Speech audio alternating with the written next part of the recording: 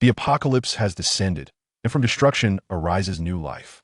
Everyone possesses extraordinary abilities, yet Li Chang'an, devoid of such powers, lives like a beast. Some teach him to be benevolent, while others instruct him on how to carve out his place in the world. Gradually, he begins to believe that even in darkness, there exists light. Although the path is fraught with difficulty, he aspires to become a formidable force at the pinnacle. Yet one day, the light fades from before his eyes.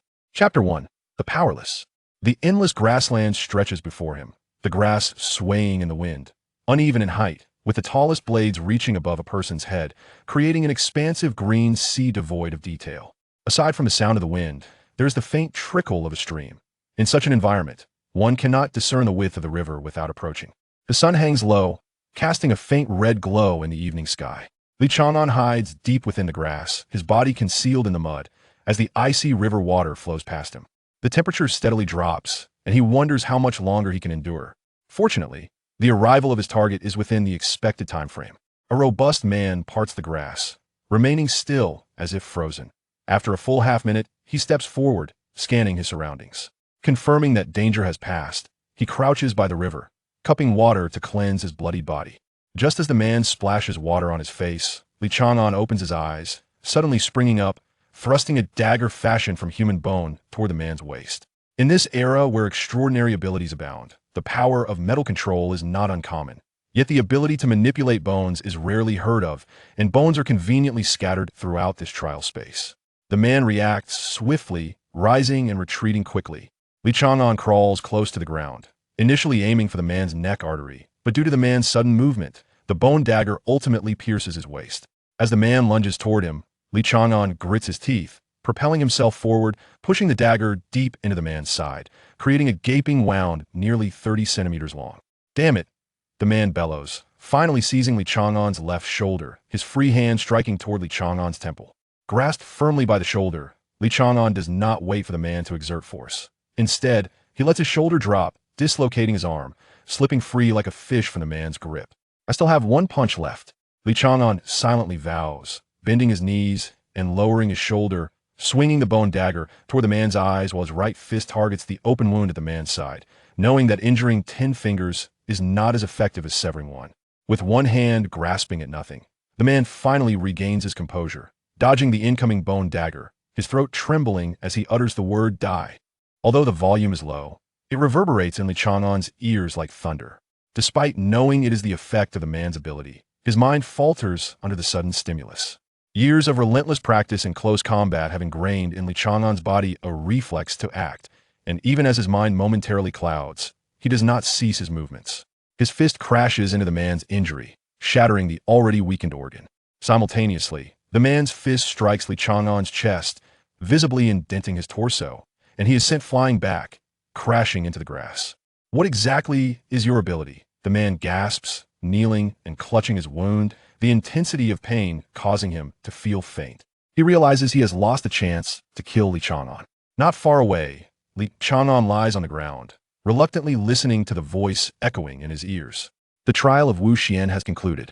2 survivors have been detected. The victor will be determined by the points earned from kills. As you're not the victor of this trial, you're being transported out of the trial space. Please refrain from moving. Transport countdown commencing. A bright light envelopes him, and half a minute later, Li Chang'an opens his eyes to find himself standing in the transport room. He first reattaches his dislocated left arm, then walks to the left side. At the reception area, he collects 10,000 yuan as compensation, returns to his room in the trial center, quickly rinses off, changes clothes, and leaves the facility. Though sunlight bathes him from both inside and out, the brilliant rays outside make Li Chang'an feel as though he is wrapped in plastic.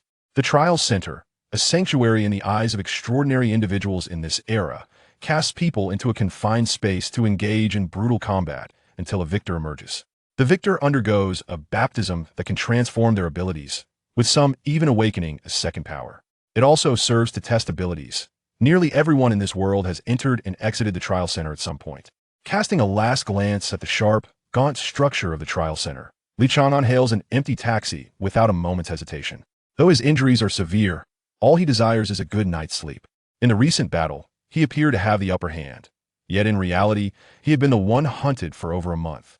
The final retaliation was merely a calculated response, a swift strike that caught his opponent off guard before they could unleash their powers. It could be somewhat claimed as a Pyrrhic victory, but if others were to learn that he, a powerless individual, managed to injure a high-level extraordinary being to such an extent, many would likely consider him the true victor. Unfortunately, he cannot even answer the man's question. The absence of extraordinary abilities signifies a lack of power. No matter how proficient he becomes in the art of killing, he cannot bridge the gap between himself and those with abilities. After the age of 16, everyone possesses powers of varying strengths. He can only disguise himself, pretending to be someone whose abilities are less pronounced. Such a life is far from easy. His only confidence lies in his skill for killing. Participating in the trials, emerging victorious, and awakening his extraordinary abilities has been his lifelong pursuit. However, achieving victory is inherently difficult, as there are countless individuals stronger than him. Upon returning to the threshold of his home in the Commoner District, Li Chang'an adjusted his collar, enduring the pain from the wounds on his chest, and forced a usual smile. He knocked on the door, and the hurried footsteps of his mother soon echoed from within. The door was quickly opened. "Mom, I'm back." Seeing her son, whom she hadn't seen for half a year, standing at the door, Huang Shenglu secretly exhaled in relief. She had intended to embrace him, but restrained herself, turning instead to scold him. "So you finally know to come back? You haven't been home for 6 months, not even a phone call. You might as well have died out there.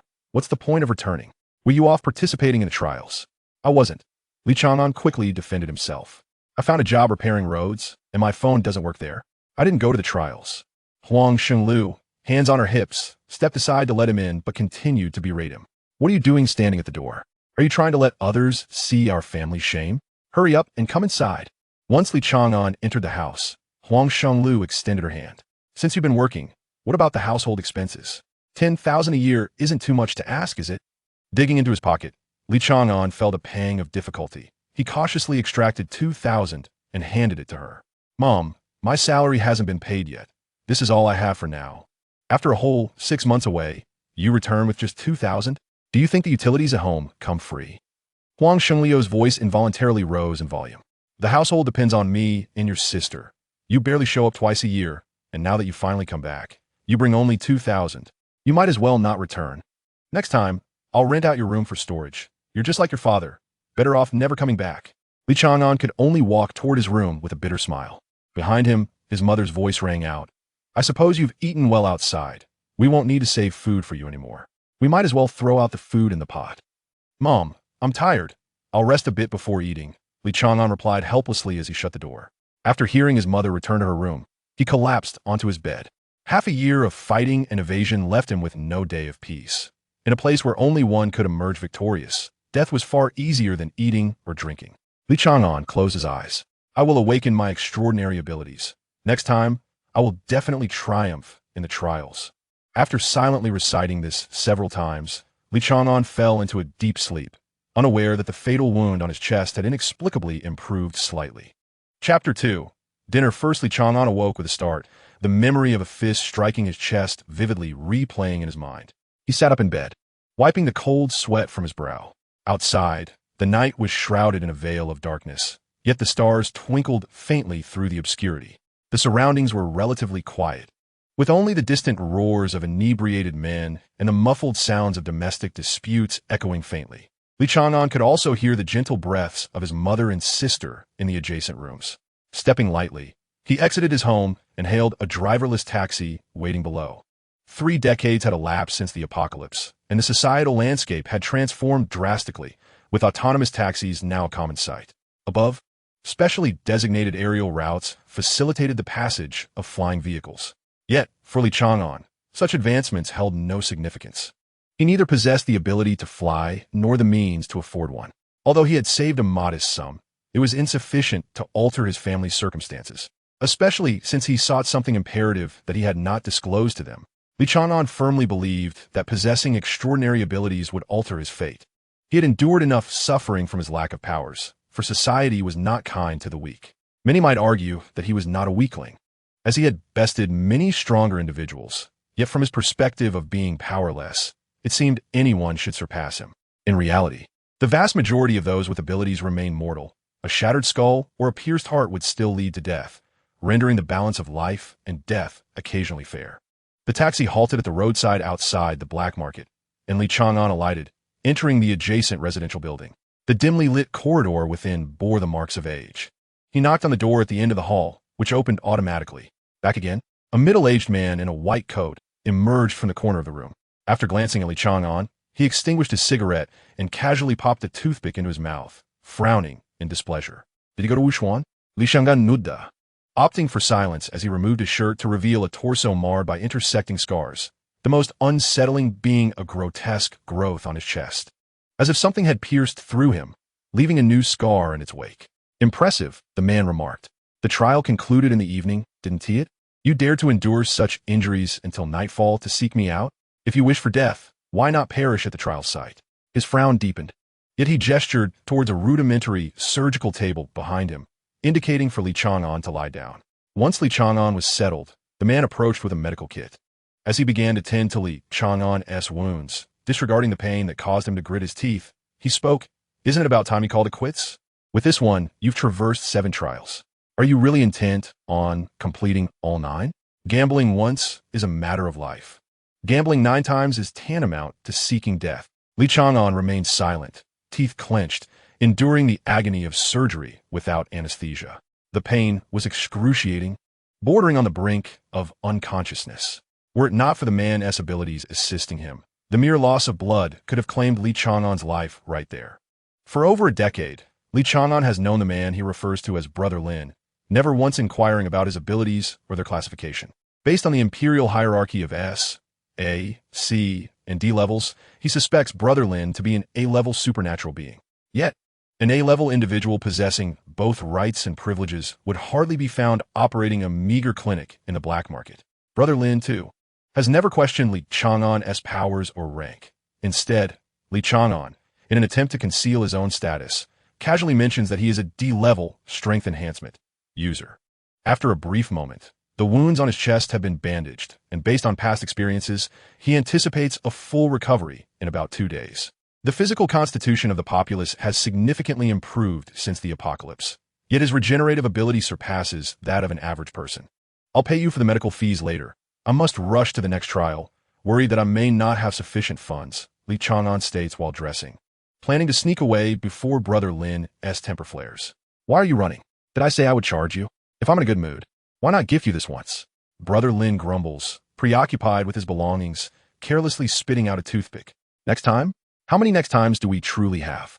You may find that the next one is your last." Surprised, Li Chang'an refrains from being overly dramatic. Since escape is unnecessary, he decides to linger a bit longer, seizing the opportunity to share a cup of tea while Brother Lin is in a good mood. As if reading his thoughts, Brother Lin pours 2 cups of tea and hands one to Li Chang'an before settling onto a nearby sofa, his gaze distant. Moments later, he appears to speak to himself. "How did this one feel?"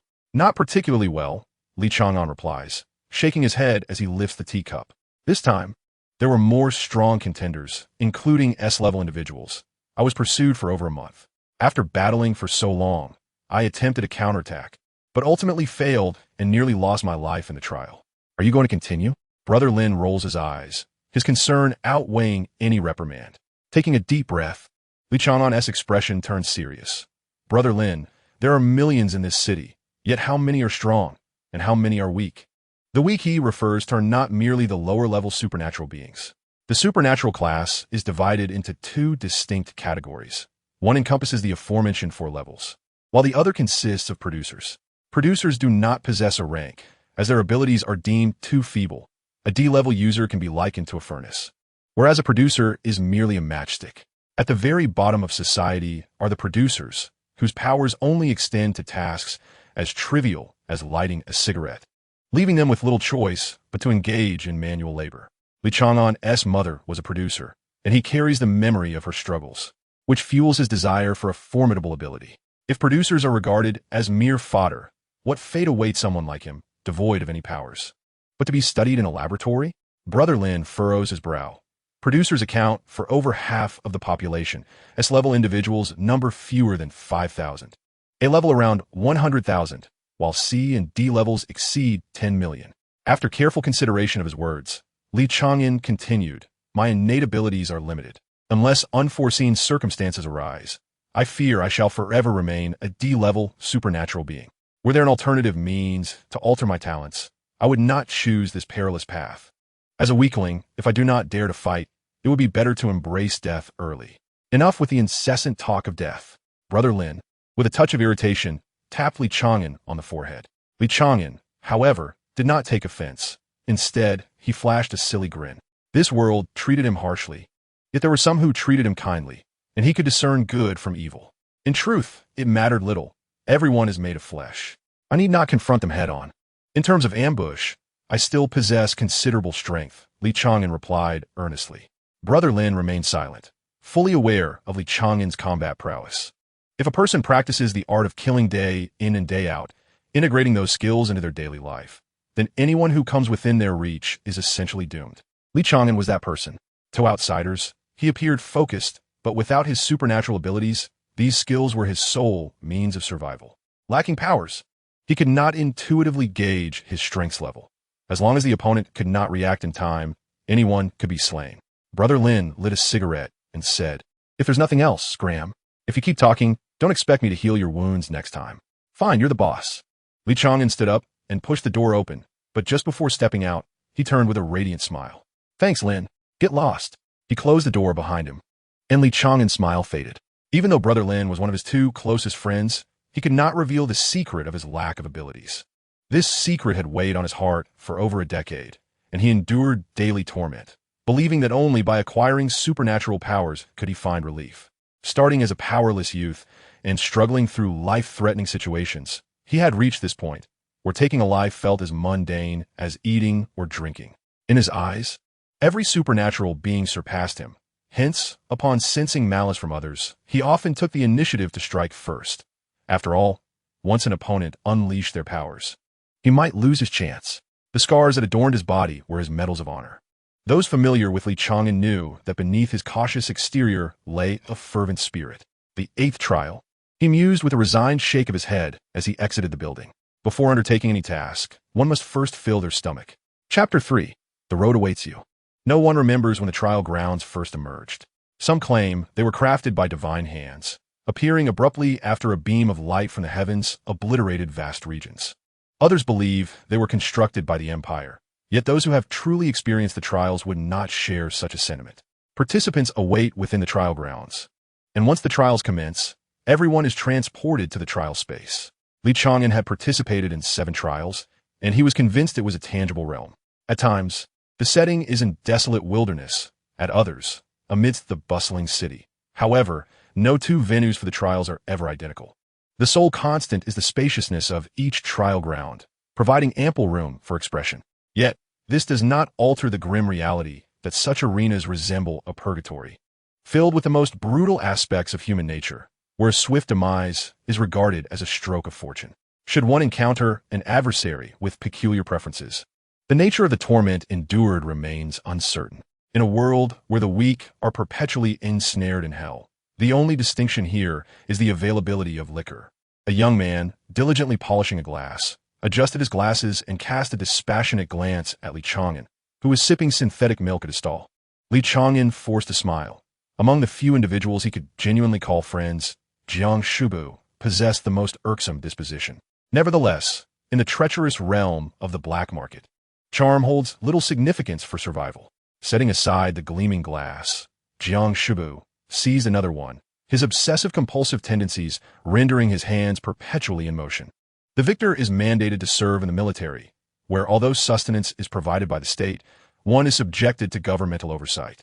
Are you truly certain that is your desire? Nodding, Li Chang'an replied, "Of course. What could be better than state provisions? Regulations are merely a minor inconvenience." Jiang Shubu scoffed derisively. Times have changed. The post-apocalyptic society is vastly different from what it once was. You are well aware of the current activities of those with abilities. In the aftermath of the apocalypse, the evolution did not solely affect humanity. An overwhelming number of beasts also underwent transformation, now referred to as monsters. These creatures, distinct and fearsome, wreak havoc with an intensity that rivals the cataclysm itself. The pillar of light that descended 30 years ago annihilated 1/3 of the global population, while disease and famine instigated chaos, paralleling the devastation wrought by monsters. Within a mere year, the death toll soared to match that of the initial apocalypse. Following the establishment of the empire, A hunters' guild emerged among the populace, which was subsequently absorbed by the empire. Through the extermination of monsters, members could earn points, redeemable for weapons and, most crucially, genetic potions. These potions provide a modest, yet permanent enhancement to the powers of those with abilities and significantly improve physical attributes. After all, aside from the enhanced individuals, most possess frail physiques. With the aid of genetic potions, their physical prowess increases, though the body develops a resistance, imposing a limit on consumption. This reality renders low-tier enhancement-type abilities less favored, as their potential remains limited and pales in comparison to those who have utilized genetic potions. Certain formidable hunters may receive offers of allegiance from the Empire. Refusal to comply results in relentless surveillance on their lives. As Jiang Shubu forcefully slammed the glass onto the table, Li Chang'an was jolted back to reality, sheepishly glancing around. He was utterly at a loss on how to respond to Jiang Shubu's inquiry. He was well aware of his friend's concern. To phrase it delicately, one might refer to him as a loyal hound, but in harsher terms, he could easily be labeled a mere lackey. "What are they doing over there?" he asked. Noticing a crowd gathering, adopting a facade of innocent ignorance, Li Chang'an felt fortunate that the commotion at the street corner provided him with an opportunity to divert the conversation. Jiang Shubu, disinterested in unraveling Li Chang'an's clumsy attempts at deflection, cast a cold glance in that direction and replied, "Those who owe money often resort to offering their daughters or wives as collateral." The woman in question was indeed heartless, opting for self-destruction and leaving behind a teenage daughter who had yet to awaken her powers. With frail health, her life was destined for suffering. An early death would spare her from further agony. Don't be so callous, even when one casts aside pride and dignity. The weak can still find a way to live well, Li Chang'an chuckled, earning an unabashed eye roll from Jiang Shubu. Curiosity piqued. He pondered that the later one awakened, the poorer their innate abilities tended to be. Those who awakened close to adulthood were likely to be mere producers. For instance, nearly all humans born before the apocalypse fell into this category, resulting in the older generation suffering the most in today as society. What difference is there between discarding pride and dignity and being dead? Tossing a rag into the trash. Jiang Shubu retrieved a pristine white towel and began meticulously polishing his glass. "If you wish to see, then go ahead, stop dawdling." Li Chang'an offered an awkward smile and boldly made his way through the crowd, unhesitatingly parting the masses to reach the center. At the heart of the throng stood several towering men, one of whom held a chain, the other end of which was fastened around the neck of a kneeling girl. The girl was emaciated and clad in tattered, filthy garments that barely covered her. Her disheveled hair obscured her features. "You must be joking, Slim Dog. For such a pitiful specimen, you're asking for 10,000? Even if she's a virgin, she's hardly worth that. I'll pay 3,000 flat and take her home veiled." A man in the crowd was bargaining with the one leading the girl. The man dubbed Slim Dog was, in fact, a towering giant, yet at that moment, he paid little attention to the haggler, his focus solely on Li Chang'an, who seemed increasingly familiar. "Look at me," Li Chang'an urged, squatting down to lift the girl's chin, compelling her to meet his gaze. A frightening, reddish-brown birthmark marred much of her face. Perhaps her features were once delicate, but beneath the birthmark, they became unsettling. The most disconcerting aspect was her dull, colorless eyes, devoid of any spark of life. Yet within those eyes, Li Chang'an could see a reflection of himself. "Do you need my help?" he inquired, and immediately Slim Dog furrowed his brow in response. The girl remained silent, simply offering a smile. The grotesque birthmark on her face twisted further as her lips curled. Li Chang'an nodded slightly and spoke with a hint of indifference. "It seems you have a death wish. However, dying alongside me would be far more straightforward and swifter than enduring the various torments you face here. Have you reconsidered?" This time the girl did not smile. A flicker of color seemed to dance in her eyes. After a moment of hesitation, she gently inquired, "Is it troublesome?" Li Chang'an finally broke into a smile, shook his head, and stood up, addressing the thin dog. "I intend to take her with me. Name your price." After some deliberation, the thin dog gritted his teeth and said, "Brother, you seem somewhat familiar, and you must know our rules. We only sell, not trade. But as a favor to you, if you can part with 30,000, she will be yours to do as you please. Thereafter, we shall have no further dealings." "Agreed," Li Chang'an nodded, unfastening the iron chain around the girl's neck and helping her to her feet. He pointed to a nearby wine stall by the river and said, "Go sit there and ask that big brother to prepare something for you." Was 30,000 a lot? Indeed, it was exorbitant. Li Chang'an could not even muster 300, let alone 30,000. Observing him effortlessly tear apart the thick iron chain, the crowd instinctively parted, allowing the girl to leave. And the thin dog felt fortunate for not having set a higher price. I have no money. How about credit? Li Chang'an shrugged nonchalantly, adopting a rogue demeanor. The thin dog seethed in silence. Are you trying to deceive our brother? You must be tired of living, one of the younger thugs shouted, summoning all his strength to throw a punch. Though it lacked the weight of a mountain or the swiftness of lightning, it was delivered with earnestness, clearly demonstrating his effort. That punch is worth 30,000, Li Chang'an remarked, slightly leaning forward to absorb the blow with his shoulder. Unbeknownst to anyone, his right hand stealthily emerged from the shadows. With his palm poised like a knife, it pierced through the thug's throat, tearing through flesh and seizing his windpipe with a violent yank. Witnessing their companion's defeat, the remaining four rushed in, only to collapse to their knees in an even swifter manner. Li Chang'an moved like a darting fish, weaving through the four, always pressing against one of them, his strikes merciless and devoid of any sentiment. Though none of the four lay dead, the least injured among them had his arm twisted until the bone protruded through the skin, blood pouring forth. The thin dog, momentarily stunned, realized too late that he was unable to call off his man. In the end, Li Chang'an seized the thin dog by the skull and lifted him up. Third master. As soon as he uttered the words, the thin dog felt a sudden tightening pressure on his skull and, in his final breath, shouted aloud, only to feel his body lighten as he crumpled to the ground. If I had known that killing you first would leave no trace, I would have done so. Li Chang'an sighed helplessly, releasing his grip. Being recognized before committing murder rendered the act meaningless. After all, the other party had called out distinctly, in this street, one must adhere to certain rules to survive. The thin dog was drenched in cold sweat, realizing that perhaps the greatest stroke of luck in his life was his own loose tongue. For the man before him was undoubtedly a figure one should never provoke on the dark streets. 2 years ago, it was this seemingly worthless third master, along with his two companions, who annihilated the largest gang on this street in a single night. A formidable gang comprising hundreds of members was reduced to nothing. Not a single soul left to draw breath. As dawn broke, someone spotted Third Master seated at the entrance, smoking a cigarette, his body adorned with scars that could silence a child's cries. Li Chang'an casually waved his hand as he stepped out from the dispersing crowd. Oblivious to the thoughts of the lean dog, he genuinely had no money. Despite being called Third Master, he couldn't muster even 30,000, a disgraceful situation indeed. Upon returning to the tavern and taking a seat, Jiang Shubu greeted him with a sly grin. Hey, Third Master, when will you repay me the money you owe for the drinks? Li Chang'an merely curled his lip in response to Jiang Shubu's jest. For if blame were to be assigned, it would rest with Jiang Shubu himself, had he not killed the leader of the rival gang. Prompting them to gather forces for revenge, Li Chang'an would never have resorted to the perilous act of infiltrating their headquarters. They fought through the night, until his limbs grew weak, only for Lin Gu and Jiang Shubu to arrive and deal with the remaining remnants, a battle that solidified his reputation. I must take my leave. I have matters to attend to. You stay here with this young lady for a few days, Li Chang'an declared as he stood to depart, only to encounter a pair of grayish-white eyes. Uncertain of when his own demise would come, perhaps during the next trial, he wished to leave some words behind, a fleeting impulse that might never be necessary. Gently ruffling the girl's hair, he smiled and said, Stick with this uncle for now, and help me out in the future. It's quite easy to meet one's end.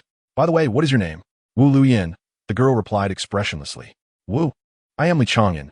You may call me as you wish. After a brief pause, he added, If you wish to abandon that name, would you consider taking my surname? I am Li. The girl, momentarily taken aback, resolutely shook her head. Li Chang'an, accepting her response, swiftly departed. The mere utterance of uncle had already caused Jiang Shubu's forehead to bulge with veins. Lingering any longer might lead to unpredictable consequences. As she watched Li Chang'an's retreating figure, the girl with the peculiar name suddenly felt an urge to speak to him. In truth, life was not so bad after all. Chapter 4. The world cannot be entirely bright. Do you go by the name of Manshun? Indeed. Within the room, the youth replied succinctly.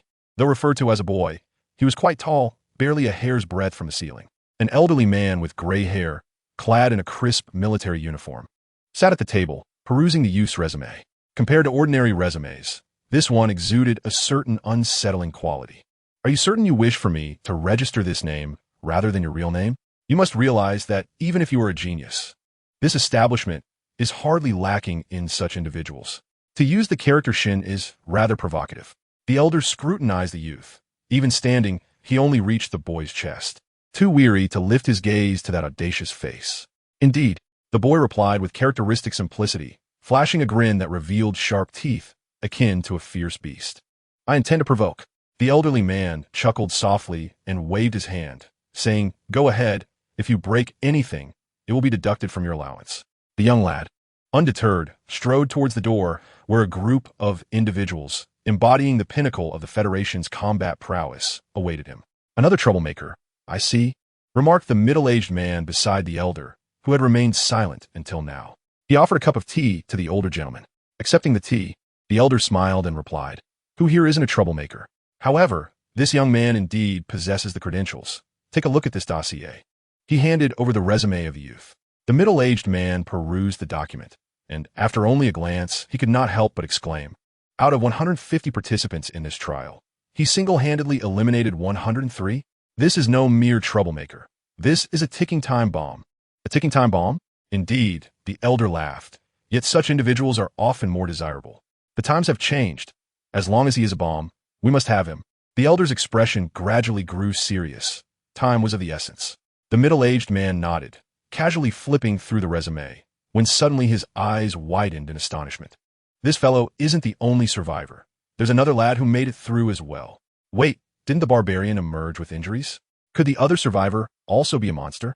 "Indeed," the elder nodded. "I had someone investigate and confirm that another person survived. The trial grounds found no bodies, indicating that they did not barely escape the trials. This young man did not emerge victorious, so we have no insight into his actions within the trial grounds, nor do we know if he ever encountered the barbarian. We cannot jump to conclusions. I will send someone to gauge the barbarian's insights." The middle-aged man, in agreement, suddenly recalled something and said quickly, "I remember that in recent years, the trials have not yielded a sole survivor. It seems that every competition has its fortunate ones. Could it be the same individual?" The elder sprang to his feet, his expression grave, and nodded emphatically. "It is possible. We may have overlooked this. He might not lack strength, but simply encountered a more formidable genius. Yet, if he has survived each time, this lad is undoubtedly talented. We must act swiftly. Send someone to investigate. He must be located. If he survived, he will surely participate again in the next trial. And what if he dies in the next trial? If he dies, then so be it. A dead genius is no longer a genius. A dead genius is no longer a genius? Then, does a dead pig cease to be a pig? If you have the capability, don't consume meat." The stooped elder, regardless of his ranting, found Li Chang'an merely smiling in response, unwilling to express even a hint of dissatisfaction. "Please, calm down. That was not my intention. We have known each other for 6 years, and you understand me. I truly cannot offer more money. Those geniuses didn't bring money with them either. I genuinely require assistance. Besides, this venture carries some risk, wouldn't you agree? Could you perhaps offer a discount?" Li Chang'an felt his obsequious demeanor resembled that of a sycophant. The elder regarded Li Chang'an with cold eyes and replied, "The value of this item depends on who it is sold to. Perhaps it may be worthless to others, but I know it can fetch a higher price when sold to you. Brother, sir, please, I truly need your assistance. Honestly, if I cannot utilize this again, it will be of no use to me in the future." Li Chang'an's expression was grave. The elderly man before him had been a collaborator for 6 years. Though they called it collaboration, it was merely a matter of him delivering money, 7 million in total. Every penny he had earned through various means over these 6 years had been invested here, and now he was still short by 2,000. The old man remained unfazed, dismissively curling his lip. "Don't bother me. Do you truly believe you will miss 2,000? We agreed on a set amount. In business, it is a matter of cash exchange for goods. I have already shown you enough courtesy by waiting for you for 6 years. However, haggling would violate my principles. I genuinely need this 2,000. Li Chang'an offered a bitter smile and, in a moment of desperation, explained, "Tonight, I will depart to participate in the Taiyé trial. You know that each time I emerge more gravely injured. This time, I have encountered a newcomer with dual abilities in the Wushuan trial. I cannot ascertain if I will survive the next encounter, so this item is truly vital for me." "The 8th time?" The old man furrowed his brow, and Li Chang'an nodded with a wry smile. After a moment of contemplation, the elder withdrew 2 small bird-shaped sculptures from his tattered clothing and handed them to Li Chang'an. "This?" Li Chang'an was taken aback. "Did you not claim that this would breach your principles?" Remember, principles are meant to be broken, the old man stated gravely, then broke into a light-hearted smile. This is not a gift. If you survive, strive to achieve something worthwhile. A genius who perishes remains a genius, but if you die, you shall no longer be one. With that, the old man unexpectedly produced a slender dagger from somewhere, and before Li Chang'an's eyes, plunged it into his chest, piercing his heart. In this world, only the dead can keep secrets. Li Chang'an remained silent throughout, raising his hand to grasp the old man's neck, and twisted it before the elder could take his last breath. This had always been the elder's custom. He would take his own life once a transaction was completed. It seemed implausible to Li Chang'an that someone would take money and then commit suicide. It was likely some unique ability at play. Thus, he attempted to assist the old man in departing this world swiftly. Yet as he witnessed the elder's body disintegrate into ashes, he felt he had not truly aided him. To others, he appeared almost devoid of humanity. Yet possessing a semblance of humanity was sufficient. An excess of it would only be a burden. Upon returning to the tavern, he found a young girl scavenging for grains of rice left in her bowl. To her left lay 3 large bowls, each as wide as her face. Li Chang'an couldn't help but smile. This little one might not have a strong will to survive, but her appetite was quite impressive. Jiang, catch, he called, tossing the object in his hand. Without even looking, Jiang Shui raised her hand and effortlessly caught it. Upon closer inspection, it was a small brass sparrow, unremarkable except for its delicate craftsmanship. After a brief moment of surprise, Jiang Shibu quickly regained his composure and glanced at the identical bronze sparrow in Li Chang'an's hand, inquiring, "Is this what you spent nearly 6 years' worth of earnings on?" "What do you mean, thing?" "This is a token of affection, a formidable artifact, once referred to as a treasure before the cataclysm," replied Li Chang'an, clearly enamored with the small bronze sparrow in his grasp. "Of course. It cost me 6,998,000. Observing Jiang Shuibu's nonchalant handling of the precious item, Li Chang'an felt a pang of heartache and swiftly snatched it from his hands. "Could you be a bit more careful? This represents all my savings." Jiang Shuibu scoffed dismissively, expertly tossing the dishes beside Wu Luyan into the water basin, washing them deftly while maintaining eye contact with Li Chang'an. "You risk all your fortune on such a trinket. What if you lose?" "Lose? If I do, so be it. When the time comes, what good will money do? Will it be your inheritance? You're not my son," Li Chang'an retorted, tilting his head as he caught a flying plate near his ear. Jiang Shubu, having seized the plate from Li Chang'an, silently scrubbed it thoroughly several times. He then pulled over the young girl, who had been quietly observing, and placed her on the chair beside him, smiling at her clean face, though a morsel of food lingered at the corner of her mouth. Removing the food particle, Li Chang'an said, "I am not a person of great promise. Perhaps I possess some talent, but it was discovered too late, so I'm striving to make up for lost time. You undoubtedly have more talent than I, yet I cannot grant you much time. I must depart shortly, and you will remain with this uncle." "Hey, I never agreed to take her in," Jiang Shuibu protested, clearly displeased, but Li Chang'an, having known him for quite some time, paid no heed. Li Chang'an continued, "I will grant you a year to learn skills here. If I do not return a year, you must participate in the trials. In the first 8, you are not permitted to prevail. You must focus on survival. The final trial, however, is yours to decide, victory or survival. Regrettably, my time is short. Otherwise, I would have much more to teach you. As it stands, even if you were to repay me, what would that entail?" With that, Li Chang'an rose, aware that the young girl would take time to comprehend his words. Yet he had little time left. If he could survive this time, perhaps he would have more time to spare.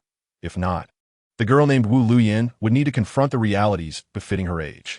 Though she was a spur-of-the-moment decision, "I eagerly anticipate the surprises you will bring me in the future. If I perish, I hope you will shine brightly in my stead."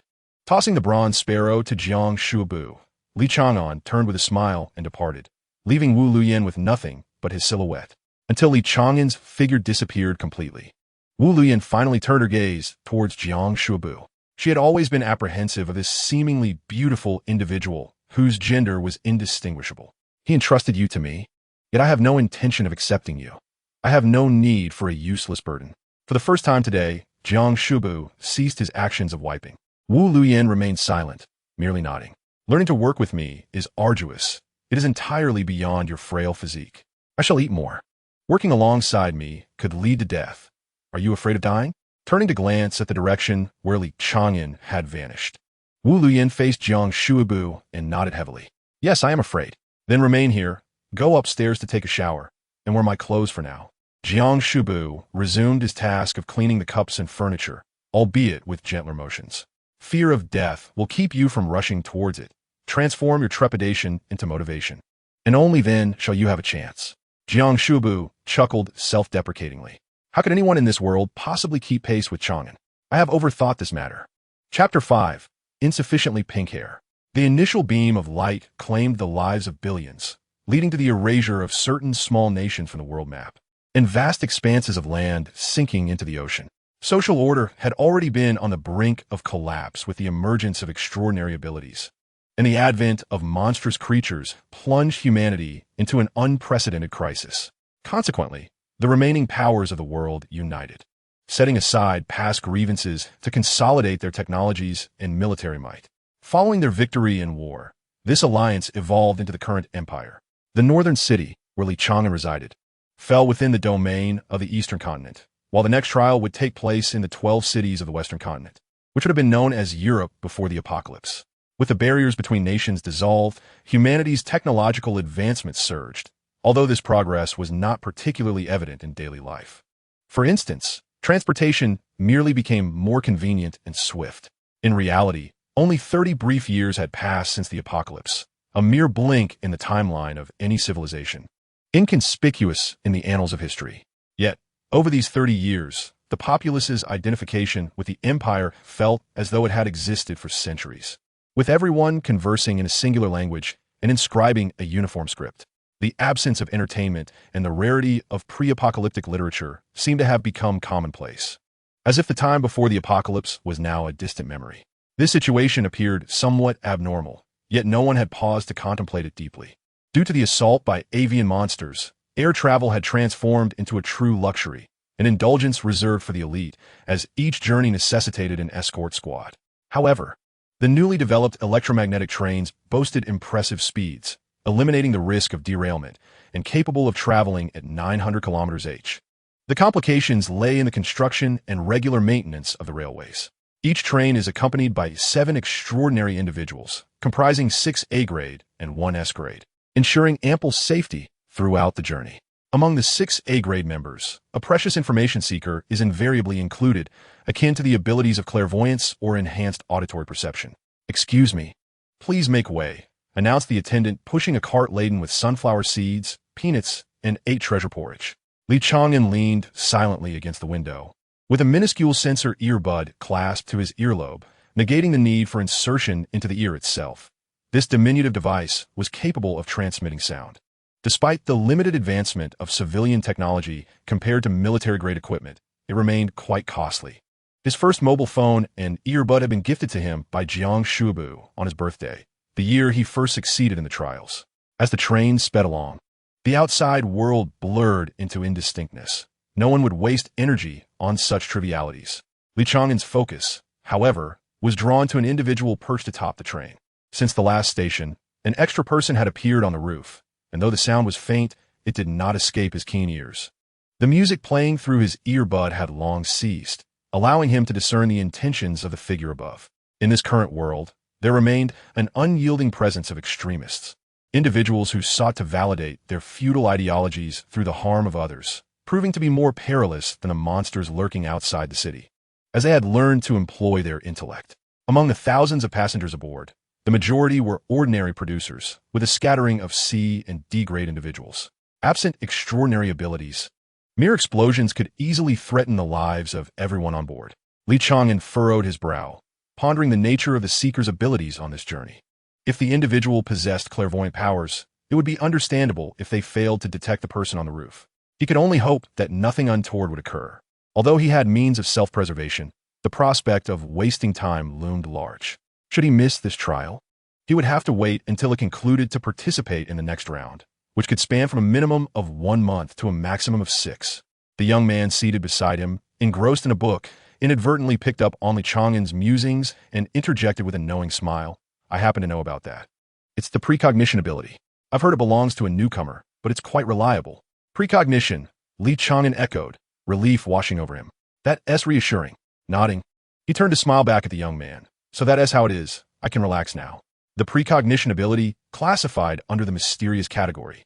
allows its user to sense impending dangers. The time frame for this awareness varies according to the rank of the ability wielder. It is said that an S-grade precognition user can perceive threats up to a day in advance. With such an individual aboard, at least a semblance of safety was assured. Indeed, the young man affirmed, the precognition ability is quite rare. I have had the fortune of encountering a few. Where might you be headed, young brother?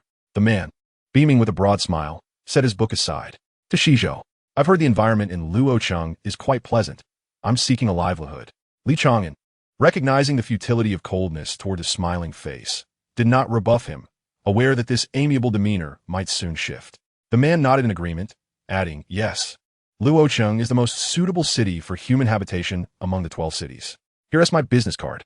In the city of Luo, I run a modest enterprise dedicated to connecting those with extraordinary abilities to opportunities for earning a little extra income. The young man before me is quite the charmer. It's quite possible that our paths will cross frequently in the future. My apologies, for I am but a producer. Li Chang'an smiled faintly, narrowing his eyes as he swiftly retrieved his business card. The man picked up his book, shook his head, and murmured, I seem to be a bit tired. Li Chang'an chuckled softly. Such is society. Upon hearing the term producer, some individuals are unwilling to waste even a second, nor do they question the veracity of the statement. For who would wish to label themselves as the lowest of the low? As he turned to gaze out the window, Li Chang'an noticed that the individual above him had fallen silent. During their conversation, it appeared that the person had departed. Never mind. A little over 2 hours later, the train arrived in Luo City. Li Chang'an disembarked with his small backpack, scanning his identity card at the exit. As a survivor of the trials, he was entitled to 3 complimentary train rides each year, and a mere few seconds spent swiping his card sufficed when collecting his compensation. Standing amidst the bustling streets, the golden-haired and blue-eyed denizens did little to alleviate Li Chang'an's sense of alienation in this foreign land. The towering spire of the trial institution served as the city's most prominent landmark, visible from afar as he made his way in that direction. Perhaps I should eat first. The food on the train was exorbitantly priced. Suddenly, he realized, having given 2,000 to his mother and the remaining 8,000 to his father, and considering he used a complimentary ride, how much did he have left? He retrieved his semi-transparent identity card, glancing at the balance, which read 15. Do I have no money for food? Li Chang'an, who had a hearty appetite, finally felt the pangs of unfamiliarity in this strange land. Nearby, a restaurant wafting the aroma of meat resembled a provocatively dressed woman, twisting her slender waist as she waved a handkerchief, calling out in a voice that could weaken one's resolve. Dear guests, come on in. Yet, Li Chang'an felt as powerless as a eunuch, yearning for salvation. Help me. This sudden cry caused Li Chang'an to turn sharply. A few dozen meters away, several burly men were dragging a young woman down an alley. Each man wore a differently colored tank top, and each bore identical tattoos on their shoulders. How delightful. Organized and disciplined criminal activity. They must be quite affluent. With excitement illuminating his features, Li Chang'an hurried forward. Bystanders paid no heed to the brutish acts, confirming Li Chang'an's suspicions. Where is your husband? If you don't speak up, I'll take you right here on the street. As he approached, he could hear the shouts and curses echoing from within the alley. Stop! Let that woman go! The voice did not belong to Li Chang'an, but rather to a girl with pink hair. Just as Li Chang'an was about to step into the alley, the short-haired girl, looking to be in her 20s, dashed ahead with her vibrant pink locks flying behind her. Huh? Li Chang'an was taken aback. Is she trying to steal my business? He quickly leaned out to peer into the alley. Chapter 6. The Betrayal of Gratitude by Li Chang'an. At this moment, Li Chang'an found truth in the age-old adage. The more flamboyant the hair, the fiercer the strike. Before he could even comprehend the words of the young woman, she had already engaged in combat, swiftly dispatching 3 burly men, 2 of whom possessed augmented abilities, while the third, seemingly an elemental type, wielded flames that merely enveloped his fists, lacking any semblance of intimidation. By the time the 3 men lay prostrate on the ground, the woman with the vibrant hair had not resorted to her powers, relying solely on a pair of nunchaku. With an air of nonchalance, she tucked away the nunchaku at her waist and helped the pallid-faced woman rise from the ground. As she exited the alley, she cast a lingering glance at Li Chang'an, who sat smoking by the roadside. His perceptive nature was evident. With a wry smile, he extinguished his cigarette and turned to re-enter the alley. Despite the woman's fierce approach, the 2 augmented individuals had merely sustained superficial injuries, one endowed with strength enhancement and the other with surface hardening. while the elemental fire user appeared to suffer from a likely fracture, clutching his shin in agony. "Brothers, I find myself in a predicament without any money. I kindly request your assistance," Li Chang'an addressed the trio, his unassuming figure somehow casting a shadow that obscured the sunlight streaming into the alley. The hardened individual, his skin a deep black from his abilities, recognized that Li Chang'an was not the flamboyant woman and immediately erupted with curses. "Go to hell. Don't try to extort me." Before he could finish his tirade, blood spewed forth as his head jerked to the side.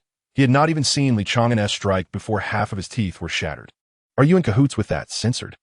The strength-enhanced individual cautiously retreated a few steps, realizing that Li Chang'an was a formidable opponent of the same ilk, albeit significantly more powerful. Unfortunately, strength enhancement held little promise, rendering him less intimidating. He was all too aware of the grim reality faced by those in his own field. "Do not misconstrue my intentions. She merely acted first. Thankfully, her interest lies in people, while I seek monetary gain. Otherwise, I would have been compelled to contend with her, which would have been a hassle," Li Chang'an remarked, extending his hand, his smile having vanished. As the unfortunate man extended his hand, fully aware of his impending doom, he found himself unable to evade capture, his elbow firmly grasped, and he witnessed helplessly as it was twisted painfully. A cry of agony erupted from his throat, only to be abruptly silenced by the crushing of his jaw. Li Chang'an's smile faded, replaced by a menacing glare. "I've left you one hand for the transaction. Do you comprehend?" The man, trembling, produced his identification card with his remaining hand, extending it towards Li Chang'an. A face-to-face transaction required merely overlapping their identification cards. With the recipient's card placed on top, within seconds, even the largest sums could be transferred. Very obedient. "Now, on to the next one." A smile returned to Li Chang'an's face, rendering his fists seemingly softer in comparison. In less than a minute, all the money from the accounts of the three men had found its way into Li Chang'an's hands. However, as expected from those of the lower echelons, their combined total barely reached 100,000, leaving Li Chang'an somewhat disheartened. The three burly men huddled together comically, casting anxious glances at this malevolent figure, hoping he would depart soon. With the money secured, Li Chang'an tucked away his identity card and smiled faintly. Having taken their wealth, he had no intention of endangering their lives. A simultaneous sigh of relief escaped the trio. As long as they could assure him they would not seek revenge, he preferred to avoid complications. "No, we would never retaliate." The same thought lingered in their minds. Even a temporary reprieve was better than acknowledging any future intentions of vengeance. However, as these words left his lips, Li Chang'an was already in motion. None had the time to emit a cry of agony before succumbing to the depths of excruciating pain. As he exited the alley, Li Chang'an clutched a white tank top he had stripped from one of the men, diligently wiping the thick, crimson blood from his hands. Yet, even as the white fabric became thoroughly stained, some vivid red remained stubbornly embedded within the creases of his palms and fingers. If only his future awakened abilities were to be of the water element, how convenient it would be for washing his hands. Discarding the tank top into a nearby trash bin, Li Chang'an turned and entered a restaurant adjacent to him, appearing like an innocuous uncle. "Boss, 5 portions of fried noodles, 2 bowls of pig offal soup, and a pork knuckle for dine-in." The owner, who was in the midst of slicing meat, peered out with a slight frown, questioning whether he was consuming fat or strength. "Neither," Li Chang'an replied with a smile, shaking his head. "It's for power enhancement." "Oh, I shall give you a larger portion, charging you for a small one. Eat well to have the strength for work." Despite his fearsome countenance, the owner exhibited an unexpectedly gentle demeanor. Li Chang'an found himself somewhat taken aback, managing a shy "thank you" after a moment's hesitation. Had the owner chided him with a sharp "get out, I do not serve the likes of you," he would have felt more at ease. Among the lowest ranks, aside from producers, were the strength-based ability users, possessing sheer brute force. In the past, they would have been suitable for carrying loads at construction sites, but nowadays, a handful of earth-based abilities were sufficient. More upscale constructions invited practitioners of the mysterious arts for fortification, akin to a blessing before the apocalypse. A bowl of pig offal soup was served, its size comparable to that of a basketball. While the flavor was unremarkable, its generous portion was ideal for accompanying rice. "Interesting," Li Chang'an mused with a smile as he lifted the bowl. After consuming the soup, a melodious chime resonated outside, ceasing after 3 tolls. The restaurant owner placed a large platter of fried noodles before Li Chang'an and, glancing out the door, frowned, the chime of trials, much like a death knell. Who knows how many will perish this time? Fortunately, this is only the third toll. When it reaches 12, it truly becomes a death summons. Li Chang'an picked up his chopsticks and began to devour the fried noodles with gusto. Eat slowly. My establishment may lack flavor, but we offer ample portions, the owner chuckled, shaking his head as he retreated into the kitchen. In this modest eatery, he was the sole staff member, with no one else to serve the dishes. However, the flavor was rather mediocre, whether it was the fried noodles or the pork offal soup. Li Chang'an discerned a distinct taste reminiscent of the communal meals prepared in a military kitchen. Nowadays, the compensation offered by the military far surpasses that of running a restaurant, which suggests that the proprietor harbors an intriguing backstory. Before long, a towering stack of plates had accumulated to half his height. Li Chang'an contentedly set down his chopsticks. Nothing brings him greater joy than the feeling of satiety, an unparalleled sense of security. At the corner of the table was a censor. With a mere tap of his ID card, he could settle the bill. Yet, Li Chang'an inclined his head slightly towards the kitchen and, with a smile, expressed his gratitude. Thank you. The owner emerged from the back, a cigarette dangling from his lips. Pausing to regard Li Chang'an, he slowly remarked, if you don't mind, take a seat for a moment. I shall share insights about the adversaries you are likely to encounter. Oh, Li Chang'an turned back, smiling faintly. Why? The robust owner gestured to the table beside him, stating, you just dealt with those 3 nefarious individuals, correct? I merely hope that someone like you can survive this ordeal.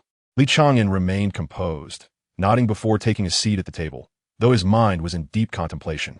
Did he perceive a threat? Should he silence him? Chapter 7. Life is more than just chicken soup. From City 12, a prodigy hailing from the Lost City, with red hair and azure eyes. Possessing lightning abilities within the elemental category, his strength lies above a rank but below S rank. Perhaps this trial would allow him to ascend to S rank, making him a formidable contender in the black market betting. In second place is a young lady from Sakura City in the eastern continent, notably armed with a conspicuous knife. She traversed the ocean alone, aware of its perils. Her abilities remain unknown, but her odds of victory rank second. The third competitor is another individual from the eastern continent, who awakened his powers at the tender age of 13.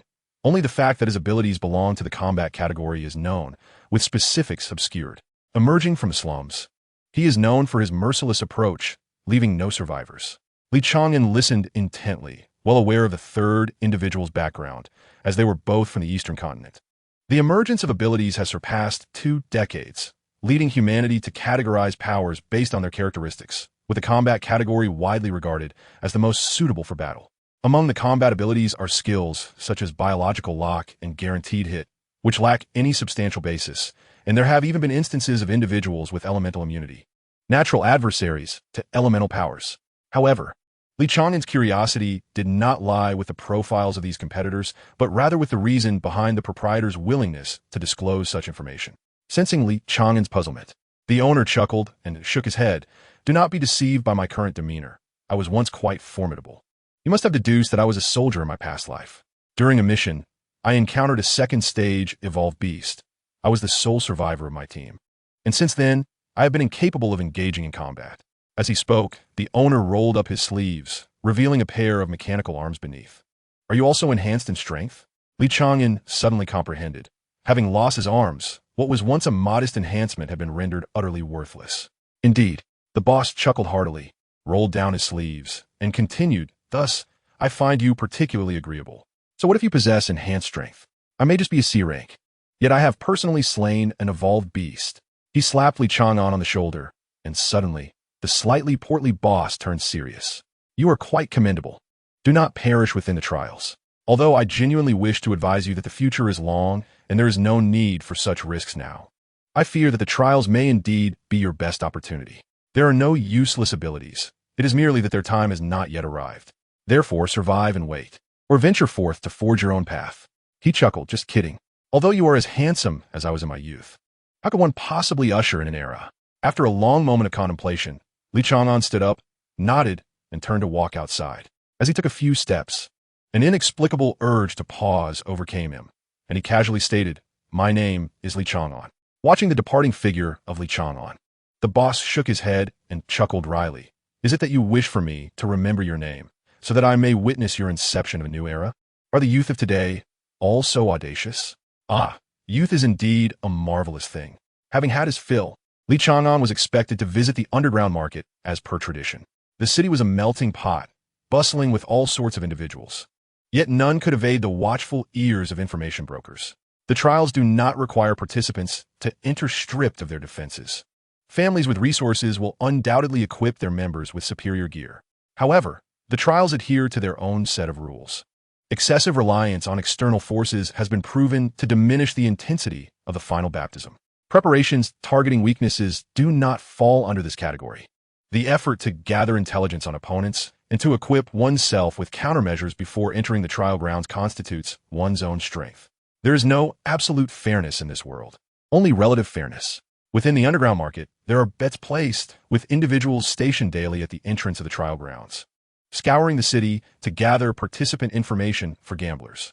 One can only partake in the betting a few times a year, yet each occasion is immensely significant. The house is also keen to sell information to other contestants. Unexpected outcomes yield profit, and such dealings cannot be hidden. However, today, Li Chang'an resolved to first visit the trial grounds. The information could wait. It was far better to witness the formidable adversaries firsthand than to rely solely on reports. The trial grounds provide ample accommodations for participants to rest, simply registering entitles one to free meals and lodging. Should anyone flee mid-trial, they will be pursued by the local garrison. For mocking the Federation carries severe penalties. The towering five-zhang door stood wide open, never to be shut. Its carved beams and painted rafters, while not exquisitely detailed, exuded a rugged beauty, akin to a colossal beast with its maw agape, awaiting sustenance. Yet, individuals continued to enter in a steady stream, each harboring the hope of becoming a dragon-slaying hero. From a distance, Li Chang'an spotted the informant planted by the black market, who, rather unprofessionally, had set up a fruit stall. Even though it was situated far from the trial location, it was of little consequence. In this apocalypse, food was not scarce. In fact, due to high yields, grain prices had plummeted. However, most supernatural beings had considerable appetites, akin to how fast cars consumed fuel. Yet, this principle only extended so far. Exquisite fruits were not in high demand during the end times, reserved solely for the affluent. Displaying a fruit stall on the street was akin to announcing one's troubles to the world. Every individual entering the trial grounds would be recorded and subsequently investigated by these individuals. Li Chang'an had no desire to become a target for others' wagers. So he lingered outside for a moment before approaching the fruit stall. "Boss, how much for this apple?" Li Chang'an inquired with a faint smile. The stout vendor, resembling a butcher, wore a grin and replied, 270 each. "How about a few, handsome?" Giving apples to a girl is a surefire way to express affection. I've heard before the apocalypse, one apple could secure a room for the night. It sounded appealing, but I only wished to eat it myself, Li Chang'an thought. As he picked up an apple, wiped it, and took a bite, it was quite sweet. The vendor frowned slightly. "Brother, you haven't tea paid yet. This isn't quite right." Observing the vendor's hand reaching under the stall, Li Chang'an chuckled. "No need to get anxious. I haven't said I wouldn't pay. Here's the deal. You give me the information on the top 3, and I'll settle up." The vendor's brow relaxed, and he smiled. "If only you had said so earlier. An apple is nothing. Consider it a gesture to quench your thirst. I have the information, but we can't conduct transactions here. Come with me." "All right, but what about your stall?" Li Chang'an's gaze fell on the oranges displayed. "This stall isn't just mine. It belongs to all of us. And someone will be watching," the vendor replied. After contemplating, he generously picked up 2 oranges and placed them in Li Chang'an's hands. "Deal." Li Chang'an nodded with a smile, recognizing the vendor's shrewdness despite his seemingly simple demeanor. The black market in this city was thriving, likely dominated by a singular power. Such dominance implied that outsiders ought to remain cautious. Yet, the scant funds remaining on his identity card troubled Li Chang'an. He blamed the restaurant owner for engaging him in nonsensical chatter, which squandered his opportunity to earn. The copper bell atop the trial ground chimed 4 times. Chapter 8. The Killing Machine. Li Chang'an had not anticipated that a so-called safe haven would be situated so close to the trial grounds. After the apocalypse, the Unified Federation had grappled with which countries' laws to adopt. Eventually, they opted to vote, discarding the dross while retaining the essence, thereby amalgamating various nations' legal systems. Information protection became a focal point, as personal power emerged as a significant political lever, prompting everyone to conceal their strengths, especially the influential figures. The act of trading information is a transgression explicitly prohibited. Once discovered, one can be apprehended without a warrant. Yet, These individuals dare to linger near the heavily guarded trial grounds, prompting a myriad of speculations. Upon entering a relatively concealed room, the self-proclaimed owner of the establishment, Dragon, closed the door, and the cacophony of the street vanished into silence. Within the room were two others, bespectacled, diligently transcribing notes at a table. Dragon picked up several sheets of paper, flicked off the ash from them, and remarked, "Brother, the details of the top 3 contenders are all right here. Sharing via identity cards poses a risk of leaks, hence we only have physical documents here. The 3 individuals with the highest winning probabilities. Each of their combat styles and characteristics are documented. For new clients, the price is 70,000. If you desire more intricate details, that can be arranged, but at an additional cost. I only have 80,000 on me." Li Chang'an replied with a faint smile, "But you're not offering a new client discount. It feels more like a chance to squeeze every last penny out of me." "Ah, a brother who understands," Dragon conceded, revealing his true motives. "Everyone knows entering the trials is a gamble with death. Those listed in these documents will soon meet their demise and will not have a second chance for sale. The profit is singular. A lower price simply won't suffice. However, for those heading to their doom, this information could be a matter of life and death. So, brother, will you take it or not?" With a resigned smile, Li Chang'an replied, "Of course I want it, but I find your price unappealing. How about 30,000? Which should include their vulnerabilities, habits, and preferences." Dragon burst into laughter and anger, gesturing towards the door. "I shall no longer entertain this business. It would not bode well to leave with enmity, so I kindly ask you to take your leave without causing further trouble." Just then, the door was forcefully pushed open.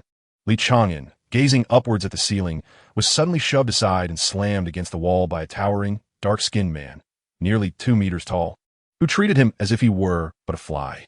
"Were the details I requested? They are all here." Dragon immediately altered his demeanor, obsequiously handing over a thick stack of documents. All the information on the top 3, including their birthdays, hobbies, combat habits, and exploitable weaknesses, is laid out. The total is 1 million. After deducting the advance payment, you still owe me 300,000. The giant perused the documents, nodded, and tossed a nondescript black bag in return. Dragon opened it to find 30,000 in cash, safeguarded by a special anti-counterfeiting ability, impossible to forge. "Take care," Dragon grinned. Dealings with such individuals are always gratifying, with payments made promptly. The giant, silent, was about to depart when he noticed the previously shoved-aside young man standing defiantly in his path. "Don't rush off just yet." Li Chang'an stretched his shoulders. "You just knocked into me. How about an apology or some form of compensation?" "Huh, what kind of compensation do you seek?" The giant sneered, his hand striking swiftly, delivering a punch the size of a human head. Li Chang'an, unfazed, stepped forward slightly and pointed his finger like a sword. A single punch descended upon Li Chang'an's right shoulder, the sound of cracking bones distinctly audible. Seizing this opportunity, Li Chang'an drew closer to the burly man, his left hand piercing through the intercostal gap, his fingers deftly clutching a rib, which he then yanked outward with force. The sharp sound of a bone snapping echoed, and Li Chang'an found himself holding a fractured rib, gripped like a dagger. With a low grunt, the burly man's face contorted in rage as he brought both hands crashing down towards Li Chang'an's head. Should he connect, it would surely result in a scene reminiscent of a watermelon exploding. Simultaneously, a layer of earthy armor began to coalesce around the burly man's body. The earth armor, alas, was too slow. Li Chang'an, clutching the rib, crouched and sidestepped. The rib embedded itself into the man's armpit, precisely piercing the axillary artery. Before the man could mount a defense, Li Chang'an withdrew the rib, deftly avoiding the gushing blood, kneed, and leaped, allowing the rib to traverse the man's jaw and reach his brain. It was astonishing how an Earth-type Esper, in combat, failed to prioritize protecting the head and heart. Such weakness. The battle concluded in an instant. Li Chang'an rubbed his sore shoulder, silently observing the burly man topple backward. Blood gushed forth like a fountain, staining half the wall crimson. Bending down, he seized the documents from the barely breathing man, using his sleeve to wipe off the splattered blood, casually flipping through the pages to ensure the stains would not obstruct his view, before finally turning to depart, shedding his outer coat as he closed the door. A killing machine. Without even manifesting his powers, he had slain an A-grade Esper, the strongest in defense, merely relying on physical prowess. Fear surged uncontrollably within Longda, who had navigated the black market for years, now feeling an icy chill in his limbs. "Investigate. Quickly." This guy is undoubtedly this year's dark horse. Longda envisioned fortune smiling upon him. Yet as he glanced at the corpse on the floor, he frowned and muttered, "We cannot linger here. Set a blaze and let it burn. We need to relocate and take the identity card of the deceased with us. Find a way to transfer the money." His subordinates sprang into action while Longda exited the room, carefully dialing a number on his phone. "Boss, I've spotted a dark horse. We can make a fortune." Meanwhile, Li Chang'an discarded his coat into a roadside dumpster connected to the city's waste decomposition system, which would directly funnel the refuse into the decomposition channel, unless it was classified as special waste. The documents in his possession were worth $1 million. He had committed all the information to memory and saved it in his phone's gallery, knowing that relying solely on memory was precarious while ensuring the documents would not go to waste. For others, $1 million. For him, 50,000. He was confident they would sell.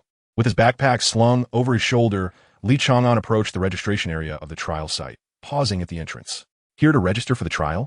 The young woman at the counter glanced up briefly before quickly lowering her gaze, intimidated by his fierce demeanor. "Yes," Li Chang'an nodded, familiar with the routine. "Name?" "Li Chang'an." As in the long-lasting peace of Chang'an. "Age?" 29 years. "Do you wish to disclose your type and rank?" "Enhancement type Esper. The rest is unnecessary." "Understood." "Do you require accommodation and meals?" "Necessities abound. A non-smoking room is essential, and the windows should not face the bustling street. Dietary restrictions include a strong aversion to spicy foods, cilantro, celery, and carrots." "How absurd. Do you think this is a hotel?" Yet the poor girl could only voice her grievances in silence, for the man's demeanor was far too menacing.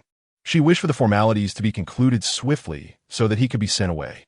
In Chapter 9, the prodigious youth is granted a reprieve. Whistling softly, Li Chang'an strolled into the backyard, feeling an inexplicable sense of comfort, as if he had returned home, an unsettling notion. The vast trial grounds are primarily divided into 3 areas: a facade reminiscent of a grand cathedral, a residential area tucked away in the northwest corner and the northeastern corner, which houses the true essence of the trials. Having entered and exited multiple times, Li Chang'an's greatest observation was that the facade and the residential area were likely constructs of humanity designed around the core trial facility. After all, aside from its external appearance, the internal ambience diverged significantly. The residential area and the facade seemed to mimic the trial grounds, which lacked any semblance of humanity. There were no chairs, and everyone was compelled to either stand or sit on the ground. Furthermore, at the entrance's registration desk, one was required to write down their name rather than input an identity card.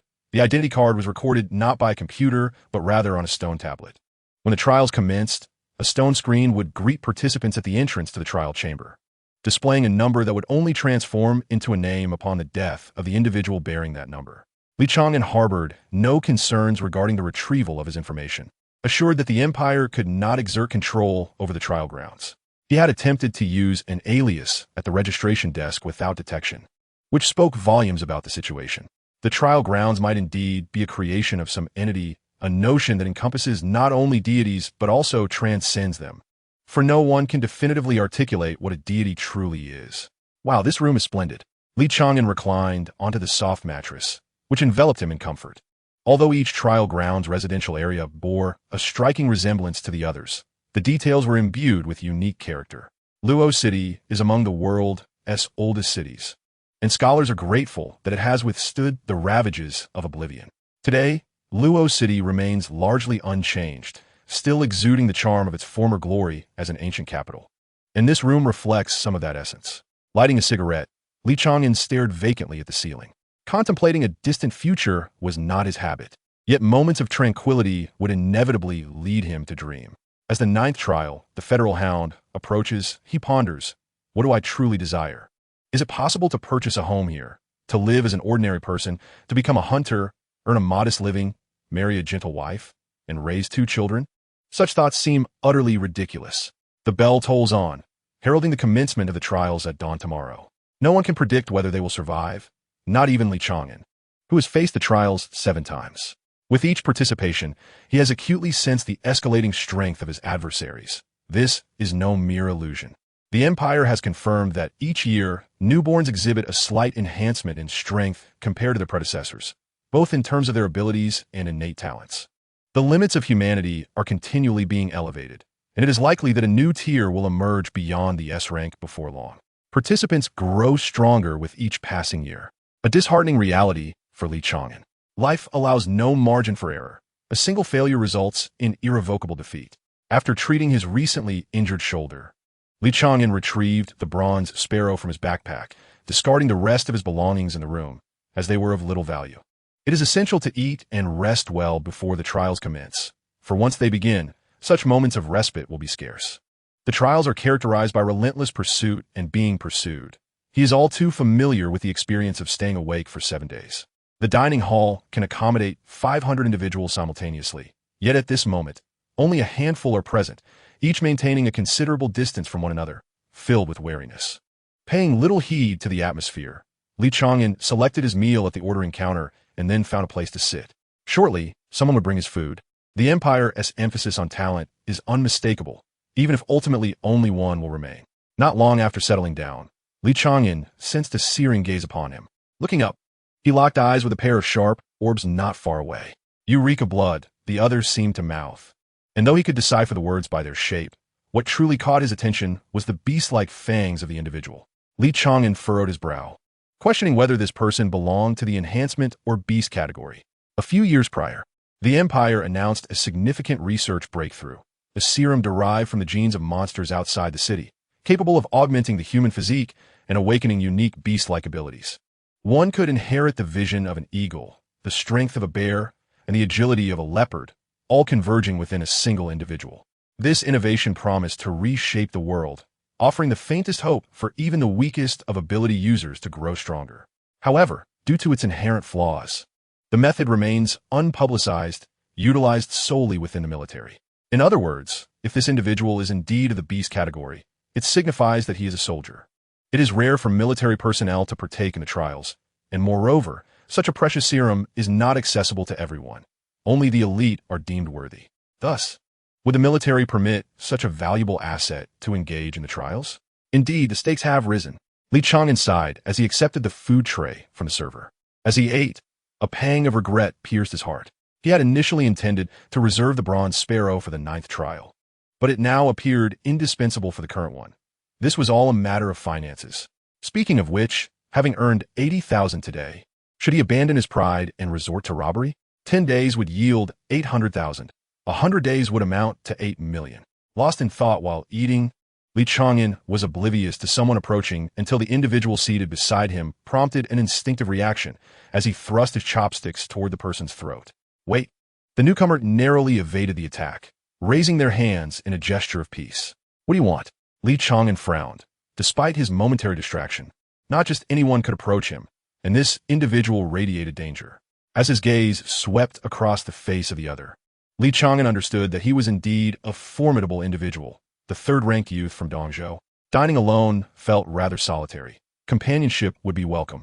The youth took a seat and, with a casual gesture, moved a roasted whole lamb closer to Li Chang'an, urging him to sample it, claiming it was his own handiwork. Li Chang'an surveyed the surroundings and scoffed. Among so many, why have you singled me out? Because there is a certain menace in your appetite, the boy replied, and we are compatriots. I cannot share a meal with those colorful-haired individuals. He tore off a lamb leg and offered it to Li Chang'an, who declined. The cafeteria permitted cooking, but who could ascertain what had been added? He dare not partake. Noticing Li Chang'an's refusal, the youth remained unfazed, gnawing on a lamb leg and chuckling. You are Li Chang'an, right? The one whose name signifies lasting peace. I heard you yesterday, while you were behind me. You still carried the scent of blood. I glanced back and noticed a fire in a nearby alley.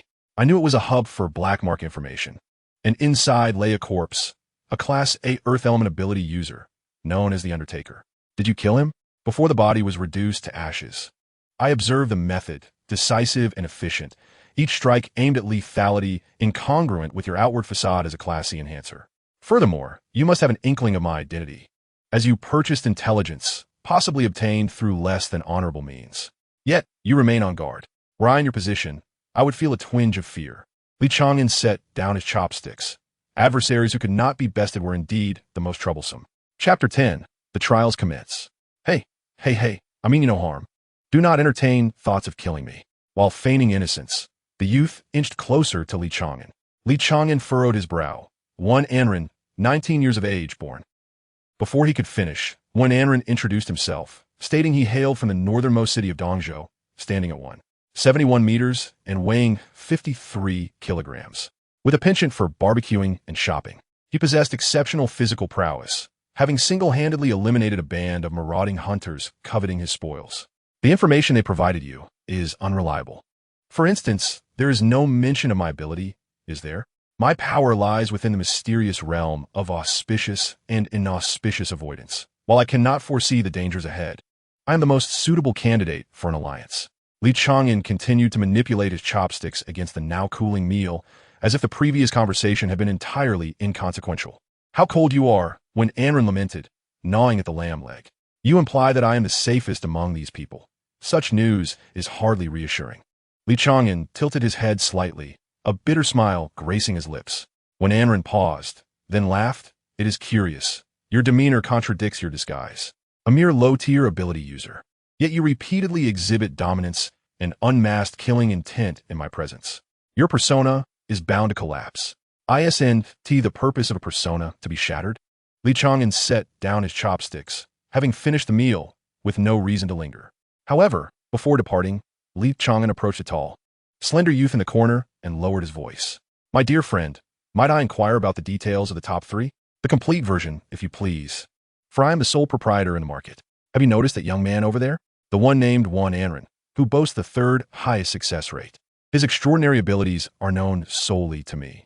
You witnessed our conversation just moments ago, did you not?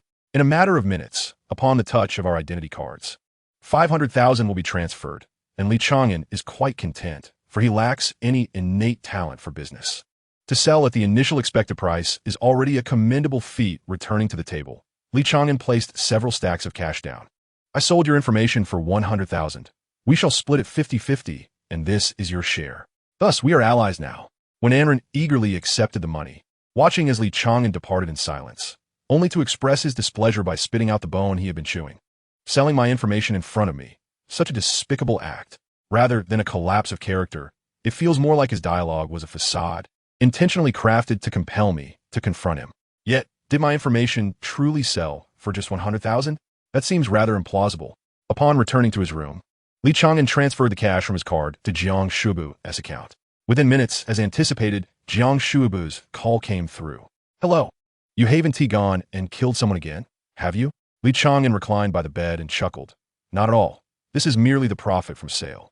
Nonsense. When you were assisting me, you couldn't even sell a single drink. Luo City is too far. I can't rush over. Please don't commit any more murders. I fear I won't make it in time. Accustomed to Jiang Shubu's incessant chatter, Li Chang'an nodded repeatedly. Yes, worry not. I shall behave.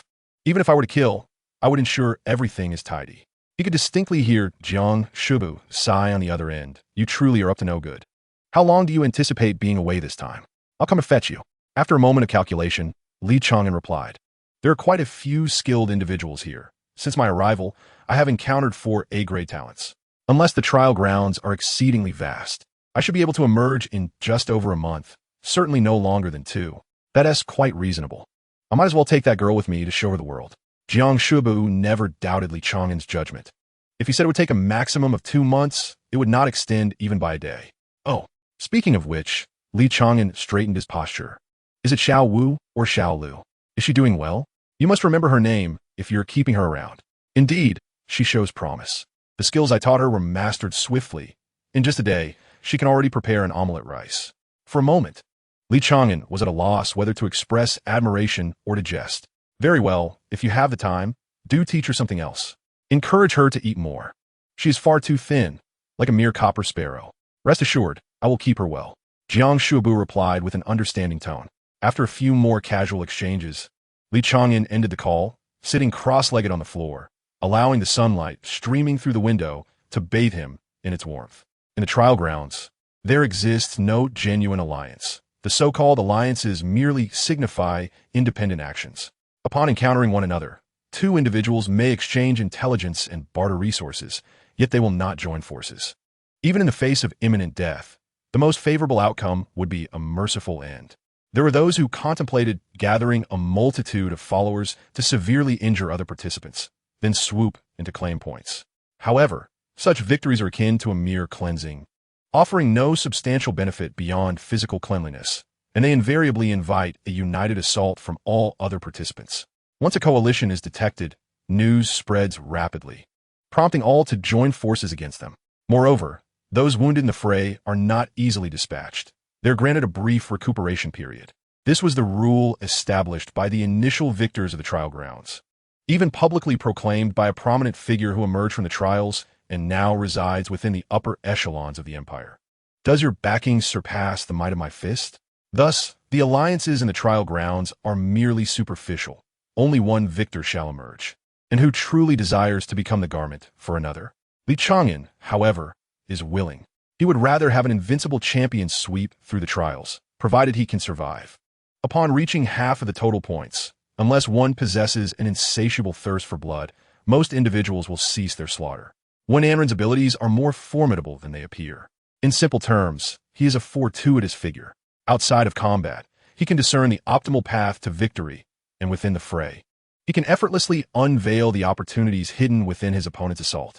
Should one align with Wen Anren, there exists a chance of surviving this trial with relative ease. What an unexpected delight! Maintaining a seated posture, Li Chang'an succumbed to slumber amidst his contemplations. As the night progressed beyond its midpoint, the clock tolled 11 times, stirring him awake. He retrieved his backpack and made his way to the dining hall. With little to occupy his time throughout the day, it seemed prudent to savor a good meal and rest well. The three individuals deemed most likely to triumph are considered so because they possess the most accessible information.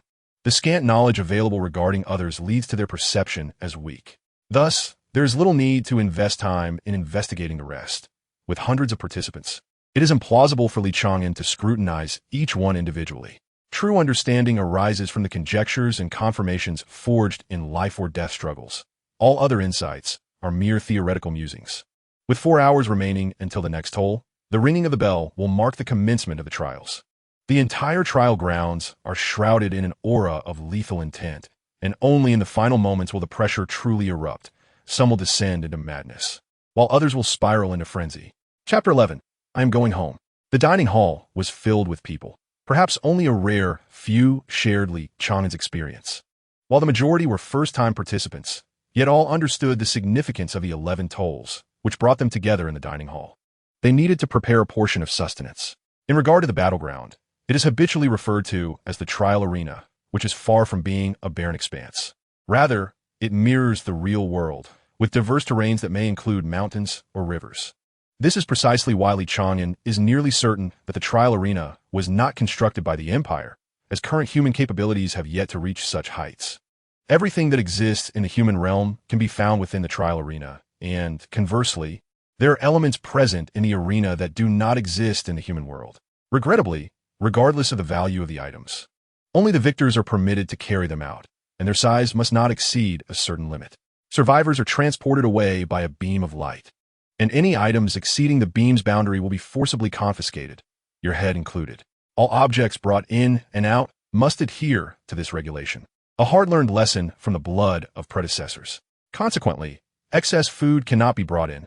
Most individuals opt for the military rations sold by the Empire, which are the latest innovations. Each pill, no larger than a tooth, suffices for an adult's daily nutritional needs, albeit at a rather exorbitant price. For those with appetites beyond the average, purchasing military rations becomes a veritable nightmare, as a single small pill costs 3,000 yuan, meaning Li Chang'an must consume 30,000 yuan worth in a day. For survival's sake, even ordinary hunters will carry a few, let alone those participating in the trials. Military rations are available at the cafeteria, where the insidious nature of capitalism caters to everyone's needs, revealing the financial standings of each individual. For instance, a certain youth ordered 3 large bottles, totaling 300 pills. Li Chang'an internally scoffed, regretting having given him 50,000. A mere 10,000 would have sufficed. He discreetly purchased 20 pills at the counter. In truth, even this purchase was unnecessary, as a small backpack already contained a large bottle of military rations. However, failing to buy a few might attract unwarranted attention. In a corner, several individuals sat who had no intention of purchasing military rations, brazenly displaying their arrogance, their eyes scanning each participant, occasionally licking their lips like predators eyeing their prey. Wen Anren caught their gaze, as any onlooker would notice his frail appearance. An evident wealth, an unmistakable target. Li Chang'an shook his head in resignation. He truly could not compete with this boy's cunning, intentionally flaunting attention. With his ability to avert calamity and attract fortune, these individuals would only fall victim to his counterhunt. The game had yet to commence. Yet some were already prepared for a 10-kill opening. The second floor of the trial arena resembled a waiting hall at a station, with chairs spaced approximately half a meter apart, starkly empty save for the enormous stone tablet screen on the front wall. With 2 levels, Li Chang'an estimated roughly 500 available spots, indicating that a maximum of 500 participants could engage at once, and this time, the first floor was not fully occupied. He casually selected a chair to sit down, leaning back against the seat, ready to take a brief respite.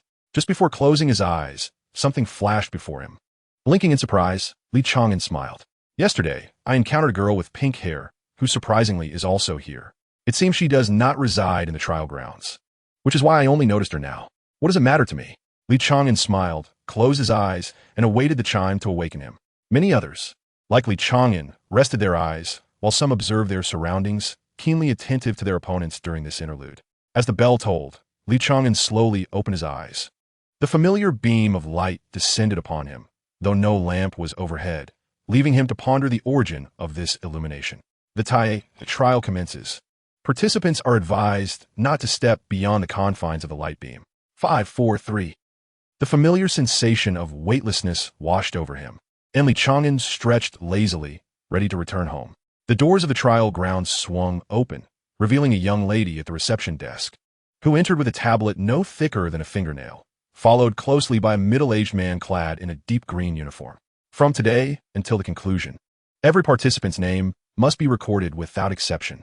The Imperial Network cannot be accessed here, so it is imperative that you document each individual, the middle-aged man stated, lifting his gaze to the screen. The formerly dull stone tablet screen was now awash with a multitude of names, each representing a participant's registration, whether pseudonyms or true identities. Should they perish within the trial grounds, their originally green names would turn red, signifying their true names. The only remnant a defeated contender could retain was their name. The young lady nodded vigorously, not daring to show any sign of complacency. As the middle-aged man's eyes scanned the names, they abruptly halted, and he exclaimed, "Li Chang'an? Is he the one you mentioned?" "Yes," the young lady replied hastily, her nerves nearly causing her to hiccup, but she managed to swallow her anxiety and added, "His appearance bears a striking resemblance to the photograph you provided, though it is somewhat blurred, so I cannot be entirely certain. That is of no consequence. It is likely a pseudonym, so little can be gleaned from it. If he remains alive when we are down to the final 10, be sure to inform me." The middle-aged man instructed before turning to leave.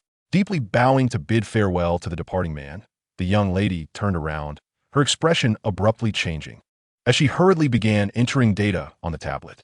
In an instant, over 197 green names transformed to red, signaling the demise of more than 10 individuals. Feeling the ground beneath his feet, Li Chang'an opened his eyes and instinctively rolled away, seeking refuge behind the nearest concrete pillar. After a few moments of waiting, he began to survey his surroundings. All participants were randomly allocated to designated areas, the size of which correlated with the overall dimensions of this trial ground. Consequently, it was possible for multiple individuals to land in the same vicinity.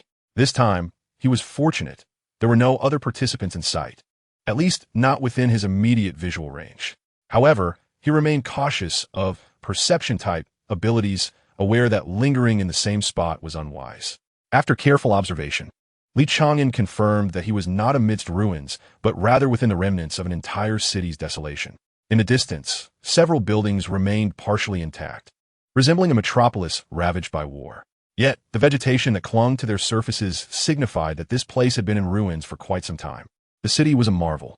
Li Chang'an cheerfully stepped into the shadows. The city represented a source of water and food. Admittedly, much of the food would likely be expired, but at least foraging would be considerably easier. If all else failed, one could always resort to eating leaves. His footsteps made no sound. Every muscle in his body was as agile and eerie as that of a feline, allowing him to move with grace. With everyone gathered within a confined space, he felt no need to contemplate escape. If he could evade the initial wave of conflict, the rest would naturally vacate the area, such as the nature of darkness beneath the lamp. However, after just a few steps, Li Chang'an abruptly halted, an odd expression crossing his face as he gazed at the corner ahead, muttering to himself, A familiar deli should be just around the right turn. A couple of steps forward revealed a stone monument left from before the apocalypse. To the left lay a road, and at its end was a residential complex. After solemnly speaking to himself, Li Chang'an peeked around the corner and instantly froze, not because he possessed foresight, but because he recognized this place. Not only had he been here before, but he had lived here for 20 years. This was the North City of Dongzhou. Chapter 12. The Perils of Ubiquity. How could it be North City? As he surveyed his surroundings, Li Chang'an could not deceive himself. Despite the devastation that had befallen most areas, the familiarity was undeniable. There should be a stationery store there, a welfare shop under the Empire's jurisdiction, providing free stationery. Standing before the collapsed storefront, he raised a hand to brush the dust off the sign, frowning slightly. The sign read grocery store, which differed somewhat from his memories. Upon closer inspection, he noticed several subtle discrepancies in the surroundings. Suddenly, a realization struck him. This was a warning. Without hesitation, Li Chang'an leaped upward. An arrow pierced through his calf. The enemy was distant. The arrow had come from the south. Quickly assessing the situation, he made no pause as he dove into the partially collapsed shop. Using both hands to lift a large stone slab to barricade the entrance, shrinking into a corner. As he contemplated an escape route, Li Chang'an retrieved a bundle of bandages from the side of his backpack, tearing off a long strip to securely bind around his knee to staunch the bleeding. Gripping both sides of the arrow shaft protruding from his calf, he exerted force to snap it, leaving only the embedded half within. This was the only way to avoid hindering his movement. As for the pain, it was entirely bearable.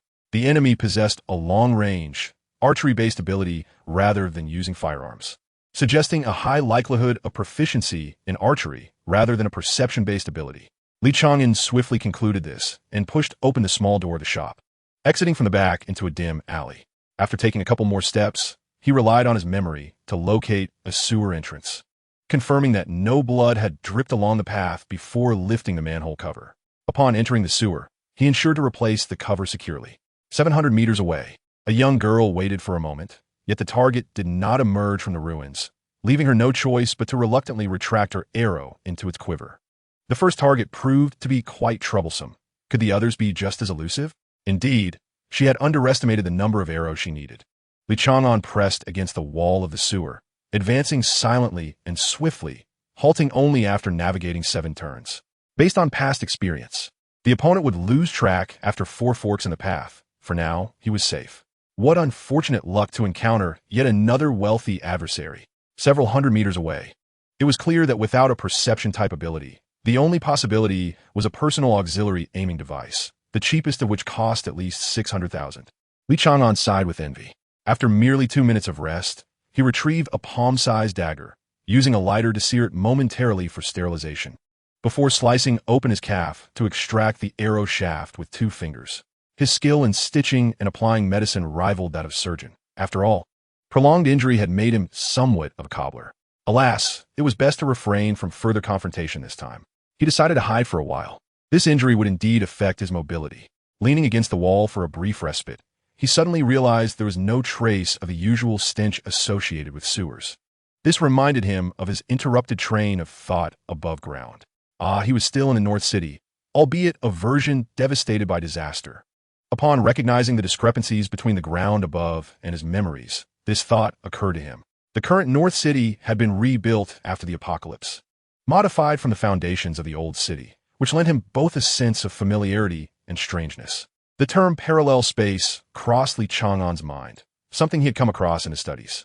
The real space to which the trial site had transported them might indeed be the much-discussed parallel space, where the apocalypse had obliterated the entire world, rather than leaving behind a remnant of humanity. This explained why he encountered shops that should have been long destroyed. Thus, the sewer was devoid of its former foul odor, with some facilities still operational, now carrying clear water instead of sewage. Li Chang'an's heart raced with excitement, feeling as though he had stumbled upon a great secret. Yet, mere seconds later, a cold splash of reality doused his fervor. What was he thinking? He was here to participate in the trials. He could not linger. It was time to move on. Rising, he felt a tingling itch in his calf, a sign that the wound was healing.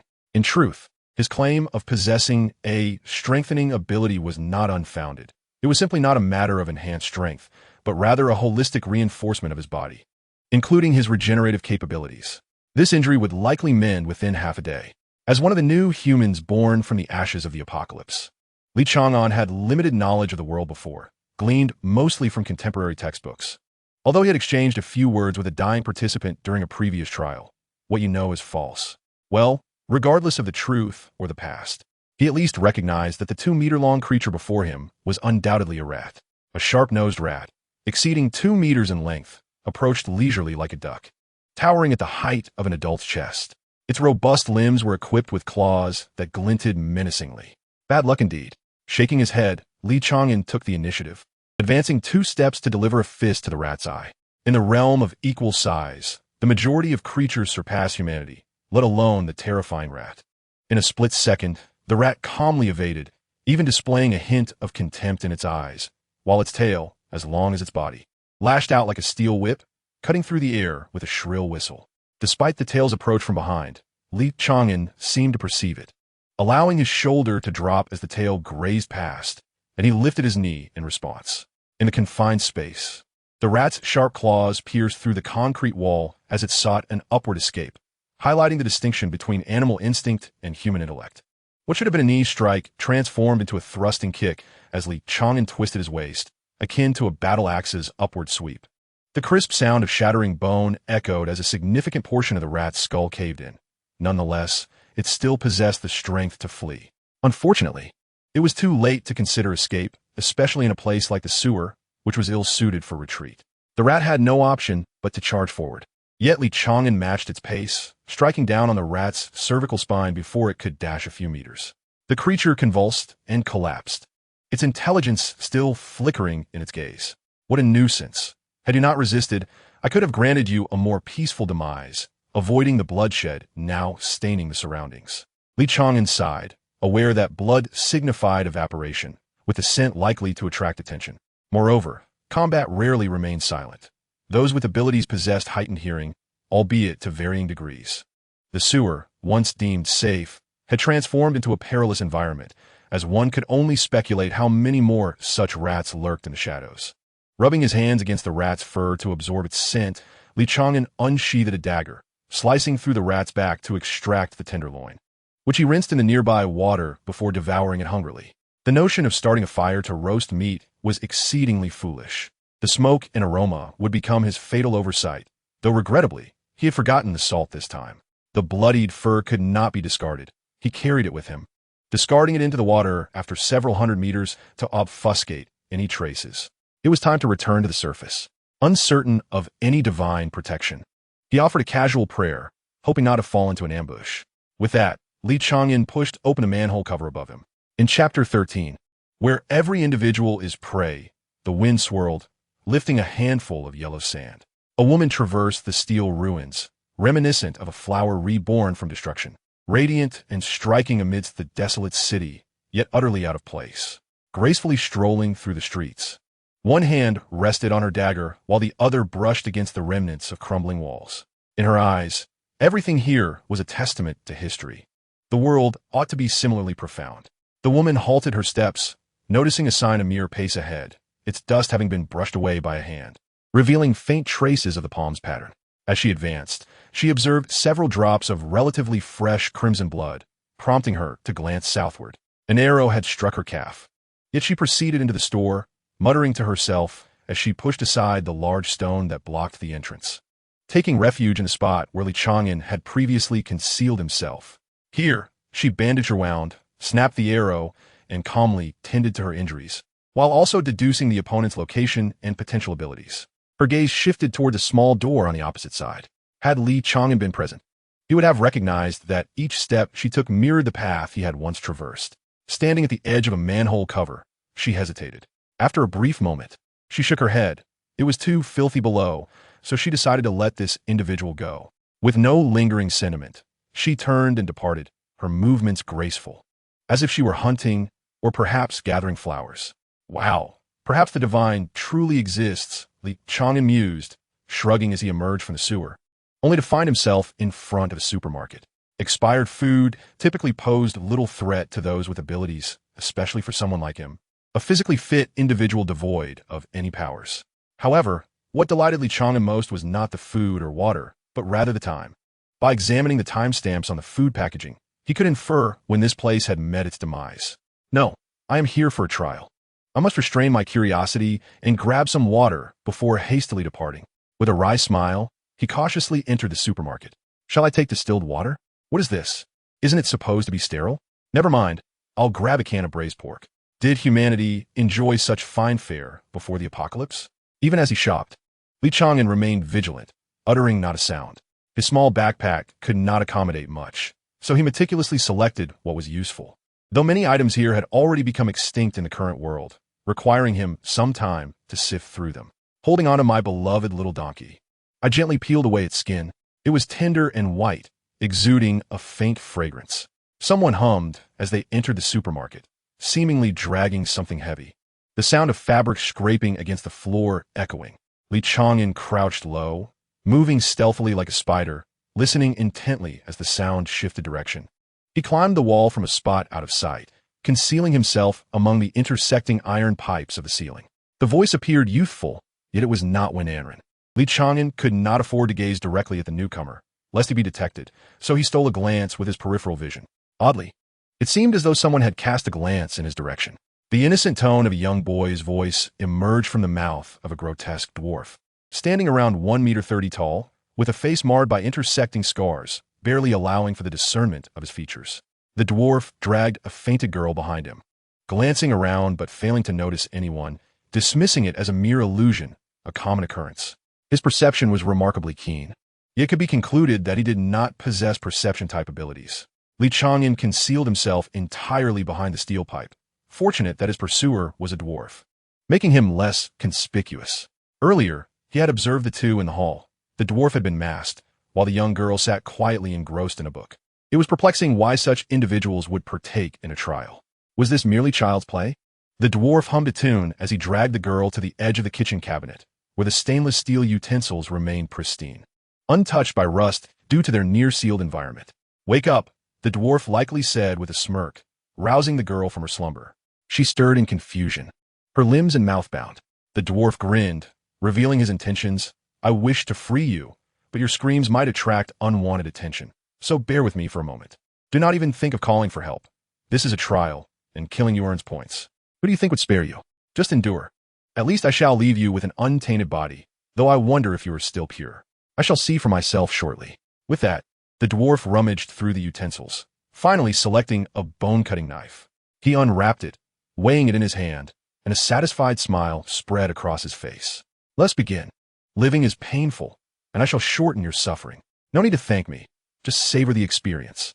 With a swift motion, the blade plunged into the girl's knee, leaving her no time to comprehend the agony that enveloped her. Her cries were muffled by the rag in her mouth, her breath coming in frantic gasps. The knife lodged in the bone as the dwarf pressed down on her lower leg, wrenching the blade free, blood splattering everywhere.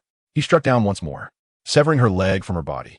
At this moment, the girl still clung to the hope of survival, perhaps yearning for a swift end as she struggled to crawl forward. The dwarf, knife in hand, followed closely, reveling in the scene before him, warm blood on his face, a fellow creature scuttling in desperation. The only lament was the absence of screams. The ground bore witness to a long trail of blood, thickening rapidly upon contact with air, forming a layer resembling clotted cream. The dwarf raised his grotesque finger, counting down 5, 4, 3, and, as the last count fell, he lifted the bone-cutting knife once again. The girl's pallor deepened. A sudden surge of pain arched her body, propelling her to crawl faster, yet she had lost her legs, rendering all her struggles futile. "When you die, I shall cleanse your body with pure water. Not a trace of blood shall remain. I know you despise me, so I will take your eyes. You can gaze upon me forever, just as you do now." The dwarf brandished a sharp knife, plunging it into the girl's back. The keen blade sliced through skin, revealing the spine beneath. Now is the moment. Li Chang'an swiftly turned and leaped down, twisting his waist and hips mid-air. Alas, the dwarf was too short, causing his kick to veer slightly off course, ultimately striking the dwarf's shoulder. Nevertheless, that diminutive figure flew through the air like a cannonball, crashing into several shelves before landing with a muffled grunt. What a pity he had missed the head. Li Chang'an shook his head in resignation. This kick had merely shattered the dwarf's shoulder. With one misstrike, it was time to maneuver. Laughter tinged with delight. echoed from among the shelves as the dwarf struggled to push aside the scattered goods, managing to rise with one arm dangling limply by his side. Do you know why this woman does not resist? Even the most basic of ability users ought to possess some capacity for defiance, right? It is because I am the protagonist of this world. I suppress all abilities. Ah, you suppress all abilities? Li Chang'an was taken aback. You're the protagonist of the world. Then what am I? Chapter 14. Survive. The dwarf coughed, spitting out a bit of blood. Swallowing the remnants that had not yet escaped his throat, and slowly approached Li Chang'an. No matter who you think you are, once you touch me, you will lose everything. You will soon feel your limbs grow weak. The abilities you pride yourself on will be rendered useless. Before long, you will be like the pig on the ground. Saving the damsel will have to wait for another life. Li Chang'an clapped his hands and chuckled. I had forgotten about that until you mentioned it. He looked down to meet the gaze of the girl on the ground. She was hiding behind him, pressed tightly against his heels, tears streaming down her cheeks. Her eyes shimmering with hope. She was waiting, yearning for Li Chang'an to be her savior, yet fearful that he too would ultimately become like her. Do not cry. Do not cry. It is all right now. You shall suffer no more. Li Chang'an crouched down, cradling her face in his hands, gently snapping her neck. The dwarf halted, astonished by the scene. Not only did Li Chang'an display no sign of the anticipated panic, but he even had the presence of mind to seize the points. This lad was not here to be a hero after all. Thank you for the point you gifted me. No, it should be 2 points. Li Chang'an bent down, his feet pounding the ground as he shot forward like a bullet. The dwarf intended to sidestep, but was caught off guard and, due to his slow speed, received a solid punch to the abdomen, soaring half a meter into the air. Not only were his insides reduced to a pulp, but even his vertebrae groaned under the unbearable strain. How can this be? Shouldn't your abilities be sealed? Blood could no longer be swallowed back as the dwarf coughed it up, his face ashen as he stared at Li Chang'an. He sought to witness panic, to see the frailty after bravado, to glimpse a flicker of hope for his survival. Li Chang'an tilted his head, grasping the dwarf's leg and forcefully smashing his 1-meter-3 frame into the ground. A deafening crash ensued, tiles shattered and scattered, and the dwarf's body was similarly left in ruins. Confirming that the dwarf was beyond the point of death, Li Chang'an smiled faintly and remarked, "My apologies, I never possessed any supernatural abilities." Nevertheless, he mused, what a formidable individual, whether temporarily or permanently. This dwarf's powers are of a strategic weapon caliber. Alas, with a grin, Li Chang'an bent down to scavenge his spoils from the dwarf's lifeless body. In a mere 10 seconds, he thoroughly searched the corpse, and half a minute later, he reappeared at the entrance of the supermarket before vanishing once more. As long as the true nature of the dwarf's abilities remained unclear, the majority of people would likely find themselves in contact with him.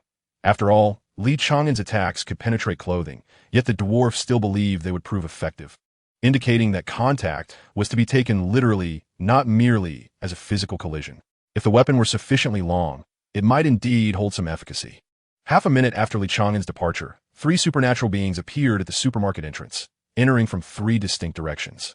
Moments later, one launched a surprise attack, while 2 engaged in combat, and the remaining individual pursued the path Li Chang'an had taken.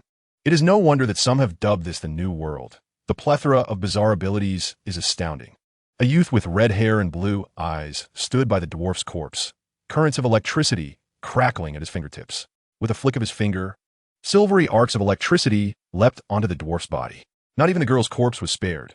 What a wretched individual he was. The boy, with his hands clasped behind him, strolled away, seemingly indifferent to the escalating chaos outside, leaving behind 2 charred bodies. Li Chang'an moved with the agility of a monkey, deftly navigating the concrete jungle. In just a few minutes, he had distanced himself several kilometers from the scene of the incident, landing without a hint of breathlessness. Such a pity that they were all unarmed. Li Chang'an shook his head. In this era, possessing a superior weapon is of paramount importance. Though not everyone can bear such a responsibility. The girl was likely destitute, yet the dwarf, cruel and somewhat deranged, theoretically should not have been poor. He must have hoarded all his wealth, otherwise he would not have been without a weapon. Without any supernatural abilities, Li Chang'an's combat style relied on close-quarters brawling. Should he encounter opponents skilled in long-range sniping, he would indeed find himself at a disadvantage, though he was fortunate that this battle took place in an urban setting, where ample hiding spots were available. However, most supernatural beings would opt for long-range attacks. A fine sniper rifle paired with extensive training would suffice to handle the majority of supernatural adversaries. After all, barring those with enhanced physiques. Most would be unable to withstand a single bullet.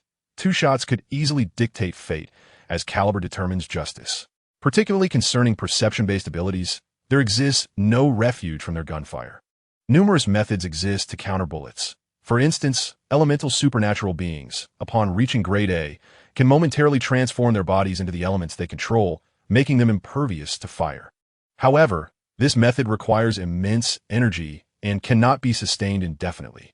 Thus, the measure of a grade A elemental's prowess hinges on their ability to utilize this technique effectively.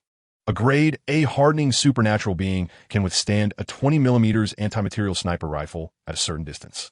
Seeking fortune and avoiding misfortune, the ability users were fundamentally incapable of hitting their targets. Perhaps a close-range shot from a shotgun could yield some results.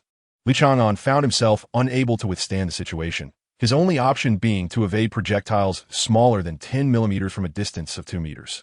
A resounding blast echoed from afar, causing Li Chang'an's hair to stand on end as he swiftly retreated in the opposite direction. That sound was emanating from an anti-material sniper rifle, likely fired from over 1,200 meters away. His current position was certainly within the adversary's kill zone. It was no wonder that the area had been eerily silent. It had been designated as a forbidden zone. Shaking his head, Li Chang'an began his descent, weaving through the towering edifices. Only in narrow confines could he claim the battlefield as his own. In all other scenarios, his sole concern was how to escape. As twilight descended, the sun had already set, plunging the city into darkness devoid of electricity. The night enveloped him, leaving only an endless void.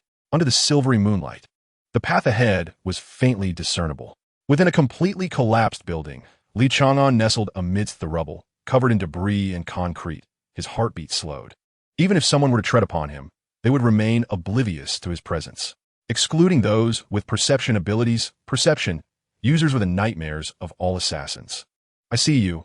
Come out." A voice approached, laced with mockery. Li Chang'an remained motionless. After a moment of silence, and receiving no expected response, the individual continued. "I truly see you. Stop hiding." Li Chang'an remained still. "Very well. If you won't come out, I'll have to drag you out." The person feigned a gesture to strike. But moments later, there was still no movement. After a considerable wait, Li Chang'an heard someone crouch before him, muttering, "This doesn't make sense. I was sure I reached this spot, yet he is nowhere to be found." To act? No, the atmosphere felt wrong.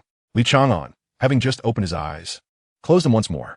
A fleeting glimmer of cold light passed by, followed by the sound of a body collapsing. Blood seeped through the crevices and dripped onto Li Chang'an's face, trickling down his cheek. Overhead, the sound of fabric brushing against itself could be heard, and soon after, someone stepped over the rubble on top of Li Chang'an and walked away. He kept his eyes shut tight. Chapter 15, Decisive Action. Although Li Chang'an often jested that Jiang Shibu's establishment was merely a stall, it was, in reality, a rather substantial tavern. Despite the exorbitant prices of the beverages, it never lacked for generous patrons, as it was considered the safest haven in North City. The tavern's walls bore a sign forbidding noise and brawls, and none dared to disregard it. After all, this place had once belonged to North City's largest gang, which had been eradicated overnight due to the actions of 3 individuals. Of those 3, one had ventured into trials, while the remaining 2 sat across from one another, their expressions betraying enmity rather than camaraderie. "How dare you come here to drink for free?" Jiang Shibu rolled his eyes, languidly reclining against the back of his chair, his legs propped up on the stool, swaying back and forth. Opposite him, Brother Lin still bore the appearance of a disheartened older man. He shook a bottle of liquor in his hand, casting his gaze toward Wu Yin, who was busy behind the counter. Jiang Shibu, displeased, rapped on the table. "Is she the girl you brought back from Chang'an? If you cannot teach her, then hand her over to me." The moment Lin spoke, Jiang Shibu could scarcely contain his rising anger. "Are you implying that I am incapable of teaching?" He braced himself against the table, his gaze frosty. Lin, unperturbed, nodded. "With your temperament, I fear you may lead her astray. Was it not you who instructed Chang'an on how to interact with others? And what was the outcome?" Upon hearing this, Jiang Shibu felt his indignation dissipate, lowering his head in silence, though he mumbled defiantly, "You always bring this up. You are rather tedious. Had it not been for your eliminating the leader of another faction, would Chang'an have covertly infiltrated their ranks to eradicate them? It is also my fault for placing too much trust in your ability to teach him social skills, resulting in his inability to engage with strangers, resorting only to violence or avoidance." lacking the capacity to forge friendships. Lin continued, unrelenting, for he too harbored a wealth of frustration. Stop scolding. I recognize my mistakes. Am I not attempting to make amends? Besides, this is not without reason. You know well how treacherous human nature can be. Jiang Shuobu's defense was feeble and ineffectual. After a prolonged silence, Lin sighed. When we three first met, he had just completed his third trial. Now, it has been 8 trials. How swiftly the years have passed. Do not indulge in nostalgia suddenly. It bodes ill. I have established my shop in a place where so many have perished, which is already quite ominous. Do refrain from uttering further ill omens. As Lin downed a glass of liquor, Jiang Shu made to rise and depart. Yet Lin stood first, pressing Jiang Shubo back down. Shaking his head, I am not jesting. I intend to return for a visit. I do not agree, Jiang Shubu interrupted decisively. Do not say another word. We will discuss it when Chang'an returns. While he is absent, I will not consent to anything you propose. You little rascal, was I seeking your approval? Regardless of the circumstances, I long to return and take one last glance. Let today serve as my farewell. He patted Jiang Shubu on the shoulder, lit a cigarette, and stepped out the door. Without looking back, Lin called out, At least leave me the cup. As dawn broke, Li Chang'an emerged from the rubble. Beside him lay a headless corpse, the head 10 paces away, bearing an expression of shock accompanied by a footprint. To speak at such a late hour, one truly has no fear of death. Li Chang'an shook his head, rummaging through the body, finding only an empty water bottle, likely having been previously looted by the murderer. After consuming a few military rations, Li Chang'an was about to leave when he suddenly halted, pulling out the copper sparrow from his pocket. Its tail quivered slightly. Upon a gentle flick, a voice emerged from its beak, Jiang Shubu's voice. Chang'an, can you hear me? I can hear you. Lowering his voice, Li Chang'an smiled faintly, realizing how truly useful this device was. The trial grounds are isolated from the outside world, and no means can convey messages. Only this bronze sparrow remains the sole effective method known to Li Chang'an. Of course, this bronze sparrow, which has consumed all his savings, serves more than merely as a voice transmitter. Upon hearing the news, Brother Lin intends to return home. You should be aware of his situation, correct? I cannot hinder him now. How soon can you emerge? Can you expedite your efforts? Brother Lin is going home? Has he gone mad? Li Chang'an furrowed his brow. I shall do my utmost. There are nearly 200 individuals this time, and a few formidable characters among them. You must find a way to delay them. Very well. Then be swift. Li Chang'an stowed away the bronze sparrow, stretching his limbs with a languid yawn, his body cracking like popping beans. There was no alternative. He had to accelerate his pace and take the initiative. For the first time, Li Chang'an felt an urgent desire to venture outside, navigating through the concrete jungle. He focused intently, attuned to any suspicious sounds. With a twist of his waist, he surged northward without a moment's pause, having just heard a sound akin to the whistling of an arrow. If there were no other archers in the trial grounds, then it would be a narrow path indeed. With his hands digging into the concrete wall, he climbed upward, perching on a rooftop like a dog or a rat, slightly tilting his head and sniffing the air. Few could rival his sensitivity to the scent of blood. Jiang Shuibai once jested that Li Chang'an was an adept of the blood mastery ability. Shaking his head, Li Chang'an detected no trace of blood nearby, at least not within 500 meters. Beyond that range, the scent becomes faint and easily mingles with others. Just as he was about to rise, he abruptly rolled to the side, the spot where he had been lying shattered by a tremendous force. Look what we have here. A little mouse. A coarse male voice boomed from below. Li Chang'an swiftly kicked debris toward the gaping hole in the ground, flipping backward as he landed, his fists pounding the earth.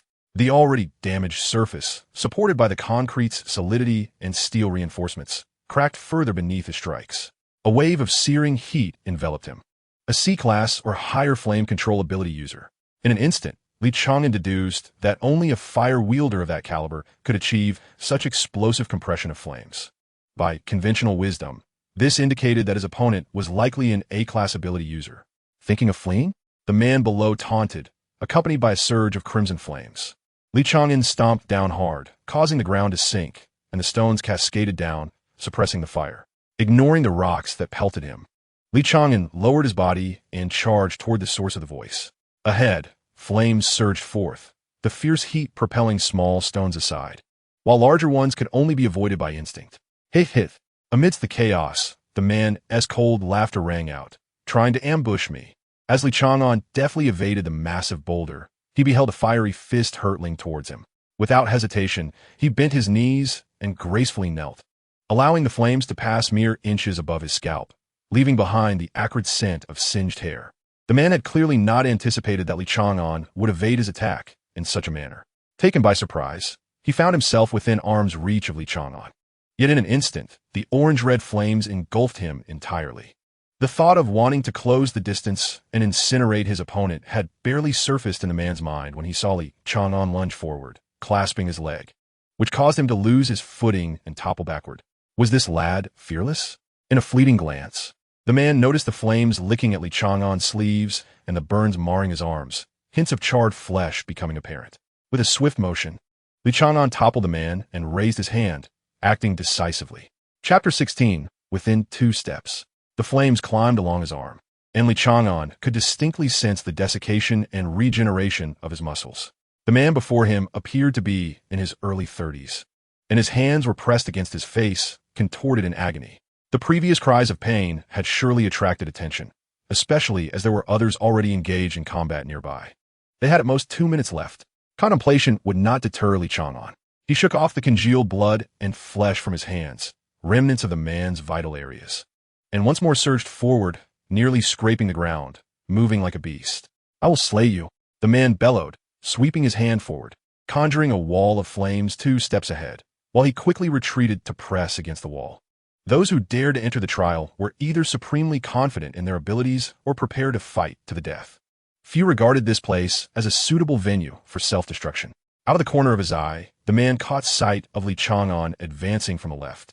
He hurriedly shifted within the flames, and with a clenched fist, his left shoulder and upper body became enveloped in fire. Elementalization.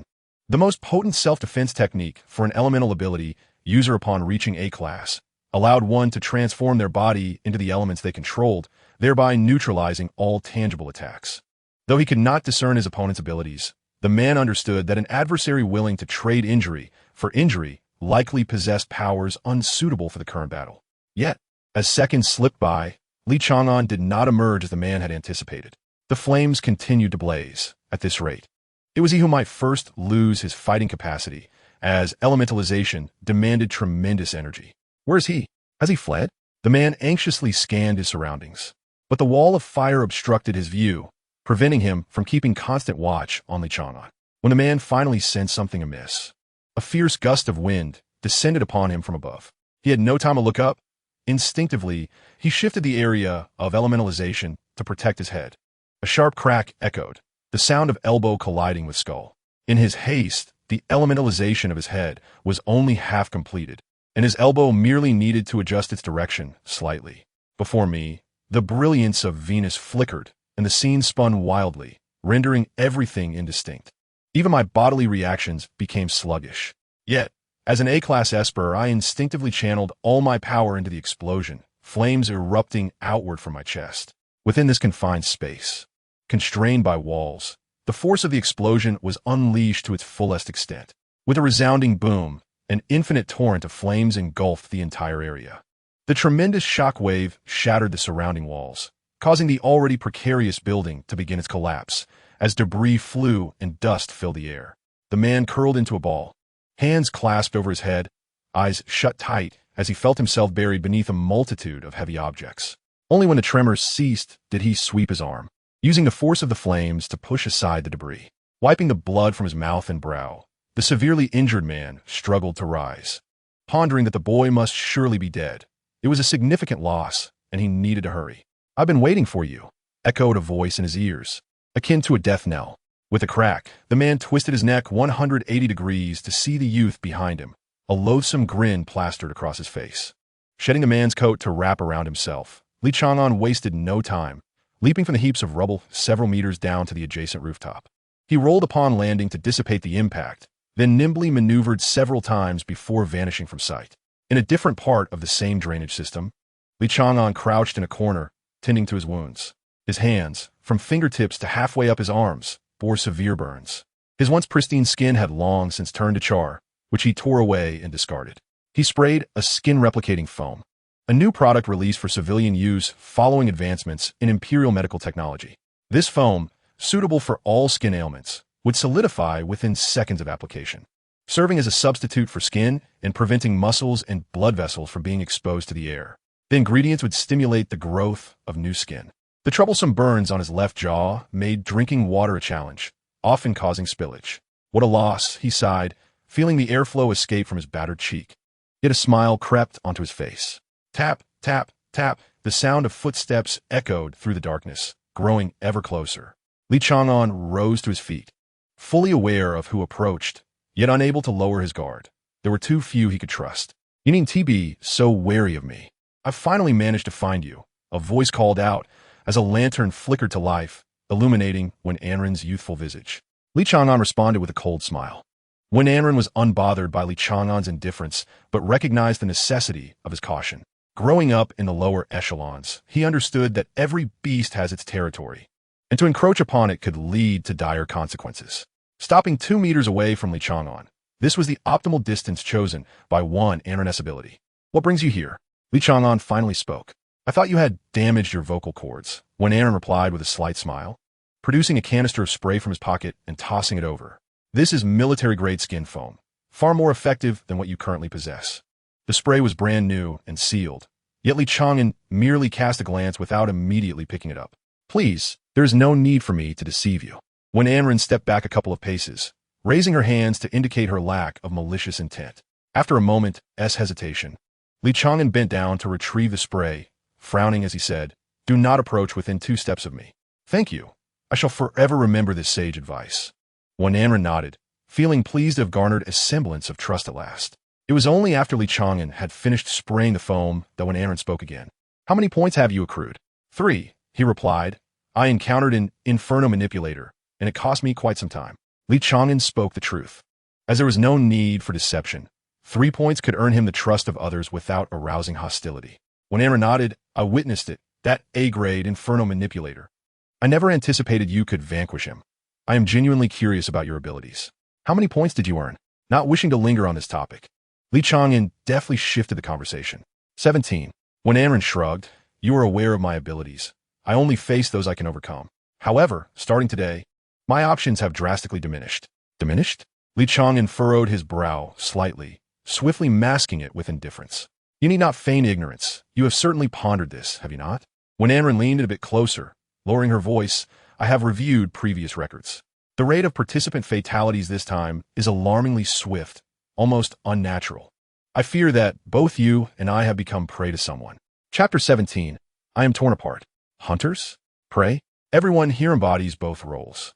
Yet if one possesses overwhelming strength, Li Chang'an shook his head, not necessarily. The first day is inconsequential. The city is not vast, and many will be eliminated right from the outset. Those with insufficient strength, lacking combat experience, or those who intend to seize points on the first day will meet their end swiftly, much like you, who has already garnered 17 points. If I recall correctly, there are 197 participants this time. Together, we account for 1/10 of the total points. Suddenly, Wen Anren wore a peculiar smile, scrutinizing Li Chang'an. "I never knew you could be so loquacious. Do you remember the individual ranked first in the win rate from that report? The one named Charles. He just entered yesterday, and during his storm, at least 20 lives were claimed, with a coverage area of no less than 500 meters. Ah, Li Chang'an exhaled sharply, lowering his gaze to the ground. "Do you feel a bit of numbness in your body?" "I do, but it is of little concern," Wen Anren replied, spreading her hands. "My abilities assure me that I am safe now. Hence, I should refrain from unnecessary movements." "Very well, but I must ascend to observe. I hope it ends with just you and me." Li Chang'an stood, shouldering his small backpack as he turned to leave. What a pity. Wen Anren shook his head, suddenly realizing something amiss. Was this truly a safe place? Was safety itself shifting with his movements? Was he secure in his vicinity? Could it be that his extraordinary ability was akin to rubber, providing insulation? A sense of déjà vu washed over him. To evade the peril looming above, Li Chang'an deliberately took several more steps, choosing to traverse a different street. During his earlier bandaging, he had already discerned traces of someone having passed through the sewer. Now, even that refuge seemed compromised. Abilities could harness the environment to their advantage. For instance, water element mastery would flourish by rivers or lakes, rendering the sewer a battleground for certain individuals.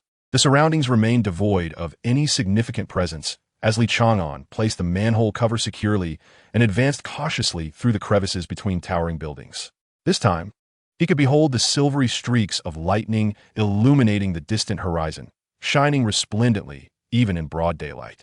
The young man, suspended in midair, resembled a god of thunder, bathed in radiant lightning and standing majestically beneath the heavens, with nothing but the void beneath his feet. Was it magnetism? This fellow seemed to possess some form of magic. Li Chang'an frowned and stepped back. He had heard that with sufficient enhancement of lightning element mastery, one could sense magnetic fields. However, the notion of levitating oneself seemed rather unscientific. Was he clad in metallic attire and footwear? Li Chang'an had no intention of engaging.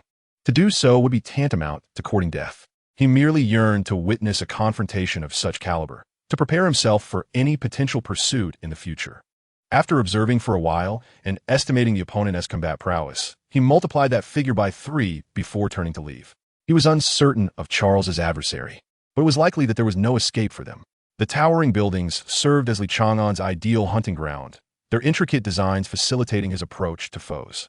Now, he could only hope that Charles would attract more oblivious souls, for there were surely many lurking, contemplating ambushes.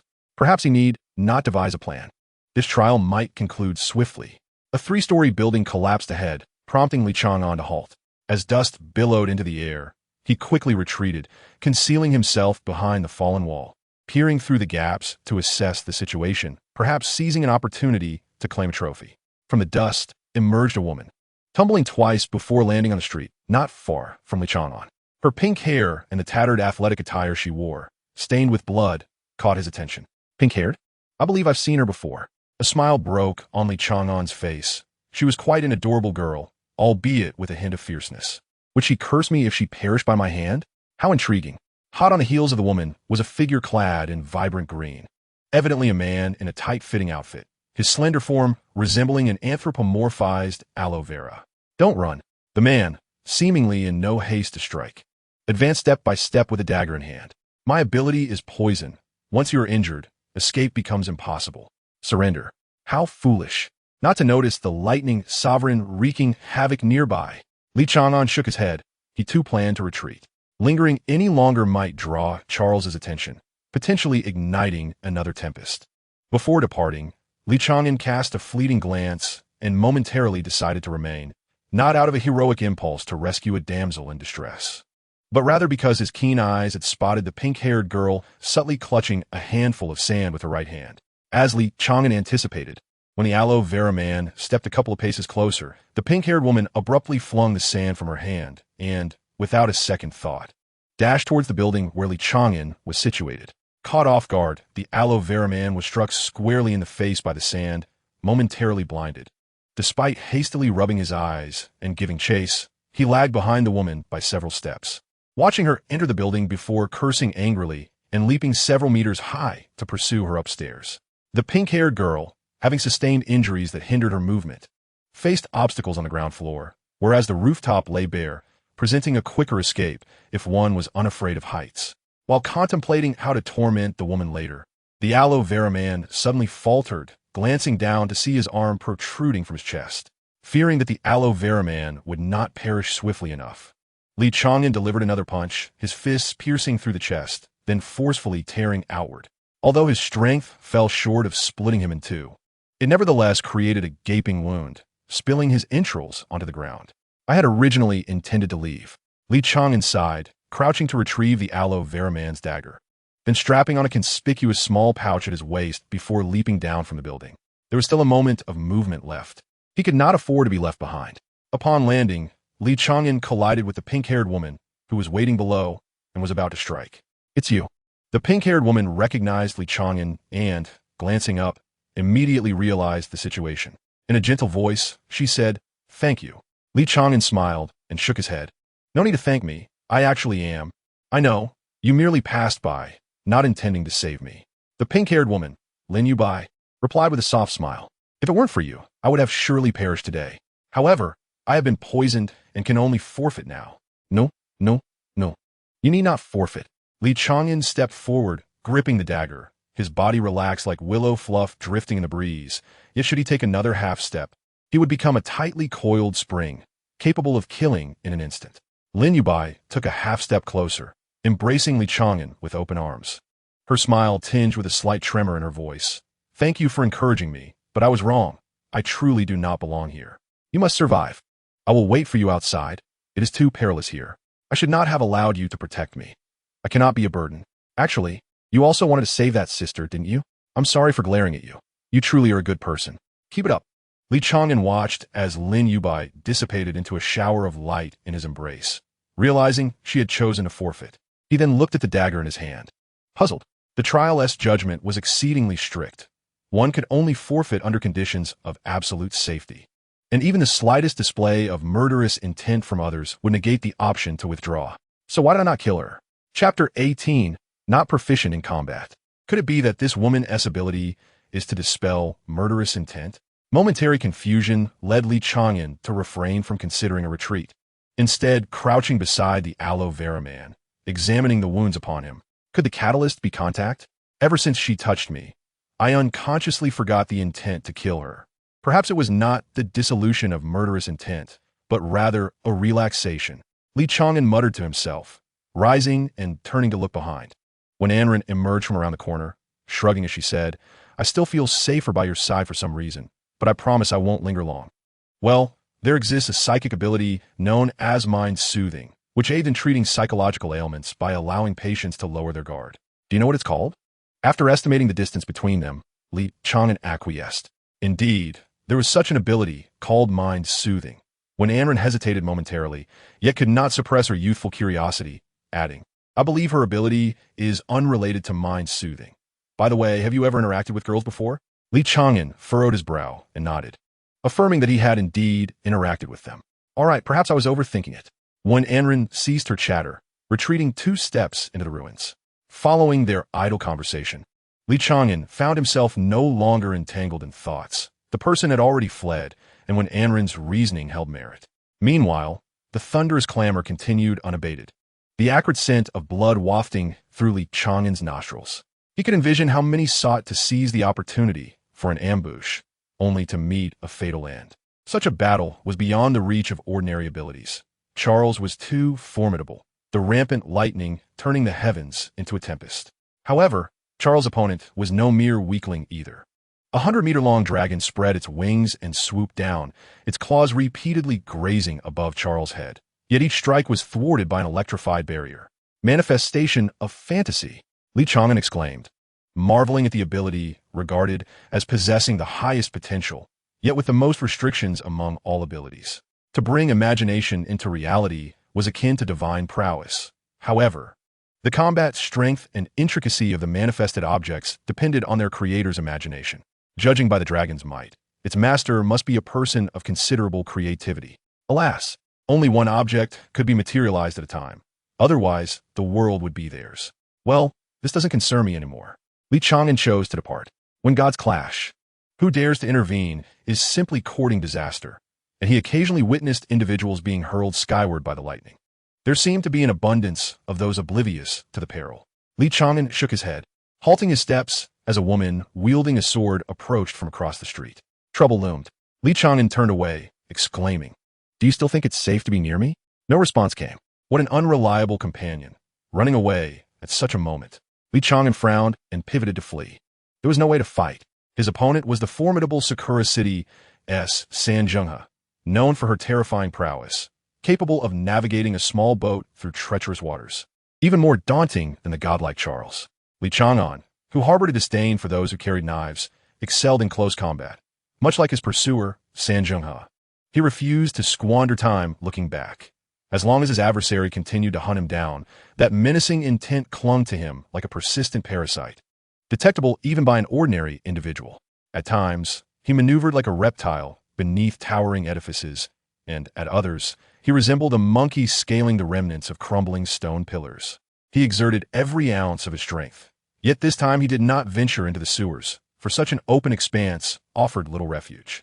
Typically, the labyrinthine sewers provided a means of evading pursuers, but the current situation was quite the opposite.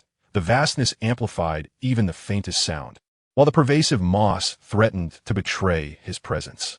After an arduous half-hour, during which he skillfully eluded other practitioners of supernatural abilities, Li Chang'an found himself panting. The fatigue he had not felt in ages surging within him. In that span, he traversed 3 districts, yet he could not escape the city. A dark boundary encircled it, and stepping beyond would be deemed a transgression, the consequences of which remained shrouded in mystery, for those who crossed the line vanished without a trace. Exhaling the stale air from his lungs, Li Chang'an slipped into a dilapidated convenience store nearby, rummaging through the debris until he unearthed 2 intact bottles of mineral water, which he consumed eagerly. With the chill of that relentless pursuit finally dissipated, he felt a semblance of relief. After all, this was Beicheng. He could not fathom anyone being more familiar with this city than he. Not far from the boundary, he intended to rest there for the night. Even several kilometers away, he could still witness the ongoing battle in the distance. The thunderous clashes had not subsided. Rather, they intensified, leaving him to ponder the limits of those formidable opponents' stamina. Just as he closed his eyes, he abruptly opened them again. 200 meters away, San Zhenghe approached slowly. "You seem quite familiar with this place," he remarked. His pace measured and unhurried, as it always was. Li Chang'an rose to his feet, this time opting not to flee. If he could not evade his pursuer after traversing half the city, it was evident that the latter possessed means to follow him. Thus, he resolved to fight with all his might. As Li Chang'an retreated 2 steps, concealing himself within the shadows, San Zhenghe sensed a chilling aura of murderous intent sweep over him, akin to a swarm of ants crawling across his skin, leaving him with a prickling sensation. "I shall not kill you immediately. Your familiarity with this place suggests you have either visited or perhaps even lived here. I find you quite intriguing." With that, San Zhenghe unsheathed her knife.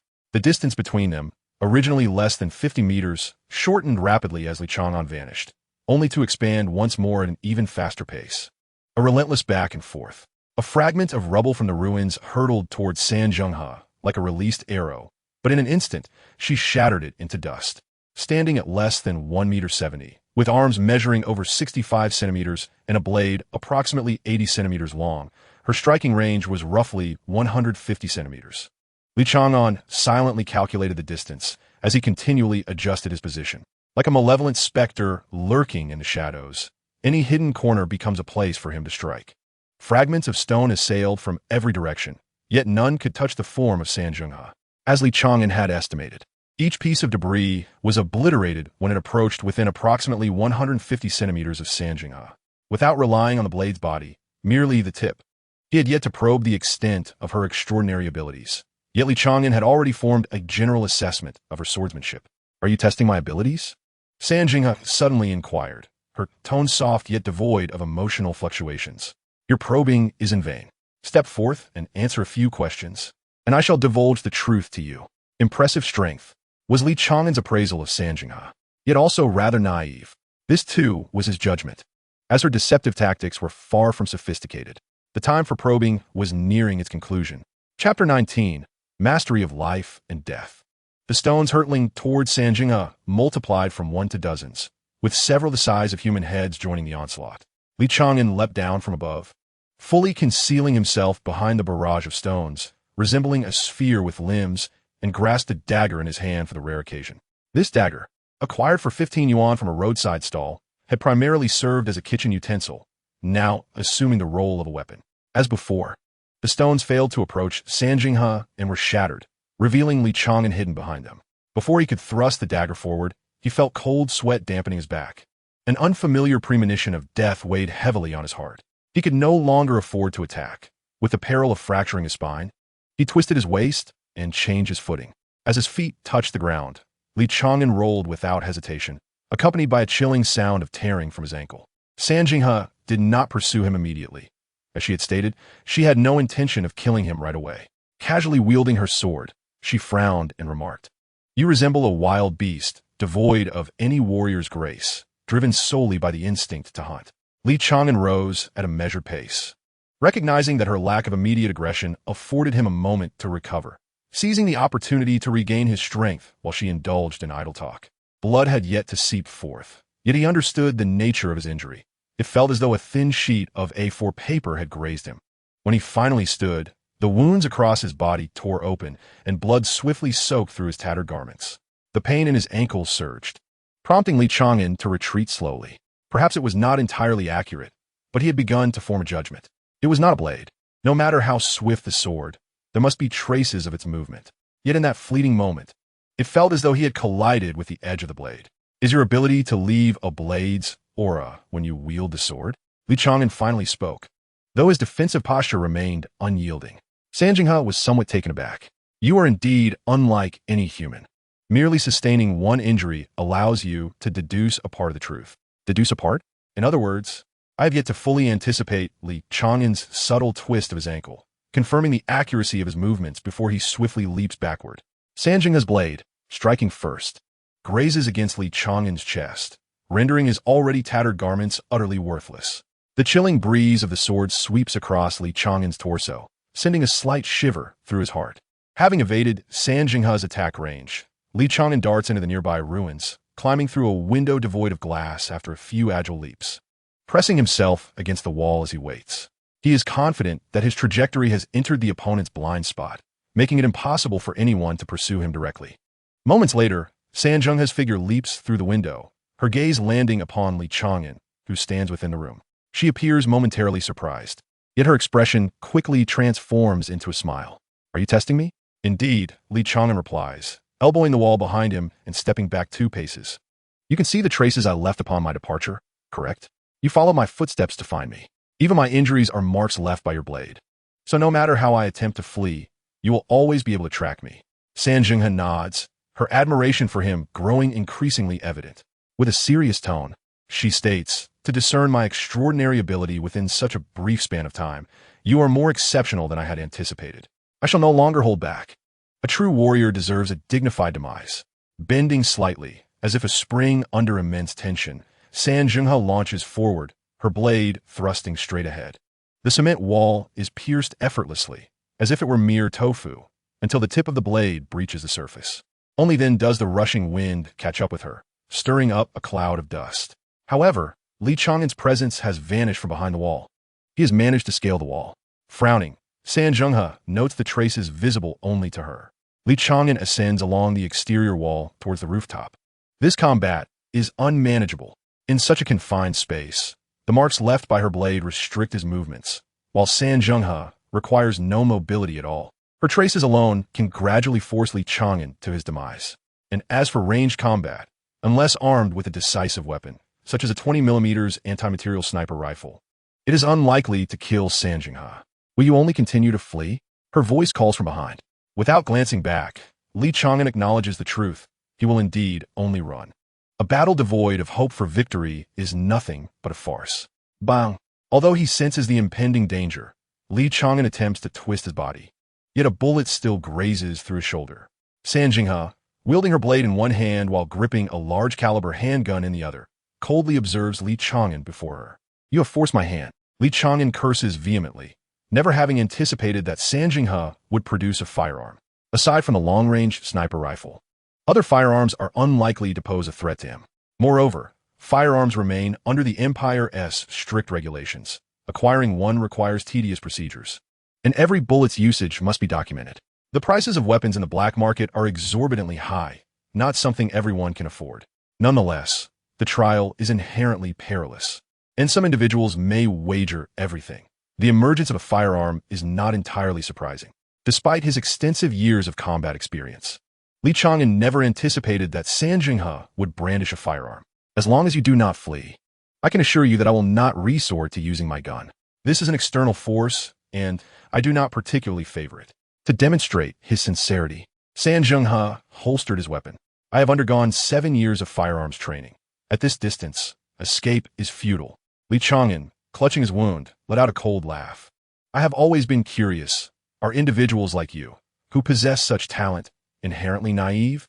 No. It is precisely because we are gifted and capable that we are permitted to be naive. Sanjinghe raised his knife to a position above his head, indicative of a particular martial arts stance. Cough, cough. Li Chang'an smirked, suddenly charging at Sanjinghe, pressing himself close to the ground, and deftly hurled his dagger. Sanjinghe parried the dagger with a swift slice, countering with a diagonal strike. Li Chang'an, originally grounded, leapt to evade the blade, catching the ricocheted dagger mid-air, firmly gripping it in his right hand.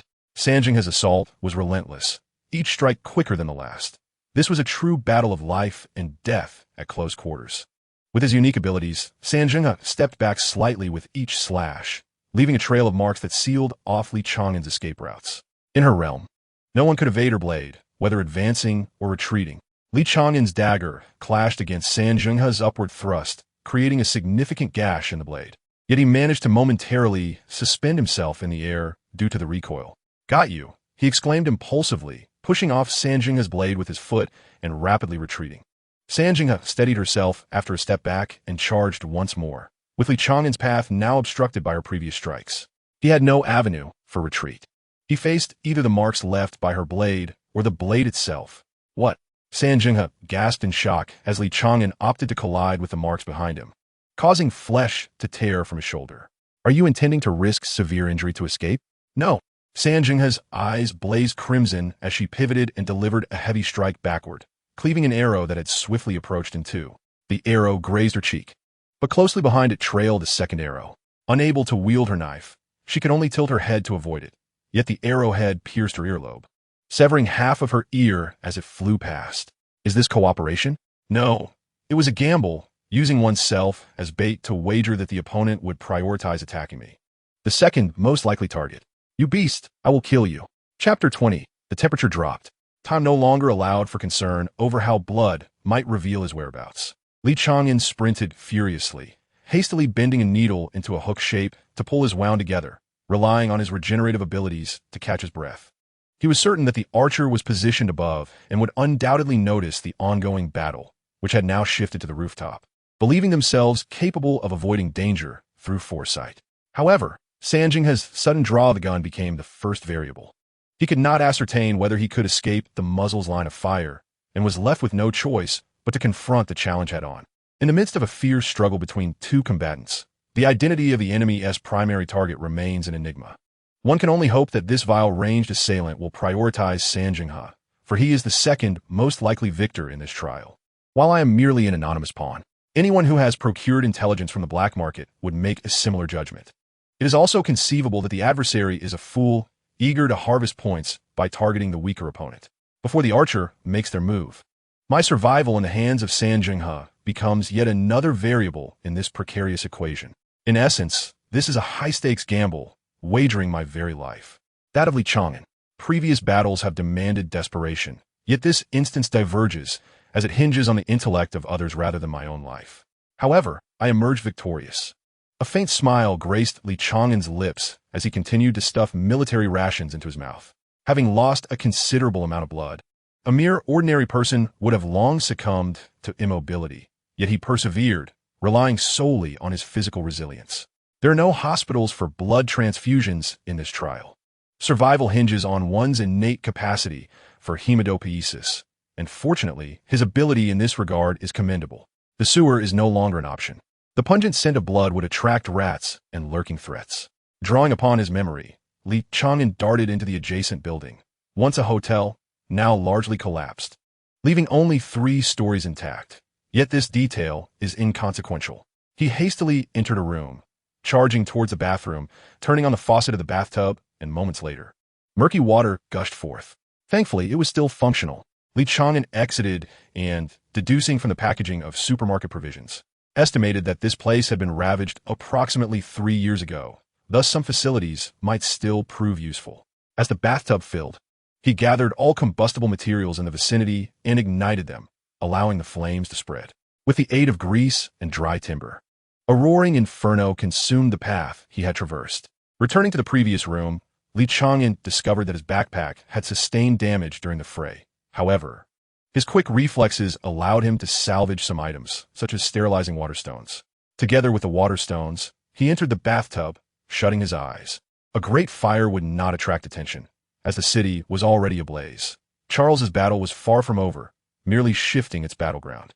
The Azure Dragon, charred and missing a significant portion of its gleaming scales, fought with increasing fervor, its blood staining the heavens before vanishing moments later. Bathed in thunder, Charles sought not only to vanquish his foes, but to bring about an apocalyptic end, leaving the already decrepit city teetering on the brink of annihilation. Devoid of life in his wake. "Charles, what say you to a truce?" The dragon's voice resonated with human clarity. "I concede that I'm no match for you. Yet if this continues, neither will you emerge unscathed. Rather than allow another to benefit from our conflict, shall we not halt our hostilities for the time being? Standing amidst the void, Charles, despite his tattered garments, could not conceal his composure and nobility. He smiled faintly, suggesting, "You wish to convey that when only you and I remain, we shall determine our fate. Is that correct?" The dragon hurriedly replied, "Indeed, we are entitled to that. Are we not?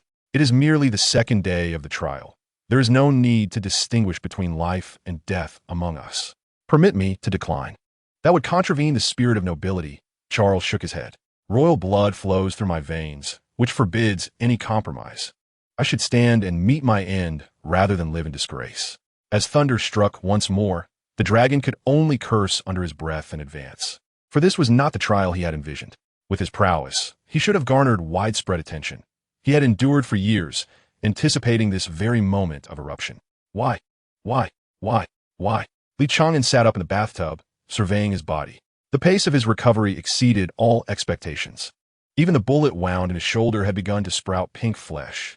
This was distinctly different from before. Struggling to his feet, he gazed at the fresh tissue growing over his injuries, furrowing his brow as he murmured, "What have I done to provoke this? Have I encountered something? Is it the water? No, it's not the first time my wounds have touched water. Or perhaps this is simply my latent ability, too feeble to be recognized until now. Impossible. I should have sensed my own powers. This is merely enhanced recuperative ability. Or have I grown stronger?" In disbelief, Li Chang'an threw a punch, causing the wound on his shoulder to reopen and blood to spill forth once more. "Well, I have not grown stronger." Clutching his chest, he sank back into the bathtub, feeling the accelerated healing of his shoulder. It seemed that only his self-healing capacity had improved. Indeed, his initial hypothesis was correct. Li Chang'an tilted his head in distress, recalling that during previous trials, he had suspected that his growth was not solely due to the trials themselves, but also related to his continuous battles.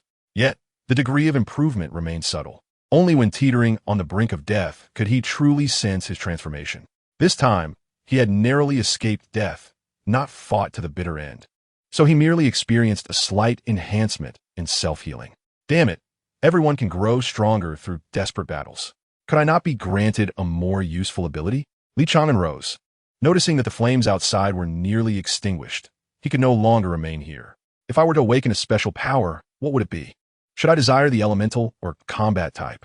The mystical type could also be intriguing.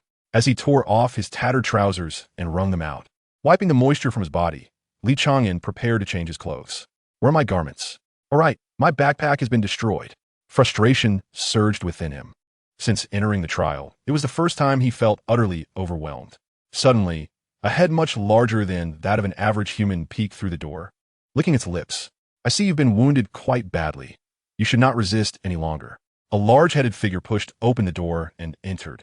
His head broad as his shoulders, a peculiar mass of sinew seemingly affixed to him, exuding an aura of malevolence. In addition to his head, he wielded a colossal kitchen knife. Just as I was about to articulate my intention to deal with the large-headed man, I witnessed my prey charge at me with fervor, compelling me to swiftly slice the knife before me. Sidestepping the blade, Li Chang'an unleashed a powerful punch, only to find the large-headed figure vanish from his view. Teleportation? He must be behind me. Sensing a chill at his back, Li Chang'an bent low and swept his leg. The clash of shins resonated with two sharp cracks, echoing simultaneously. The large-headed man let out a pained wail, only to see a similarly legless man charge at him once more. "No, is it possible you feel no pain at all?" Another punch missed its mark as Li Chang'an rolled to the side without hesitation, narrowly avoiding another strike from the large-headed man's blade. Staggering backward, the large-headed figure fixed his gaze on every movement of Li Chang'an, bewildered by how a seemingly gravely injured individual could exhibit such strength, and questioning why he did not employ his own abilities. Was it disdain for me, or was his power the ability to fight without clothing? Gritting his teeth, Li Chang'an found the pain in his shins trivial, though he felt the cold acutely from his lack of clothing. Chapter 21. No time to rest. Numerous dangerous abilities had crossed his path, yet few were as troublesome as teleportation, the perilousness of which depended on the user's skill. This elucidated why teleportation was categorized as an auxiliary system, also referred to as non-direct combat, lacking lethal force, but possessing the potential to overturn the tide of battle. Any ability falling within this classification was deemed formidable. Undoubtedly, a teleportation user could qualify as a decapitator in any skirmish. However, this large-headed adversary was rather ordinary, employing teleportation solely for evasion rather than unleashing its true offensive potential. Under normal circumstances, he would have perished at Li Chang'an's hands more than once. Yet today was different. To outsiders, Li Chang'an appeared merely to have awakened his powers late. During his childhood, while classmates displayed remarkable prowess, he remained an ordinary human child, enduring considerable bullying as a result. One winter, he was cornered by classmates after school, who stripped him of his clothing, forcing him to flee home naked through the falling snow.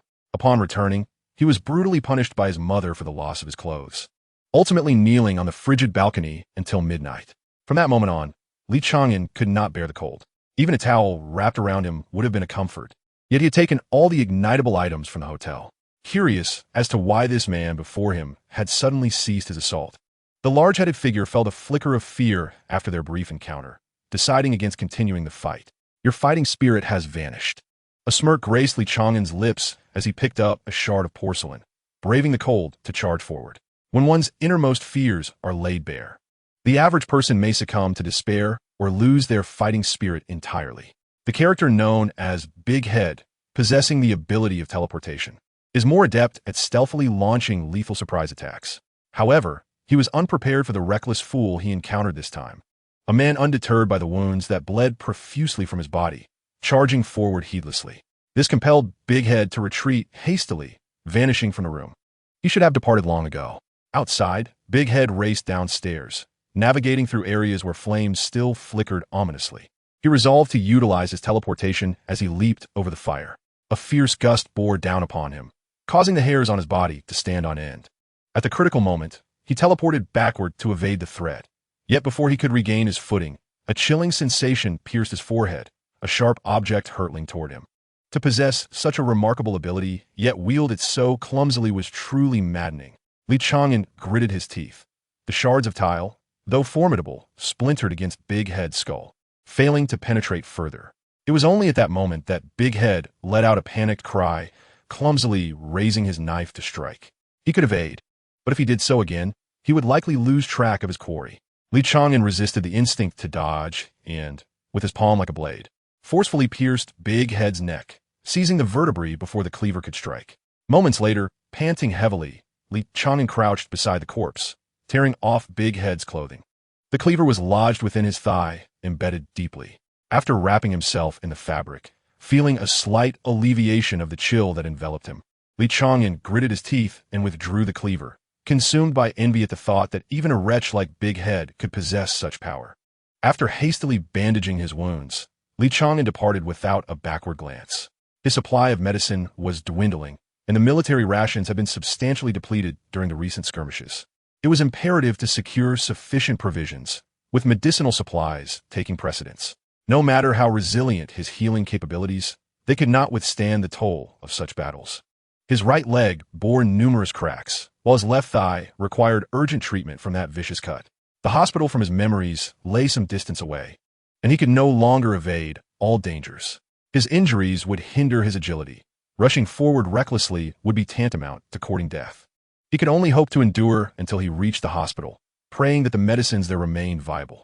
The clash between thunder and dragon raged on, towering buildings crumbling, their ruins shrouded in fresh dust. Under such overwhelming power, even the mightiest would pale. Yet, compared to Charles, Li Chang'an was even less inclined to confront the formidable San Zhenghe. Alas, Li Chang'an's legs weakened, the world around him beginning to sway. Stumbling a few steps, he barely managed to seek refuge in a corner by the roadside. His body temperature was rising. The wound on his thigh radiated a searing heat. The rust-covered cleaver was likely tainted with countless bacteria, and within the span of less than an hour, signs of inflammation had already manifested. Am I coming down with a fever? Feeling the cold sweat trickling down his forehead, Li Chang'an managed a wry smile. Severely injured and feverish, he realized that this time he found himself in a true deadlock. If only he had sufficient food, perhaps he could rely on his metabolism to expedite recovery. But the military rations had dwindled to a pitiful few. It was all that wretched woman's fault. All the food and medicine had been left behind, and in his memory. There were no supermarkets or grocery stores nearby. Tossing the remaining military rations into his mouth, Li Chang'an gulped down the last of the clean water and propped himself up, continuing his journey toward the hospital. Perhaps it was an illusion, or perhaps a fleeting moment of clarity, but somehow he felt a surge of strength. However, the alarm bells of impending danger rang once more, yet Li Chang'an found himself devoid of the energy to evade it. He stumbled sideways, leaning against the wall for support. A gust of wind swept past his arm, tearing away a piece of flesh from his shoulder. "Oh, it's you," he muttered. A tall figure stood not far from him, their arms and head cloaked in a pale yellow fur, with hands that had transformed into lethal claws reminiscent of a feline predator. Beast transformation? Li Chang'an rose to his feet, drawing the large kitchen knife from his waist, though the world around him still swayed slightly. The newcomer paused, a smile creeping across a face that resembled more that of a beast than a human. "You know about beast transformation? Then you must also know where I come from." Li Chang'an remained silent, his grip tightening on the knife as handle. It was evident that the military had indeed begun experimenting with beast transformation on humans. The speed displayed during the ambush, the claws, and that face clearly indicated a feline lineage, though he could not discern whether it was a leopard or a tiger. How could the military, which valued human lives above all else, some special departments even had the authority to execute orders without prior approval, send someone to the trial grounds to meet their demise? I can see your confusion. It's no secret. Some believe the serum extracted from monsters is too perilous, while others see it as the key to human evolution. Thus, I became their test subject. The figure shrugged. "You may call me Subject 11. Subject 11? This implied there were 10 others, and surely they were also part of this trial. Li Chang'an inhaled deeply, realizing that his opponent was stalling for time, waiting for his condition to worsen. But he could not afford to wait. Chapter 22. Death is not lonely. In a flurry of 7 strikes, each delivered with the utmost speed Li Chang'an could muster. Yet every single one fell just short, narrowly evaded by 11. However, Li Chang'an understood this was merely a game, like a cat toying with a mouse. He was the helpless prey. 11 stood just beyond Li Chang'an's reach, smirking as he taunted, "You must be running a fever. You're bleeding from your wounds. Don't die on me before I even make my move. Ha ha." Li Chang'an steadied himself with the knife and slowly turned around, a look of confusion on his face. "Your transformation resembles that of a feline. Judging by your appearance, you seem male. I have a question for you. You're stalling for time? Then ask away. I don't mind wasting a little more time on you." On the 11th, with arms crossed and an air of complete unguardedness, Li Chang'an offered a slight smile. "I'm rather curious," he inquired. "When you see a mother cat, do you feel aroused? Or have those creations of yours already been neutered?" Gradually, the smile faded from the face of the 11th, replaced by an icy, bone-chilling sneer. "I initially intended to conserve my strength to wear you down, luring some prey in the process. However, given your eagerness to depart, I shall accompany you on your journey." In an instant, Li Chang'an felt his body lift off the ground, a sharp pain spreading across his chest. A cough erupted from his lips, followed by a spray of blood, the agony revealing that several of his bones had been broken. Fortunately, his lung lobes and heart remained intact. Before he could even descend, another force struck him. Though he had braced himself, the opponent's speed rendered him only able to feebly shield his ribs with bent elbows. With a resounding crash, his back collided against the broken wall. Ignoring the pain coursing through his body, he crawled away, blood spilling from his mouth. In the next moment, a claw pierced through the wall. Had he been a moment slower, that claw would have punctured his heart.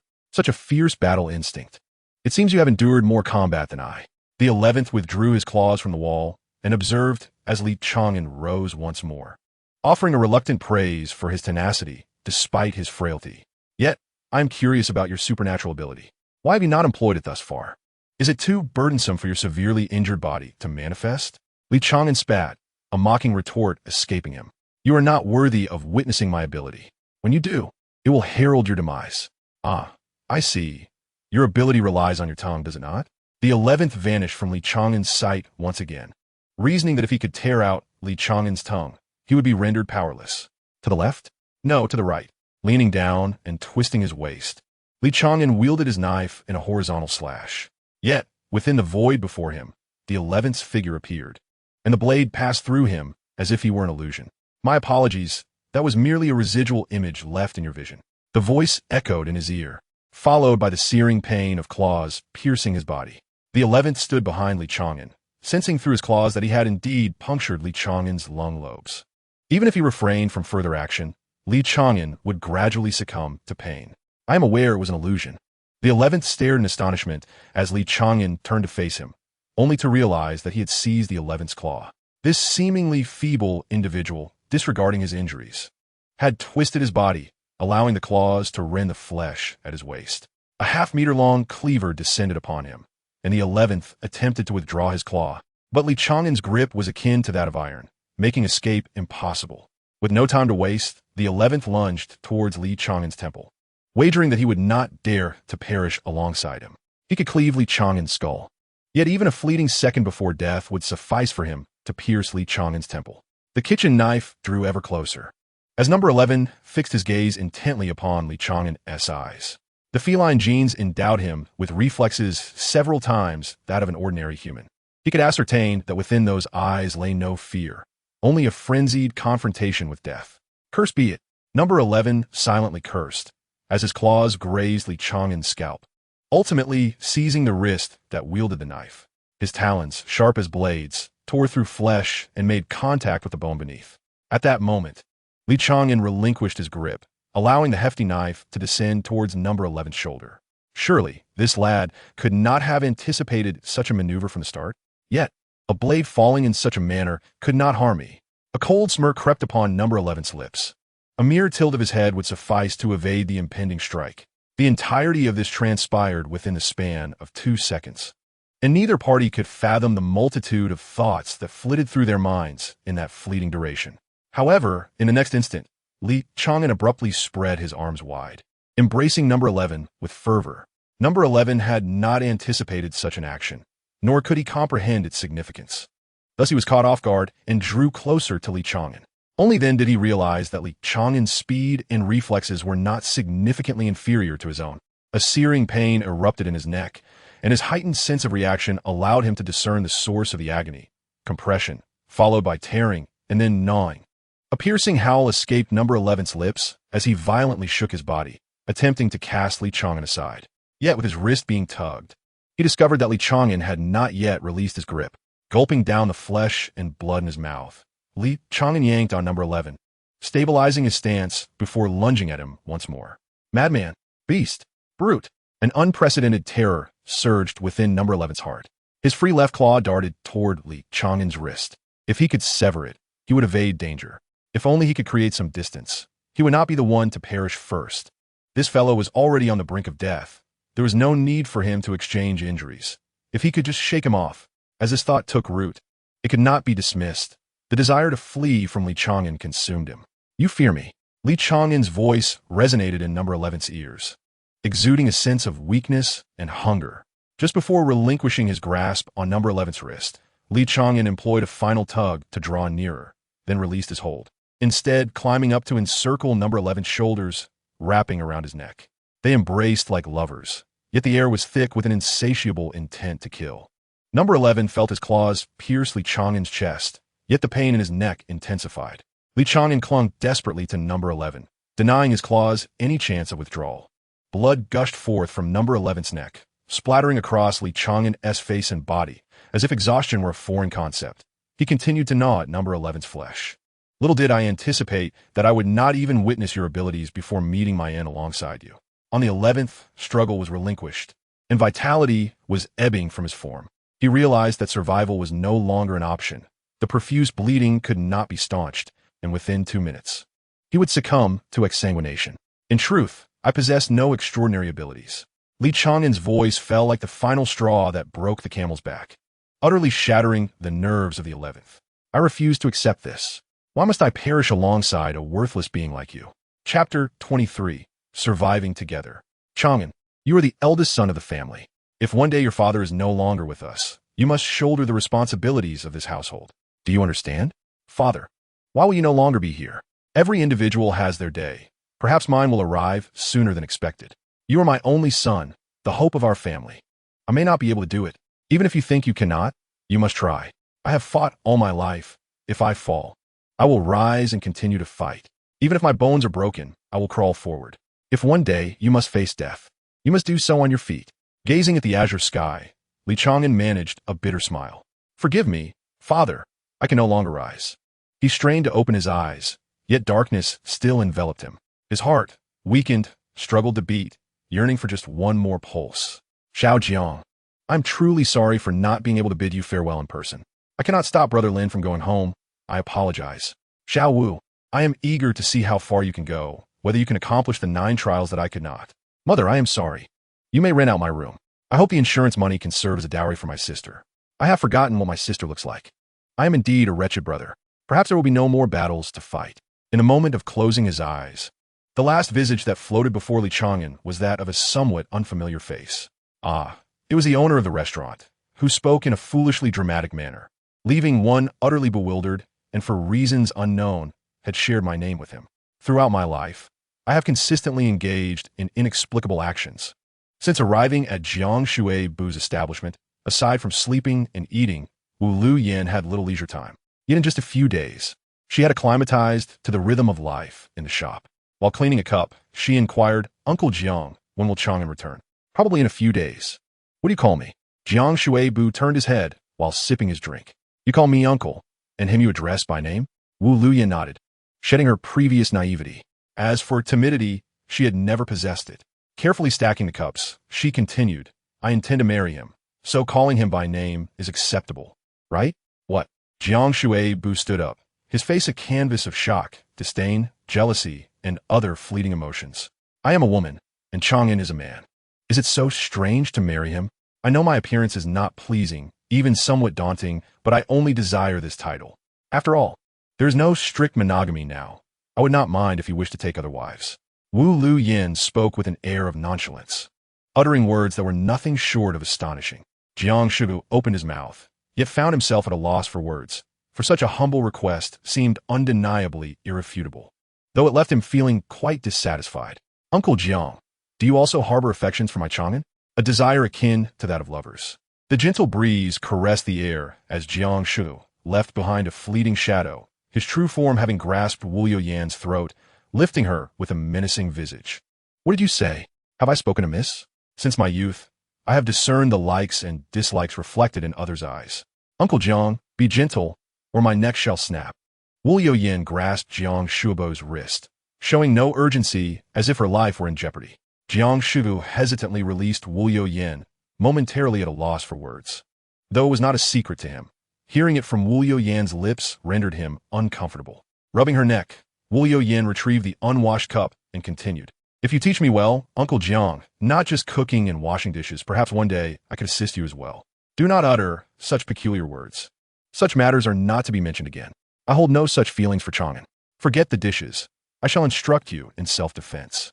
It is said that upon death, one descends to the underworld, yet why does it carry the scent of disinfectants? Li Chang'an slowly opened his eyes, greeted by dimness, the softness beneath him, and a peculiar blend of medicinal aromas filling his nostrils. So, the underworld does not possess the scent of disinfectants. He chuckled to himself in self-deprecation, sensing the gaze of those around him. One Anren yawned, removing the damp towel from Li Chang'an's forehead. You are quite heavy, at 176 centimeters. You must weigh over 80 kilograms. Truly a monster in terms of body fat percentage. Thank you. Li Chang'an looked at one Anren, his gratitude devoid of the usual sharpness and coldness that kept others at bay.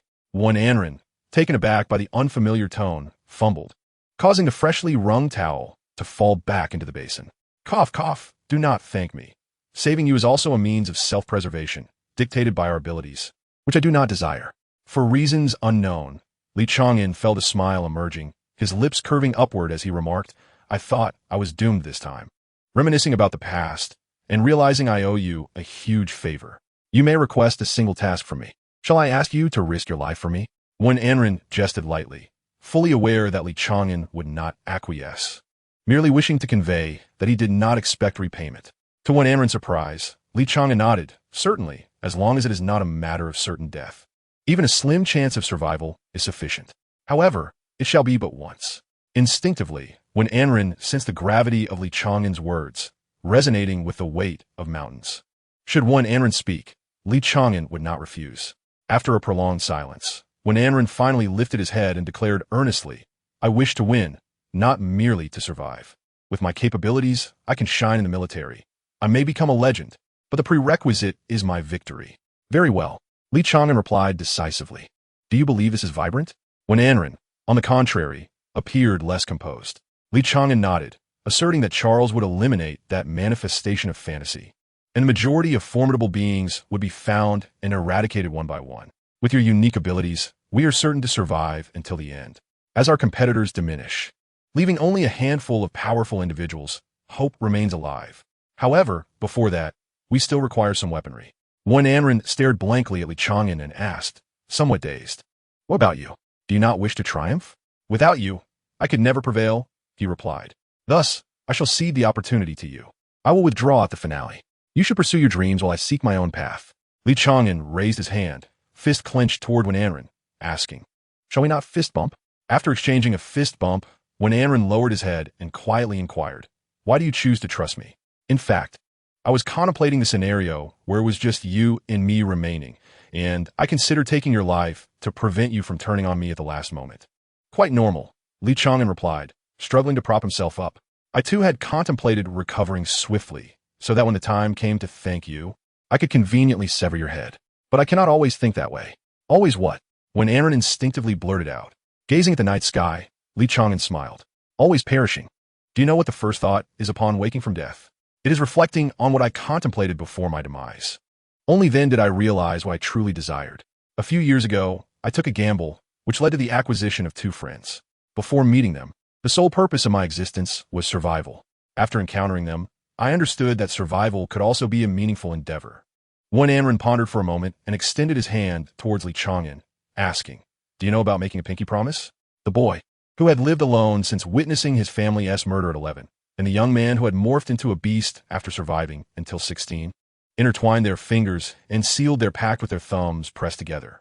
Chapter 24 proved to be simpler than anticipated. In recent years, Li Chang'an rarely spoke so much. Perhaps it was related to his resurrection. He had faced death multiple times, but this occasion was truly a rebirth. When Anren found him, his heartbeat was barely perceptible, as when Anren injected a substantial dose of adrenaline into his heart. In a frenzied dash, he carried Li Chang'an to the hospital, using a stun gun in place of a defibrillator. After a series of actions, at the very least, Li Chang'an's heartbeat stabilized, followed by medication and bandaging. You have a strong constitution. Even after losing that much blood, you managed to pull through. I have no blood to spare for you, Wen Anren remarked. Boiling water to dissolve and crush the military rations. By the way, what exactly is your ability? I have yet to see you utilize it. I do not know. Li Chang'an shrugged, accepting the gruel made from the military rations. I have not awakened my powers yet. One Anren trembled in disbelief, scrutinizing Li Chang'an. Are you serious? By the way, you must be in your 20s. I have never heard of someone at this age not having awakened their abilities. Could it be that you have awakened them, yet remain unaware?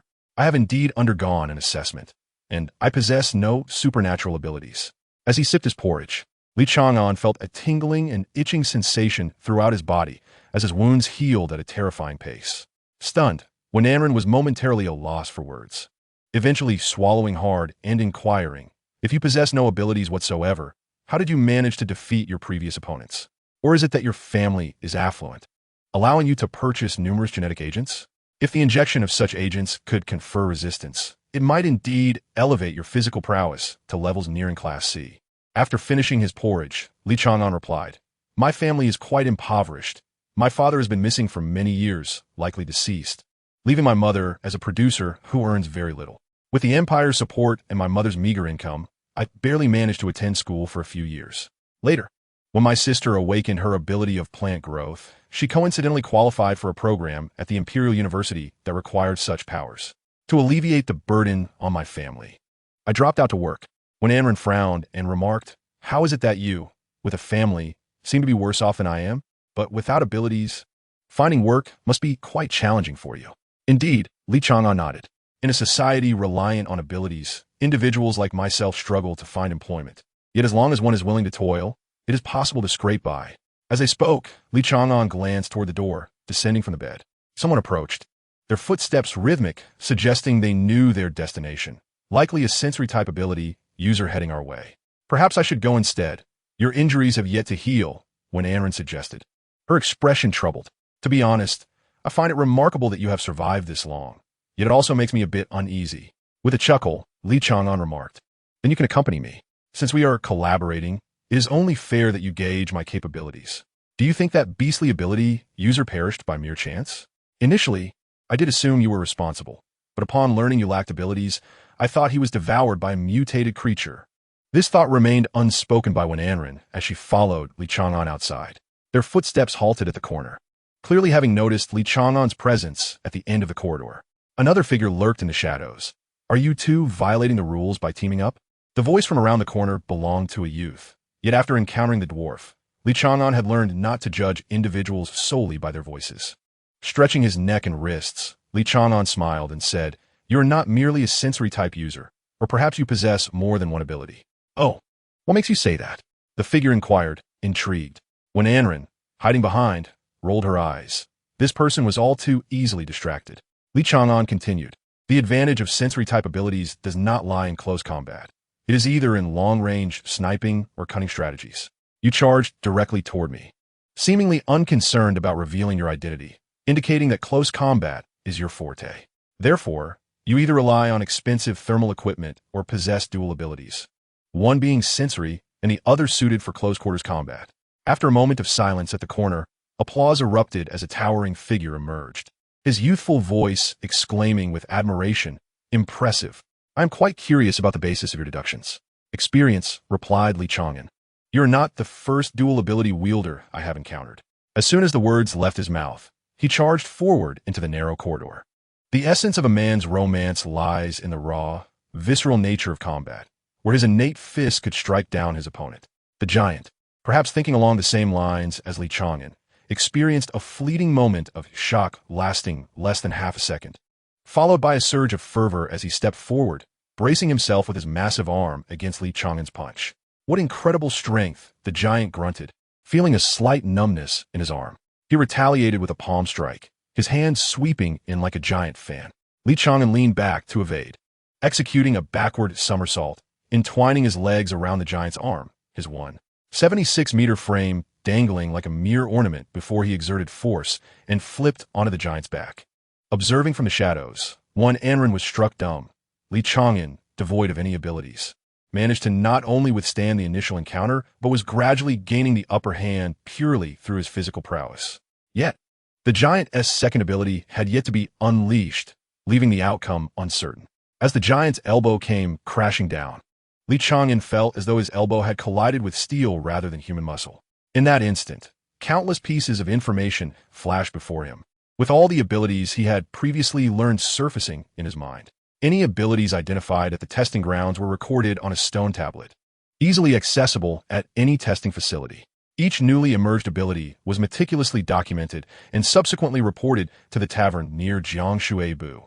Thus, Li Chang'an was well-versed in all known abilities, allowing him to deduce his opponent's specific powers based on their displayed traits. Avoiding the giant's grasp, Li Chang'an rolled backwards, his hands and feet on the ground, darting through the giant's legs. He seized the giant's right leg, lifting it upward, causing the behemoth to lose balance.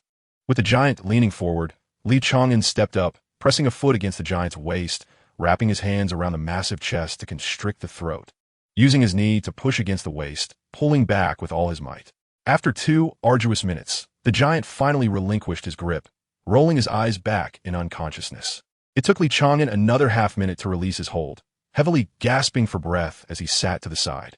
When Anren emerged from the room, gazing in astonishment at the scene that defied all comprehension, a non-ability wielder had taken down a dual-ability user in less than 10 minutes. Phew! Fortunately, this fellow is not too strong. His fiber enhancement is likely only good for deflecting bullets. Li Chang'an wiped the sweat from his brow, feeling rather accomplished. Anren, utterly bewildered, was left speechless. Chapter 25. Who is the prey? First, one must engage in combat. Aside from certain unique abilities, one cannot ascertain specific data merely by observation. After discerning an opponent's abilities, one must target the weaknesses of those abilities to achieve victory. It's quite straightforward, Li Chang'an stated earnestly. Anren resembled a marionette, momentarily dazed before shaking his head and offering a wry smile. It's not simple at all, especially with a power that lacks a dazzling appearance. How could one possibly deduce it in such a brief span of time? Everyone is aware that one should exploit the opponent's weaknesses, But merely identifying the nature of their abilities is already quite troublesome, let alone recalling their vulnerabilities. Are you a genius? Or perhaps possess an impeccable memory? Li Chang'an furrowed his brow, pondering aloud. If you can't remember, then engage in combat. The more battles you partake in, the more you'll remember. For instance, consider fiber enhancement. Hardened fibers can rival steel. Bullets cannot penetrate them, and blunt force impacts are significantly effective, yet they also impair joint flexibility. Conversely, softened fibers grant immunity to blunt impacts while rendering sharp strikes ineffective, enhancing muscle activity and facilitating hemostasis and recovery, though they offer no defense against strangulation. Thus, in a chokehold, one must soften the muscles of the waist and chest to prevent pressure on the internal organs while hardening the muscles around the neck to avoid being throttled by me. Wen Anren sighed, absorbing Li Chang'an's words. Therefore, his waist will lack strength, and he won't be able to escape. However, under extreme pressure, muscle hardening will fatigue rapidly, ultimately resulting in him being choked unconscious. Li Chang'an nodded. Isn't it quite simple? Not at all. Wen Anren found himself unable to refute any further. While it indeed sounded straightforward coming from Li Chang'an's lips, the practical application was extraordinarily challenging. This battle was a triumph of intellect and experience. Li Chang'an proved that one need not possess abilities to be deemed worthless. However, societal norms currently prioritize powers, relegating those without them to the status of the ineffectual. Yet, there are limits. Relying solely on the human physique is insufficient. His strength had already ascended to a C-class level of strength enhancement under normal conditions. Depending on the tier, abilities confer unique capabilities even without activation. For instance, Fire Element Mastery grants immunity to certain high temperatures once awakened, with immunity levels rising alongside one S tier. It is said that an S-class Flame Mastery allows one to walk upon magma without invoking their power. Li Chang'an's strength had indeed reached the C-class strength enhancement status, and his formidable physical prowess was pivotal to executing his plans. When Anren sipped his water, lost in profound thoughts. Nearly 30 years have passed since the inception of abilities, giving rise to over 3,000 variations. Even the producers exhibit physical qualities surpassing those of pre-apocalyptic humanity, representing a form of evolution. Yet, no one has ever regarded physical prowess as a benefit in enhancing abilities. The notion of pushing one's physical limits to the extreme has never crossed anyone's mind. Perhaps Li Chang'an's emergence signifies a revolution. However, he is destined to remain in the shadows. Should his uniqueness be discovered, he would likely be whisked away for research or subjected to ridicule. When Anren was momentarily taken aback, gradually realizing that he had become one of the informed. If he were to disseminate the news that Li Chang'an was not an ability user, it would merely be a formality. Do you trust me so easily? You should eat your fill. We must leave soon. With this fellow's points added, you should still be in the lead. When the death toll surpasses half, a counter will appear in the sky. The absence of such a counter indicates that the fatalities have yet to reach that threshold. Li Chang'an finished to share the meal. All right, when Anren nodded, feeling somewhat disoriented. In his not-so-extended life, such a straightforward acquisition of trust seemed never to have occurred. The battles in the city had never ceased. When all participants entered the trial, most were focused on survival. If a decisive outcome could not be reached promptly, they would retreat quickly. The confrontation between Charles and the ability user of Fantasy Manifestation was akin to a flaming oil tanker crashing into a gas station, igniting the entire trial grounds. The vast thunderstorm zone became a no-go area, forcing encounters among other ability users. Thus, not long after Li Chang'an and his companion left the hospital, they encountered the counter Li had previously mentioned. The sky appeared to transform into a screen, displaying the words Survivors, 88, and this number was slowly diminishing, decreasing by one approximately every half hour. There were 197 participants. The remaining number would be shown when half were left, and the top 3 scores would be revealed when only a quarter remained. Li Chang'an was quietly explaining this to Wen Anren. When Anren nodded, all this information could be found outside, and nearly every participant was aware of it. What Li Chang'an was about to convey was certainly not trivial. He continued, most people know this, but not everyone is aware that if your name appears among the top 3, you can spend a point to learn the location of a random opponent. What? When Anren furrowed his brow, he was indeed unaware of this detail. How did Li Chang'an know? Had he participated more than once? The instinctive first guess is often the closest to the truth. Unaware of one Anren's change in expression, Li Chang'an continued, therefore, we must ensure you are among the top 3, and when only a quarter of the participants remain, we can initiate our attack. Charles will undoubtedly be among the top 3. His abilities may not be formidable, but his mental fortitude is exceptional. Even after more than 4 hours of battle, he shows no signs of fatigue. As for me, I specialize in close combat. Even if he refrains from attacking, his ability to fly renders me powerless. Hence, we need to find a weapon. I know you possess a handgun, but that will be of little use. Fortune and misfortune is both a passive and an active ability, allowing Wen Anren to actively invoke his power to discern the auspiciousness or inauspiciousness of his judgments. This is not merely a limitation. It is a significant advantage. Whatever Wen Anren desires can be guided by the ability's indications of fortune. As long as he seeks in the direction that signifies fortune, he is bound to find it. Li Chang'an sought the elusive 20mm anti-material sniper rifle, the owner of which had yet to reveal himself, and the weapon had scarcely been fired. A competent marksman, he represented the most significant variable in this trial. Eliminating this individual would not only yield a formidable weapon, but also mitigate uncertainty, an opportunity too advantageous to overlook. Of course, in the absence of Wen Anren, Li Chang'an would not have regarded this man as a target. He had been maneuvering through the building to avoid him. But now circumstances had irrevocably changed. For the first time, Li Chang'an aspired to become the hunter. Chapter 26, The Unfathomable Human Heart. Releasing the trigger, Zhao Yi averted his gaze from the scope, rubbing the corners of his eyes, which had begun to ache. He picked up a stone and etched a mark onto the floor, completing the final stroke of a character. It was time to depart. Over the past 3 days, 5 individuals had fallen to his rifle. Among them, 4 troublesome foes, while 1 was an incidental casualty. After all, ammunition was a precious commodity, and his ability, penetration, was not the legendary guaranteed hit found in long-range abilities. While penetration lacked the precision of guaranteed hit, which could strike any target within sight, its strength lay in its adaptability. Regardless of the opponent's abilities or formidable defenses, his attacks would invariably breach their barriers. Suspended in midair, Charles was enveloped in a shield of crackling lightning. But should Zhao Yi choose to act, it would merely take a single shot. Both tangible and intangible defenses would prove futile. Yet, Charles' demise was not yet opportune. He needed Charles to eliminate the other participants. Only when it was just the 2 of them remaining would Zhao Yi's aim be directed at Charles, and at that moment, he would emerge as the ultimate victor. Skillfully disassembling his sniper rifle, Zhao Yi handled each movement with utmost caution. This weapon had cost him every last penny of his savings, 50 million for the rifle itself, with each round costing a staggering 150,000. Additionally, a considerable sum had been spent to forge connections. He hailed from an ordinary family, yet fortuitously married into wealth, ensuring that the family in question met their untimely end without raising suspicion. Before departing, Zhao Yi cast one last glance at his previous hiding spot. The building had lost a floor, but the severed edge was unnaturally smooth, evoking an unsettling feeling as though it had been sliced through with precision. At 34, Zhao Yi had witnessed the apocalypse firsthand, and he understood the paramount importance of strength. Years of training had honed him into a skilled sniper, consuming every resource he possessed, whether it be genetic enhancements or rigorous training, as he spared no effort in fortifying his prowess. Descending the 60-story edifice felt as effortless as walking on level ground.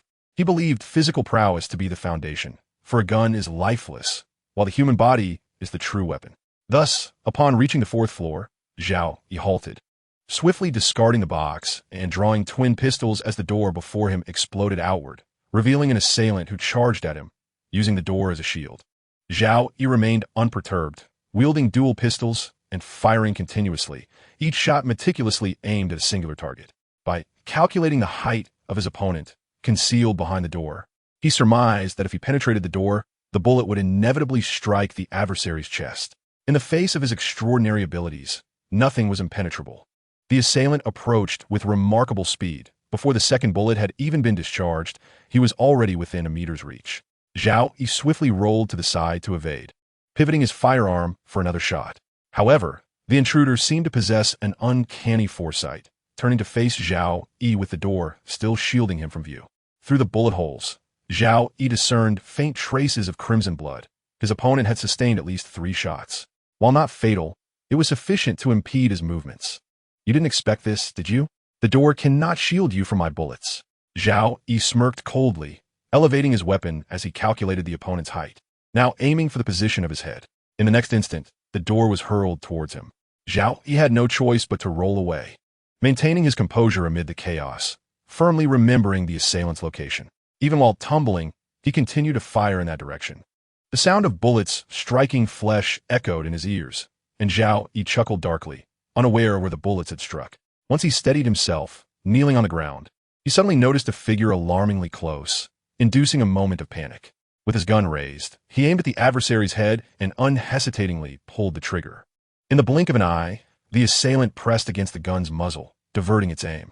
The bullet pierced his palm, yet he seemed unaffected, delivering a powerful punch in retaliation. The outcome of a gun versus a fist was evident. He had nowhere to evade. Bracing for the impact, he fired his other gun. The fist collided with his cheekbone, and he felt as though a truck had struck him. He heard the sound of his own cheekbone fracturing, yet the anticipated sound of a bullet striking flesh did not follow. As he turned his head, the bloodied fist in his line of sight rapidly loomed larger. One punch had caved in the skull of the gunman, yet Li Chang'an did not relent. He first snapped the assailant's arms before delivering a barrage of blows that pulverized the skull. Only then did he speak into the earpiece. "It's done."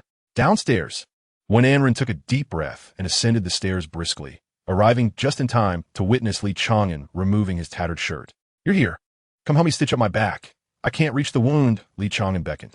"If only I had the ability to conjure clothing out of thin air. By the way, is it safe here?" Wen Anren closed his eyes, activating his powers to sense the surroundings before nodding and accepting the needle and thread from Li Chang'an. Twisting his neck would be preferable to pulverizing his head, wouldn't it? "This sight is rather grotesque," Wen Anren remarked, glancing at the headless corpse with a frown. He was not averse to killing, but the brutality of it unsettled him. Li Chang'an pondered for a moment before nodding. "All right, I will be more mindful in the future." Wen Anren's hand trembled, and the needle in his grasp nearly pierced Li Chang'an's back. Could it be that this man truly considered me a friend? Is there no common sense at all? After stitching the wound, Li Chang'an donned clothing he had scavenged from the roadside and handed Wen Anren a box containing a sniper rifle. "Your ability is truly remarkable."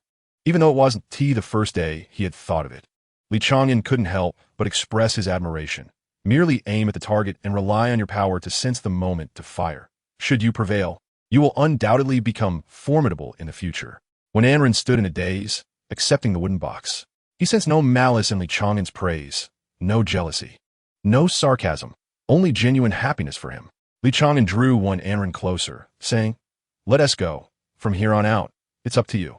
Besides shooting, you must guide me to safe directions." Unfortunately, this walkie-talkie only functions within 100 meters, which puts you at considerable risk. "Count your blessings. Finding a battery is already a stroke of luck," Wen Anren replied with a roll of his eyes. After a moment's hesitation, he added, "But you can't rely solely on my instructions. They aren't always accurate. Sometimes, my sense of danger may not be as useful as your experience. Rest assured, I understand. You were spot on when you told me to duck. Otherwise, that bullet would have struck my head." Li Chang'an grinned, revealing his gleaming white teeth. What a transformation! Wen Anren sighed inwardly. Compared to the guarded demeanor during their first encounter, it felt as if a soldier had emerged from an armored vehicle, shedding his bulletproof vest. "Perhaps you were merely acting?" Chapter 27, The Preemptive Duel. Having been shot 3 times and sustaining an injury to his palm, yet within less than 2 hours, the wound on his hand had faded to a mere pink scar, leaving no trace of abnormality. Li Chang'an recognized that after narrowly escaping death, he had significantly strengthened. His reflexes and hearing had greatly improved, allowing him to evade the gunman. With not a single bullet striking a vital area, his strength remained largely unchanged, akin to before, and his speed had seen a slight enhancement, though it was not particularly conspicuous. The most notable change was his self-healing ability. Now, even to the naked eye, one could observe the wound's healing. Perhaps I need to confront death a few more times to grow stronger? Once this thought arose, it became inescapable. Li Chang'an reflected on every battle he had fought in the past, feeling that his hypothesis might hold truth. The closer one is to death, the greater the potential for growth. Why not test it? Such a perilous notion, yet I cannot seem to restrain myself. Just this once, if I fail, there will be no second chance. But what if I succeed? What are you contemplating? Wen Anren's voice broke through Li Chang'an's reverie. He smiled resignedly and replied, "Nothing much. Charles is about to win. Stay focused and observe if his level of danger diminishes." 90 meters away, Wen Anren huddled within a metallic enclosure. peering through the scope of a sniper rifle at Charles in the distance. The feedback from his abilities indicated that Charles was one of the most perilous individuals present. Given the potency Charles had displayed, it was alarming to realize that there were 3 others in the city whose danger level was comparable to his. The once mighty dragon, a titan of the skies, had lost its former glory. After a day and night of conflict, it had been rendered feeble, its majestic wings now drooping. As it descended from the air to the ground, the battle had reached its conclusion, leaving only futile resistance in its wake. "Charles, spare me. I cannot perish here." The dragon spoke in human tongue, revealing a figure nestled within its maw, an ability user who had concealed himself within the dragon's belly for safety. Charles remained silent, unleashing bolts of lightning from his hands with seemingly boundless energy, this monstrous youth showing no signs of fatigue from the onset of battle. "No." The dragon raised its tattered wings in defense. "Please spare me. I will serve you as a master. Grant me the chance to grow, and I shall be your ally." Desperation laced his pleas. "I cannot die here. I have scores to settle. My family perished at the hands of that man. I can forfeit my claim and leave. Please, spare me. I cannot die here." Listening to the disordered utterances, Charles hesitated momentarily, his bolts of lightning growing ever more formidable. He raised his hand, indifferent to the pleas, responding with a chilling, "What does that have to do with me?" The silver lightning erupted, accompanied by the dragon's anguished roar, a tragic accompaniment to the fireworks of destruction. The dragon's 100-meter-long body lay charred and lifeless, a human corpse lodged within its unclosed jaws, still hinting at the bitterness and fury of its last moments. Every individual carries their own narrative, but what relevance do your tales hold for me? You and I are merely adversaries destined for a confrontation of life and death. Charles spread his arms, resembling a crucifix, and then bowed slightly, placing his right hand upon his chest. "It is an honor to battle with you, but that is where it ends." At that moment, countless gazes converged upon Charles, each onlooker anticipating any sign of fatigue or vulnerability from him. Li Chang'an concealed himself in a large fish tank, submerged beneath the water with only half his head visible, whispering, "How is it?" From afar, Anren, still clutching the sniper rifle, responded quietly, "No, the sense of danger has not diminished. In fact, it has intensified. His threat level is escalating, even more perilous than at the outset." Li Chang'an furrowed his brow, emerging silently from the fish tank and landing softly. Cautiously, he retreated into a nearby storage room devoid of windows, drying himself and changing into fresh attire. Once he confirmed the area was clear, he grimly replied, "He is likely a dual ability user, perhaps even possessing 3 abilities. This battle has persisted for over 24 hours. Such endurance cannot merely be attributed to innate talent." The records indicate that Charles's family was noble before the apocalypse, and the cataclysm had minimal impact on them. He awakened his extraordinary abilities immediately upon birth and upon evaluation. It was determined that his mental prowess was immensely powerful, far surpassing that of ordinary ability users. However, according to my calculations, the mental energy he expended during that day and night of battle could overwhelm 20 Class A individuals. This matter transcends mere talent. He likely possesses additional abilities that sustain him. Anren set down her sniper rifle while repositioning herself and inquired, "Do you have your suspicions?" "Indeed." Li Chang'an instinctively nodded before recalling that they were communicating remotely. There were 2 possibilities. One was the supportive ability of restoration, and the other was the divine mage from the mythological category. I fervently hope it is not the latter. The divine mage. Upon hearing these words, Anren's heart raced, and she struggled to regain her composure. The most universally recognized powerful category is the combat category, wherein each ability is exceptionally suited for battle. However, the highest potential still lies within the mythical category, from which it is said that 1 in 100,000 ability users may emerge. The term mythical is attributed to the fact that the ability users in this category possess powers intertwined with mythological tales. Before the apocalypse, there were no ability users in the world, yet various mythologies continue to circulate. Stories such as Nuwa mending the sky in the east, Shihab bathing the sun, the Genesis in the west, and the world serpent in the north all belong to the realm of myth. Following the apocalypse, abilities began to manifest, and certain individuals awakened powers reminiscent of mythical figures, giving rise to the mythical category, renowned for its limitless potential. One particular ability user from the west, known as Gabriel, was born in S-Class, and it is said that he has since been secretly protected by the Empire. The divine mage referenced by Li Chang'an leans more toward support, bestowing the user with nearly boundless mental energy and a remarkable resistance to all elemental abilities. Currently, only one known divine mage exists. Perhaps Charles is the second. Someone has made a move. Just as Li Chang'an intended to leave, he turned back. A figure leaped from the rooftop, unfurling dual wings of ice and fire. With a mere gesture, he transformed the air into a fiery inferno, sending crimson-black flames surging towards Charles, while armor of ice encased him. Another dual-category ability user, and one remarkably suited for combat. Li Chang'an swallowed hard, sensing that even though one-third of their forces remained, the decisive battle had likely commenced. Chapter 28. Together with me. The flames obscured the sky, yet illuminated the entire city. The assailant, with golden hair and blue eyes, resembled a celestial being descending upon the earth. No one had ever paid him heed. From the moment he entered the trial grounds, he had been striving to diminish his presence. Despite being nearly S-class, he had been avoiding conflict until this very moment, when he unleashed his formidable might. Charles, do you remember me? 3 years ago, I was defeated by you, and you took away my Aisha. Today, I come for revenge. Listening to the furious roar, Charles frowned and said, You are Salmon? I did not steal your woman. She ensnared me of her own accord, and I did not accept her advances. She attempted to drug me, but I thwarted her plans. Enough, Salmon shouted, flames of orange flickering from his head. My Aisha is so pure and kind. How dare you slander her? She is an angel descended from the heavens, and it is wretches like you who have tarnished her. Charles replied with displeasure, I am not lying. If memory serves, she claimed her skills were exceptional and could grant me a splendid evening. My guard informed me that she typically charges 3,000. Enough. You dare speak further. Salmon, seething with rage, conjured ice spears that hurled from behind him. Li Chang'an listened in astonishment, shifting as he spoke into his earpiece. The plan may have changed. Charles is not merely a brute.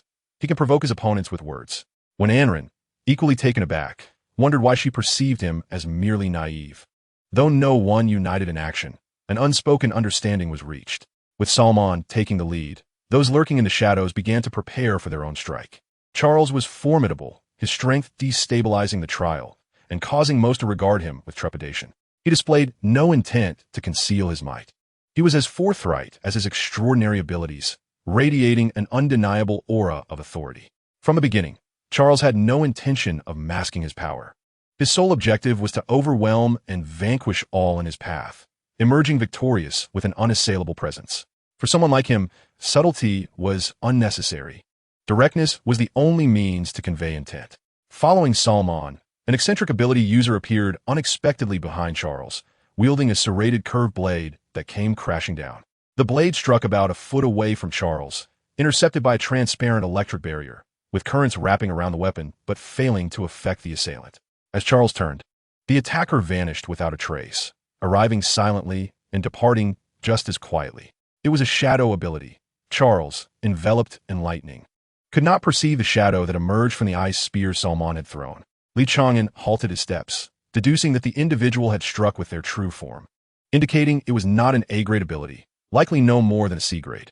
When Aaron inquired, what next? Li Chang'an smirked. A C-grade shadow has a limited range. He must act within 200 meters of his target. His strike originated from the center of his position, allowing me to approximate his location. I understand. When Aaron sighed softly, a few moments later stating, to the south, appearing intermittently, he is likely shifting positions. Li Chang'an grinned. A shadow of less than A-grade is essentially free points. Minutes later, Li Chang'an reached the vicinity indicated by one Anrin, finding a suitable corner to gaze at the sky. The battle between Charles and Salmon raged on. Salmon was powerful, the searing heat of his flames palpable even from hundreds of meters away, and for the first time, Charles sustained an injury, his hair singed. Under the oppressive heat, although Charles was unscathed, he could not entirely evade the discomfort. Beads of sweat glistened on his garments, and his golden hair began to curl and turn a scorched hue. Li Chang'an waited patiently. As soon as the shadow made its next move, he would undoubtedly pinpoint its location. He did not have to wait long. After another ice spear shattered upon the shield, the same silhouette appeared beside Charles, launching a horizontal slash that again met with futility. Found you. Li Chang'an grinned. When the shadow's ability was activated, the gaze had to be directed towards the point of casting, and since this ability was instantaneous, it was challenging to alter one's position at that moment. Thus, by observing the shadow's facing direction, Li Chang'an could deduce where his adversary was hiding. Following the direction indicated, as the acrid scent of singed hair filled the air, Li Chang'an realized he had succeeded. Not far ahead, the ability user, shifting positions, turned to see Li Chang'an trailing closely behind. With no sign of panic, the figure vanished in a flash. Li Chang'an twisted his waist and delivered an elbow strike backward, hearing a muffled grunt as his elbow connected solidly with the foe's ribs. And without pausing, he surged forward. When the shadow's ability was dispelled and it reappeared, Li Chang'an arrived right before it. With a powerful punch that crushed the opponent's chest, he smiled and uttered a parting farewell. It was all too easy, to the point of inflating one's ego. Yet Li Chang'an understood it was merely due to the adversary's weakness. This ability user maintained a decent mindset, but regrettably, their utilization of power was excessively simplistic. After witnessing the shadow's actions twice, Li Chang'an could ascertain the opponent's understanding of their abilities. A competent shadow user should continuously navigate through shadows, rather than returning to a fixed position after each use. Hoisting the still-breathing adversary, Li Chang'an sprinted, aiming to stay close to Charles and Salmon. This was the most perilous path, yet simultaneously the most secure. Half a minute later, he found one Anren, who had come to rendezvous with him. "Hurry," he is about to breathe his last. "You need to act swiftly," Li Chang'an exclaimed as he hastily relinquished the incapacitated individual. Urged on, despite being somewhat bewildered, when Anren instinctively brought down the blade, subsequently hearing a score notification that only he could perceive. "Phew, I'm glad I made it in time." Li Chang'an sighed in relief.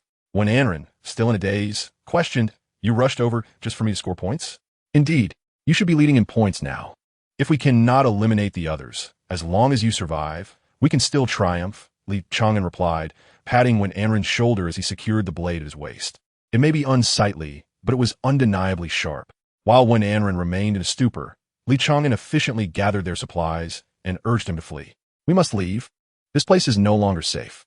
Salmon is on the brink of madness, and I fear he may resort to a desperate strategy.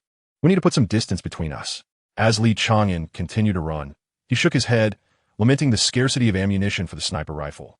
With only 3 bullets remaining, he had to conserve them wisely. Charles's shield could withstand blades, and Salmon's ice spears, but remained uncertain whether the bullets could be deflected. "Try to stay concealed and save the ammunition," he advised. When Anren nodded absent-mindedly, her thoughts seemingly adrift. Chapter 29. The situation clarified. The latest intelligence was submitted in layers, traversing the 4 great cities of the eastern continent before arriving at the current capital of the empire, Tontian City, located at the intersection of 3 continents. The city featured a sole, towering structure, soaring into the clouds, covering an expanse of 600,000 square kilometers, and steadily expanding. It served as both Tontian City and Tontian Tower, with the military headquarters situated in the middle of the tower. General Wang Jianjun, one of the 3 grand marshals and the eldest among them, resided there, commanding respect and authority that no one dared to question. For the conventional wisdom of the post-apocalyptic era did not apply to him. "Marshal, we have received battle reports from the northwest." A soldier adorned with 3 flowers on his shoulder knocked on the door, his palms slick with anxious sweat. "Enter," Wang Jianjun beckoned. Inside, he held a steaming teacup in both hands, and upon taking the battle report from his subordinate, he chuckled. "The winged tiger. We must be speaking of the one that escaped 10 years ago. It has grown bold enough to return. Marshal, the northwest front has been breached by 30 miles. Our comrades there may not hold out much longer." The stationed S-rank Esper, Lieutenant Long, was ambushed and has succumbed to his injuries. The soldier's urgency was palpable, though he struggled to conceal it. Such trifles should be directly forwarded to the Special Operations Department in the future. We allocate substantial funds annually to support them. I cannot be burdened with every little incident. Wang Jianjun tossed the report back, exclaiming, "Tell that scoundrel. What use is it for him to emerge from the training grounds? I won't tolerate any harm to our own. If they possess the capability, they should venture out and slay the beasts. Give them 3 days, 2 for the round trip and 1 to resolve the matter. Otherwise, pack your things. The entire Special Operations Department is dismissed." As the soldier exited, he chastised himself. "What a fool I am to take on this task. Could you slow down? The intercom signal is poor. If you go beyond the range, I want to be able to hear you." Listening to one Anren's voice through the headset, Li Chang'an hesitated for a few seconds before decelerating, murmuring, "Your pace is too slow. I cannot stay too close to you. If our alliance is discovered, we will become the primary targets." "You're talking nonsense." When Anren retorted, clearly dissatisfied. He was trailing behind, panting, and at a pace typical for any normal person. He was not an enhanced individual. "I am as well," Li Chang'an replied with a sense of entitlement. When Anren was left speechless, caught off guard by his retort. Through the intercom, Li Chang'an continued, "You are an esper. Your physical abilities surpass those of ordinary individuals. Moreover, averting misfortune and seeking good fortune does not directly enhance your combat prowess. You must learn to maximize the use of your body. Otherwise, I will find it difficult to protect you. All right then, what do you suggest?" Faced with the expert, Anren chose not to argue. Li Chang'an was the perfect example, illustrating how an ordinary individual could triumph over an esper. "At present, it is a trial. There is no opportunity for you to train. You should come a little closer and feign following me, then mimic my actions. After we leave this trial, I shall instruct you." Li Chang'an paused in his steps, awaiting Anren to catch up. From the end of days until now, extraordinary abilities have flourished, supplanting the former ways of human existence. Concurrently, the average lifespan has increased, and the limits of the human body have expanded. With prolonged training, running 100 meters in under 7 seconds has become a trivial feat. This represents a comprehensive evolution. However, few, like Li Chang'an, strive relentlessly to hone their bodies. He had no alternative. Had there been any other option, no one would willingly choose hardship. 3 days have elapsed since obtaining the sniper rifle, and Salman met an inevitable demise at the hands of Charles. This was his own choice. Perhaps he initially embraced the notion of mutual destruction. Consequently, the final explosion painted half the sky crimson, while the other half descended into an icy hell. At the moment of detonation, Salman astonishingly ascended to S rank. Had it occurred earlier, he might have had a greater chance. Fate, it seems, can be capricious. Salman's death was akin to a calamity, as the already dilapidated city crumbled further, compounded by the destruction wrought by Charles. Over a third of the buildings are now lost. The space available for survival continues to diminish, yet plenty have perished. Salman's explosion claimed 20 innocent bystanders who believed they were safe, sheltered 100 meters away. The counter in the sky now reads survivors, 31, while below, the top 3 rankings are displayed. First is Charles, with 34 points. Second is Anren, with 22 points. Third is Li Chang'an, with 7 points. A stark disparity in rankings. Li Chang'an never anticipated finding himself among the top 3. Initially, the third position belonged to a fellow named Buren, who had 11 points. However, after a chance encounter with a dual ability wielder, and after a fierce struggle, Li Chang'an discovered his name had risen to third. Is your name really Buren? Invisibility, combined with wind element mastery, undoubtedly justifies the third-place title. Yet Li Chang'an feels undeserving of such a rank. Had it not been for the extensive collateral damage caused by Charles's 2 battles, he would have amassed even 7 points to secure third place. There is little room for celebration. One can only hope that Charles will not squander points searching for his location. The fact that Charles remains alive is what troubles Li Chang'an the most. First, rise onto your toes, then kneel. As you descend halfway, use your hands to push against the ground and exert force upwards. At this moment, push off with your toes. The leap transforms into a surge. Li Chang'an explained the steps to Anren, who attempted it. Indeed, the effort required was somewhat lessened, but most importantly, the strain on the joints was reduced. Yet, there was an uncanny familiarity to this posture. Was it not reminiscent of locusts? Anren, exasperated, paused and placed a hand on her forehead, asking, "How did you learn this method?" In the realm of zoology, transitioning from a plantigrade to a digitigrade or unguligrade gait, with enhanced flexibility, would render such locomotion more energy efficient. Li Chang'an's tone carried a hint of joy as he reflected on the wisdom imparted by nature. A sentiment he wholeheartedly endorsed. Are you a wolf child? Why would a person raised in human society seek to learn from beasts? Anren pondered, for he was diligently striving to embrace his humanity. Li Chang'an mused, should we not aspire to learn from the stronger? Numerous creatures in the wild, lacking supernatural abilities, nonetheless possess the capacity to hunt us, indicating that their methods are indeed effective. If supernatural abilities were something to be learned, I would certainly pursue them. However, since they cannot be learned, I seek knowledge from those who have gone before me. The two paused in unison, Li Chang'an slowing his breath to near silence. Even the beating of his heart began to fade. Approximately 50 meters away stood a woman wielding a knife, surrounded by a few scattered corpses, their fragmented forms making it difficult to ascertain how many remained. The leaderboard in the sky remained unchanged. That was Sanjungha. The previous machinations had not claimed her life, while the archer had long since fallen silent. The woman with the second highest win rate. One Anren's voice broke the stillness. Indeed, Li Chang'an responded softly. I have encountered her. She is exceedingly formidable, possessing a supernatural ability unlike any I have witnessed, one that relates to traces. She can perceive any remnants left by others, and her strikes leave behind marks. When Anren was taken aback to hear Li Chang'an describe someone as exceedingly formidable, a sentiment that instilled a sense of trepidation within him. He lowered his voice once more to inquire, should we retreat cautiously? Li Chang'an did not respond, caught in a moment of hesitation. Should they take a gamble? In the end, the two quietly withdrew, with Li Chang'an choosing to forego the risk. When Anren, not overthinking the situation, concluded that given the opponent's extraordinary strength, it was best to depart. His supernatural ability yielded no warnings, yet he unconditionally trusted Li Chang'an's judgment. Through their time together, Li Chang'an had proven himself. Even devoid of any supernatural powers, his almost beast-like instincts had repeatedly steered them clear of peril.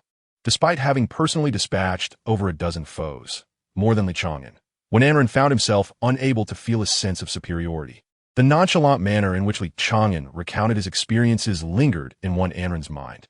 The first I killed was a dwarf. His power was quite domineering, capable of sealing others' abilities, but it was ineffective against me, making the kill relatively easy. The second was a fire manipulator who ambushed me, quite strong. The third possessed the ability of teleportation. Not particularly clever, I dealt with him with relative ease. The fourth was one with beast transformation abilities. At that time, I was severely injured and feverish, and he nearly succeeded in killing me. Not a single word of truth. When Anren began to question Li Chang'an's luck. Aside from the first dwarf, the subsequent three adversaries were no trivial foes, particularly for someone devoid of supernatural powers. Unbeknownst to one Anren, who was lost in her thoughts, Li Chang'an was contemplating the situation regarding Sanjungha. The corpses scattered on the ground likely belonged to at least 3 individuals, given the presence of 3 left hands. Strikingly, even with these 3 points accounted for, Sanjungha had garnered less than 7 points, placing them below 3rd place. In Li Chang'an's mind, the most formidable threat was Charles, followed closely by Sanjungha. However, should the two engage in combat within a 10-meter radius, he believed the latter would possess a greater chance of victory. This belief stemmed from an instinctive intuition, one that did not require a rehearsal of the battle. The prowess of Sanjungha was indisputable. Initial encounters might raise doubts. Yet, after direct confrontation, Li Chang'an elevated her to the status of the most undesirable opponent to face, without exception. Regardless of the weapon she wielded, the scars she left behind were unyielding. Should she strike swiftly, those marks could transform into an impenetrable wall of defense. What then? Could such a powerful entity possibly be doing if not taking lives? Surely, it could not be out of reluctance to kill. That seemed implausible. Her ability to dismember victims indicated a resilient mindset. The conundrum perplexed Li Chang'an deeply. After enduring a multitude of questions, when Anren could no longer contain herself over the past few days and finally inquired, have you participated in the trials more than once? Li Chang'an hesitated for a mere few seconds, a pause that effectively provided an answer, and he replied, yes, more than once. That explains your adeptness at anticipating threats. If you are a hunter, you should be more familiar with beasts, when Anren noted, a statement that remained unfinished, hinting at Li Chang'an's lack of guilt when it came to killing. Most individuals, unless psychologically impaired, struggle to suppress feelings of remorse. Yet Li Chang'an was not burdened by such sentiments. His strikes were devoid of hesitation, executed with the precision of a monster. Why don't you tell me about the trials you've participated in? We're rather idle at the moment, and I can assure you there is no danger, when Anren suggested. Boredom having reached a point where she began to yawn. Listening to the sound of yawning through his headphones, Li Chang'an sighed. The last one was the Wushuan trial. The eventual victor was a towering figure who called himself the Barbarian God. He captured a perceptive ability user and severed their limbs, using them as a guide. Ultimately, over 100 lives were lost at his hands. He was a madman. If you happen to prevail and join the military, you may encounter him. When Anren grimaced, I certainly do not wish to cross paths with such a person. However, your survival speaks to your own prowess. Just barely survived, he replied. I was nearly pierced through the chest, but my heart remained intact. It was quite a struggle. I had to snap 2 of his ribs and shattered 1 of his kidneys. If you do encounter him, do not mention my name. I fear he may take an interest in you. Li Chang'an expressed his concerns with earnestness, repeating the warning twice. When Anren acknowledged his caution, but seemed to take it lightly. The path they traversed hugged the city's edge, with a dark boundary looming nearby. In her senses, there was no hint of danger, marking it as the most suitable direction for their endeavor. Just as he had paused for a brief moment, a figure staggered out from the alley, drenched in blood, clutching something unknown, struggling to crawl as if pursued by an overwhelming terror. It appeared that your extraordinary ability had faltered. Indeed, a battle had unfolded here. Li Chang'an pressed against the wall, revealing only half of his head to observe. When Anren, taken aback, immediately retorted, "No, my ability cannot err in such a manner. Otherwise, I would have perished long ago. Even a single mistake would have cost me my life. What could this possibly mean? Come closer and see for yourself." Upon looking again, Li Chang'an noticed that the man had ceased to move, seemingly devoid of life. Had he succumbed to blood loss? The imagined pursuer had not materialized. Half a minute later, one Anren stood beside Li Chang'an, brazenly exposed in the middle of the road. "Come, I shall prove to you that my ability is flawless. There is no danger present." When Anren stood defiantly, hands on his hips, with a sense of resignation, Li Chang'an pulled him to his side and whispered, "You must not overly rely on your ability. It is merely a weapon. One must differentiate between the weapon and oneself. I will investigate. You stay here and wait for me." Without further ado, he forcefully left when Anren in place and scaled the wall. Perching himself atop the less than 5-meter-high ledge, resembling a gecko as he crawled forward. From his elevated vantage point, he beheld a rat, approximately 9 meters in length.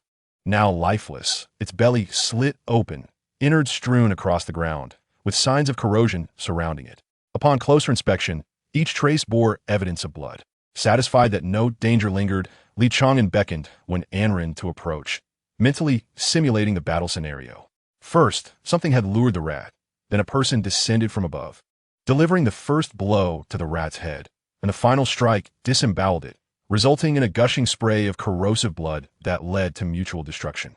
There were no signs of a third party at the scene. Li Chang'an picked up a steel bar and approached the lifeless body. "What are you doing? That blood might be toxic. Don't touch it." When Anren hurriedly intervened. "Think carefully," Li Chang'an replied, refraining from recklessness. This was a trial. Slaying beasts did not yield additional points. If hunger were the issue, one could hunt smaller rats. The attack on this massive creature indicated its value. Gently pushing when Anren aside, Li Chang'an approached the corpse, using the steel bar to prod at it while stating, "Occasionally, trials yield peculiar treasures, such as weapons from another era or even flying swords. If I am not mistaken, the object cradled in this fellow's arms is likely akin to such a treasure. This could be a valuable find. If you take this with you, you will garner greater attention upon your return to the military after your victory." This marked Li Chang'an's first encounter with a treasure within the trials, and he was filled with excitement, oblivious to the figure behind him. When Anren raised his hand, pointing at Li Chang'an, trembling slightly at his last words, before ultimately lowering his hand. Chapter 31. The passion of youth. Li Chang'an snapped off the arm and fingers of the corpse, seizing the item that this unfortunate soul clutched tightly in his final moments. It was a glove.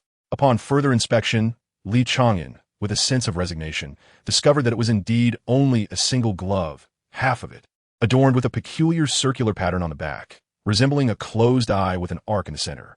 As he tugged at it with considerable force, he was surprised by its remarkable durability. His strength alone could not even render it malleable. How strange. This seems to be a treasure, yet I cannot discern any extraordinary qualities. Although it is quite sturdy, gloves available for purchase could achieve similar resilience. Li Chang'an handed the glove to one Anren. However, when Anren hesitated, shaking her head and saying, "You need this treasure more than I do. Regardless of its function, it is far superior to relying solely on your fists." "Absolutely not." Li Chang'an firmly shook his head, insisting on placing it in one Anren's hand. "You have no idea how fierce the competition is within the military.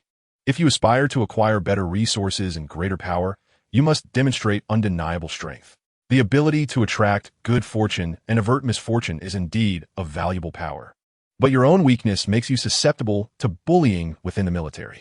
There may even be those who would undermine you. We shall further investigate the capabilities of this glove." When Anren shook her head, stating, There's no need for further investigation. I already understand how that individual met his demise. She returned the glove to Li Chang'an, opening her hand and frowning. As long as I hold this glove, I sense an impediment in the flow of my powers. Even if I remove it now, the sensation persists. Let me wait a moment to confirm my suspicions. After a brief interval of approximately half a minute, the strange sensation of obstruction dissipated. When Anren conducted several tests and ultimately arrived at a definitive conclusion, anyone touched by this glove would experience a temporary hindrance in their abilities, unable to wield their powers as freely as usual, with a noticeable delay and diminished potency, returning to normal after half a minute. Upon hearing this, Li Chang'an donned the glove, declaring, "I understand now. After we eliminate Charles, I will return this to you. You should wear it. It may become your secret weapon." "You are quite stubborn.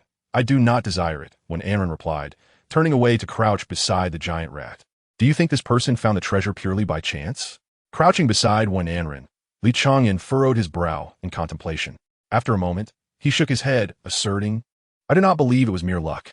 I have long suspected that the trial ground is a genuine space parallel to our own world.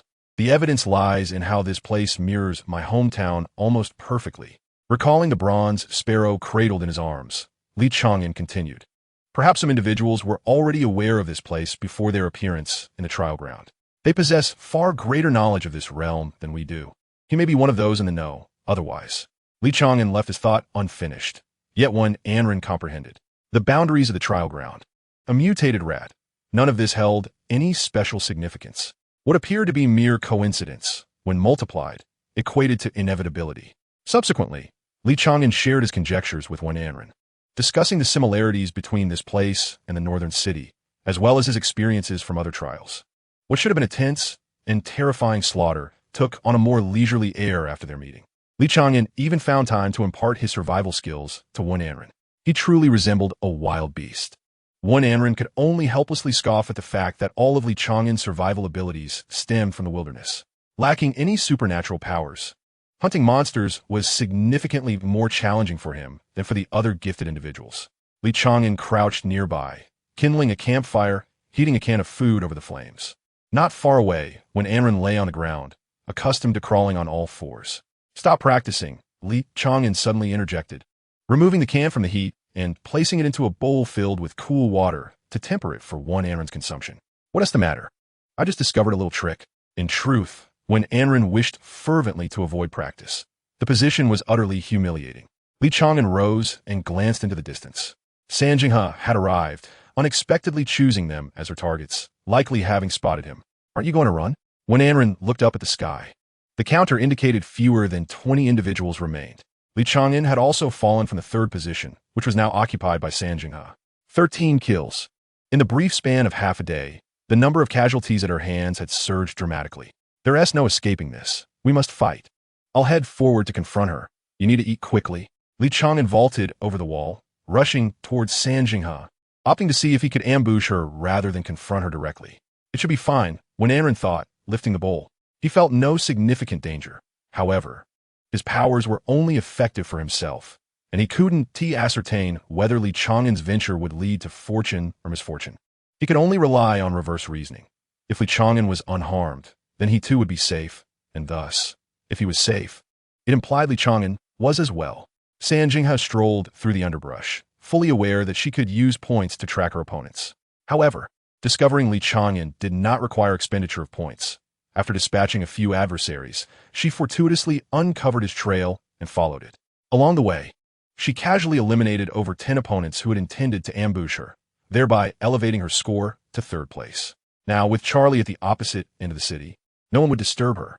As she continued, Sanjinghe halted, surveying her surroundings, and with a charming smile remarked, "You must have realized I was searching for you. So you wouldn't miss such a perfect spot for an ambush, would you?" Li Chang'an, huddled in the corner like a corpse, remained silent. A competent hunter should never reveal themselves before securing their prey, even if it seemed the opponent had detected them. Until the final moment, a hunter's weapon should remain concealed. "Stop hiding.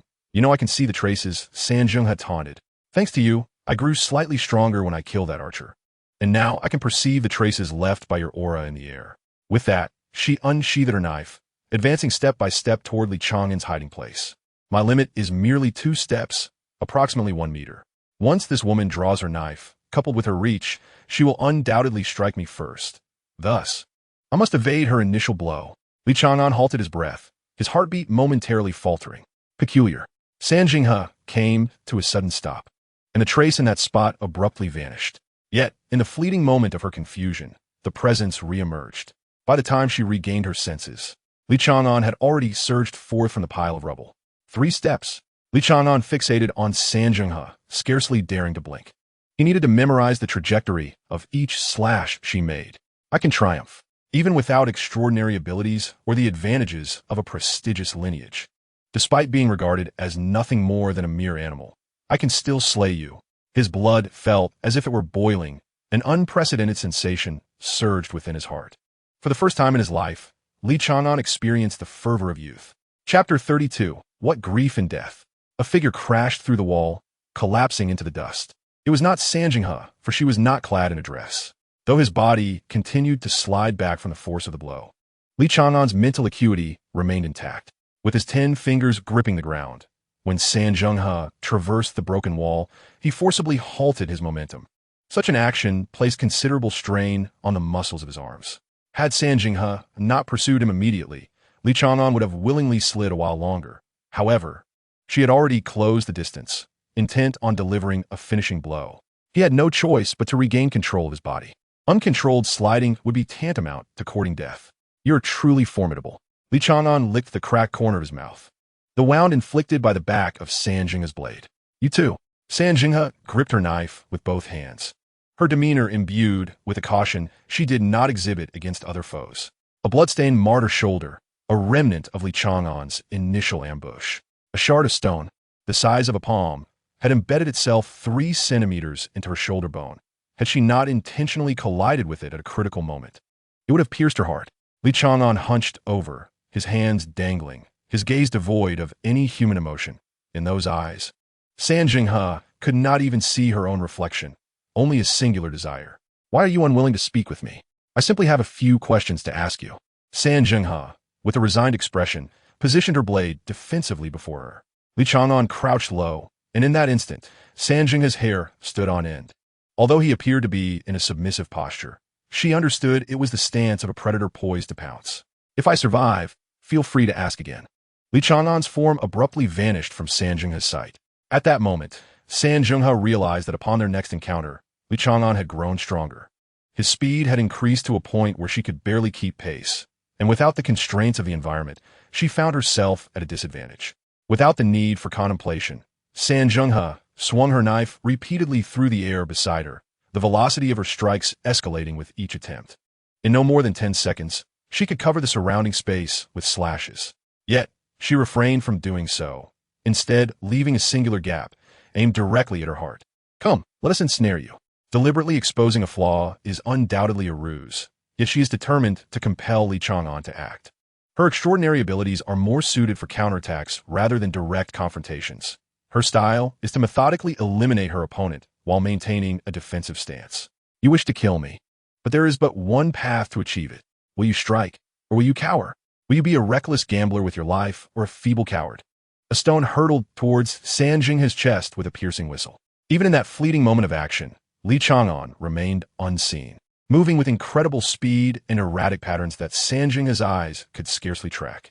Have you succumbed to impatience? With a swift motion, she cleaved the stone in two, revealing a smile that dripped with the disdain of the powerful. She had witnessed far too much to not have mastered the nuances of such encounters.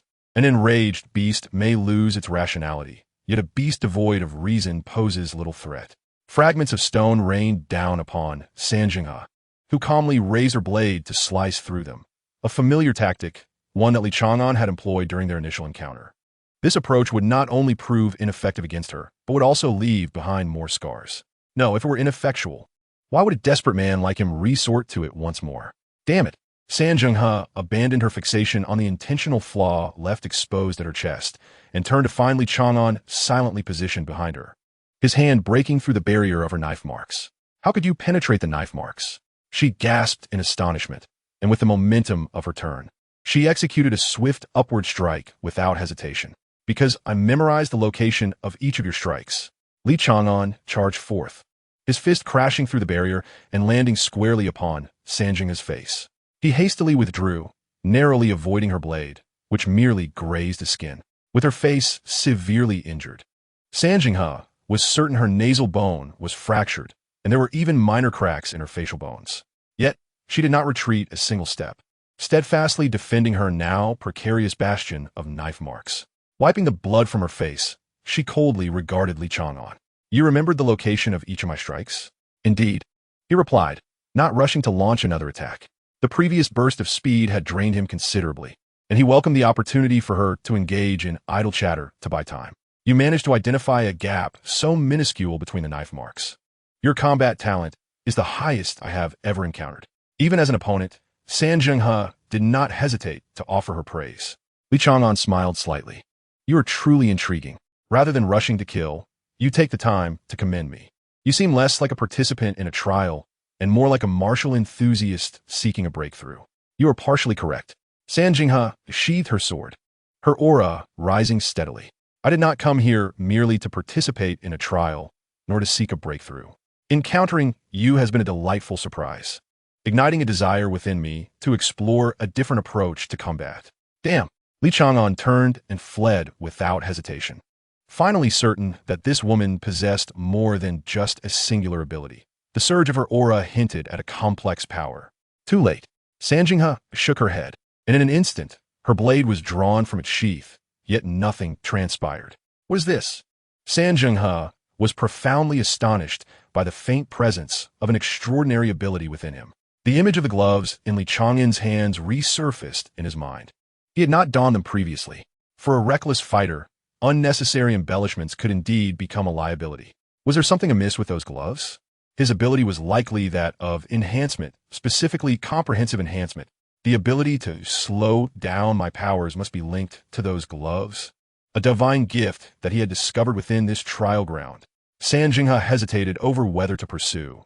The duration of the glove's power was uncertain, and given his current state, there was a significant risk of being countered. Could he possess dual abilities? If the glove's power was not the source, then it must be his second ability. Yet, if he truly had a second ability, he would have used it by now. Such formidable talent and instinct, yet he was merely a feeble, comprehensive enhancer. His life had long predetermined its limitations. With a sigh, Sanjingha relinquished the thought of the chase. Since entering the trial ground, Li Chang'an was the only opponent to pique her interest. Even Charles did not compare. She held sympathy for the weak, particularly those who fought desperately to improve their lot. The weak deserve respect, especially those who stake their lives to rise above their circumstances. Their fates may be sealed, yet they still yearn for miracles. A tragique existence. A lamentable struggle. She sheathed her knife and turned to leave. After taking a couple of steps, the sensation of complete control over her powers returned. Only 30 seconds? Glancing back at the direction Li Chang'an had departed, Sanjingha felt the urge to follow but ultimately restrained herself. "Go forth and shine your brightest before perishing. It would be a pity to die by my hand, even if it is a predetermined fate. At the very least, there should be a splash." Chapter 33. The Invincible. As when Anren licked the can, he observed Li Chang'an rushing towards him, only to find himself lifted off the ground, slung over Li Chang'an's shoulder. Wait, what just happened? Being carried this way was uncomfortable. His abdomen pressed against Li Chang'an's shoulder made when Anren lamented the wasted can of food. Without slowing his pace, Li Chang'an adjusted his breathing and replied, "Sanjingha's second ability is terrifying." She merely sheathed her knife, yet I felt a tearing sensation at my neck. If she had drawn it, I would surely die. No, not just possibly. I would definitely perish. When Anren was left speechless, he had no doubt about Li Chang'an. In terms of instinct, when faced with danger, Li Chang'an surpassed ordinary humans, almost akin to a supernatural ability. But how could Sanjingha be so formidable? Until now, Li Chang'an had never uttered words of certain death, even daring to plot against Charles. What sort of ability could instill such fear in Li Chang'an? Mythical, Li Chang'an declared, revealing the mythical ability from Sakura City, the invincible sword draw dojo. How could there be an invincible ability? When Anren immediately retorted, unable to believe it. He had never even heard of this so-called sword draw dojo. Li Chang'an remained silent, running several kilometers before finally coming to a halt. The pursuers behind him bore no intent to kill, allowing him to feel temporarily safe enough to explain to Anren. This was an ability not documented in the trials. yet it could be found in the black market. I had only heard of it before, but San Zhenghe undoubtedly wielded it. Li Chang'an gasped for breath, attempting to steady himself. Yet even a mythical ability is not invincible. When Anren insisted, Li Chang'an shook his head, asserting it was indeed invincible. Do you understand the characteristics of such powers? For instance, the scorching and heating of fire elements, the essence of blade drawing style, guarantees a hit and certain death, allowing one to slay any enemy within sight. Well, if what you say is true, it does seem invincible, when Anren replied solemnly, then countered, if that were the case. She should have long been the strongest in the world. That's not achievable. Blade drawing style is one of the few abilities with restrictions. First, the user must be attacked. Second, the opponent must be recognized as a strong one by blade drawing style. There are other limitations, but this is all I know. Li Chang'an sat down, shaken. One Anren furrowed his brow, processing everything Li Chang'an had said. He had never heard of blade drawing style before. This was the first time, and it seemed to lack something compared to the mythological powers he knew. The blade drawing style of Sakura City originated from ancient folklore, but it remained merely a story. The protagonist possessed extraordinary martial prowess, yet remained an ordinary person. Blade drawing style had not reached the level of myth. When Anren remained silent, waiting for Li Chang'an to recover his strength. He had not witnessed the earlier battle, but Li Chang'an's urgency indicated it was no simple matter. Suddenly, he noticed Li Chang'an, who had been relatively calm, break into a smile. I injured her, he exclaimed with fervor. I was so close to killing her. If only I had familiarized myself with my current speed sooner. I hesitated for just a moment. Wait, you're happy that you almost killed her? When Anren was perplexed, unable to comprehend what was so joyous about that. She believes I am strong. Blade drawing style also recognizes my strength. And I nearly killed her. You don't understand. She proves I am not worthless. Li Chang'an's smile grew ever brighter. But you were never worthless. When Anren struggled to grasp this, offering clumsy consolation. You are already impressive. I believe you are strong. No one else could hunt so many ability users without possessing any powers. No, no, no. Li Chang'an shook his head vehemently, his expression bordering on mania. I am a worthless individual devoid of abilities. Everyone says so. I have known since childhood that I am different. I lack powers, even inferior to the producers. In the summer, they would use fire and ice abilities to scald me with boiling water, Li Chang'an said, pulling off his shirt to reveal a large burn extending from his shoulder to his chest. In winter, they would steal my cotton-padded jacket, strip me of my clothes, and force me to run home through the snow. They would step on my head, claiming it would help me awaken my abilities, so no one intervened. My first job involved unloading cement at a construction site. I endeavored to masquerade as a wielder of extraordinary powers, only to be discovered by my employer, who terminated my employment, withholding half a year's wages under the pretense of my lack of abilities.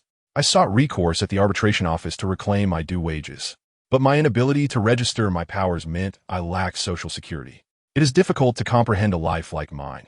It is not devoid of hardship. It is far from unbearable. I relish trials, where every adversary regards me as an equal, exerting their utmost to defeat me. However, only she acknowledges my strength. No, the truth is, it has indeed been quite arduous. When Anren gently patted Li Chang'an's shoulder, unsure of how to console him. Perhaps Li Chang'an bore no deep-seated vendetta. Yet he confronted the purest malice of humanity. It is precisely that unadulterated malevolence that renders one unable to break free. He could not seek vengeance. Thus he inflicted all his suffering upon himself. In truth, you are stronger than you realize. Many extraordinary beings are not your equal, when Anren softly spoke. With a mortal frame, you stand shoulder to shoulder with the divine. You are the singularity of this era. Is it not your lack of powers that makes you the most exceptional? Li Chang'an lifted his gaze, now composed, and smiled faintly. Isn't the unique simply the outlier? One Anren was rendered speechless, unable to counter his assertion. He sensed the deep-seated insecurity within Li Chang'an, perhaps even unbeknownst to Li Chang'an himself. It was difficult to fathom that this ruthless individual harbored feelings of inadequacy. Enough. Li Chang'an rose, bending slightly to signal one Anren to climb onto his back. I shall take you to confront others. I particularly enjoyed dealing with San Zhenghe. This time, I understood. Your affection is certainly not a good omen. When Anren smiled helplessly, allowing Li Chang'an to carry him through the city. Li Chang'an also bore when Anren's backpack, the occasional clinking of bottles resonating from within. Why do you carry so many injury medications, and yet you have never used them? Just in case. Unlike you, I could not endure your wounds. Fear not. I shall ensure you remain unscathed. My self-healing ability is quite robust. I will face any battles that arise. Then let these medicines be prepared for you. Stop uttering such ominous words. Chapter 34, The Final Battle. Thunder roared like a blade, effortlessly severing the head of a mortal. The severed neck exuding a charred aroma and warmth. Charles glanced up. He held a commanding lead with 41 points, while the second-place contender, Wen Anren, trailed with only 27 points, and the third, San Zhenghe, possessed less than 20. Yet, only 7 remain alive. Regardless, no one could surpass him in points. Thus, the remaining contenders could only achieve victory by eliminating him. Who will be the first to come? Staring at the bracelet in his palm, Charles gave a self-deprecating smile. Could this object truly facilitate my escape from the trial grounds? If I rely on this, I shall never become the strongest. Thunder coalesced within Charles's palm, resembling a tempest contained, as he resolved to destroy the bracelet. The storm came and went swiftly, leaving no trace behind. Ultimately, Charles tucked the bracelet into his pocket. What a pity to destroy such a thing. Don't run. The scent of blood clings to you. Even if you leap into the river, I will track you down. Li Chang'an leaned against the doorframe, a dagger firmly in his grip. The city held countless treasures, and this dagger was an unexpected delight. Crafted by an unknown company before the apocalypse, it bore almost no flaws save for its excessively light weight. For Li Chang'an, lightness was indeed a flaw. The man cornered against the wall bore more than 10 knife wounds, each striking a vital point. Damn it, how did you acquire such abilities? If I hadn't been ambushed, you would be dead without a doubt. The man gritted his teeth, his speech somewhat slurred, revealing that he had lost most of his teeth. Say what you will. Li Chang'an shrugged, advancing slowly until he was about 3 steps away. Suddenly, he sidestepped, evading the man's desperate final attempt. In a fraction of a second, the dagger pierced twice, severing the man's arms. Before the man could utter a cry of pain, Li Chang'an swiftly covered his mouth and plunged the dagger into his thigh, effectively incapacitating him. All done. Li Chang'an produced his earphones from his pocket. Come over. Before long, the tally of survivors in the sky dwindled to 6, and when Anren's score rose to 28 points. By the campfire, the two sat facing each other, Li Chang'an meticulously cleaning the blood from the dagger. The maintenance of weapons was vital, even though he had alternatives. Now, only 6 remain: you, me, Charles, and San Zhenghe. With only 2 others left, do we need to take action? As he absently poked at the campfire, Wen Anren felt that this trial was vastly different from his expectations. It was supposed to be a chase, a game of evasion filled with tension and thrill, perhaps a matter of life and death. Yet he would never regret seeking out Li Chang'an for safety. But now, he found himself like a salted fish, waiting for Li Chang'an to weaken their adversaries before he could deliver the final blow. This is not the life I desire. Li Chang'an shook his head, speaking earnestly. We cannot act. The remaining 2 are either very strong or adept at evasion. Your name is already on the board. We cannot become targets. What we need to do now is find a place to eliminate Charles. After 7 days of relentless combat, the city lay in ruins, and the battles atop the rooftops would not return. Yet Charles could still ascend. Li Chang'an aimed to keep him as close to the ground as possible. Ultimately, Wen Anren would be the one to conclude the battle. The 3 bullets he possessed remained untouched, all reserved for Charles. Li Chang'an's caution led him to refrain from confronting the last 2, as he too required rest after the prolonged skirmishes. Once Wen Anren selected a safe spot, he leaned against the remnants of a wall and closed his eyes. Wen Anren set up his sniper rifle from a distance, the gap between the 2 not revealing their alliance. Remarkably, he fell asleep. Peering through the scope at Li Chang'an, Wen Anren smiled faintly. Given the current circumstances, my final baptism will likely be a tad underwhelming. After all, more than half of the points are not earned by my own hand. Thus, the final blow to Charles must be delivered by me personally, and I cannot wait until he is weakened. Yet, even then, will it suffice? I may not secure points from the remaining 2, and the sensation bestowed by my abilities feels auspicious. Should I dare to take a chance? Glancing again at Li Chang'an through the scope, Wen Anren furrowed his brow. If he departed now, Li Chang'an might be ambushed.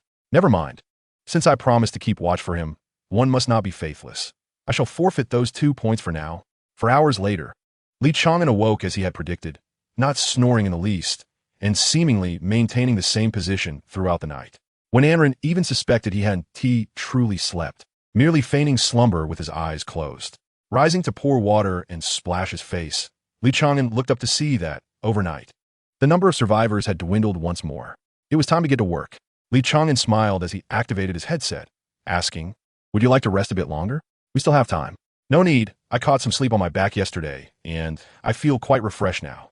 "Then let us set off." In the sky above, Wen Anren's points diminished by 3. Each point corresponded to the locations of the remaining 3 individuals. Charles was situated slightly farther away, while Sanjungha and the last individual were closer, seemingly on a collision course. The last one would naturally be left to Sanjungha. As Li Chang'an hoisted Wen Anren onto his back and dashed towards Charles's location, the God of Law could be deemed the most formidable external aid for elemental manipulators, bestowing nearly limitless mental power, amplifying the potency of abilities, and possessing a unique mental resonance that allowed him to sense all beings with mental energy within a certain distance. Consequently, Li Chang'an did not approach Charles immediately, halting roughly 200 meters away, which was indeed sufficient to catch a glimpse of Charles's figure. This would be Wen Anren's battlefield, and his territory lay within 3 steps of Charles. 3 bullets must not be wasted. If I truly cannot get close enough, you must fire a shot to help me close the distance. Otherwise, we must ensure a kill before firing, Li Chang'an cautioned repeatedly. Wen Anren nodded solemnly. This venture would determine their fate. The original dagger was discarded by Li Chang'an, replaced with a rubber baton. To put it plainly, he did not intend to kill Charles, but rather to create an opportunity for Wen Anren. On the other side of the city, Sanjungha faced his opponent, shrouded in an endless radiance. Mastery of light elements. They say your speed approaches that of light itself. Sanjungha sheathed his blade. I wonder whether my blade is swift or if light is swifter. Chapter 35, Utterly Disgusting. Sheathe the blade. Sanjungha sought a clean stone to sit upon, unfastening the small water flask at her waist, sipping the pure water in delicate gulps. Not far away lay a corpse, its eyes wide open in death. From the onset of this harrowing journey, she had endured, waiting for the moment to blossom, only to find her brilliance extinguished in an instant. Never comprehending how a blade could catch up to light, setting the flask beside her, she retrieved a small paper pouch from her inner pocket, unveiling exquisite pastries that exuded a peach fragrance. At last, she could indulge. With a joyful smile reminiscent of youthful innocence, Sanjungha placed a pastry in her mouth, turning her gaze toward the direction where Li Chang'an and others were engaged in battle. With 3 pastries remaining, she reluctantly tucked them away, securing her flask before rising to move toward that direction. "Do you wish to approach me?" Charles remarked with a semblance of a smile, observing the youth charging toward him from 50 meters away. "While I contend with Salmon, you dealt with a despicable assailant on my behalf. You may forfeit, and I shall spare your life." Li Chang'an offered no reply, for evading the relentless thunder was an exhausting endeavor. Sheets of lightning wove into a net, obstructing his path, compelling him to seek an escape within its confines. Lacking speed, he relied on reflexes, unable to match the pace of the lightning. Yet, he could discern every nuance of Charles' movements, even the tremor of his eyelashes. It was evident that Charles had attained S rank within the arena, albeit still struggling to master the terrifying power. Each time he unleashed his thunder, his gaze involuntarily flickered toward his intended target. This presented Li Chang'an with his sole opportunity. Sensing the gaze upon him, he executed a deft, evasive maneuver in the midst of peril. The slightest shift was necessary to maintain his speed.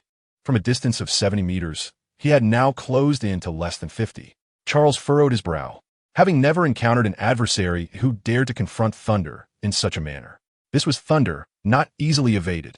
When did close combat abilities become so audacious? Advance! Advance! The singular thought resonated in Li Chang'an's mind. He had to approach Charles to create an opening for Wen Anren. "Stop!" Charles commanded, raising a hand as currents entwined to form an impenetrable net, descending upon Li Chang'an. Unfaltering in his speed, Li Chang'an cast off his outer coat as he faced the oncoming net, revealing an inner layer of rubber, typically used for insulation. Yet, even rubber would succumb to the might of thunder, transforming into a conductor under such formidable currents. Nevertheless, all Li Chang'an required was a fleeting moment of resistance. Navigating through the gap created by his clothing, he leapt forward, landing and continuing his relentless charge, silently grateful that Charles had not seized this opportunity to strike. In that moment of flight, he had lost sight of Charles, the ideal moment for his opponent to counterattack. "It seems you have adapted well to my method of assault."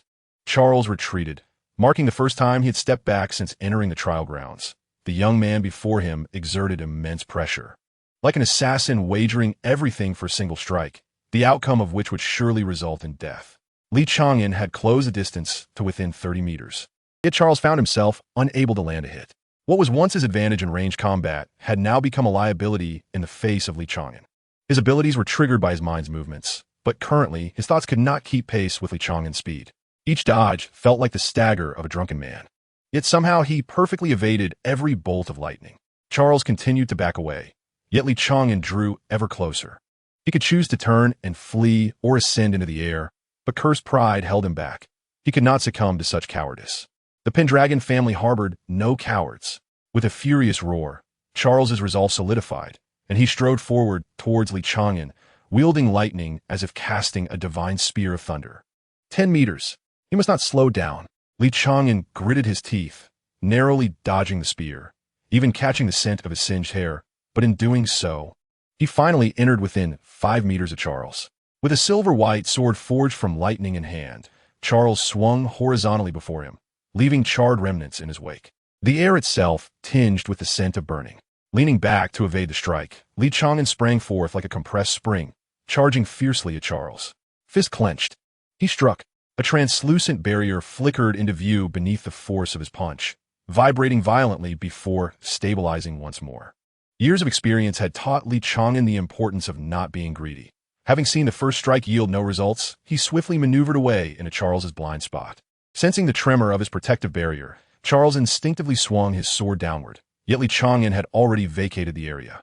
The sword missed its mark, only to unleash a cascade of lightning that tore through Li Chang'an's clothing, leaving singed marks upon his sturdy chest. Scars from previous burns now appeared even more grotesque. Li Chang'an tore away the remnants of his shredded shirt. Clothing had become an encumbrance, and he contemplated shedding all attire, for it was the non-insulating fabric that expanded his area of vulnerability.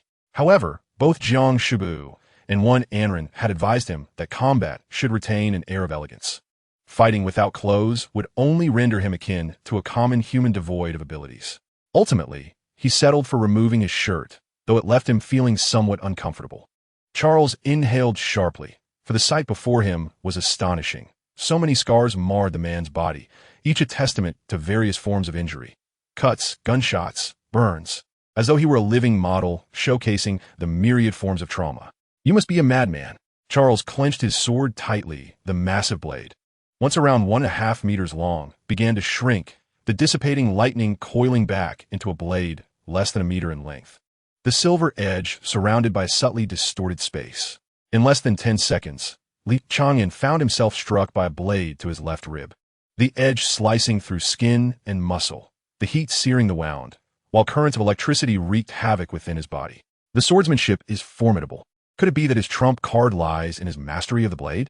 Li Chang'an barely evaded the oncoming thrust, the tingling sensation from the electric current hampering his movements.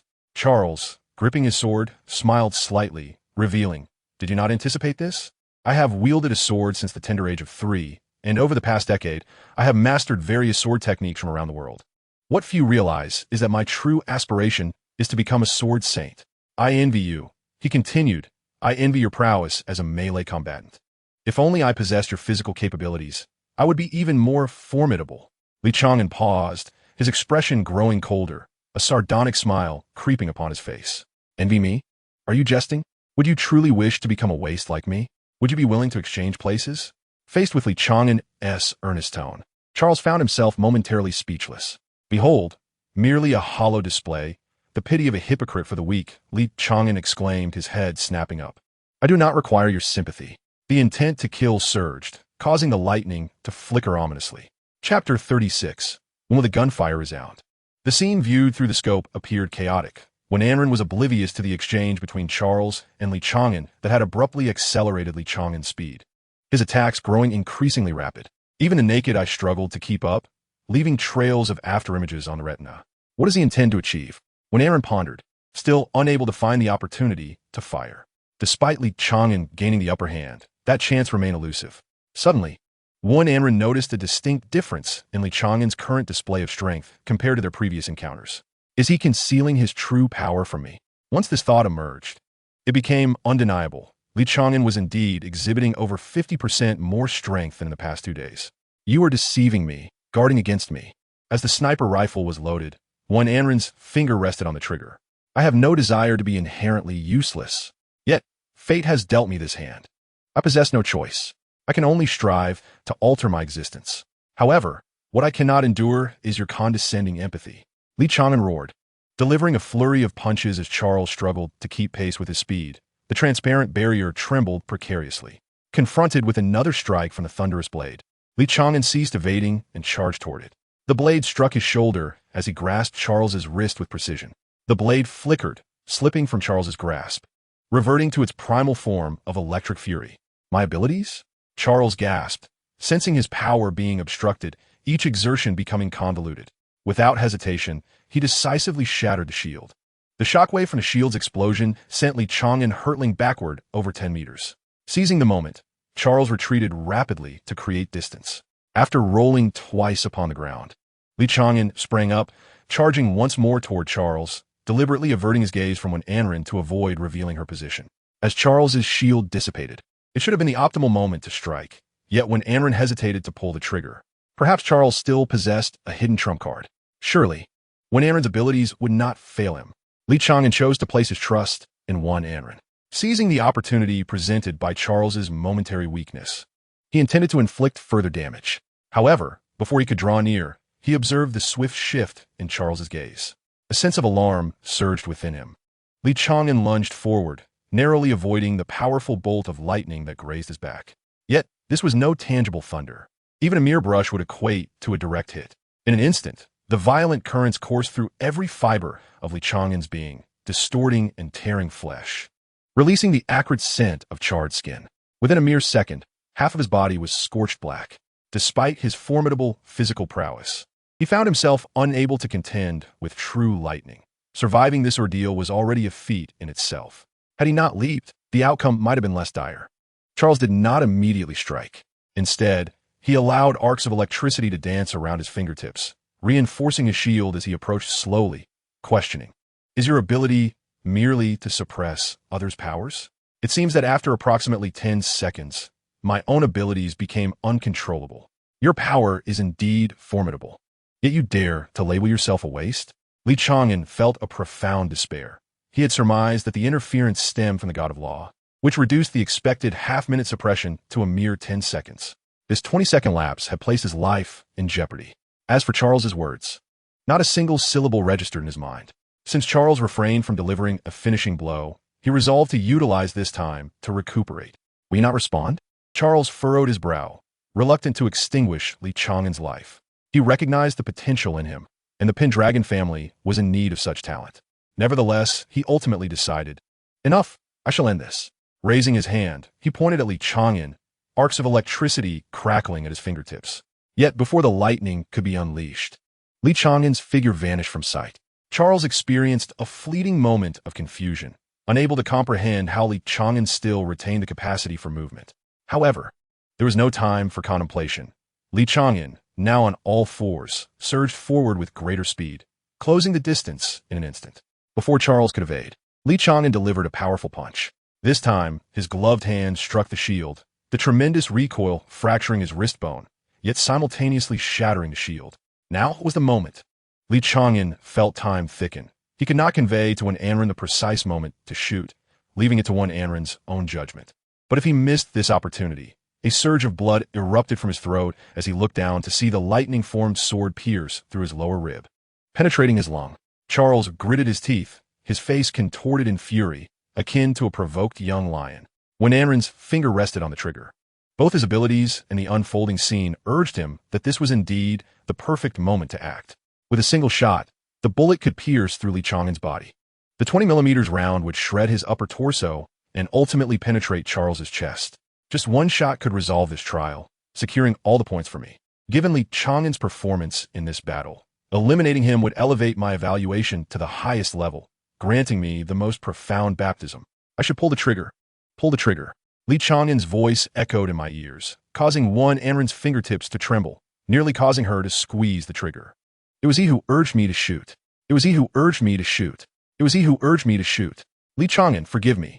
After uttering those two words, Li Chang'an could no longer divide his focus. Charles twisted the sword's hilt, and thunder raged within him. Even speaking those 2 words nearly drained all his strength. You have provoked me time and again. Charles gripped Li Chang'an's throat, lifting him. You do not resemble a superhuman. You possess none of the grace of a true warrior, you lowly beast. Li Chang'an sneered, placing 2 fingers against Charles's forehead. And then, bang! Damn it! Charles drew the thunder sword and thrust it fiercely towards Li Chang'an's chest. But in the next moment, his eyes were engulfed in excruciating pain. Rage clouded Charles's mind. Despite his powers being suppressed, he could forego his shield to focus on attack, as only one aspect could be restrained. However, allowing Li Chang'an to raise his hand was Charles's gravest error. The fingertips pressed against his forehead pierced into his eye sockets. Even though Li Chang'an was unable to exert much force due to the electric current, the agony in Charles's eyes forced him to wail, momentarily halting his actions. In that instant, Li Chang'an mustered all his strength to deliver a knee strike. The excruciating pain in his 5th limb obliterated all thoughts in Charles's mind.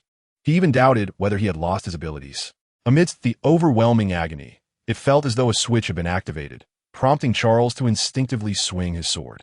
The blade cleaved through Li Chang'an's chest, revealing his beating heart. The gun finally fired. Chapter 37. No longer youth. The game must come to an end. When Anren approached the battlefield with her gun drawn, the chamber still loaded, her finger firmly on the trigger. Li Chang'an leaned against the crumbling wall, clutching his side, gasping cautiously for breath, resembling a near-drowned individual. Yet his exposed lungs could not withstand any irritation, and his greed had to be exercised with utmost caution. The bullet grazed beneath his ribs, and despite his robust physique, a significant chunk of flesh was torn away, his innards laid bare to the air. Had he not covered himself in time, there would have been a pool of blood by now, as Li Chang'an had surmised. Charles's head erupted in a dazzling display of fireworks, but the headless corpse had not yet fully collapsed before transforming into a shower of light, dissipating into nothingness. Some individuals in this world truly possessed knowledge of the trial circumstances, and Charles was evidently one of them.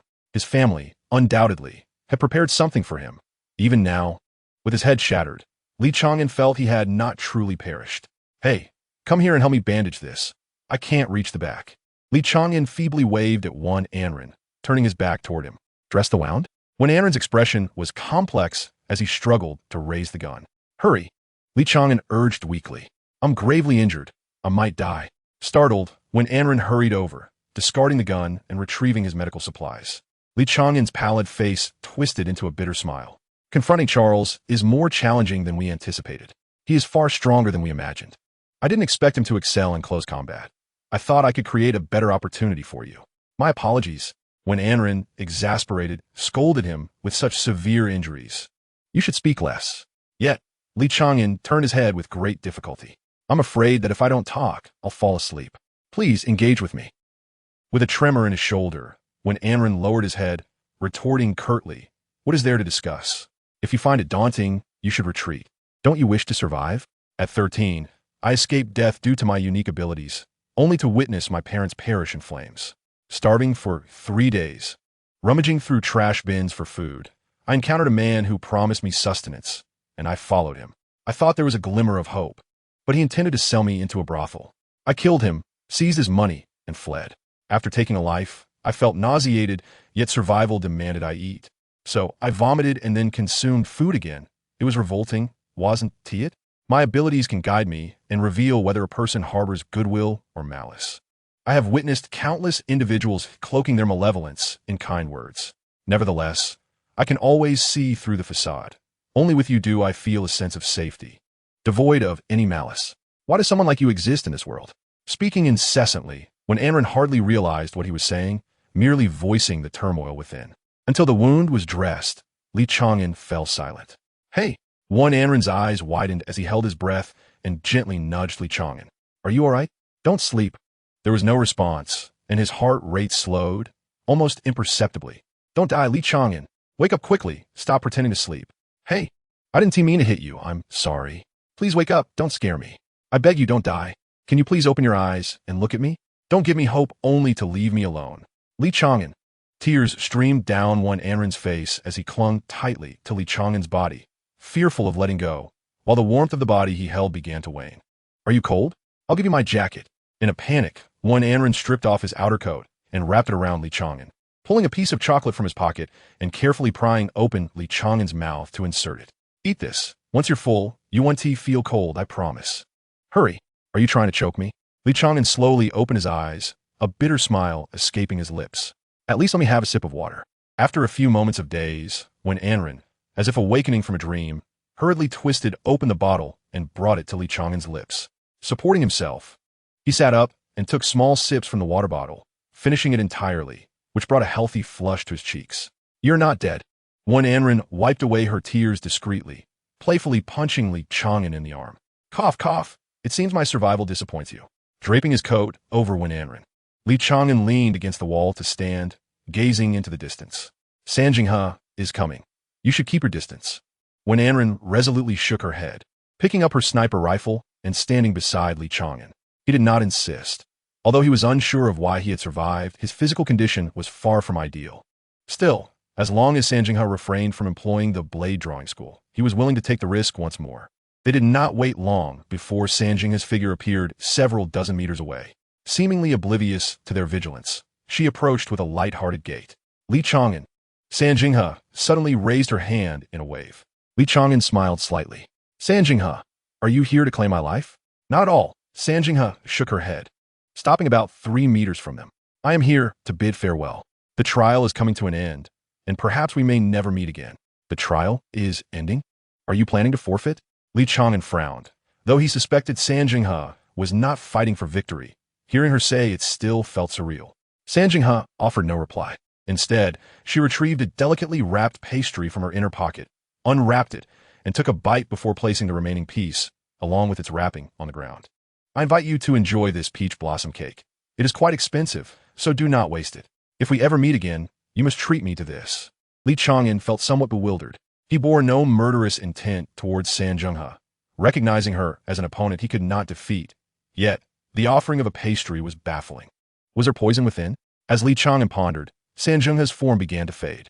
You actually lack special abilities, do you not?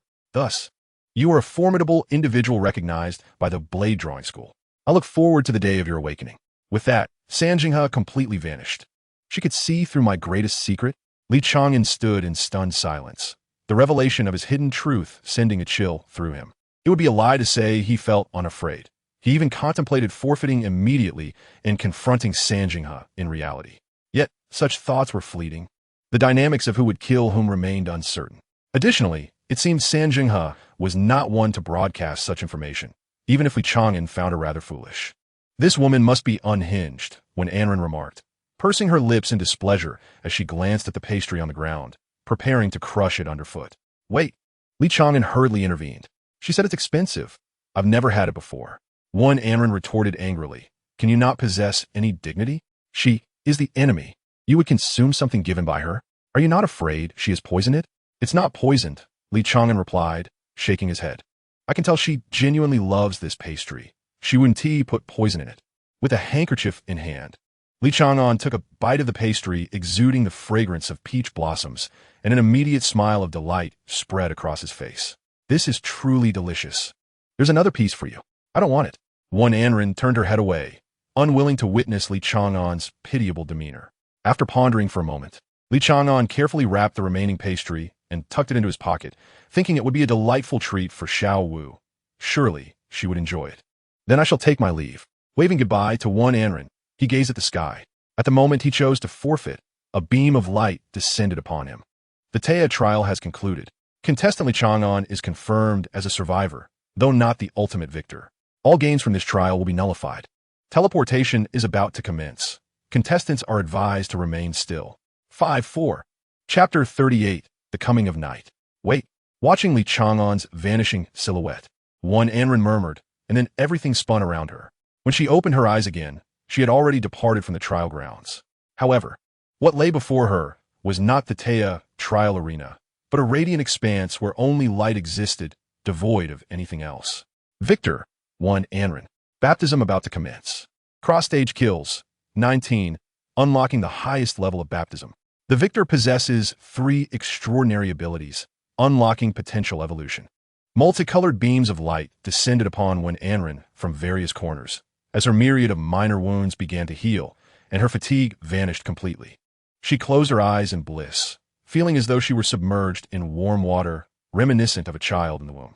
Time passed, and when the enveloping warmth dissipated, when Anren opened her eyes to find herself standing in a modest room furnished with a chair, a bathroom, and a small bed. On the chair lay a set of clothes, and she recognized them as provisions from the military. Without hesitation, she entered the bathroom and turned on the shower. After more than half an hour, freshly cleaned and clad in the prepared attire, when Anren exited the room, awaiting her outside was a middle-aged man in military garb, accompanied by 4 personal guards. Though there is but one answer, I must still inquire as per protocol. The middle-aged man cleared his throat and solemnly asked, when Anren, "Do you wish to join the Imperial military?" "Yes," when Anren replied calmly, nodding. She had anticipated that reaching this day would fill her with exuberance, yet upon facing it, she realized her emotions were not as jubilant as she had expected. The middle-aged man nodded, a smile appearing on his face. "I am Brigadier General Li Chang'an of the Imperial Special Operations Department. I am currently the highest-ranking officer in this department, and I shall be your superior from now on." When Anren furrowed her brow in skepticism.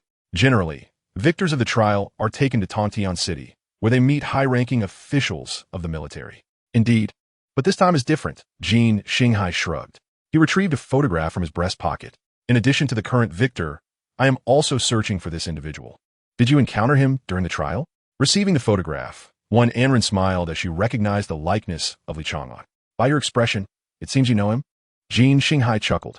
"Not just know him, it appears there is a story to tell. Indeed, not only do I know him, but the last 3 remaining individuals are also acquainted with him."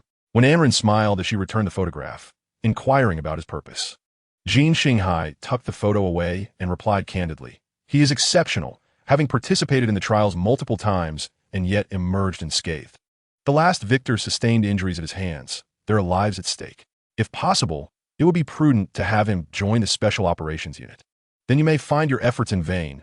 When Anren shook her head, "It is currently impossible for him to enlist in the military. He has an urgent matter to attend to, though opportunities may arise in the future.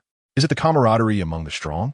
Li Chang'an regarded one Anren with curiosity, unsure how she could make such a definitive statement. Nevertheless, when Anren's concerns took precedence, the revelation that the victor of the TIA trials was indeed a tri-ability user was an unexpectedly significant gain. Presently, the priority was to ensure one Anren's safe return to the military. After all, Li Chang'an was already under surveillance, thus there was little fear of losing track of him. Once again traversing the familiar route, Li Chang'an could navigate with his eyes closed. He efficiently collected his compensation along with his mobile phone and other valuables, hastily departing the testing facility. After 11 arduous days, he had ultimately survived. The sunlight outside the trials seemed somewhat dimmer. Li Chang'an smiled faintly, donning his long coat as he hailed an empty taxi. A visit to the hospital was imperative. However, treatment could not be rendered at the hospital. His current injuries could not wait until he returned to Beicheng to seek Ling Ge. He required medication from the hospital before heading to the black market for treatment. Directly using black market drugs would be exorbitantly costly, but with the proof of survival from the trials, he could procure medication at a significantly reduced cost. An hour later, Li Chang'an emerged from the clandestine clinic, unable to suppress the urge to glance back, feeling an impulse of indignation. How exorbitant! The cost for bandaging his external wounds approached a staggering 100,000. The thought of eliminating them all crossed his mind, but with a sigh, he dismissed it. For Lin Ji's sake, he needed to return promptly. The duration of the TIA trials proved shorter than Li Chang'an had anticipated, and the subsequent trials would likely follow suit. As humanity's baseline continues to rise, the new generation will grow increasingly formidable, potentially leading to scenarios where half of the participants are eliminated from the onset of the trials. There was no rush for the final trial, as the remaining testing facility was still in progress. Upon arriving at the station, Li Chang'an realized the conclusion was untimely. The next train would not depart for another 4 hours. He had no choice but to purchase a ticket. During this interval, he could enjoy a meal and perhaps take a brief respite. By some twist of fate, Li Chang'an found himself back on the street where he had first arrived. An inexplicable desire compelled him to visit the retired soldier, to indulge in 10 servings of fried noodles and a generous bowl of pig offal soup. Perhaps more than anything, he yearned to share with the soldier that he had survived. If memory served correctly, it should be around here, thought Li Chang'an as he halted his steps. Yet, where there once stood a small, albeit clean, shop that could not disguise its desolation, it had evidently undergone renovations and was now a butcher's shop.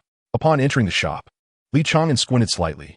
The proprietor behind the stall, though also a portly figure, appeared markedly different from what he remembered. If not for his severe face blindness, it would signify a change of ownership here. How much for 2 pig trotters? Li Chang'an inquired, examining the half-human-high trotters on the stall. The owner, cigarette in mouth, frowned and retorted, "Are you blind? Can't you see the sign next to you?" "I don't read much," Li Chang'an replied with an awkward smile. It seemed this place was not always a meat stall. Had he perhaps misremembered? "Kid, are you here to buy meat or to stir trouble?" The proprietor brandished a cleaver, assessing Li Chang'an's attire, which suggested he was no significant figure, hence his surly demeanor. A loud commotion drew the attention of passers-by, who instinctively turned towards the source of the noise. Witnessing a corpulent figure being hurled out of the shop, Li Chang'an emerged slowly, holding a boning knife. And before the hefty owner could rise, he stepped onto his head, coldly stating, "From now on, I ask, you answer. No unnecessary chatter." "You little brat, are you looking for trouble?" The words barely escaped the owner's mouth before they transformed into a pained howl. The knife's tip pierced the owner's shoulder, and with a slight exertion, Li Chang'an scraped away a substantial chunk of flesh along the bone, his expression impassive as he inquired, "I shall ask again. Where's the original owner of this establishment?" "There was a kid who injured a member of the Tiger Gang.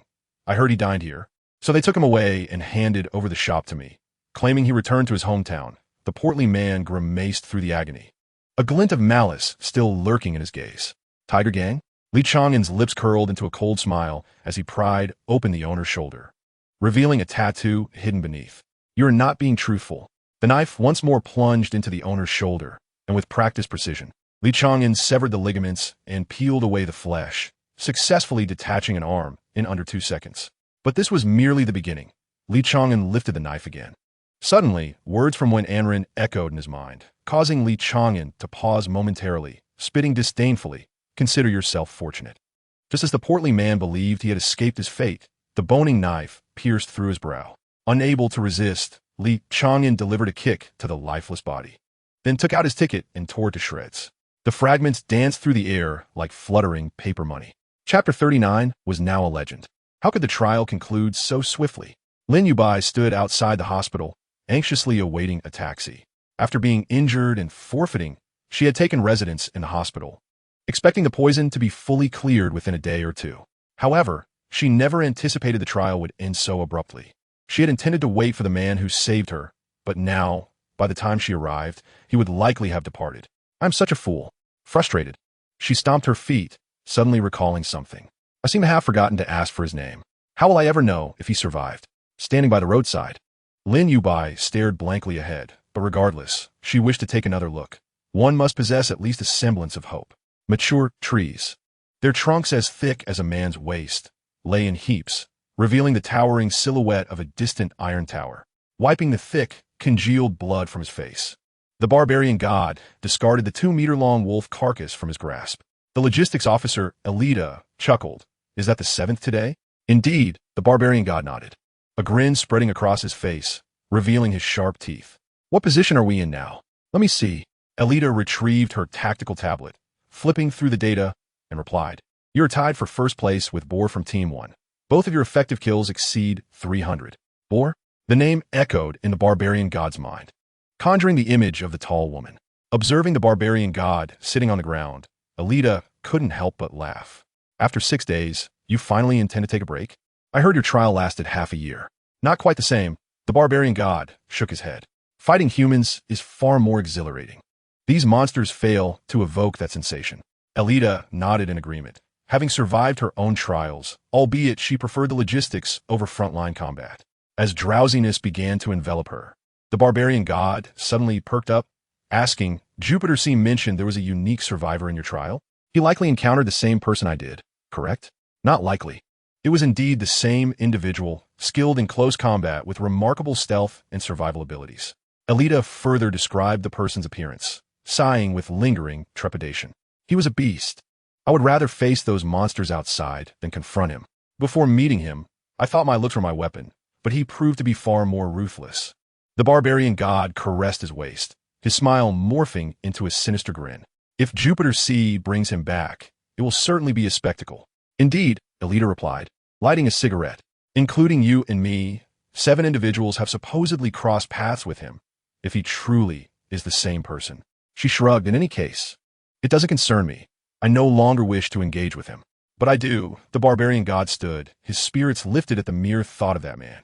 Watching him exit the tent, Alida exhaled a smoke ring, a faint smile gracing her lips, her mind drifting to the near-fatal blow that almost severed her in two. If I see you again, I must inquire why you chose to forfeit in the end. Was out of pity for me? Or do individuals like you harbor feelings for someone like me? Before nightfall, the bar was already ablaze with activity, with numerous bare-chested men in attendance. Some scorched their drinks with flames from their fingertips, while others conjured perfectly round ice cubes to toss into their beverages, each to their own taste, with the establishment imposing no restrictions. Damn it, I've had too much to drink. I need to use the restroom. The burly man set down his glass, tossing his tank top onto a nearby seat. As he moved through the crowd, those who caught sight of the tattoos adorning his shoulders cautiously cleared a path. The Rose City Tiger Gang, formerly known as the Digger family, had undergone a leadership change after the world was unified, adopting a name phonetically similar to Tiger. In the manner of a workers' union, the Tiger Gang exerts control over the vast majority of producers and low-level supernatural beings in Li Chang'an, even influencing the Hunters Guild. They have now become one of the foremost powers in Li Chang'an, and none dare to provoke them. Li Chang'an entered the restroom behind a burly man. As the man unzipped his trousers, Li Chang'an approached him, one hand locking around his throat, while the other drew a dagger from his lower back, thrusting it upward. Overwhelmed by pain, the man could not utter a sound, unable to cry for help or lament his suffering. I have several questions to ask you. Li Chang'an's voice slithered like a demonic whisper, devoid of any emotion. With this solitary utterance, the burly man ceased his struggles, having spent years on the streets. He could discern a person's profession merely by their voice. The speed and precision of the intruder's actions indicated that he was undoubtedly a professional assassin. Though unaware of whom he had offended, he understood that resistance was futile in this moment. Recently, you sought vengeance and abducted the owner of a restaurant.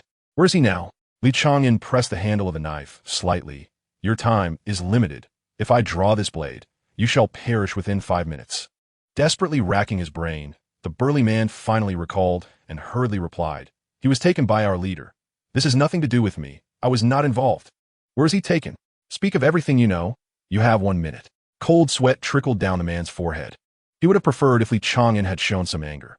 The absence of emotion was far more terrifying. Without daring to hesitate, he promptly provided an address. Li Chang'an posed one final question. Is he still alive? Yes. The man answered hastily, recognizing this as the sole acceptable response. The truth was irrelevant to him. Li Chang'an nodded, released the dagger, and at the very moment the man relaxed, crushed his windpipe. One mustn't make killing too conspicuous. Li Chang'an muttered to himself, donned half a glove, and since when Aaron refused to take anything, he had no choice but to leave this behind. However, it was fortuitously useful today. Lin Yubai wandered the streets in disappointment, ultimately failing to meet that person. Yet, surprisingly, many had survived. Could he be among them? A figure so handsome, brave, and gentle. It would be a pity if he had perished in the trials. Lin Yubai sighed, lamenting that her rare feelings for someone of the opposite sex might end in vain. Wait! Lin Yubai abruptly halted, glancing back across the street. Hadn't that just been him? Realization struck, and she hurriedly quickened her pace, a smile gradually blooming on her face. As she approached, it indeed seemed to be him. I must convey my feelings. I must speak them aloud, for there may never be another opportunity. Gathering her courage, Lin Yubai prepared to call out. But no, he was walking too swiftly. Did he have pressing matters to attend to? Watching as his figure turned into an alley, she rushed after him. Yet, the alley was devoid of anyone. Chapter 40, Awaiting Execution. A 4-story building adorned with mottled spray paint stood ominously, its entrance occupied by a cluster of robust men, huddled around a fire, exchanging idle banter. The entire edifice belonged to the Tiger Gang, serving as their local branch. With a daily station personnel exceeding 50, predominantly composed of enhancement-type ability users, as only a select few among them possessed human rights. It could be asserted that the current societal foundation was primarily constituted by enhancement-type ability users, alongside some exceptional talents, albeit many with abilities of a considerably lower rank. The majority of humanity languished in mediocrity. Li Chang'an lingered at a nearby corner, separated by merely a building's width. Although he was not of the perception type, he could discern the approximate number of individuals inside through the sounds and movements emanating from within. A forceful breakthrough was out of the question, regardless of his capabilities. Unleashing carnage in the streets would undoubtedly attract the attention of patrolling soldiers. Becoming a wanted criminal of the empire was far from his intention. However, engaging with such individuals was not a novel experience for Li Chang'an, who possessed his own unique methods. As he approached the main entrance, he was halted by a formidable figure. A brawny man extended an arm, as rugged as stone, blocking Li Chang'an's path, frowning as he inquired, "Boy, do you not know where you are?" "I seek your leader," Li Chang'an replied, lifting his gaze, his eyes icy and piercing. "Remove your hand. Do not be so arrogant." The brawny man retorted with a scoff. "Our leader is not someone just anyone can see. Get lost." Li Chang'an tilted his head slightly, a faint smile gracing his lips. "You dare to act so brazenly before an enhancement type?" In the next instant, a dagger sliced through the man's shoulder, encircling his brawny arm, severing it cleanly. As the severed limb fell to the ground, the man's anguished wail barely escaped his lips. "Who is next?" Li Chang'an surveyed the crowd, his sudden and terrifying display of strength instilling fear among them. In a world where survival hinged on the edge of a blade, nothing was more fearsome than raw power and unyielding cruelty. Leaning against the wall nearby stood a tall, slender man who had been silently observing. Only when Li Chang'an's gaze met his did he approach with a faint smile. "Chen Shui, may I inquire your name, brother?" Chen Shui extended his hand towards Li Chang'an. "My brother here is a bit naive. I hope you can forgive him." "You lack the standing to know my name," Li Chang'an retorted, his arrogance unmistakable, effectively undermining Chen Shui's dignity. Chen Shui furrowed his brow, but remained unperturbed, continuing with a smile. "Do you wish to meet our leader? Might you share what business you have with me?" "I have come to negotiate a business deal on behalf of our young master." Li Chang'an delivered his prepared line. While his prowess may not earn him respect from the Tiger Gang, presenting himself as merely a servant would certainly pique their interest. The essence of leveraging authority lies not in the tiger itself, but in the necessity of at least embodying the cunning of a fox. True to Li Chang'an's expectations, astonishment flickered across Chen Shui's face, compelling him to ask, "May I inquire which young master you refer to?" "Your words are rather excessive," Li Chang'an squinted, questioning whether he deemed himself worthy to know the name of his young master. "You should count yourself fortunate that I do not relish the thought of slaying the weak." Provoked repeatedly, even a clay figure possesses a measure of ire. Chen Shui emitted a cold snort, his gaunt form appearing to inflate like a balloon, and retorted, "Do you truly believe I am feeble? You possess some skill, but are you truly superior to the Undertaker?" Li Chang'an licked his lips, a bloodthirsty gleam emerging upon his visage. "Wait a moment." Chen Shui's expression turned to one of horror as he took a step back, exclaiming, "You killed the Undertaker?" Li Chang'an nodded, casually admitting to having slain him while procuring items for his master. "Enough of this chatter. Prove you are not weak. Let's cease this." Chen Shui quickly waved his hands, understanding the gravity of the situation. The Undertaker had perished on their territory, and the details of the transaction involved members of the Tiger Gang. Upon reporting the Undertaker's demise, it had fallen upon Chen Shui to handle the matter personally. The accounts indicated that the Undertaker had not even had the chance to react before being eliminated, and the assailant's danger level was likely nearing S rank. "Come this way, brother. I shall introduce you to the boss." Recognizing the peril, Chen Shui refrained from any further provocations, aware that he was no match for the Undertaker. Li Chang'an shook his head in disappointment, sheathing his dagger as he followed Chen Shui into the building. He silently thanked the Undertaker, never expecting that the unwitting giant he had slain would yield such unexpected dividends. As they passed through the titanium alloy door, an overwhelming stench wafted out, one that Li Chang'an found exceedingly distasteful. He was all too familiar with the odor of foul melons of human blood, decay, smoke, alcohol, and the repulsive scent left in the wake of copulation. Inside, the first floor echoed with the haunting cries of women and the heavy panting of men, interspersed with the sound of rolling bottles. "The boss is on the third floor. Follow me." Chen Shui led the way, casually kicking aside a drunken subordinate. Li Chang'an halted, unhurried. "I believe I have spotted a woman who piques my interest. Would you mind if I took a closer look?" "A lustful one, are we? That makes things easier." Chen Shui chuckled. "Of course, if you do not mind, I could have my men clean her up, and you can simply take her with you when you leave. All the women here are sold to our Tiger Gang. If you wish to select a few, you may do so." "That would be splendid," Li Chang'an smiled, patting Chen Shui on the shoulder. "I appreciate your assistance, but may I inquire about that particular one?" Following Li Chang'an's gesture, Chen Shui turned his gaze, and in that fleeting moment, murderous intent enveloped him. Instinctively, he attempted to unleash his abilities, only to find them unresponsive. In the brief hesitation that followed, a sharp dagger pierced through Chen Shui's neck, entering through the intervertebral foramen. Thud! The head fell to the ground, yet Chen Shui's consciousness lingered, and in an instant, all had settled into silence. The first, Li Chang'an flicked the dagger, and in the dim light, no one noticed the grim event that had transpired. In the shadows, Li Chang'an resembled a predator, choosing his prey with lethal precision. Even those women who find themselves oppressed cannot escape their fate. Outside, someone is watching. The first floor is sparsely populated, and within less than 10 minutes, blood has saturated the floor. The number of individuals present is slightly fewer than anticipated. Li Chang'an, having removed his drenched shirt, raised his hand to extinguish the circuit breaker, plunging the entire building into darkness. Treading upon the viscous blood, he ascended the stairs. This world has offered him no kindness since the moment of his birth. Throughout his life, apart from his family, he has only endured scorn and humiliation. Regardless of his commendable achievements, lacking any extraordinary abilities, he has always been perceived as worthless. From a young age, he understood that he was unworthy of benevolence.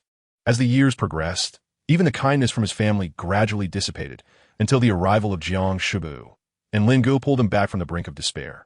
Had he not encountered these two individuals, Li Chang'an could have transformed into a ruthless murderer or a sociopathic deviant. It was only through meeting them that he began to realize that perhaps there were those in this world who would treat him with kindness, who would confide in him, and encourage him to confront life. Perhaps only these two would show him any goodwill. Upon arriving in Luo City, first encountering the restaurant owner, and then Wen Anren, Li Chang'an began to believe that his fortune was shifting for the better. Perhaps I too deserve to be trusted, to be liked. For the first time in his life, he harbored such thoughts, and even he remained unaware of the joy blossoming within his heart. Yet now, that kindness has been shattered, as if a shackle within Li Chang'an's soul had been broken. I have killed you, bastards. Chapter 41. Death slowly catches up, like a ghost traversing through darkness. Each silent strike claims a life. Though some have attempted to illuminate the shadows with their extraordinary powers, the moment they did, a blade swiftly severed their throat. The gurgling sounds caused by a ruptured trachea still echoing in the ears of the onlookers. Others have sought to call everyone together, but the gruesome manner of his demise was even more tragic. His severed head thudded against the ground, and blood gushed from his chest, staining the ceiling and the faces of all present. The warm blood, akin to a mother's hand, quelled the fervor and fighting spirit of the crowd, leaving only fear in its wake.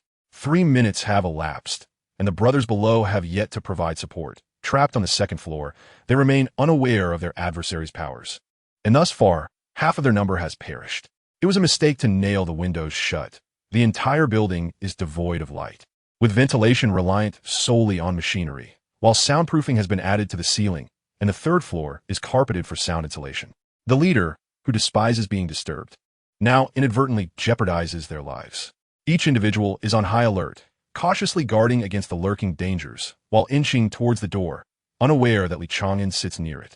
After a brief respite, Li Chang'an gripped his dagger and approached another individual. The human eye possesses an inherent adaptability, transitioning from brightness to darkness, often encountering a brief period of discomfort characterized by indistinct vision. After a few seconds of adjustment, the naked eye can barely discern some details within the shadows. However, the dimness of the current room has plunged beyond the threshold of adaptability for the average person. Perhaps the only pride of Li Chang'an lies in his remarkable ability to adapt. Regardless of the harshness of his surroundings, he swiftly acclimatizes after an initial struggle. Such is the case now.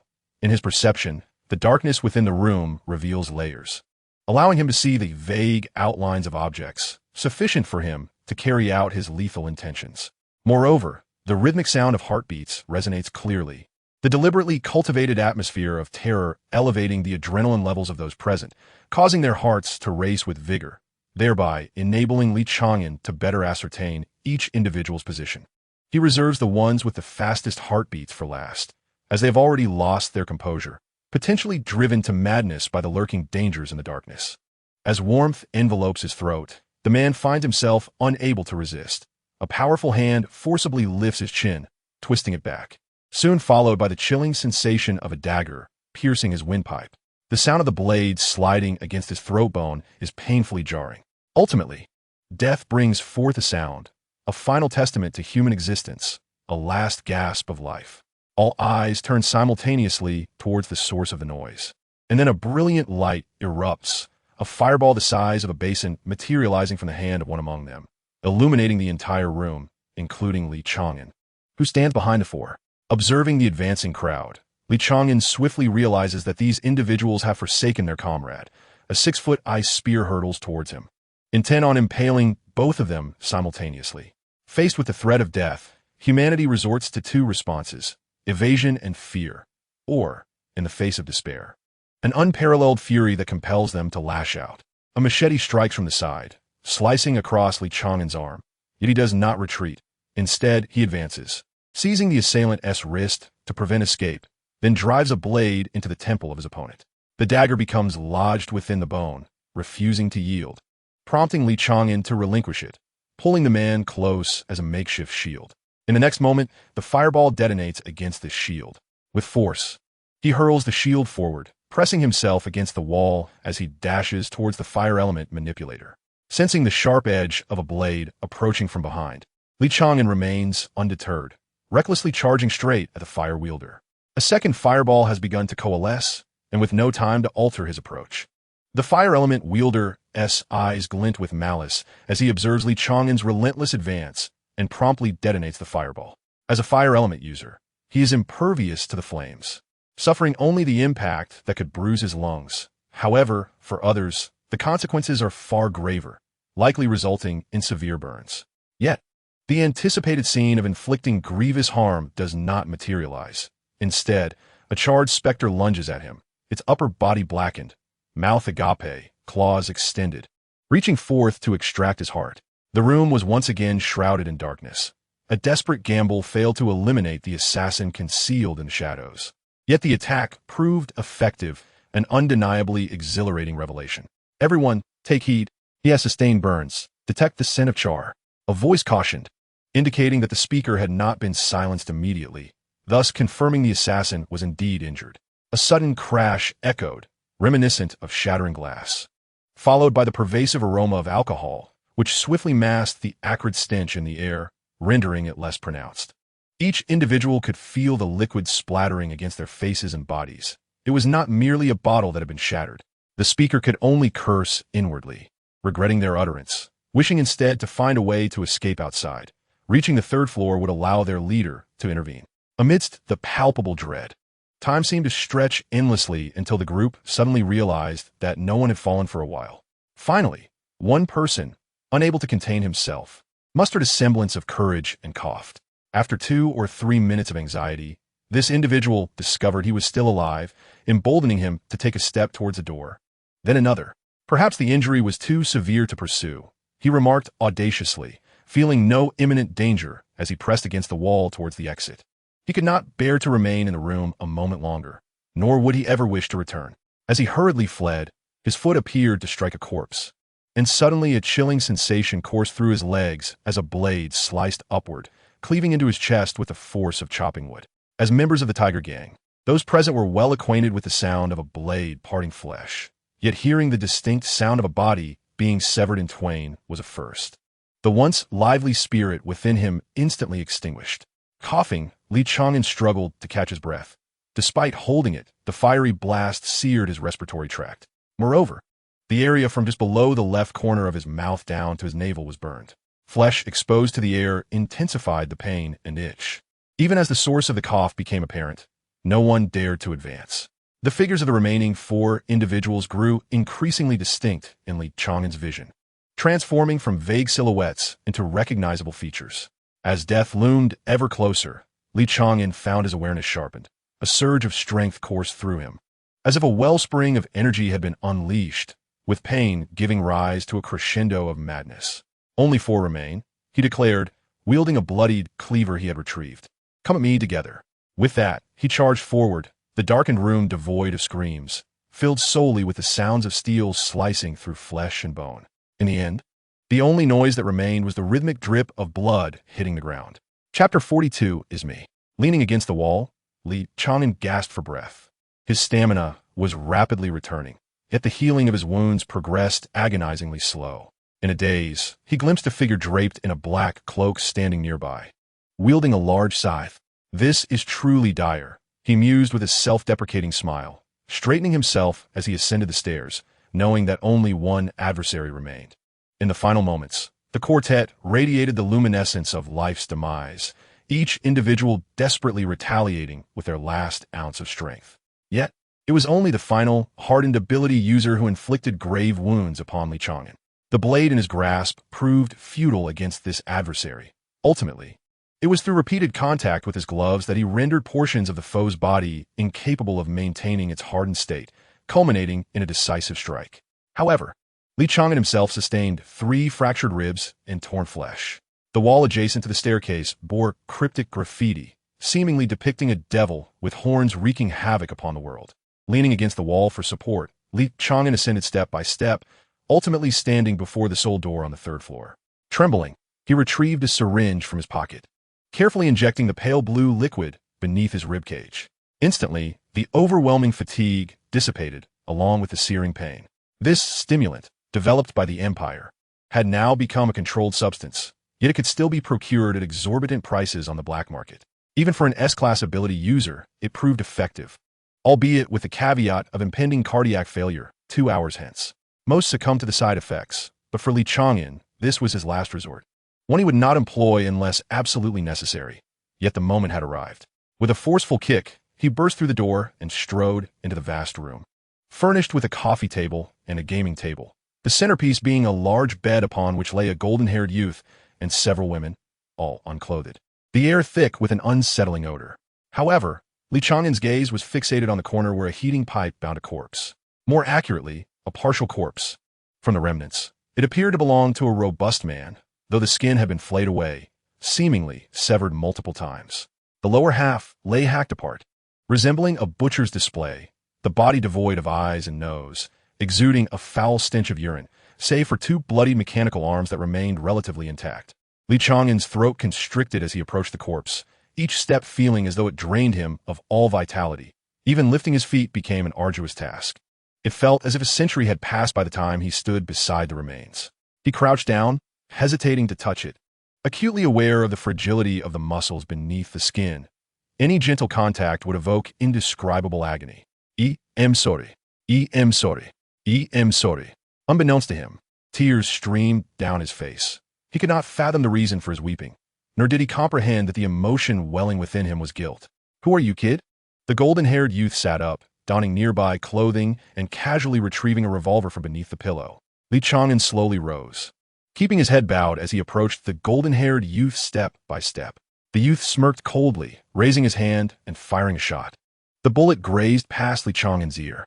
A series of 3 gunshots rang out, each one narrowly missing its mark, evading Li Chang'an's form entirely. The young man with golden hair stared in disbelief at the revolver in his hand, certain of his marksmanship, especially at such a short distance of less than 5 meters. How could this individual evade the bullets?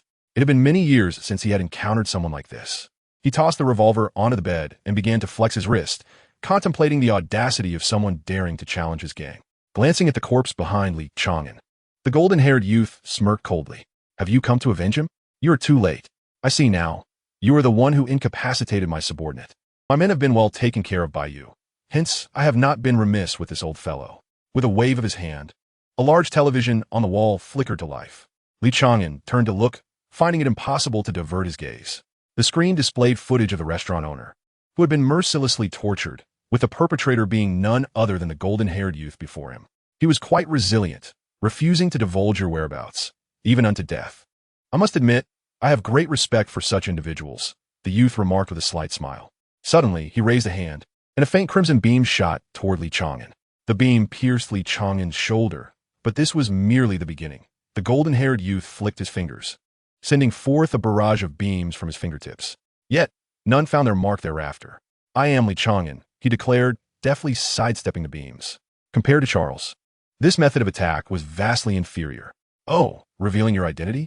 The golden-haired youth sneered, simultaneously growing wary and beginning to retreat. Ignoring the taunt, Li Chang'an continued. "There are words I intended for him, but now that he cannot hear them, I must convey them to you instead. Please pass them along." Suddenly, Li Chang'an, who had been swaying precariously, lunged forward like a cheetah, reaching incredible speed in an instant, covering several meters to appear before the golden-haired youth. Just as the youth raised his hand, a flash of steel was seen, for fingers fell to the ground, and before a scream could escape his lips, a swift blade pierced his mouth, twisting slightly, severing half of his tongue along with shattered teeth. "I am merely a waste of space," Li Chang'an said, bowing down to slice off the young man's remaining half of a hand. "I do not even possess any extraordinary abilities." The blade plunged into the knee, effortlessly severing the youth's lower leg. "I fear the expectations of others, afraid of failing to meet their hopes." In the midst of his speech, Li Chang'an struck down the young man's arm once more. "Yet, I am genuinely grateful that there are still those who encourage me." The youth's eyes glowed crimson.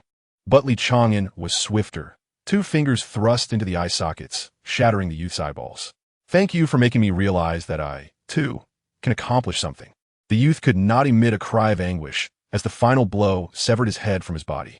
"Your fried noodles were overly oily, yet they were quite filling. I have returned alive, and you shall not be lonely."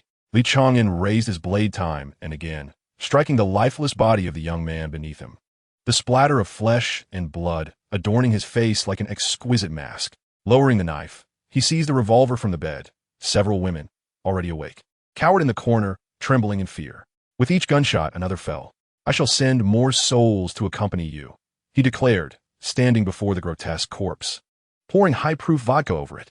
"Before I can face you with dignity, I shall not perish. I will live well, proving that individuals like us can instill fear." Flames ignited, swiftly engulfing the entire floor, racing downwards. Li Chang'an advanced, the grim reaper with the scythe no longer before him. But from this moment forth, he clenched the scythe himself. Noticing the thick smoke billowing from the rooftop, the subordinates outside rushed in, only to be met by a blood-soaked youth. Before the leader could utter a word, he felt the world spin, his last sight being his own headless body. No need to kindle a second fire. Li Chang'an nodded and continued forward. Despite taking many detours, Lin Yubai eventually found the person she had longed for. Yet, witnessing him step into the territory of the Tiger Gang left her in shock. Surely, he cannot be involved with the Tiger Gang? As this thought crossed her mind, she swiftly suppressed it. She could not bring herself to believe that Li Chang'an was that kind of person. She could only wait outside, yearning to seek clarity. 3 hours passed. As she watched black smoke rise from the rooftop and the subordinates swarm into the building, the air was filled with anguished screams. Ultimately, unable to contain her curiosity, Lin Yubai dashed toward the small building.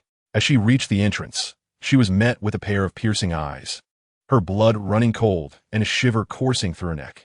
"Is this the one who harbors feelings for me?" The figure, akin to a malevolent spirit, made Lin Yubai question herself. "It is you," he said, the murderous intent dissipating as Li Chang'an offered a faint smile before tilting his head and losing consciousness. "Hey!" Instinctively, Lin Yubai rushed forward to support him, simultaneously glancing inside the room. Had it not been for the beloved in her arms, this scene would have haunted Lin Yubai for a lifetime. Chapter 43. Life's Unique Splendors. A football match played on the television, the score locked at 0. A contest where supernatural abilities were forbidden and the stands were devoid of spectators. Charles reclined on the sofa, folding paper cranes.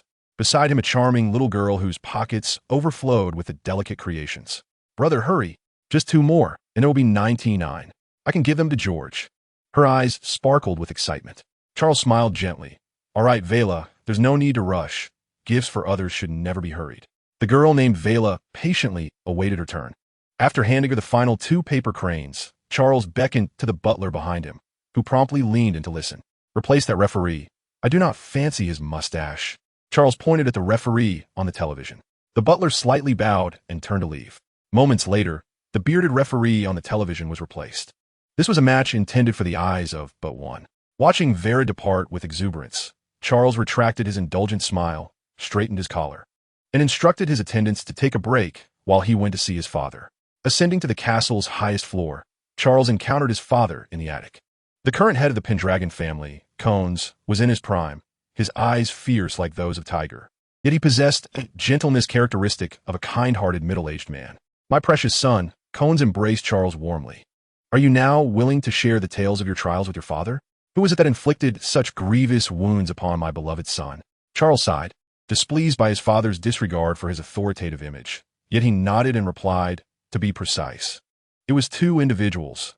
One restrained me, while the other shot me from a distance with a sniper rifle. Thank you, father. Charles bowed deeply, adding, had it not been for the amulet you bestowed upon me, I might not have survived. Cones gazed proudly at his son, satisfaction growing within him. You are the hope of the Pendragon lineage. I abhor conflict, yet I can withstand the pressures that accompany it. I await your maturity. Charles lifted his gaze to meet his father's, and in that moment, his father appeared particularly imposing. Now, tell me about those two adversaries. What are your thoughts on them? Are they mere schemers? Without hesitation, Charles shook his head. It is not a conspiracy. Rather, it is a strategy. The one who impeded me possesses a peculiar ability that suppresses my own powers. Unfortunately, he sighed, he is a formidable opponent. He influenced my emotions and exhibited a fearless spirit, truly a warrior. Yet, it seems his companion intended to sacrifice him, and thus the final shot shattered his body. He may very well be dead. Cones chuckled. No, he has not perished. Someone witnessed him leaving the trial grounds, albeit gravely injured. That is splendid news, Charles exclaimed, standing upright earnestly. Father, I wish to experience the life of a commoner. Relying solely on the family will prevent me from becoming a true warrior. Cones furrowed his brow. He certainly did not wish for his son to face peril and hardship, yet he recognized that his son's greatest aspiration was to grow stronger. As a father, he felt powerless to oppose him. After a moment of contemplation, Cones finally acquiesced with a resigned smile. Very well, I cannot deny my beloved son's request, but you must at least take some money with you. Children from ordinary families also require living expenses. Agreed, but as I'm going to experience life, I cannot take too much. I shall learn to earn it myself. So would 3 million suffice? Charles, being a humble individual, was willing to heed his father's counsel. No, taking 3 million would defeat the purpose of experiencing life. Cohen shook his head resolutely, deeming it mere suffering without purpose. Take 150 million, if you can serve it. It should last you half a month. His father's foresight was commendable, for there remained much for him to learn. Charles nodded emphatically, though the journey would be arduous. He felt no fear, only anticipation. What might your lives be like? In the military cafeteria, one of the three marshals, Wang Jianjun, sat opposite the 5-star general, Li Chang'an. No one dared to approach within a 30-meter radius of these two, who epitomized the pinnacle of military authority. Moreover, Wang Jianjun was akin to a living legend. Shaolin, he casually addressed, prompting a smile from Wang Jianjun. Every time you call me that, it brings me such joy. Li Chang'an, holding his bowl and chopsticks, replied nonchalantly, Marshal, please maintain decorum. Maintain decorum, my foot. Who does it know we grew up in the same trousers? Besides, any reports will still end up on my desk. Wang Jianjun retorted, rolling his eyes. You've had this disposition since childhood. Li Chang'an set down his chopsticks, exclaiming, speak your mind, quickly. Do not disturb my meal. Wang Jianjun chuckled, that's more like it, my brother. Observing Li Chang'an's expression darkening, Wang Jianjun immediately adopted a serious demeanor. You need to go to the northwest. I'm unaware of who the commander is, but you are to replace him directly. Those special forces brats are impressive. That long-legged girl managed to hold a breach single-handedly, resulting in heavy casualties for the Northwest Army. Can you believe it? Li Chang'an furrowed his brow, pondering briefly. Isn't the current commander in the Northwest named Zhao? I reviewed the battle report yesterday. The special forces eliminated over 7,000 monsters, while the Northwest Army took down about 19,000, suffering 32,000 casualties. Isn't that outrageous? Wang Jianjun slammed his hand on the table, incensed by the mention. I am issuing a military order. You are to take command and prepare. You have 1 month to drive the remaining monsters out of the borders and hold the line until the city walls are completed. Lowering his voice conspiratorially, he grinned slyly. The Northwest will certainly be recruiting. Why not enlist your granddaughter? During this month, her achievements will be under your purview. Wouldn't it be better for her to return to the military department with you? Li Chang'an's eyes brightened, but he quickly cleared his throat to mask his excitement. I will not show favoritism. I believe my Lin family's daughters do not require such. All right. Wang Jianjun replied dismissively, abruptly shifting the topic. How did the recent trials turn out? Recalling the report from the Golden Star Sea, Li Chang'an could not help but smile. 3 mutants. You would never guess the nature of their abilities. In any case, I have decided to cultivate one to succeed me. Do as you wish. After all, you are a solitary elder, free to make your own decisions. If he possesses the capability, that suffices. Wang Jianjun remarked, lowering his voice. "I meant to inquire about the survivor. When will you bring him for me to see?" Lin Jin picked up his bowl and chopsticks once more, shaking his head. "Half of our people lost track of him. After comparing photos and database records, his identity has been established.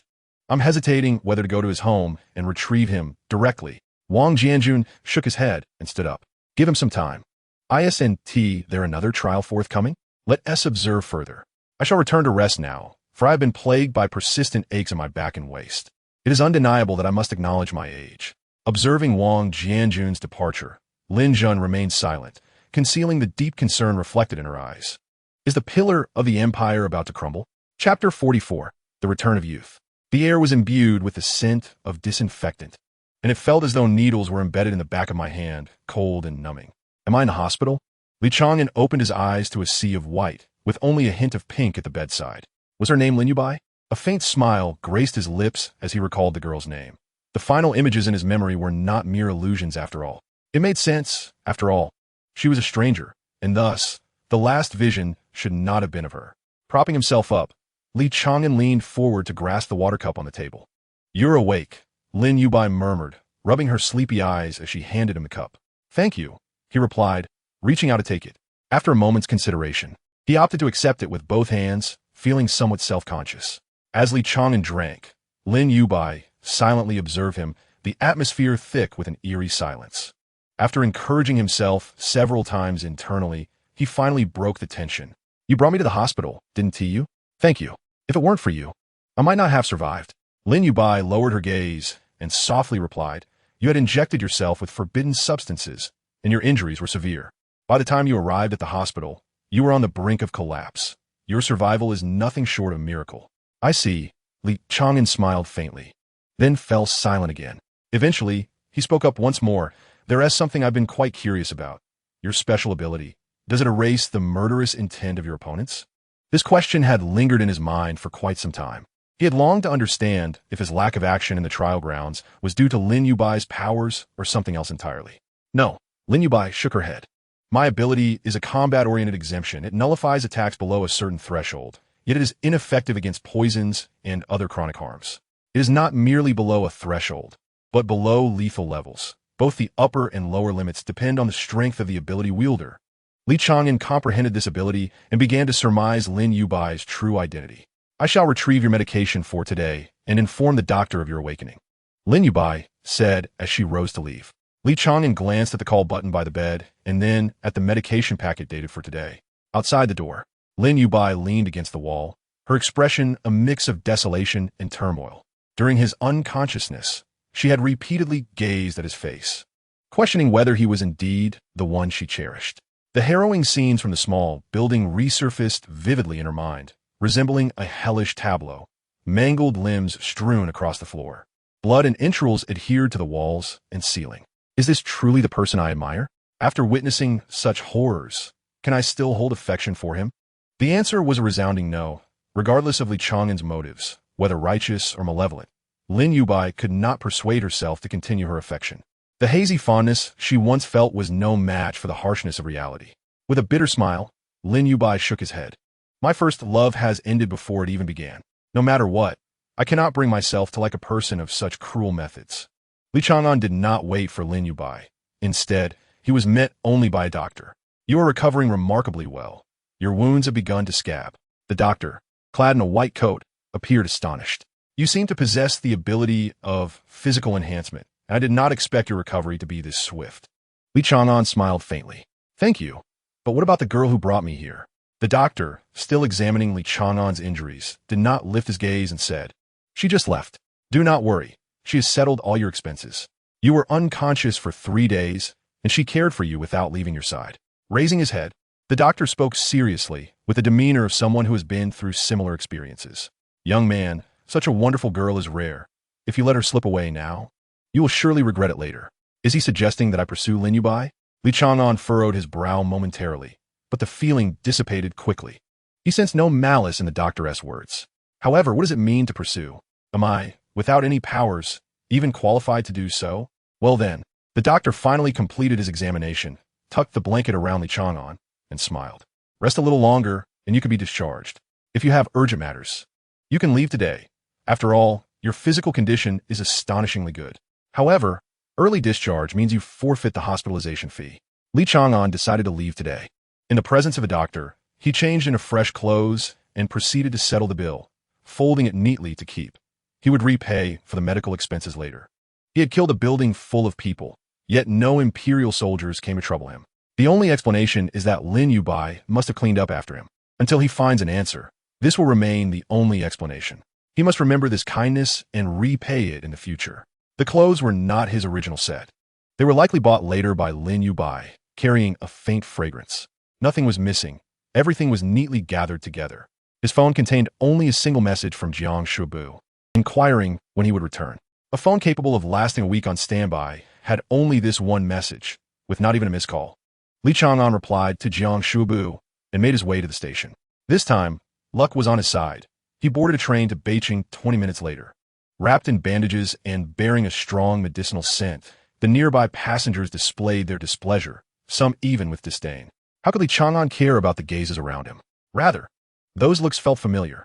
He had grown up under such scrutiny. As darkness fell, the train arrived in Beijing. Li Chang'an chose not to have Jiang Shubu pick him up and instead hailed a taxi by the roadside.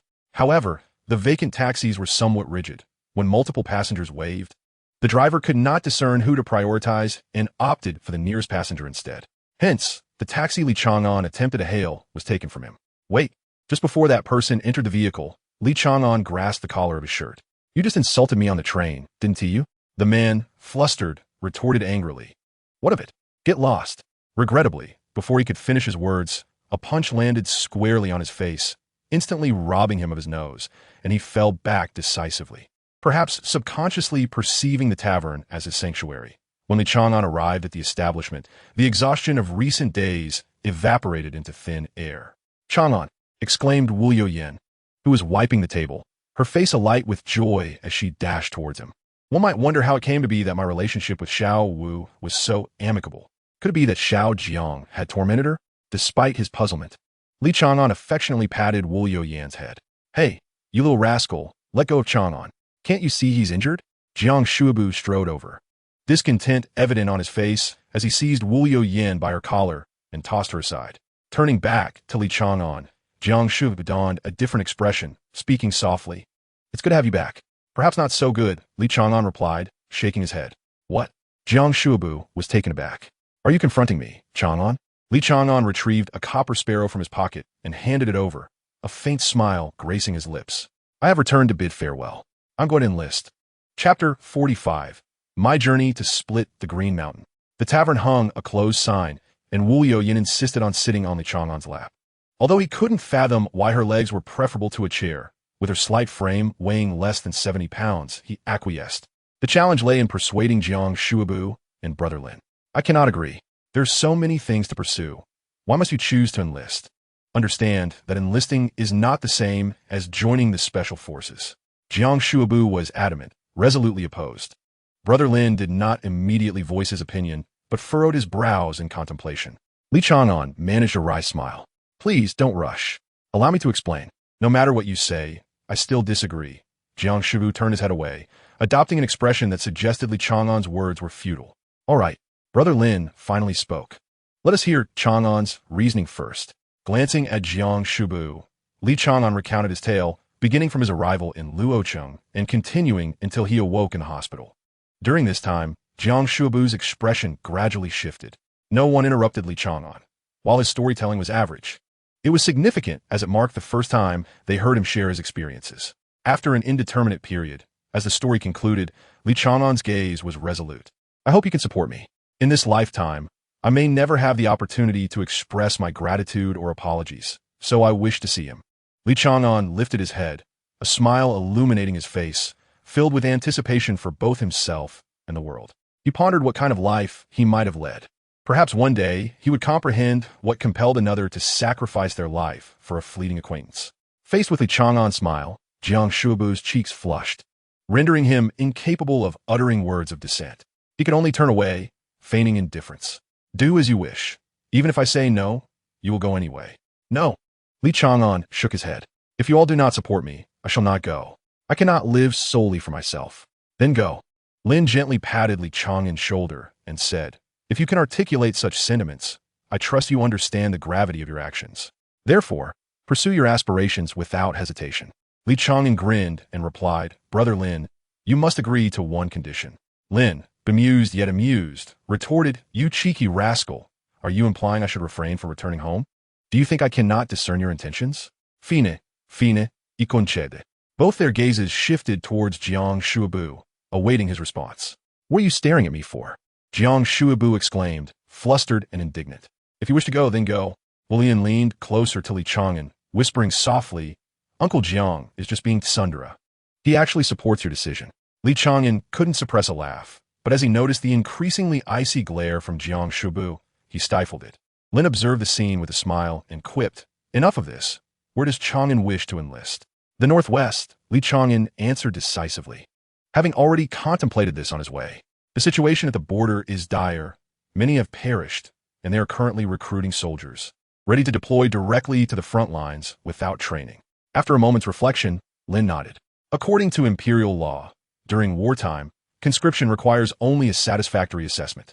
Accumulating sufficient military merit allows one to transition into the Imperial Officer Academy, graduating with the rank of captain after passing 3 evaluations. Aside from special operations, enlisting during wartime is a pathway to success that many anticipate eagerly. Jiang Shubu furrowed his brow, hesitating several times before finally speaking. "I realize this may be somewhat coercive, but you must promise me to return alive, regardless of the circumstances. Your life is paramount." Of course, Li Chang'an readily agreed, though he harbored no certainty of his survival. He understood that failing to reassure Jiang Shubu would only cause him distress. "I am aware of the situation in the Northwest. It will likely not conclude in 2 to 3 months. This wave of beasts is fiercer than ever, with numerous aquatic monstrosities reaching the shores. You must exercise caution." Lin, being the elder, was particularly mindful not to impose undue pressure on Li Chang'an. Li Chang'an nodded, assuring him, "Rest assured, I shall return after it concludes. I still intend to participate in the 9th trial." The 3 of them raised their glasses in a toast, wishing Li Chang'an smooth sailing ahead, with Wu joining in with her juice for good measure. Li Chang'an, not one to procrastinate, resolved to act promptly on his decisions. After a few drinks, he prepared to bid farewell. "Brother Lin, while I'm away, could you look after my family for me?" A wry smile crossed Li Chang'an's face. "I'm still uncertain how to confront them.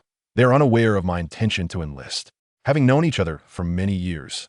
This marked the first time Li Chang'an expressed concern for his family. Lin was momentarily taken aback, finally responding with curiosity, "Have you forgiven them?" "It's not really about forgiveness," Li Chang'an murmured, his gaze lowered. "Upon reflection, my mother has always endeavored to care for me, albeit in misguided ways. As a child, I would blame her, and as I matured, I continued to hold resentment. But now, considering the prospect of survival, the past seems less burdensome. She strikes me, but that is merely because she possesses no other means. She is but a producer, lacking formidable abilities or a distinguished lineage. In our household, there is not a single man who can come forth to offer assistance. Her sole desire is for my survival. She has brought me into this world, and should the time come, she could sever ties without remorse. She owes me nothing."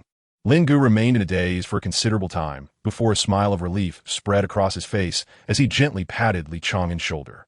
"It is truly commendable that you can think this way." "To be honest," Li Chang'an replied, scratching his head in embarrassment, "I do wish to return and see them. I just fear that once I do, I might find it hard to leave." Go ahead, Lin Gu chuckled, waving his hand dismissively.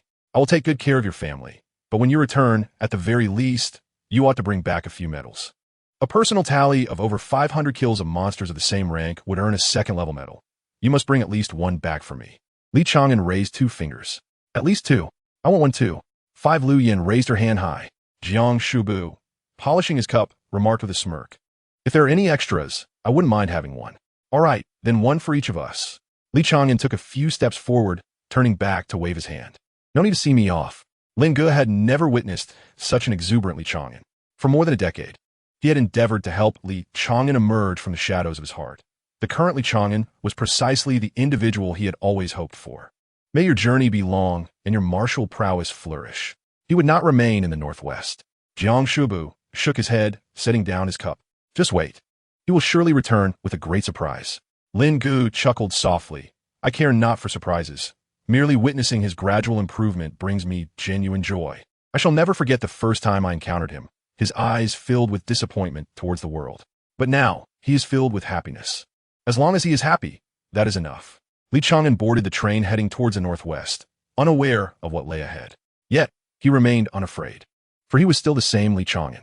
He had not changed fundamentally. He had merely reclaimed some lost fragments of himself. Green mountains do not fade. So I shall come to the Green Mountains. Chapter 46, The Medal of Manhood. Beijing, one of the rare three-character cities within the empire, is situated in the border region of the East Continent before the apocalypse, standing sentinel alongside the western city of Xicheng. The apocalypse was heralded by columns of light descending from the sky, which obliterated life and wrought catastrophic destruction. The once thriving Middle Eastern region sank beneath the waves, and over half of the islands in Oceania vanished. The original world map became obsolete. Today, an ocean stretches between Beijing and Xicheng.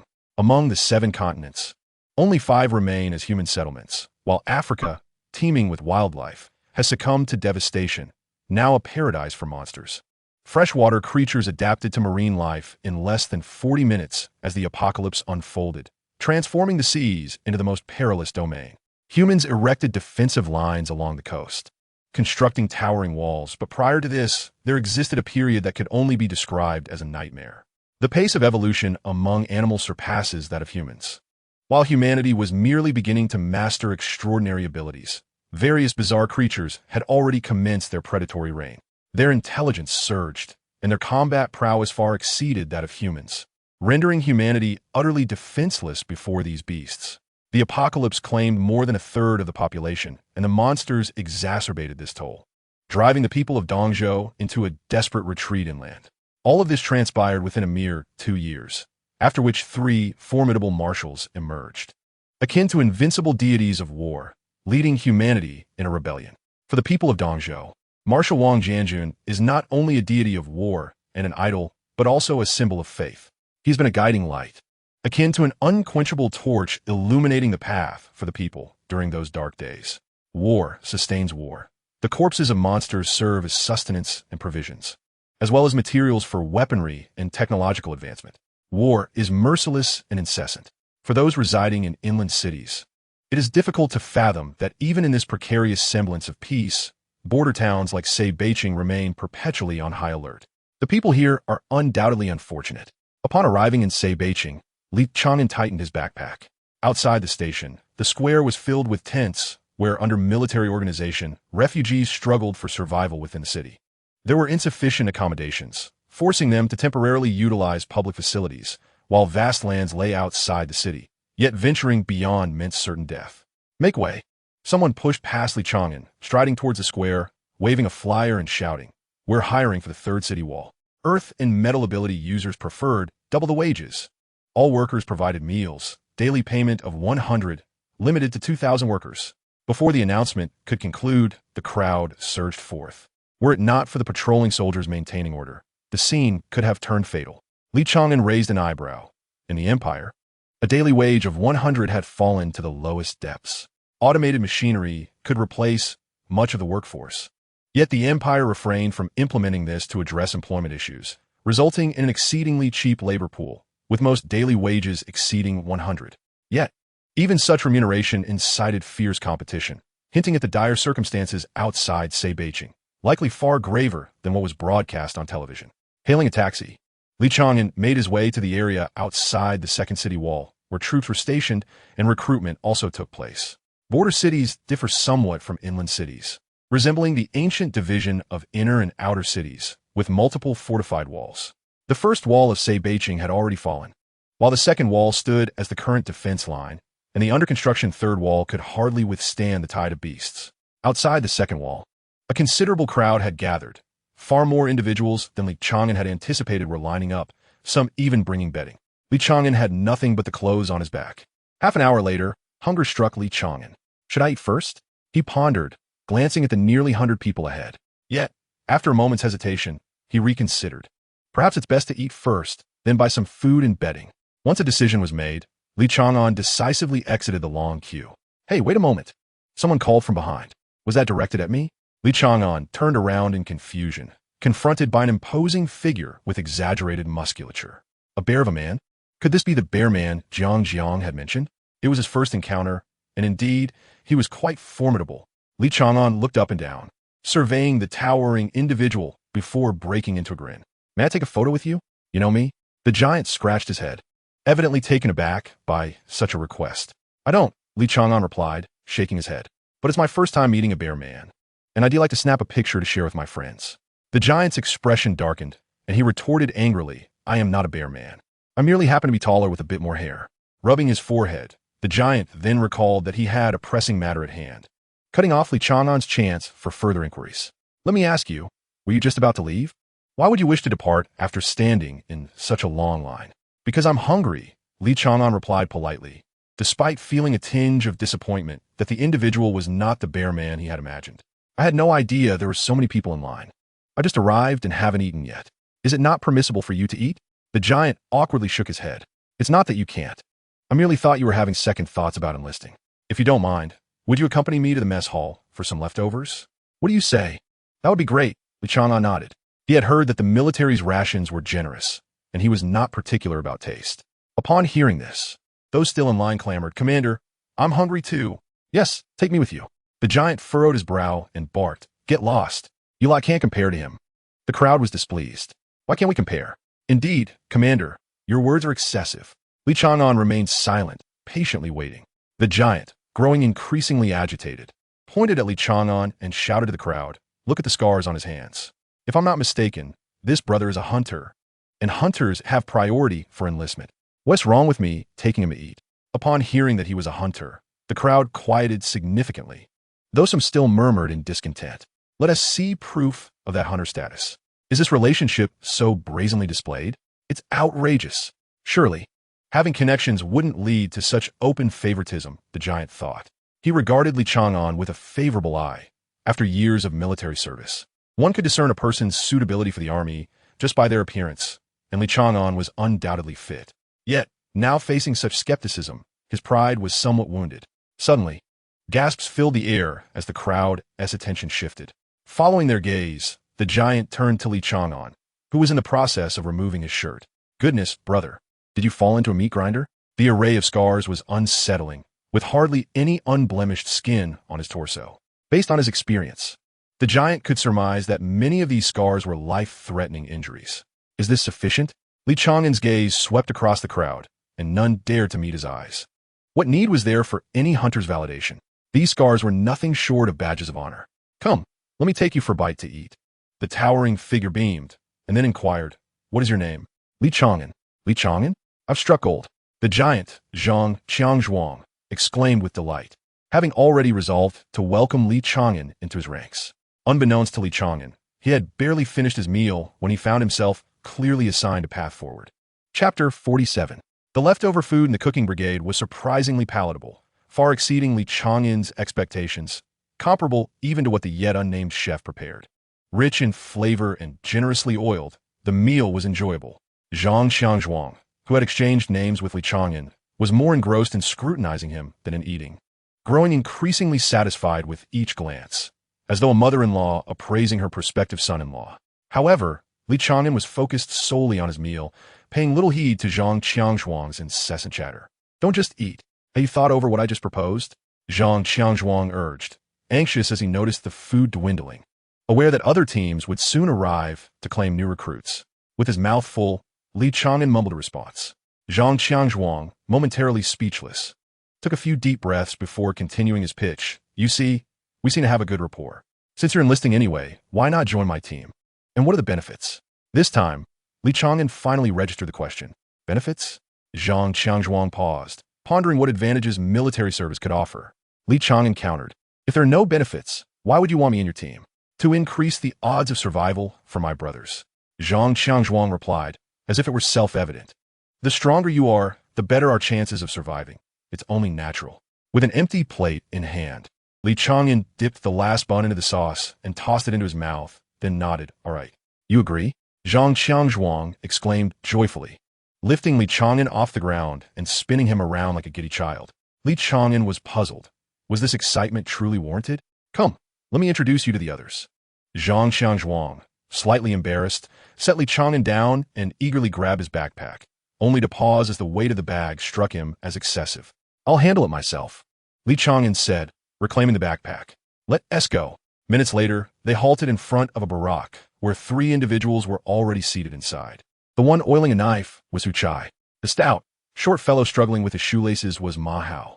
The one with heavy dark circles under his eyes was Ha Ka. And the one who appeared quite formidable was Li Chang'an himself. I look formidable. Li Chang'an frowned, but refrained from arguing, having always believed himself to possess a friendly demeanor. The trio within the barack rose to greet Li Chang'an, though their enthusiasm seemed rather lackluster. Each group consists of 5 individuals, correct? Li Chang'an turned to them, noting, but you are only 4. Did your previous teammate perish? The 3 exchanged glances and burst into hearty laughter. The tall and slender Hu Chai stepped forward and patted Li Chang'an on the shoulder, expressing his admiration for Li's eloquence. I feel the same, Ma Hao chimed in, giving a thumbs up while Hakan nodded in agreement. In that brief exchange, Li Chang'an began to find his place within the group. Zhang Chang, in a hushed tone, clarified, indeed, there are 5 of us, but we consider the one who is absent as deceased. A newcomer once joined us, a rather formidable young fellow, who declared on his first day that his dream was to become a general. With a deep sigh, Zhang Chang continued, during our last mission, that newcomer sacrificed himself to hold off the beast tide, but in doing so, he managed to slay a leopard bull. That was his merit, and his family would receive a substantial compensation due to it. However, Hu Chai interjected, that scoundrel deceived us and claimed the newcomer's achievement as his own, taking credit for the leopard bull and advancing in rank. Li Chang'an nodded, recognizing that such occurrences were not uncommon among hunters. He had witnessed many instances where individuals intentionally refrained from acting, waiting for their companions to perish first. He did not question the credibility of their words. After all, there is no motive for strangers to fabricate stories, and while many emotions could be feigned, guilt was not one of them. Let's not dwell on unpleasant matters. Let us welcome our new comrade, Zhang Chang said, pulling Li Chang'an into the tent to exchange information about their abilities, fostering future cooperation. After sharing his own abilities, Zhang Chang departed to assist Li Chang'an with some formalities. True to his name, Zhang Chang's ability was strength, belonging to the combat category, primarily manifesting as enhanced recovery through breathing, significantly boosting various attributes during battle. The most formidable aspect was his high resistance to weapon damage. However, in the face of a beast tide, this characteristic was rendered moot as the monsters had yet to evolve to utilize weapons.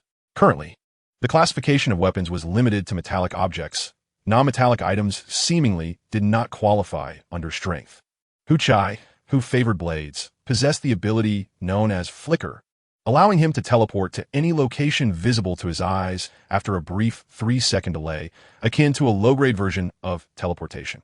The destination must be within his line of sight, cannot penetrate walls, and must be a solid surface. He could not transport himself in a thin air, such as into the sky, without a tangible landing spot.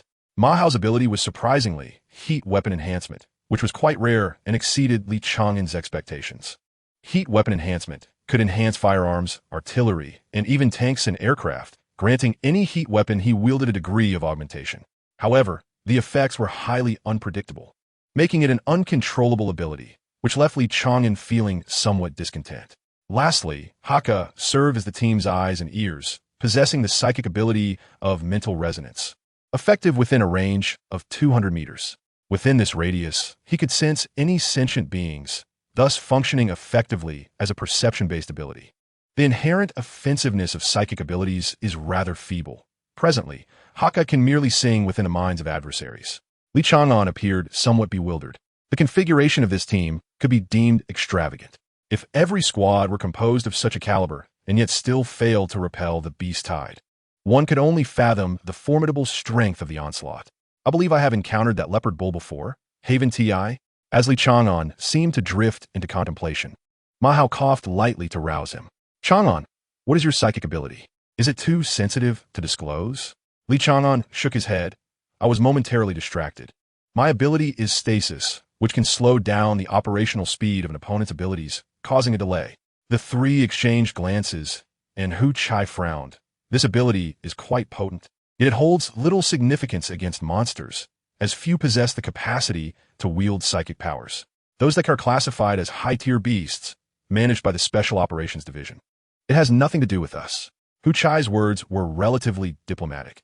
It would be more accurate to say that Li Chang'an was essentially ineffective. Li Chang'an shukulat. It's all right, I grasp your meaning. My close combat skills are decent, so I should not hinder your efforts. Hu Chai laughed. Brother Chang'an, you jest, I presume? Should I interpret that to mean you can hold your own in close quarters without relying on your psychic abilities? Li Chang'an nodded. His prowess in melee had garnered the approval of one Anren, with witnesses including Charles and over 50 lives from the Tiger Gang. Hearing Li Chang'an's unpretentious assertion, Ma Hao pondered thoughtfully, yet Hu Chai could not remain composed. Since you say so, why not lend a hand? Rest assured, we shall keep it within reasonable bounds. However, fists and feet are unpredictable, so if you happen to sustain an injury, do not hold a grudge, all right? Li Chang'an readily nodded. Very well. I shall exercise caution to avoid harming you. Are you still in need of a breather? Hu Chai, incensed, tossed aside his dagger and retrieved 2 rubber training knives. Tossing one to Li Chang'an. I must teach you a lesson, you reckless rookie. We need to seize an opportunity in the 48th minute. With all formalities completed, Li Chang'an was fully integrated into the squad, and Zhang Xiangzhuang was overjoyed, knowing that no one could usurp him now unless the general personally commanded it. The inclusion of an experienced hunter would significantly enhance the squad survival rate, irrespective of the nature of their abilities. Upon returning to the tent, Zhang Xiangzhuang blinked and stepped back outside, only to return after a moment's contemplation, finally confirming that he was not hallucinating. The individual sprawled on the ground, bruised and battered, was indeed Hu Chai. Not only Hu Chai, but Ma Hao also bore some bruises. Haka, nearby, appeared relatively unscathed, though a closer inspection revealed the telltale signs of dark circles under his eyes. What has transpired here? Did another squad come to bully us? Zhang Xiangzhuang directed his gaze at the soul and scathed Li Chang'an. Li Chang'an shook his head. Hu Chai expressed a desire to spar, to assess my close combat abilities. So we engaged in a friendly exchange. Why do you say again? It is simply unacceptable for Zhang Xiangzhuang to have inflicted such harm. It appears that Li Chang'an is merely venting his frustrations on Hu Chai. Being questioned about one's capabilities naturally leads to irritation, yet we are all teammates from now on. An excessive force is unwarranted.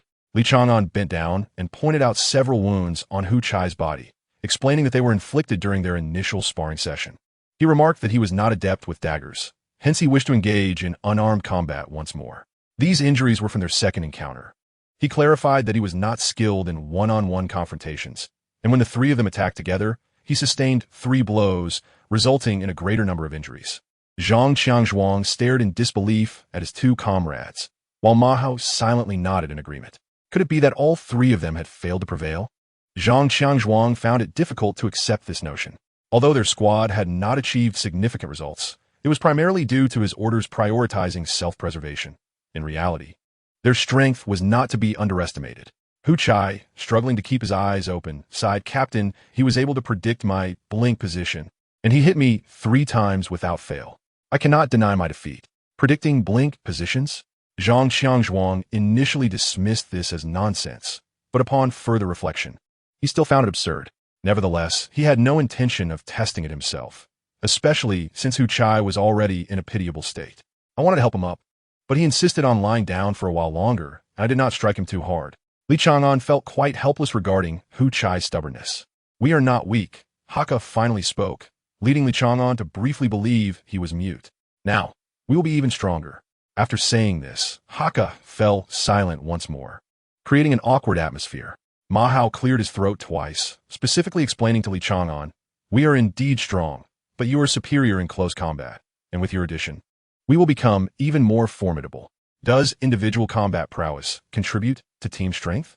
Li Chang'an nodded in understanding. He was aware of his weaknesses, yet he remained confident in his close-quarters abilities. Hu Chai appeared battered, but his injuries were not severe. Even without medication, he would recover within a few hours. Regardless of the ability, any individual reaching sea level possesses a comparable rate of recovery. Humanity is evolving day by day, enhancing its baseline through reproduction. Hu Chai rose from the ground and leaned against the edge of the bed.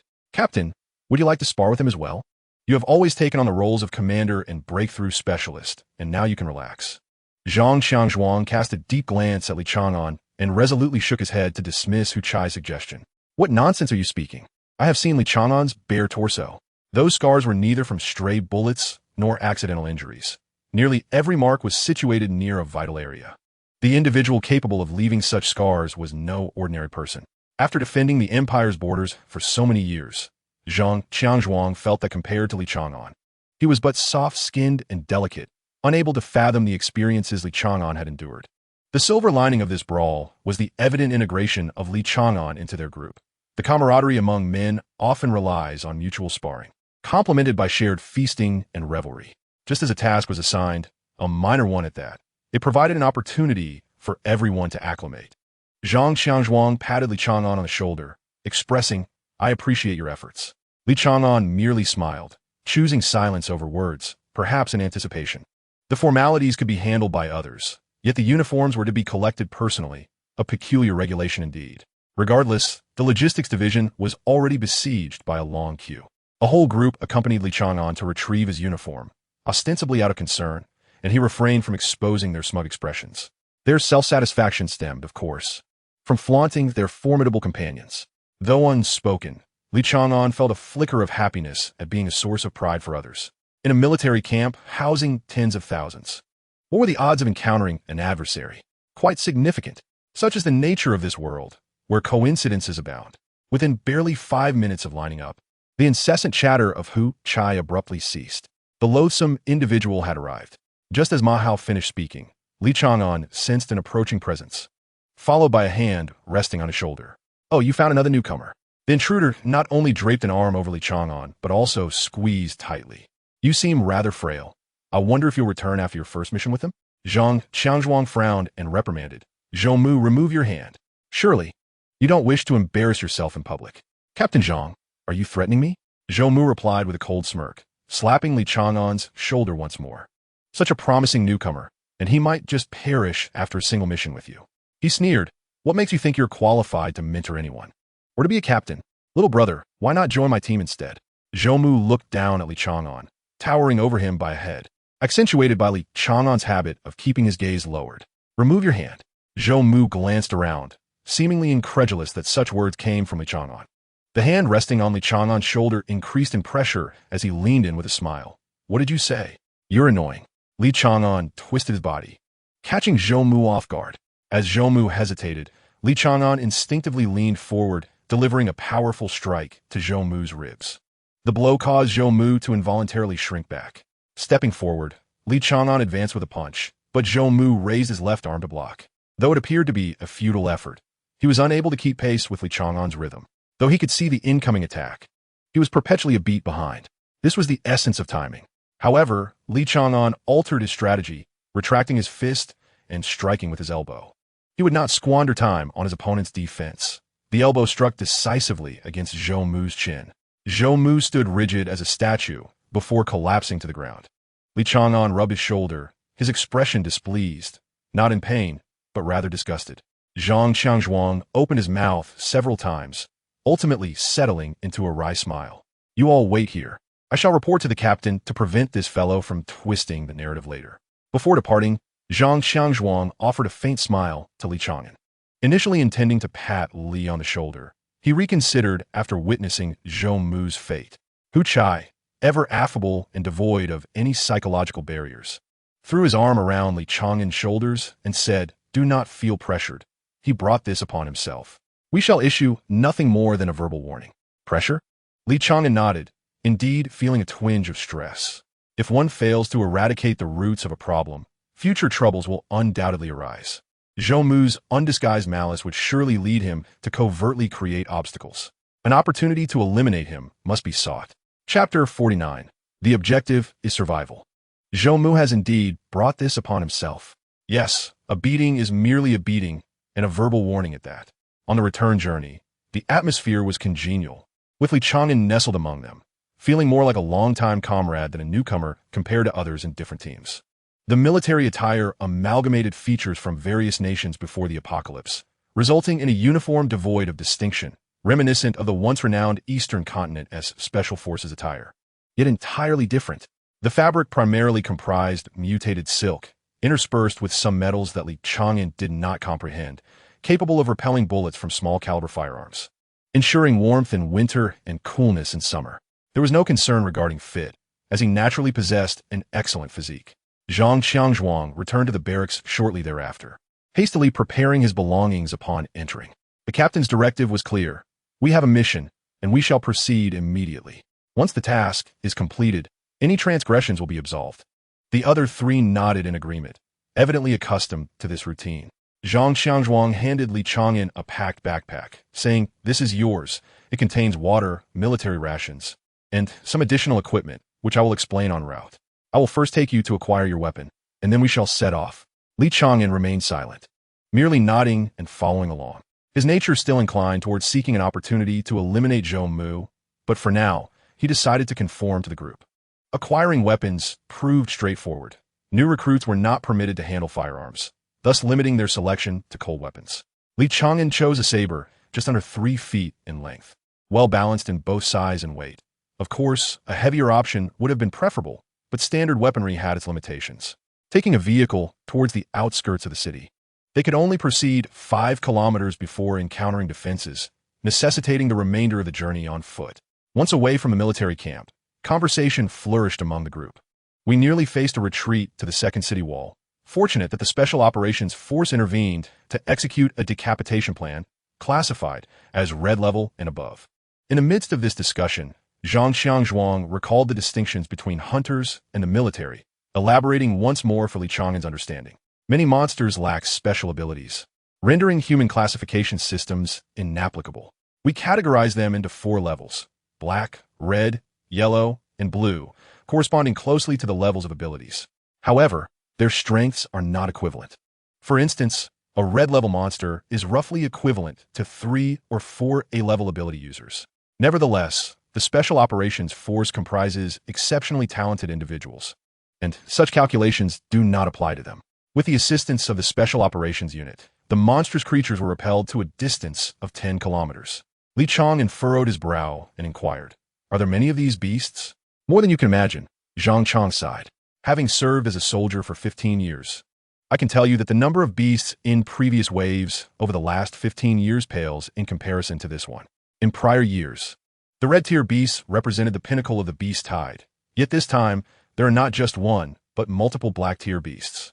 If you encounter a red-tier beast, do not hesitate. Run immediately." Upon arriving at the defensive station, Zhang Chang handed over the vehicle and led the 4 men beyond the defensive line. The target designated for the mission lay approximately 3 kilometers ahead. "Captain, look over there," Hu Chai suddenly exclaimed with excitement. Following Hu Chai's gaze, Li Chang'an frowned and stealthily retreated a few steps to hide behind Zhang Chang. "That's the barbarian god from the Special Operations Unit. My idol. He has single-handedly slain double-digit red-tier monsters," Zhang Chang exclaimed, unable to contain his enthusiasm. Hu Chai swallowed hard. "No, the one next to him is Boar, right? The leader of Group 1 in the Special Operations Unit. She's even more beautiful in person." He marveled at her legs and waist. As the two contemplated approaching for autographs, Li Chang'an quickly interjected, "That's enough. Aren't we here to carry out a mission, right?" Zhang Chang scratched his head sheepishly. "We are soldiers. Let us prioritize our mission." Nodding in agreement, the group hurriedly followed, albeit glancing back repeatedly. Not far away, the barbarian god wrinkled his nose and sniffed the air, turning to investigate. "What's the matter?" Boar, who stood the same height as the barbarian god, turned to see nothing unusual. "It seems I've caught a whiff of something familiar," the barbarian god remarked, furrowing his brow as he moved in that direction. "That squad just now had 4 members. Yet I detect the scent of 5. Curious, Boar followed suit, raising her hand to her brow and uttering vision, her eyes instantly transforming into a shade of purple gold. After a brief moment, Boar shook her head. "There are 4 distinct psychic energies. You must be mistaken." "Very well," the barbarian god replied, casting a lingering gaze before shaking his head. "Let us return." Boar nodded and glanced once more in the direction the barbarian god indicated. Her vision was an ability that allowed her to perceive any fluctuations within a 3-kilometer radius. However, just near the 4 psychic energies, she had also detected a faint presence of black mist. Yet, there was no need to disclose this to the barbarian god. After all, they were rivals. Boar, too, failed to notice the self-deprecating smile on the barbarian god's face. "That fellow could never descend to the lower ranks. I must have misjudged." 3 kilometers was not a significant distance for the 5 individuals, but as the target was mobile, they could take a moment to rest while observing its direction of movement. The target consisted of several wandering deer wolves, and nearby were producers constructing the first city wall, who took refuge near the remnants of the wall at night. They resided alongside the vanguard troops, remaining safe unless the beast tide breached the foremost defensive line. Recently, however, there have been numerous reports of producers going missing, seemingly taken away during the night. Eyewitness accounts suggest the involvement of a creature known as the wolf deer. All information has been relayed to Li Chang'an, and the 4 individuals waited silently for his response, eager to witness his professional acumen. Li Chang'an shrugged, stating that while it was indeed a wolf deer, it was also not merely that. The scent left at the scene belonged to a wolf deer. Yet the creature itself, a monster with the head of a wolf and the body of a deer, possesses the strength to overturn a truck. Despite its carnivorous nature, it does not favor nocturnal hunting. Zhang Chang pondered thoughtfully. Are you suggesting that they do not hunt at night? Yet wolves are nocturnal creatures, are they not? Indeed, Li Chang'an affirmed with a nod. Both wolves and deer can traverse the night, but wolf deer do not. They prefer to rest in well-lit areas. Furthermore, wolf deer are not inclined to attack humans. You rarely see them among the beast tides, do you? Upon reflection, the 4 nodded in agreement, acknowledging the rarity of wolf deer in such circumstances. Li Chang'an continued, thus, while I say it is a wolf deer, it is not the wolf deer that is the perpetrator. Moreover, the footprints are quite disordered, resembling a hasty escape rather than a passage. Lifting his gaze towards the nearby forest, Li Chang'an remarked, perhaps we may encounter an unexpected surprise. Very well, let us return and report our findings.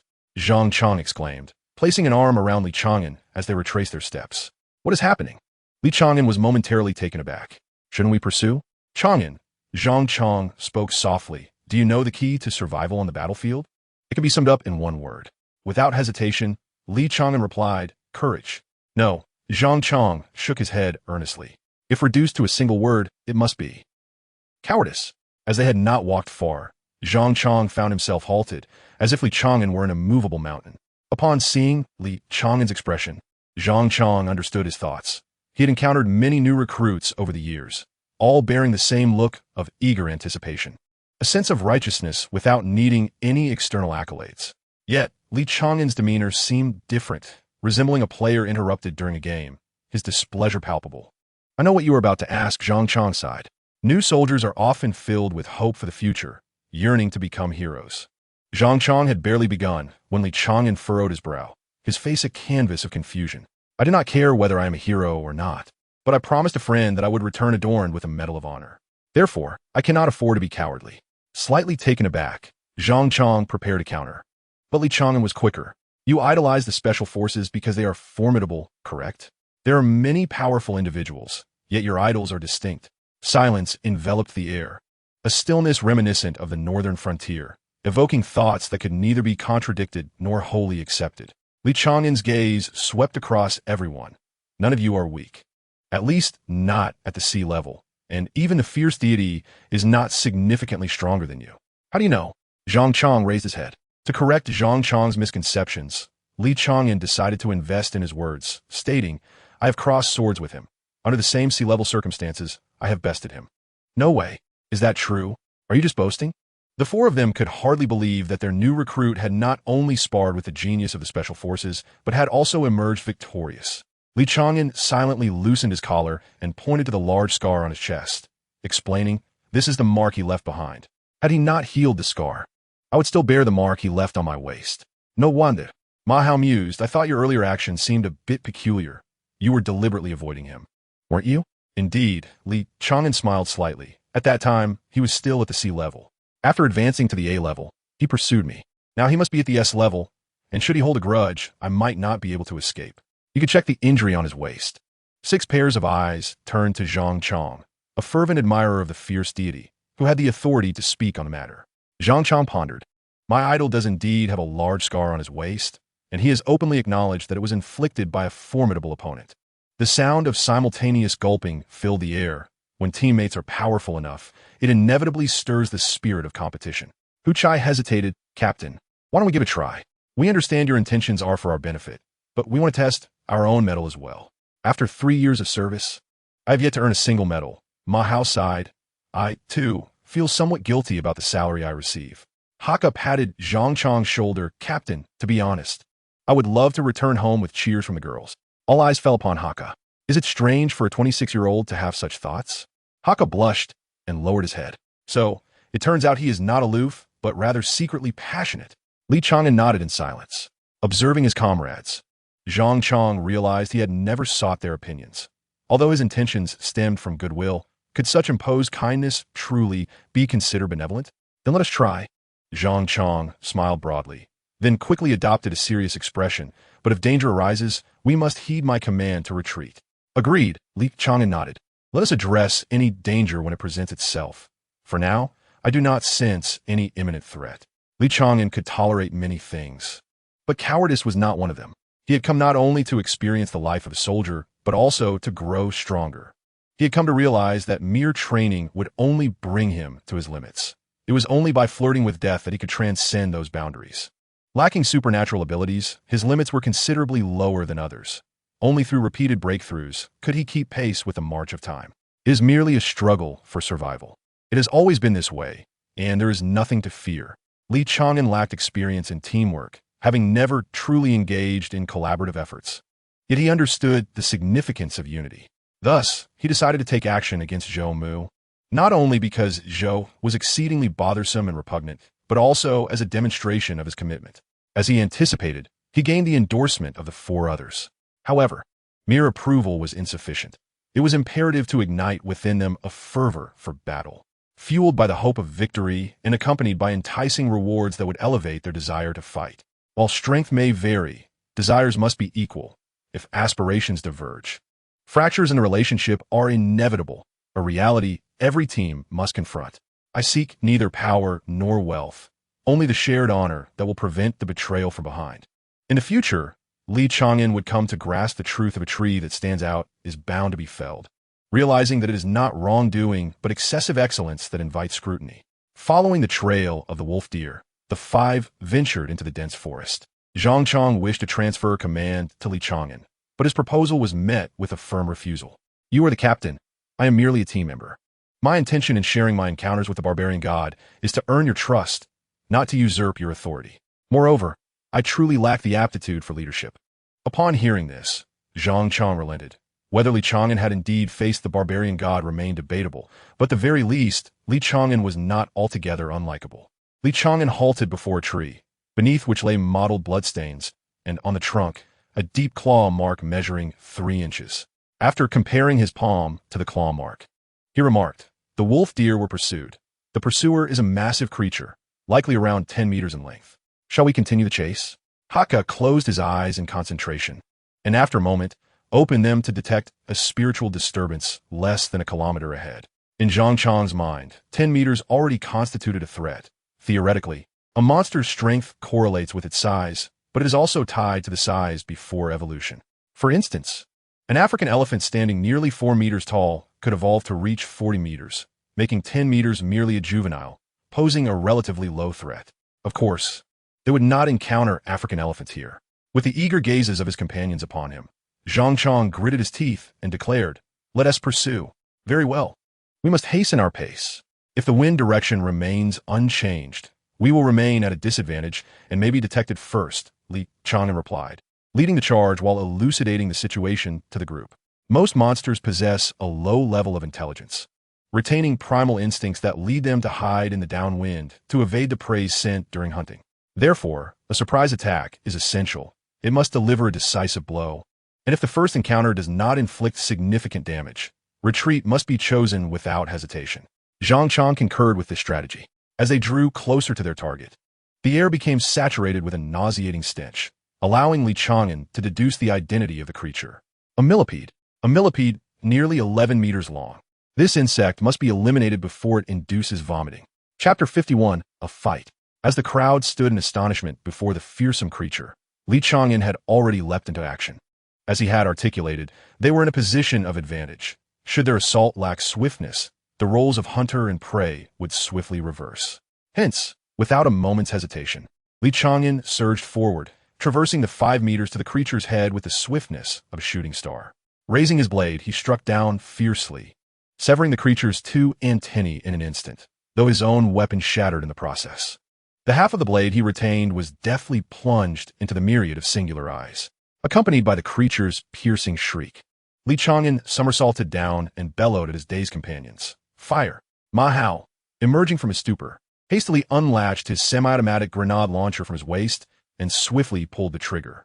Observing Ma Hao, Li Chang'an surmised that the initial shot would not inflict significant damage and furrowed his brow as he retreated to the side. Indeed, the hastily released trigger only caused cracks to appear in the creature's carapace, inflicting minimal harm. The creature, undeterred, advanced towards them with remarkable speed, closing the distance in an instant. Zhang Chang, with a mighty roar, flexed his robust muscles, straining against his resilient military attire, and raised his hands to intercept the razor-like limbs. After a brief delay of 3 seconds, Hu Chai positioned himself atop the creature, launching a flurry of 3 strikes with his dagger in rapid succession. The keen edge sliced through, cleaving the gelatinous eye in twain. A torrential downpour of blood ensued. As the creature writhed violently, Zhang Chang's tactical gloves were torn by the sharp appendages, leaving him acutely aware of the scratches etched onto his bones. Quickly!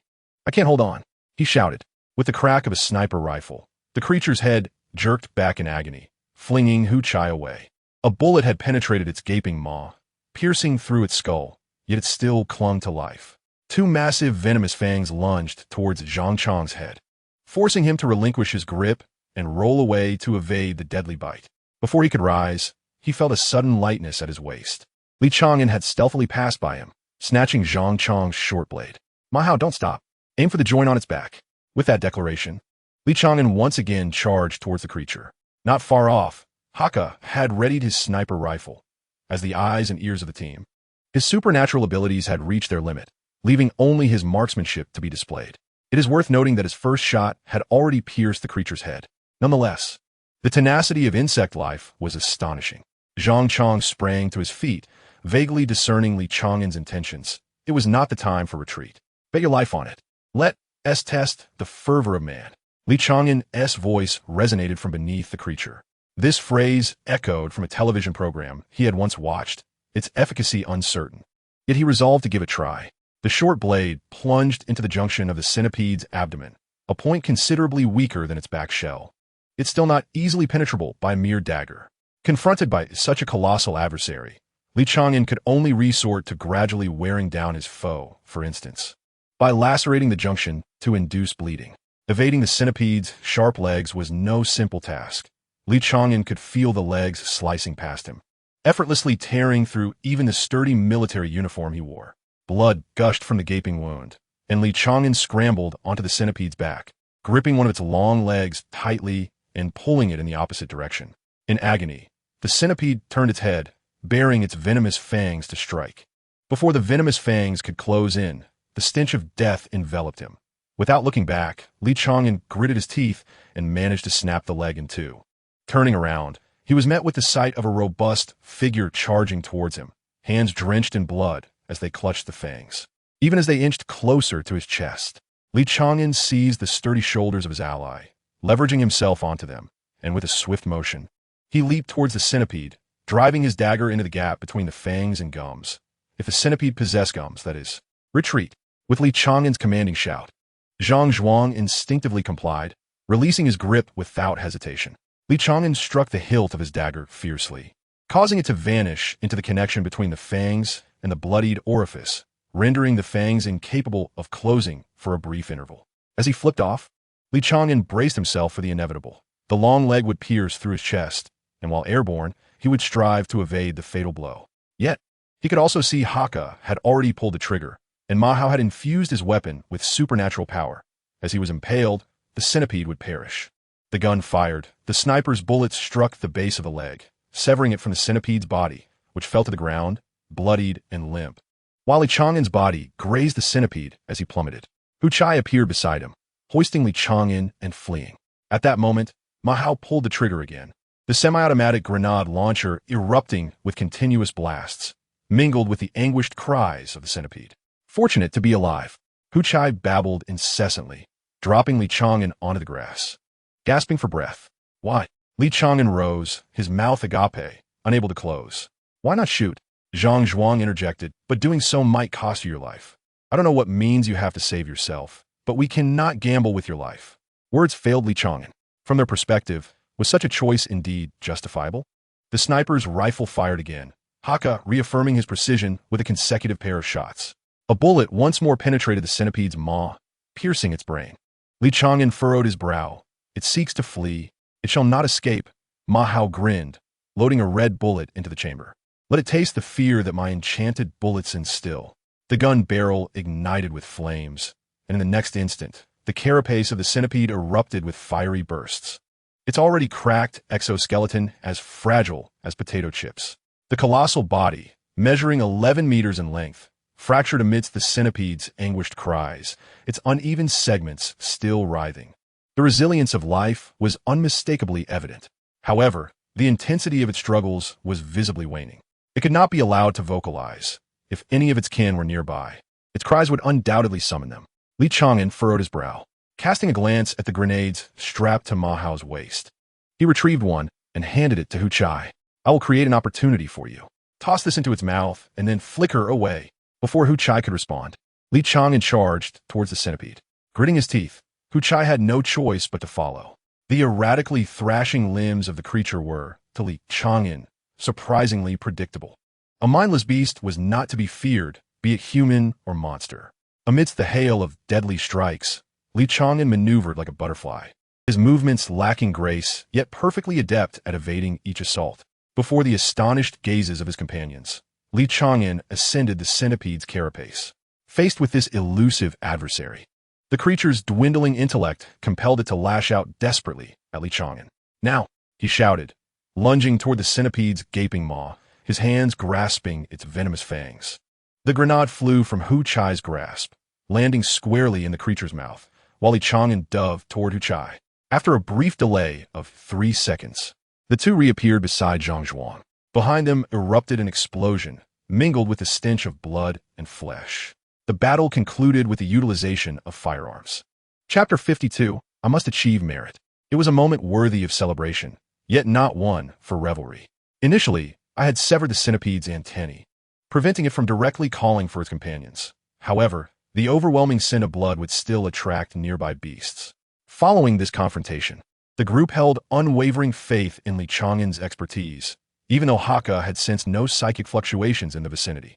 Zhang Zhuang promptly organized the scene, directing the team to document the site and retrieve a portion of the centipede's limbs, as a report would need to be compiled upon their return. Several corpses of deerwolves lay scattered, unfortunate creatures that had fallen prey to the centipede. Thankfully, its fixation on feeding allowed Li Chang'an to strike successfully from an advantageous position. The coordinates were dispatched to the intelligence department, and shortly thereafter, personnel from the logistics division would arrive to collect the centipede's remains. Once a response was received from the intelligence department, Zhang Zhuang and his group could depart. If they had been hunters, they would have selected only the most valuable parts of the centipede before making a hasty exit. Yet, as members of the military, Li Chang'an adapted to the customs of his environment, patiently awaiting Zhang Zhuang's arrangements before departing with the team. On the return journey, the atmosphere was filled with joy. Li Chang'an had thoughts he wished to express, yet recalling the television shows he had watched, he felt it inappropriate to dampen their spirits. However, Zhang Zhuang did not shy away from the truth. Hu Chai's initial strike had been too slow, the timing was off, and his positioning could have been improved. Ma Hao felt a sense of urgency. Maintaining composure in battle is paramount, especially when one is the primary source of firepower for the team.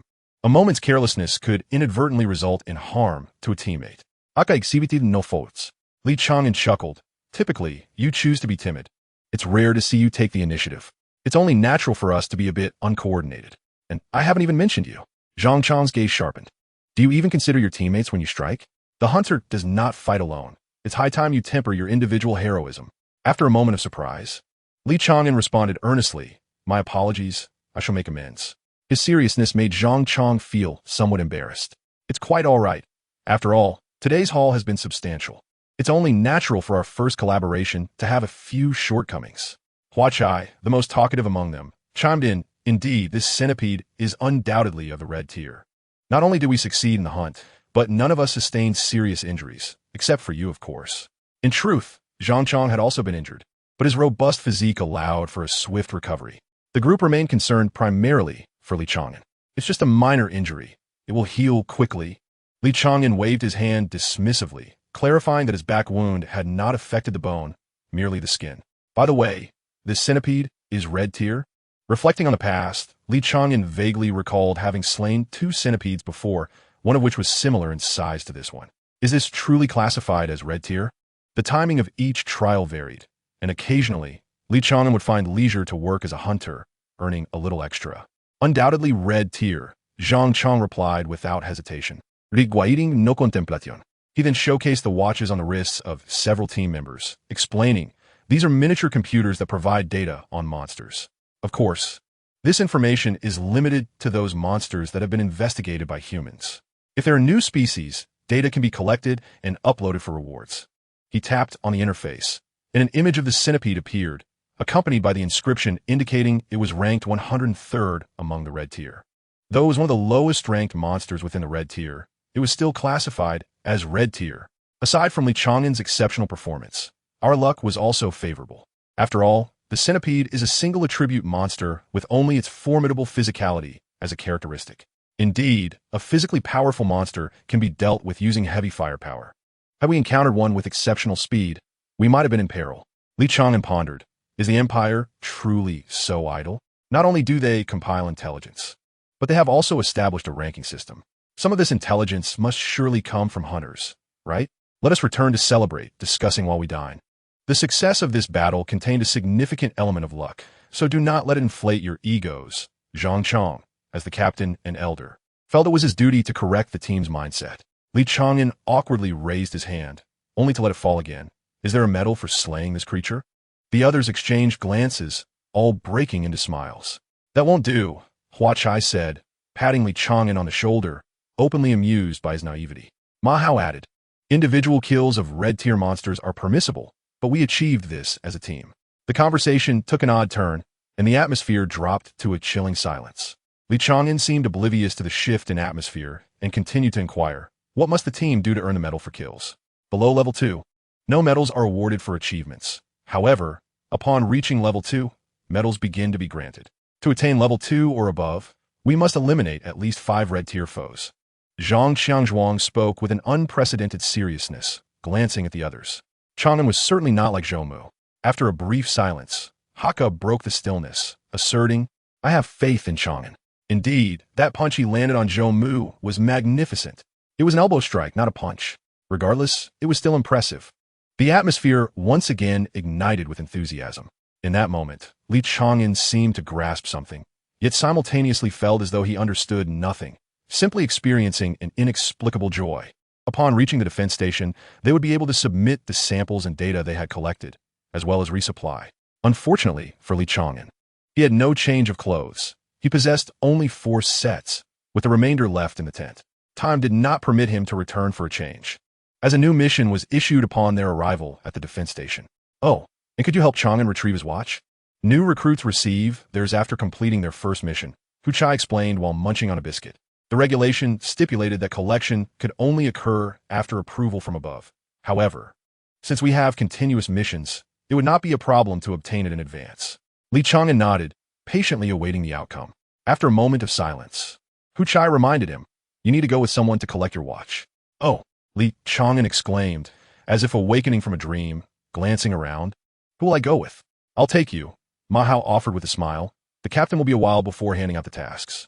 Following Ma Hao, Li Chang'an casually surveyed his surroundings, not having anticipated the abundance of items available at the defense station. It seemed the Empire intended to establish a new frontline here, and the defense station would soon be rapidly developed into a new military camp. After all, the military camp beyond the second wall was incomplete and clearly not meant for long-term use. Upon arriving at the watch collection area, Li Chang'an understood why Ma Hao had come to guide him. That's my sister, Ma Hao announced, pointing to a girl surrounded by 7 or 8 computers. She is my most cherished sister. In Ma Hao's expression, Li Chang'an discerned a look of pride. Ma Hao quickened his pace, waving and calling out, Jinshi, I brought a comrade to collect some items. Ma Zhenxi? Li Chang'an chuckled, bemused by the names. Ma Hao for the brother, and Ma Jinshi for the sister. Their parents must have been rather unrefined in their naming choices. Nevertheless, how delightful. Hearing the voice, the girl turned around. her face lighting up with surprise as she waved enthusiastically. "Brother." Ma Hao beamed as he introduced, "This is our team's newcomer, Li Chang'an. Don't let his newcomer status fool you. He is remarkably skilled. This is my dear sister, Ma Zhenshi." Li Chang'an smiled and nodded in greeting. "Hello. Please take good care of my brother." Ma Zhenshi formally bowed slightly. Instead, Li Chang'an felt somewhat reserved. There is no need for such formality. Chang'an is one of us. Ma Hao grinned, lifting his chin proudly. He has already completed his first mission with the team. I brought him here to collect a watch. Ma Zhenshi handed a tablet to Li Chang'an, smiling as he said, "Just record your fingerprint and iris. It will take only 15 minutes. Unless someone has higher permissions. No one can operate this. It's called a micro-tactical computer." Regardless of its name, Li Chang'an complied, recording his fingerprint and then his iris on a device resembling an eye. Subsequently, his personal information appeared on the tablet. Name, Li Chang'an. Date of birth, Empire Calendar, year 01, February 18th. Ability level, C grade, untested. Li Chang'an furrowed his brow, pointing at the parentheses. "What does untested mean?" "It's the enlistment assessment," Ma Hao explained casually. "New recruits are tested a month after enlistment to gauge their progress. One might even discover hidden talents. This is troublesome." Li Chang'an had not anticipated this step. His abilities were not something to be scrutinized, as they stemmed from the gloves he wore. Once tested, he would likely expose himself, yet the previous information he had found did not mention this requirement. No one noticed the subtle shift in Li Chang'an's expression as Ma Zhenshi continued to prattle on. "Brother, you should switch to logistics. Your patrol team is too dangerous. Though you don't have to climb the walls. What if you happen to encounter a gathering of beasts? Besides, you've been in the patrol team for 3 years without any commendations. You're just passing time. I would feel more at ease if you were in logistics." Ma Hao's face reddened at his sister's words, and he raised his voice. "Who's just passing time? We recently took down a red-level beast as a team." Ma Zhenshi turned in surprise, quickly chuckling. "Stop boasting. If it were a red-level beast, Captain Zhang would surely have led you all to flee." Li Chang'an discreetly turned his head, stifling a laugh. Zhang Chang was notorious for his cowardice. "You aren't mistaken." Ma Hao's pride diminished, and he awkwardly scratched his head. "The captain didn't want to flee, but Chang'an stopped him. After he spoke, we decided to give it a try."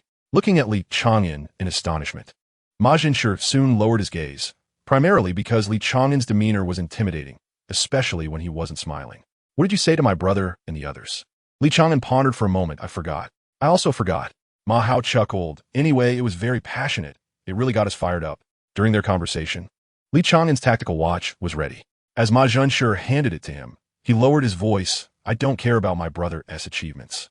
I just want him to stay alive. If you seek glory, can't you join another team? He is my only remaining family." "I'm sorry, please leave." Li Chang'an paused, accepting the watch and putting it on. "What are you talking about?"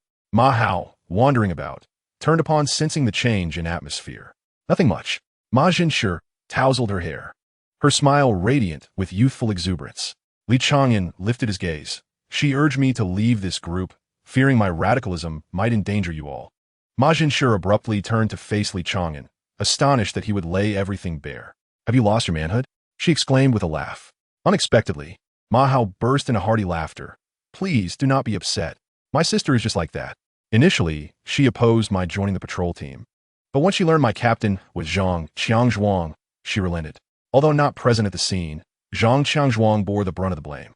Under the scorching gaze of his sister, Ma Hao's laughter faded. He sighed, a bitter smile gracing his lips. "Sister, you've never asked what I truly desire. When you were younger, the thought of me perishing left you to fend for yourself. I dared not enlist. Now that you've grown, even if I were to disappear one day, you could manage on your own. It is time I pursue my own dreams." Struggling to drape his arm over Li Chang'an's shoulders, Ma Hao turned back with a smile, leading Li Chang'an away. Watching her brother's retreating figure, Ma Zhenshi found herself at a loss for words. In her teenage years, her brother was as tall as he was now. But malnutrition coupled with strenuous labor stunted his growth thereafter. Now, she towered over him by half a head, while he remained unchanged, time aging him without bestowing any gifts. Li Chang'an pondered for a moment, then wrapped his arm around Ma Hao's shoulders to prevent him from surreptitiously standing on tiptoe. "So what is your dream?" Ma Hao grinned broadly. "I aspire to be a marshal." After a lengthy hesitation, Li Chang'an decided to voice his thoughts. "Has anyone ever told you that your dream is quite unrealistic? Has anyone ever told you that you are a straight man?" Ma Hao retorted. "What does it mean to be a straight man?" Does it imply uprightness? No. Upon returning to their comrades, they encountered Zhang Qiangzhuang approaching, his expression suggesting unwelcome news. Indeed, Zhang Qiangzhuang wasted no time in delivering his grim tidings, causing the three, aside from Li Chang'an, to furrow their brows. We have a rescue mission. A reconnaissance team has gone dark in the north.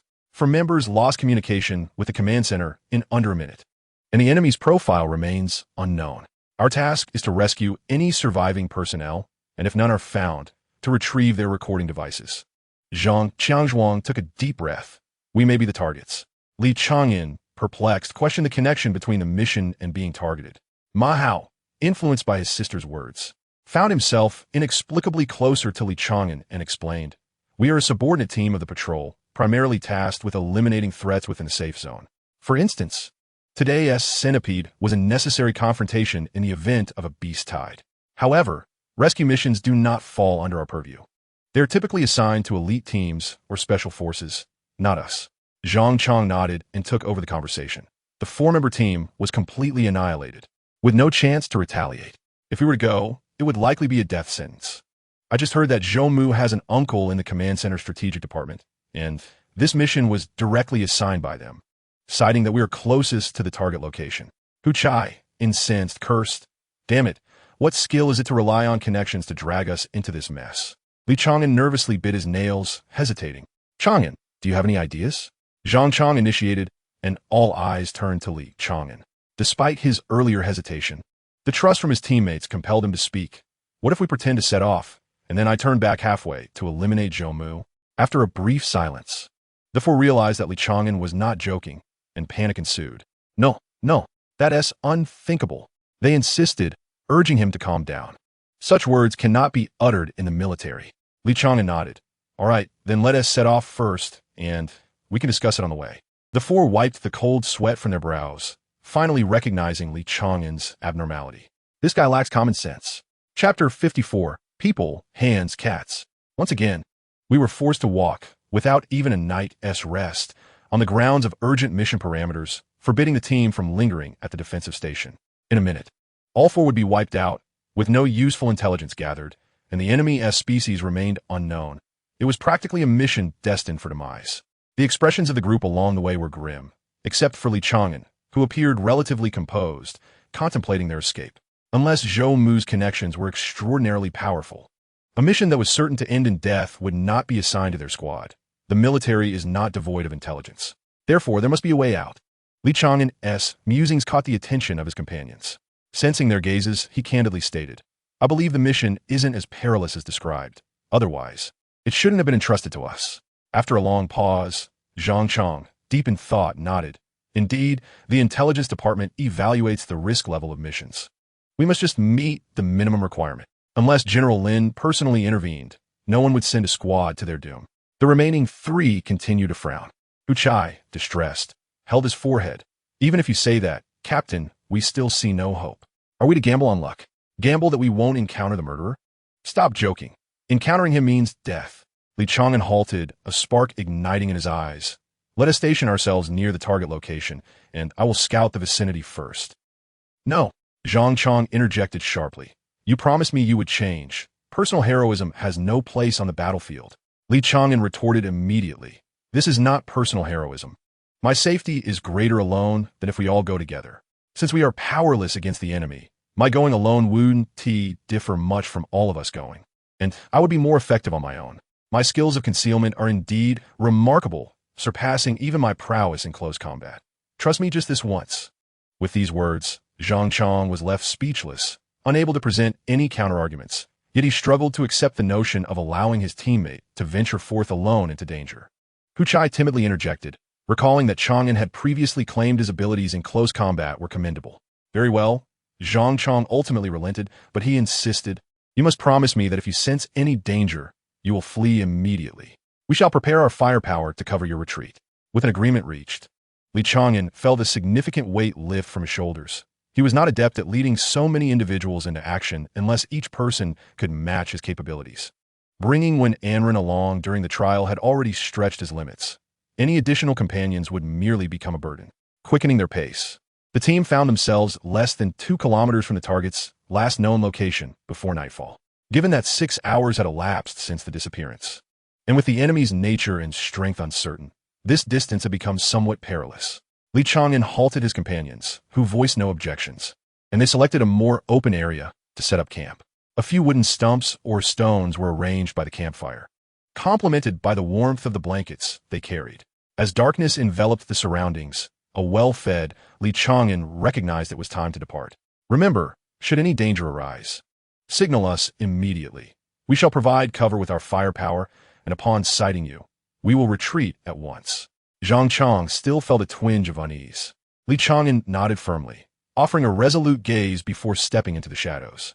Haka maintained the activation of his powers, the 200 meters of range providing scant reassurance, primarily serving as a precaution. "We may have underestimated Chang'an," Haka remarked, shrugging his shoulders. After the collapse of his persona, he spoke less frequently. His ability to conceal himself is formidable, even more so than his close combat skills. Can you imagine? A person capable of diminishing their own mental fluctuations, moving without a single distracting thought. As long as his mind remains untroubled, even his psychic waves become sporadic. Yet most individuals cannot achieve such mental clarity. This may well be the most encouraging news we've encountered today. Strolling through the darkness, Li Chang'an felt invigorated, as if he were born for the night. While the path illuminated by moonlight might seem obscure to most, he perceived it differently. Every rustle within the forest, every chirp of an insect, the fall of leaves, and the gentle breeze brushing through the treetops served to guide him, and he relished the tranquility of the shadows. Emerging from the darkness, Li Chang'an arrived at the vicinity of a grand tree, halting without sensing any immediate peril. Yet he was acutely aware of a pervasive stench of blood wafting from ahead. The scent did not emanate from a singular source. It permeated the forest, saturating the air from the treetops to the ground, omnipresent. It seemed unlikely that any victims would remain intact, and with this thought, Li Chang'an cautiously approached the target location, mindful of every twig and dry leaf beneath his feet. After taking more than 10 steps, Li Chang'an came to a halt. Hanging from a branch just a couple paces away was a severed corpse, the lower half missing. Judging by the clothing, it appeared to belong to the missing squad. The dunku of the body suggested it had been bitten off by some bizarre creature, and there was no sight of the other half. The half-visible face bore the remnants of terror from its final moments. Activating the camera on his shoulder, Li Chang'an continued forward. In the span of 30 steps, he encountered a left hand, a right foot, internal organs, and a half-chewed skull, indicating the beast was somewhat selective in its appetite. After a few more steps, the path ahead opened up to a small clearing where a blood-colored monstrosity lay, surrounded by dismembered bodies. It seemed to have just feasted, as the creature was now indulging in a postprandial slumber. Under the moonlight, Li Chang'an narrowed his eyes for closer inspection. Externally, it resembled a feline creature, measuring approximately 5 meters in length, excluding the tail, with a shoulder height of around 2 meters and currently snoring softly. The feline classification was not mere conjecture. Despite its lack of fur, its massive cat-like face appeared to be composed of flesh twisted into ropes, which intertwined to form a head. Within the gaps of these flesh ropes, there seemed to be something akin to closed eyes. However, what left Li Chang'an breathless were the 2 arms emerging from the creature's shoulders, human arms. These were not merely attached. He could clearly see 2 human arms sprouting from the mass of flesh. In contrast to the beast's enormous body, the arms appeared grotesquely underdeveloped. Li Chang'an checked his watch, having never encountered such a peculiar creature before, but found nothing of note on it. Instinctively, he felt compelled to leave. The unknown is indeed terrifying, and this feline beast transcended mere horror, as he had never seen a human form intertwined with a creature before. Without uttering a sound, Li Chang'an stared at the beast and began to retreat slowly. Suddenly, a heavy breath escaped the creature, which flicked its tail, releasing a wave of foul odor that scattered the leaves on the ground. Countless eyes opened between the strands of flesh, and every single one of them turned to gaze at Li Chang'an simultaneously. Without a moment's hesitation, he pivoted and fled, pulling a signal flare from his waist and launching it skyward. 3 consecutive shots marked the highest alert level, black warning. The stench brushed against his neck and, in a silent approach, the feline head drew closer to him. Chapter 55, Get the hell out of my way. By the campfire, a few individuals wrapped in blankets. Hu Chai held a sharpened stick, roasting military rations over the fire. Shouldn't we move a bit closer? I'm still a bit worried, Zhang Chang sighed. No amount of concern was unwarranted. Today marked Li Chang'an's first day in the military, and it was unreasonable to place all responsibilities upon him. Ma Hao tightened his blanket around himself, revealing only his head, while beneath the cover he infused bullets with supernatural abilities, passing them to his teammates. Except for Li Chang'an, who had yet to receive his assigned firearm, the other four possessed their own standard-issue rifles. In the absence of specific requirements, every soldier is typically equipped with a rifle and a handgun, though some may choose to forego them. In the era of extraordinary abilities, conventional firearms are not always more advantageous than these powers. For many wielders of such abilities, firearms can even become cumbersome. Charles, endowed with dual abilities, requires no firearms whatsoever. He is akin to a human artillery platform, capable of leveling an entire city within 10 hours if unimpeded by formidable adversaries. However, the presence of Ma Hao in the squad alters the dynamics, as his enchanted bullets maintain potency for 3 to 4 hours, allowing them to be utilized by comrades as well. Let us not go. Chang'an has urged us to trust him, and we can certainly trust our comrades, Ma Hao stated while polishing a grenade the size of his fist. Haka mechanically nodded in agreement. Old Ma is right. Let us prepare to support him. Indeed, just as Hu Chai tossed a freshly roasted military ration into his mouth, he noticed the distant sky erupting with the fireworks of a signal flare. One firework? It seemed more than just 3. A black-level danger alert. As a monstrous breath washed over his neck, Li Chang'an did not hesitate. He pivoted and delivered a forceful kick against the beast's body. Utilizing the recoil, he was propelled backward, and in that fleeting moment before fleeing, Li Chang'an distinctly saw the monster gazing up at the fireworks. All eyes then fell upon the signal flare at Li Chang'an's waist. With phototropic tendencies and high intelligence, a fleeting glimpse revealed a portion of the information, and Li Chang'an continued his escape. His unfamiliarity with the device caused him to take several additional seconds to share his location with his comrades. He needed to survive until assistance arrived.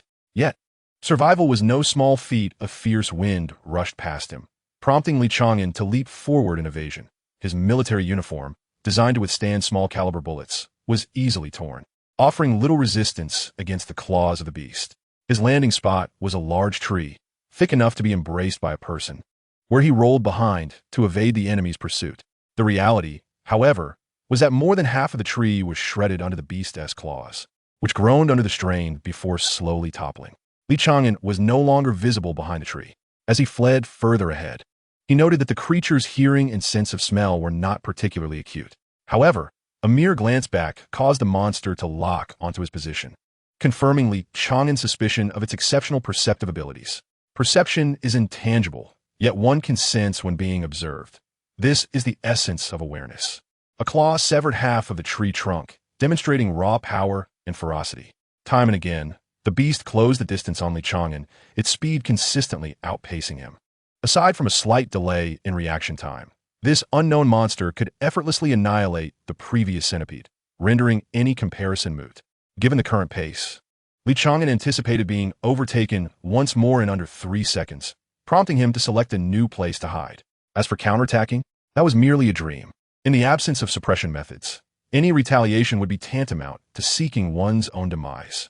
When confronted by humanity, Li Chang'an could contemplate an exchange of injuries. The fierce wind, as anticipated, surged from the right, and Li Chang'an was prepared. This time he evaded to the left, aligned with the direction of the gale. The innocent forest would bear the brunt of this claw. However, another wave of wind pressure emanated from the left. After a single failed strike, the beast learned to adopt a more cautious approach, leveraging Li Chang'an's experience. The initial assessment of high intelligence was an affront to this creature. There was no escape. Li Chang'an's mind raced. No matter how swift the claws, they could not outpace his thoughts. He understood that the tiger's claw would cleave him in two, rendering him akin to a corpse hanging from a tree. If avoidance was not an option, the best strategy was to confront it head-on. Li Chang'an retreated, the claws leaving bloodstains on his chest and abdomen, yet ultimately sparing his life. Behind him loomed a gaping maw, akin to his initial assessment. The beast failed to react immediately. Otherwise, it would have opened its mouth to devour Li Chang'an's head. As the creature's jaws parted, Li Chang'an gazed into the abyss of its throat, chuckling as he hurled the signal flare into the chasm, watching it vanish. A roar erupted from the cavernous mouth before him. Li Chang'an covered his ears and swiftly retreated. The flare contained magnesium powder and white phosphorus, designed for deployment without equipment. It had now detonated within the beast's belly. A brilliant white light emanated from the cavernous mouth, and the scent of charred flesh began to waft, further solidifying Li Chang'an's resolve to flee. Although the illuminating flare could serve as an incendiary, it still failed to slay the monster. Perhaps he would indeed perish. Taking a deep breath, madness began to glimmer in Li Chang'an's eyes. He adjusted his watch to the intercom channel, clearing his throat as the captain's voice resonated from the other end. "Are you injured? We have called for reinforcements. Come to us. We will cover you." It was comforting to be cared for. Li Chang'an smiled. "I'm fine for now. Captain, remember what I am about to say. These are all our achievements." Sensing something amiss, a robust, heavy breath emanated from the beast, yet did not compel Li Chang'an to wait. Zhang Zhuang responded succinctly. "Understood." Li Chang'an swiftly consolidated the beast's characteristics into concise phrases, along with the recorded footage, sending it forth. Without allowing Zhang Zhuang a moment to ponder, Li Chang'an imparted his final instructions.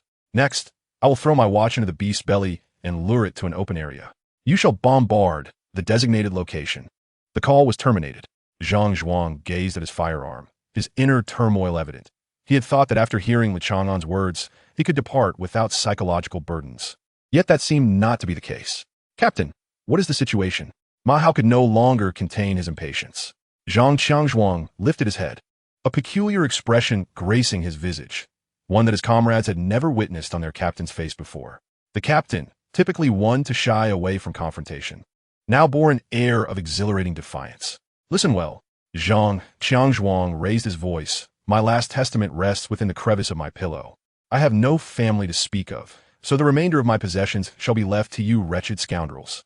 As your captain, heed my final command. Get lost. Go as far away as you can." Chapter 56 always found him a step behind. The watch was accurately hurled into the gaping maw of the beast. Yet Li Chang'an's pace did not falter as he continued to flee. Relying on the forest terrain, he barely managed to evade the wrathful claws of the creature. However, as the beast grew more wounded, it descended into a frenzy, crashing through the slender trees with reckless abandon, pursuing him relentlessly. The specter of death loomed ever closer, and Li Chang'an felt an unusual chill of sweat on his brow. During his confrontation with the centipede, a gaping wound had marred his back, and now his garments lay in tatters, revealing 3 fresh streaks of blood. Li Chang'an discerned that he was not merely facing a beast, but rather an adversary of formidable experience and power, more perilous than any human opponent. Humanity had long since relinquished its primal instincts. With another claw descending, Li Chang'an refrained from the previous desperate dive, opting instead to slightly shift his body aside. In an instant, the razor-sharp talon extended mere centimeters forward, yet he managed to evade it effortlessly with a half-step. Having anticipated the creature's feints, he chose to execute minimal movements, conserving energy and avoiding the risk of being struck during a leap. Despite its intelligence, which sometimes surpassed that of humans, the beast was still just that, a beast, and its tally of kills paled in comparison to Li Chang'an's conquests. Moreover, it lacked the experience of overcoming the weak with cunning. If not for the disparity in speed and strength, Li Chang'an would have found the encounter considerably easier. His evasive maneuvers were solely predicated on anticipation. "Help me." The cry from behind nearly caused Li Chang'an to stumble. "It hurts. Please help me." Even without turning, he recognized the source of the voice. Could this beast articulate human speech? While he was aware that certain monsters imitated human sounds to lure prey, urban legends spoke of similar creatures. None had ever spoken with such clarity, accompanied by a hint of a northern dialect. No, it was not mere mimicry. This voice belonged to a reconnaissance team member who had previously met a grim fate. As Li Chang'an pondered this revelation, the voice echoed once more. "Don't go. Why won't you save me? I'm not dead yet." This was not imitation. It had learned the voices of its victims. Was it attempting to disorient him with human words? Such a notion was profoundly misguided. Those who perished, who were unrelated to him, were of no concern. Yet, this presented a fortuitous opportunity. Concealing his amusement, Li Chang'an feigned hesitation, momentarily pausing his steps. As anticipated, the monstrous creature seized this opportunity, its lethal claws descending upon him. Had the strike landed, it could have easily crushed Li Chang'an's skull into his chest. However, it was merely a feint. Li Chang'an pivoted, narrowly evading the claws as they grazed his shoulder, tearing away a small patch of flesh. In response, he swiftly drew the short blade he had acquired from the captain. Its razor-sharp edge was its sole advantage, albeit somewhat shorter than ideal. With a decisive upward slice, he plunged the blade into the creature's head. There was no time to assess the damage. He turned and fled. The roar that erupted behind him confirmed that his strike had indeed been effective. Yet, the creature's speed seemed to surge once more, making Li Chang'an's evasion increasingly arduous. Were the soldiers truly so sluggish in their support, content to watch him perish? At that moment, he couldn't help but grumble inwardly. Having never been one to rely on others, he found himself yearning for assistance. With adequate backup, he might avoid the risk of mutual destruction. Amidst his thoughts, Li Chang'an's expression brightened as he spotted two missiles streaking through the distance, trailing flames. Without a moment to spare to conserve his strength, he unleashed every ounce of energy, distancing himself from the beast at the utmost speed. A thunderous explosion and a wave of scorching air erupted behind him, propelled by the shockwave. Li Chang'an surged forward before finally halting to glance back. Within the flames, the creature let out a wretched howl. As the fire subsided, he could see the missiles had inflicted considerable damage upon the beast. A large chunk of flesh had been obliterated, leaving a gruesome sight, with bone visible beneath the gaping wound on its shoulder. Truly, the missiles lived up to their righteous name. Li Chang'an mused, acknowledging that missiles capable of penetrating buildings had performed admirably against such a formidable foe. After all, this was no ordinary beast. Its body, ensnared like a tangled rope, exhibited remarkable resilience, with the explosion's force and kinetic energy failing to deliver a fatal blow. Instead, the shrapnel became the primary source of harm. Nevertheless, with sufficient missile firepower, this creature would eventually succumb. It belonged to the biological realm, after all, with its physiological limits. However, was that all? Li Chang'an stared blankly at the direction for which the missiles had come. Just two? As the creature struggled to rise, he realized he had yet to receive any further support. It was indeed just the two missiles. Suppressing the urge to curse, Li Chang'an gripped his short blade, point directed towards the ground. Escape was no longer an option. Near the beast, an invisible current of air was coalescing, reminiscent of the worst-case scenario he had initially feared. Abilities. Although he could not fathom why the creature had not utilized its powers from the outset, Li Chang'an surmised that this beast was synonymous with extraordinary abilities. After all, the anomalies were far too numerous, making the manifestation of powers unsurprising. But what kind of ability was it? Sensing the air wrapping around the creature's limbs, Li Chang'an's expression hardened, and he swung his blade backward in a swift arc. The silhouette of the monster emerged directly behind him, and with a swift stroke, the blade struck the creature's forehead, cleaving its head cleanly in two. However, an unsettling sensation struck Li Chang'an. The feel of the blade descending was not akin to slicing through flesh and bone, but rather akin to descending along a fissure. There was not a shred of resistance. Was it not my blade that severed the head, but rather it that split open of its own accord? Before him, the grotesque cranium parted, revealing rows of sharp teeth sprouting from the gaping maw, resembling a blossoming carnivorous flower. Yet, what caused Li Chang'an's pupils to constrict was the sight within the open head. Inside the fractured skull lay a human face. No, three human faces grotesquely fused together as if melded in a horrific amalgamation. Each visage was etched with agony, their parched features resembling gnarled roots, ceaselessly wailing. "Help me. It hurts. It hurts so much. Why are you running away? I'm not dead. What manner of monstrosity is this?" A chill ran down Li Chang'an's spine.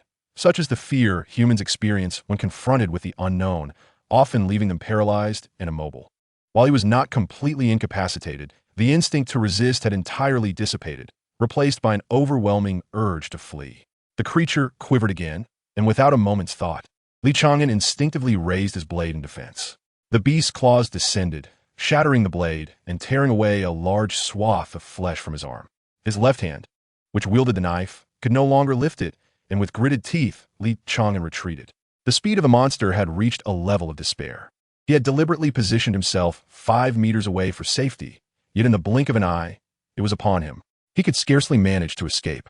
As the creature denied him any opportunity to flee, appearing once more before him, its gaping maw lunging towards him, the space for evasion was sealed off, and Li Chang'an barely managed to lean back, narrowly dodging the razor-sharp teeth, yet he could not avoid the tongue that lashed out from the open head.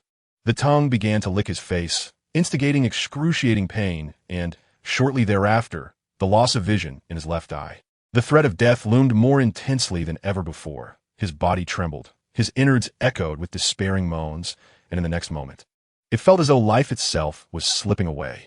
This sensation, Li Chang'an raised his head, his visage horrifically marred, half of his facial skin licked away. He delivered a punch into the creature's gaping maw, surging forward as strength coursed through him, his mind remarkably clear. Now let us perish together. Chapter 57. Let the battle commence. The regenerative power of his flesh exceeded Li Chang'an's expectations. The flesh of his arm was mending, and his stamina rapidly replenished. Unless struck down in a single blow, nothing could bring him to his knees. Unfortunately, this monster possessed the capacity to deliver such a fatal strike. The exhilarating exchange of blows was now unattainable. Perhaps in this lifetime, he would never again experience the thrill of combat, with each second consumed by evasion and the search for an opportunity to strike. Escaping had become a mere luxury. In the fleeting moments, Li Chang'an discerned the creature's extraordinary ability. It augmented its velocity by eliminating air resistance. Thus, his speed could never surpass that of the beast. The watch he had cast into the monster's belly would continually relay its location until it was digested. If the coordinates indicated movement, it was likely that military support would continue. "I will survive," he shouted, merely to bolster his own spirits. Despair would only diminish his physiological functions. Dodging the tail that swept overhead, Li Chang'an advanced with a powerful punch aimed at the creature's ribcage, his fist piercing through flesh to reach the bones beneath. The impact felt as though he had struck solid rubber, and as he retreated, a dull pain throbbed in his wrist. The creature's resilient hide showed no fear of his blows. In fact, the recoil inflicted even greater harm upon him. Missiles could not penetrate, only shattering the surface. Had his dagger remained intact, he might have relied on his extraordinary reflexes to evade the creature. However, without a weapon, he found himself at a disadvantage. Was it not absurd that he could not even attain a mutual destruction? With a bitter smile, he kicked off the creature's leg and leapt onto its back. The soft, yielding sensation beneath his feet jolted him with realization. He understood the grave mistake he had made. The beast's body was adorned with repugnant green eyes, while the rest of its form was remarkably resilient. Yet the eyes were not as tough. Before the monster could react, Li Chang'an swiftly thrust 2 fingers into the eye nearest to its spine. His fingers pierced effortlessly, requiring no more effort than penetrating a human eye. The creature howled in pain. Its tail, resembling a steel whip, lashed towards him with a deafening whoosh. Li Chang'an evaded but gripped harder. His wrist sank deeper into the eye's cavity, the slick and viscous substance revolting, yet he accurately seized hold of the spine. It would not budge. The spine was sturdier than he had anticipated. Despite exerting all his strength, he could not extract it.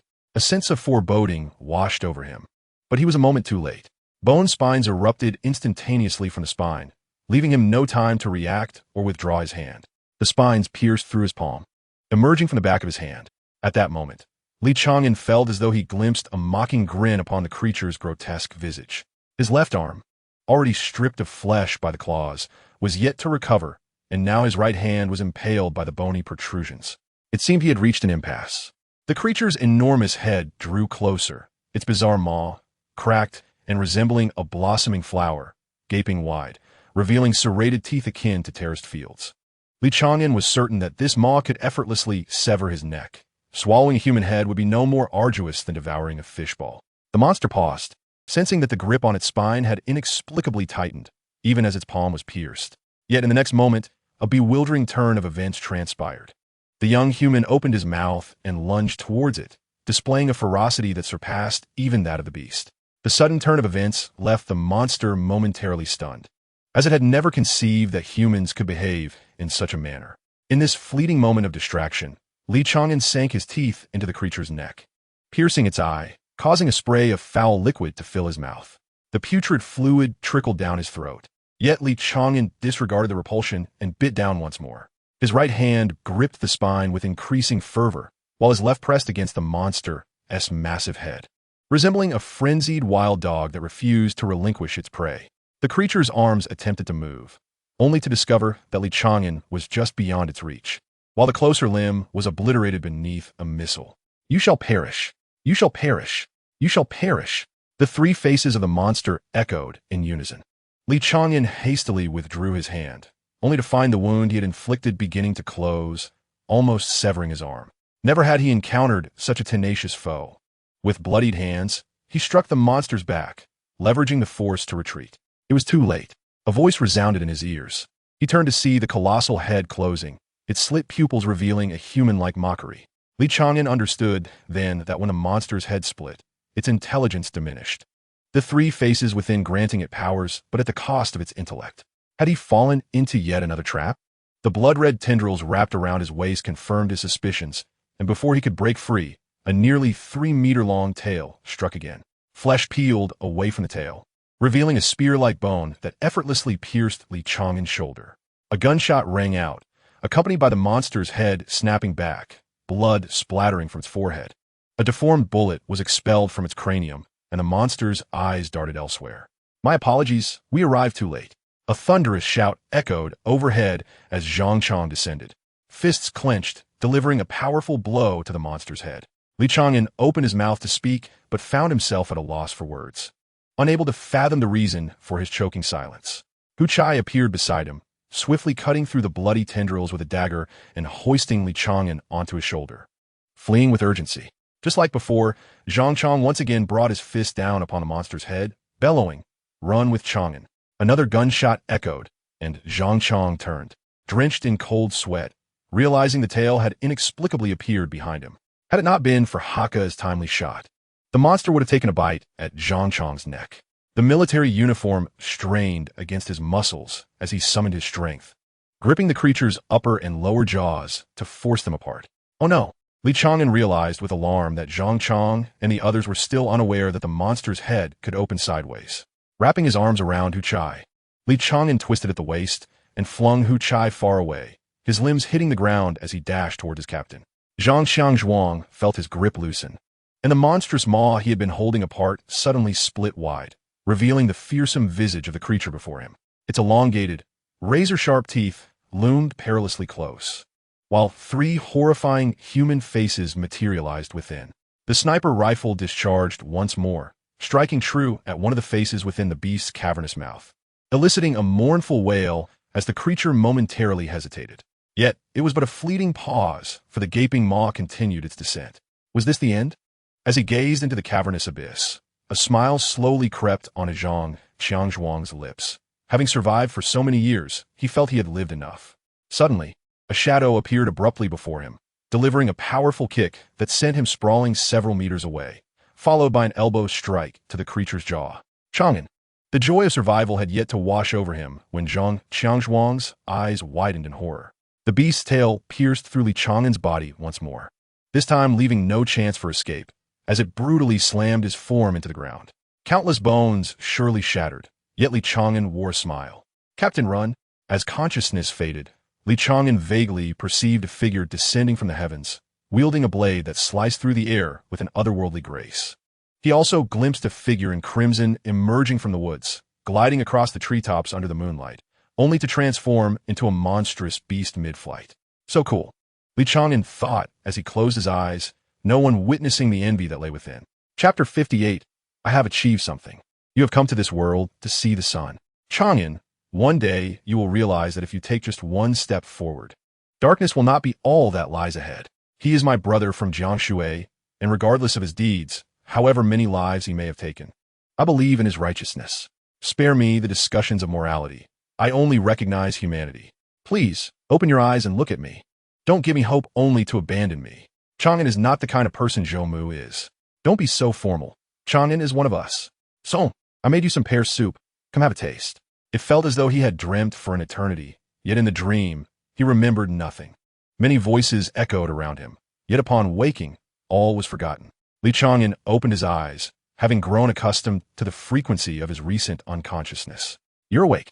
The blonde woman beside him reached out to feel his forehead, nodding in approval. You're recovering nicely. Your fever has subsided. Casting a glance over the woman's shoulder, Li Chang'an remained silent, recognizing the insignia of the Special Operations Unit. The woman smiled faintly and waved a finger before him. How many is this? 1. Li Chang'an replied candidly, feeling somewhat foolish. It seems your mind is intact. Do you remember me?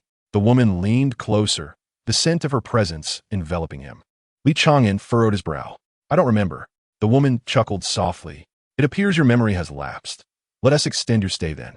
Li Chang'an frowned, attempting to rise, only to find himself utterly weak, as if something were constraining his body rather than the lingering effects of anesthesia. The tent was devoid of others, leaving Li Chang'an with no choice but to plead, Elita, could you let me get up? Oh. The woman turned her head in astonishment, covering her mouth. No more pretending? Li Chang'an did not respond. Instead, he fixed his gaze upon Elita. It was difficult for him to forget this woman, as she had once been a victor of trials. What made her particularly unique was her auxiliary abilities, which were exceedingly rare.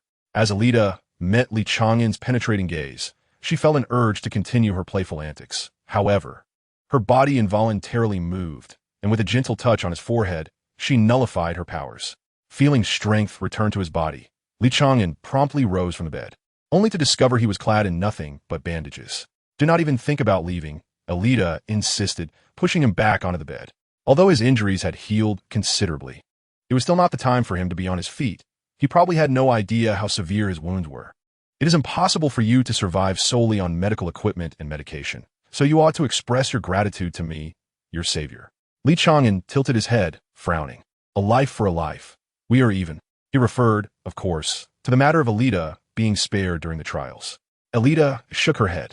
I have no idea what you're talking about. All I know is that you owe me a life, so do not try to weasel out of it.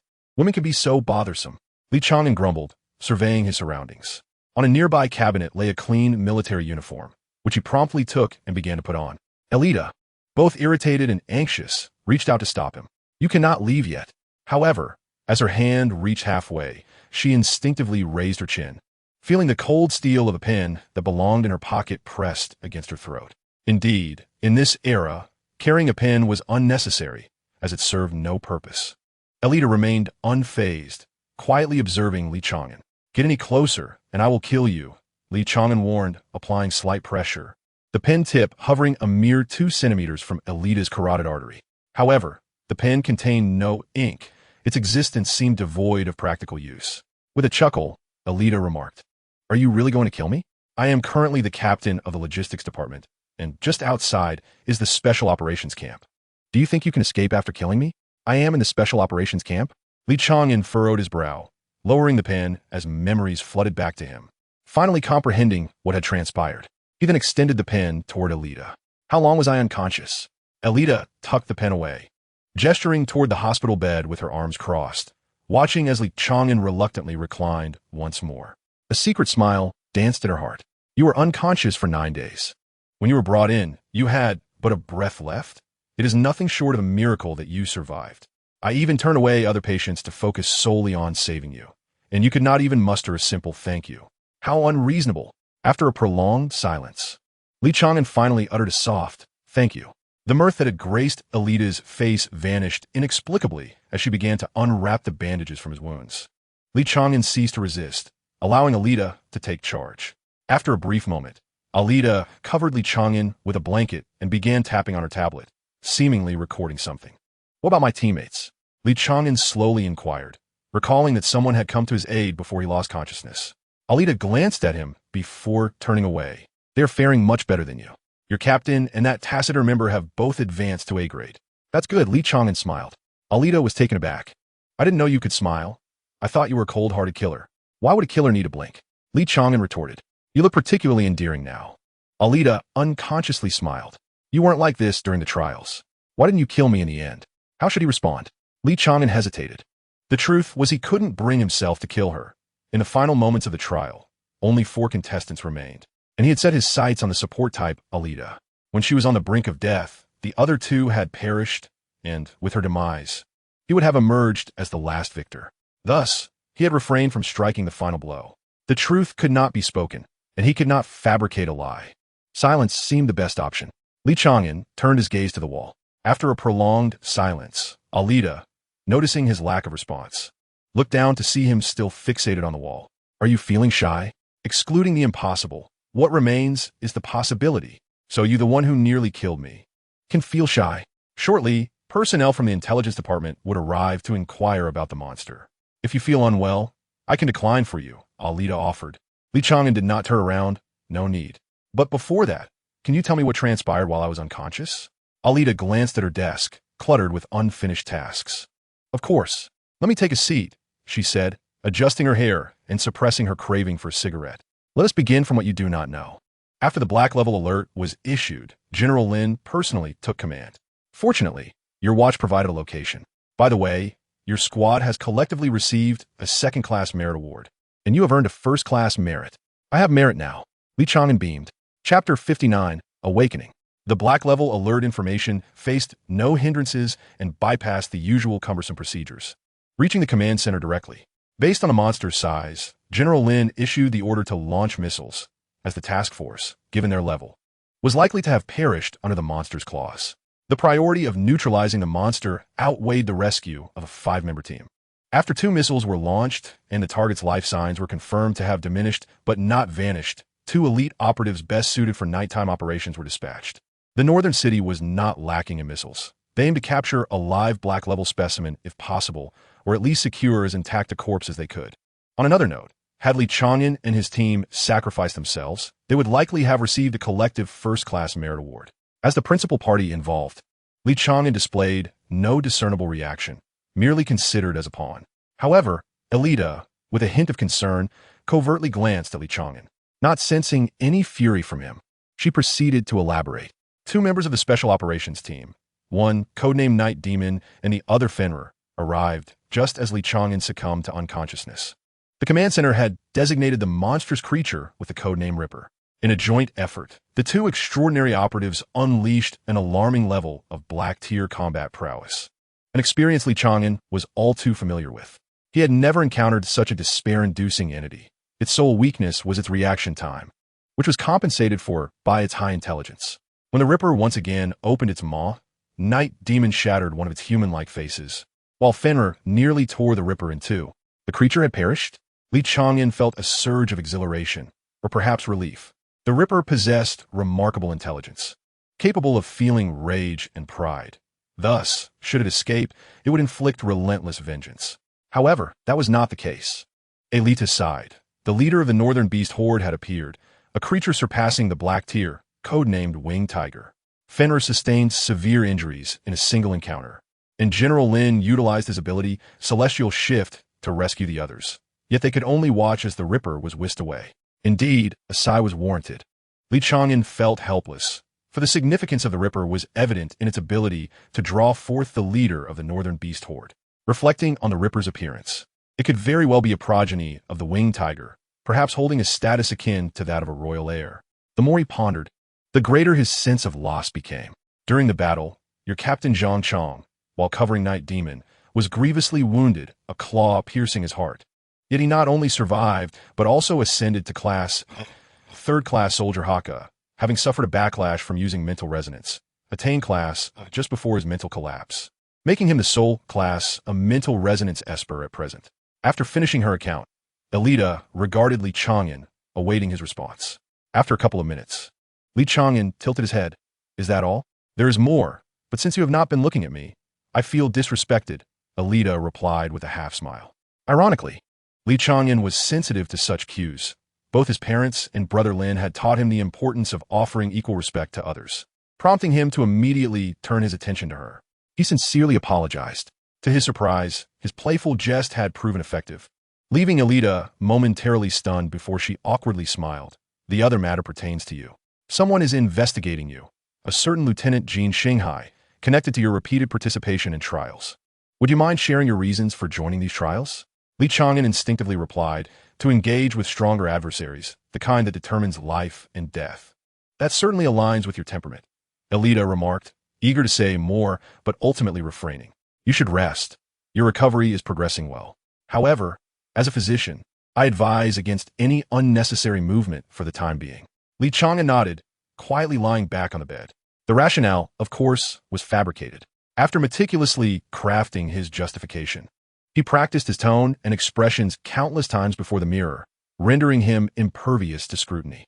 As Alita departed the tent, Li Chang'an began to ponder how he would respond to the personnel from the intelligence department. He hoped they were merely inquiring about the information regarding the Ripper. Before he could formulate a coherent thought, someone lifted the tent flap and entered. Greetings, comrade. I trust you won't mind if I sit and pose a few questions? The visitor was a middle-aged man, his temples graying and attire reminiscent of an elder official. Li Chang'an nodded, but remained seated. The demeanor of the intelligence department was indeed characterized by such composure, as remaining unflustered is a vital trait for those in the intelligence field. The man, devoid of a tablet, carried only a voice recorder and a notebook, seemingly intent on taking handwritten notes, a rarity in the modern age. According to your comrade's report, you were the first to encounter that beast, correct? He opened his notebook, swiftly entering into the matter. Just as Li Chang'an was about to respond, he sensed something amiss. His hand stealthily reached beneath the bedding, quietly twisting a screw. It seems you have yet to introduce yourself, he remarked. The man paused, a hint of amusement breaking through his serious demeanor. You are quite cautious.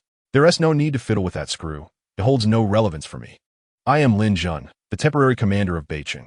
Indeed, it is of no consequence. Li Chang'an halted his subtle movements, but did not lower his guard.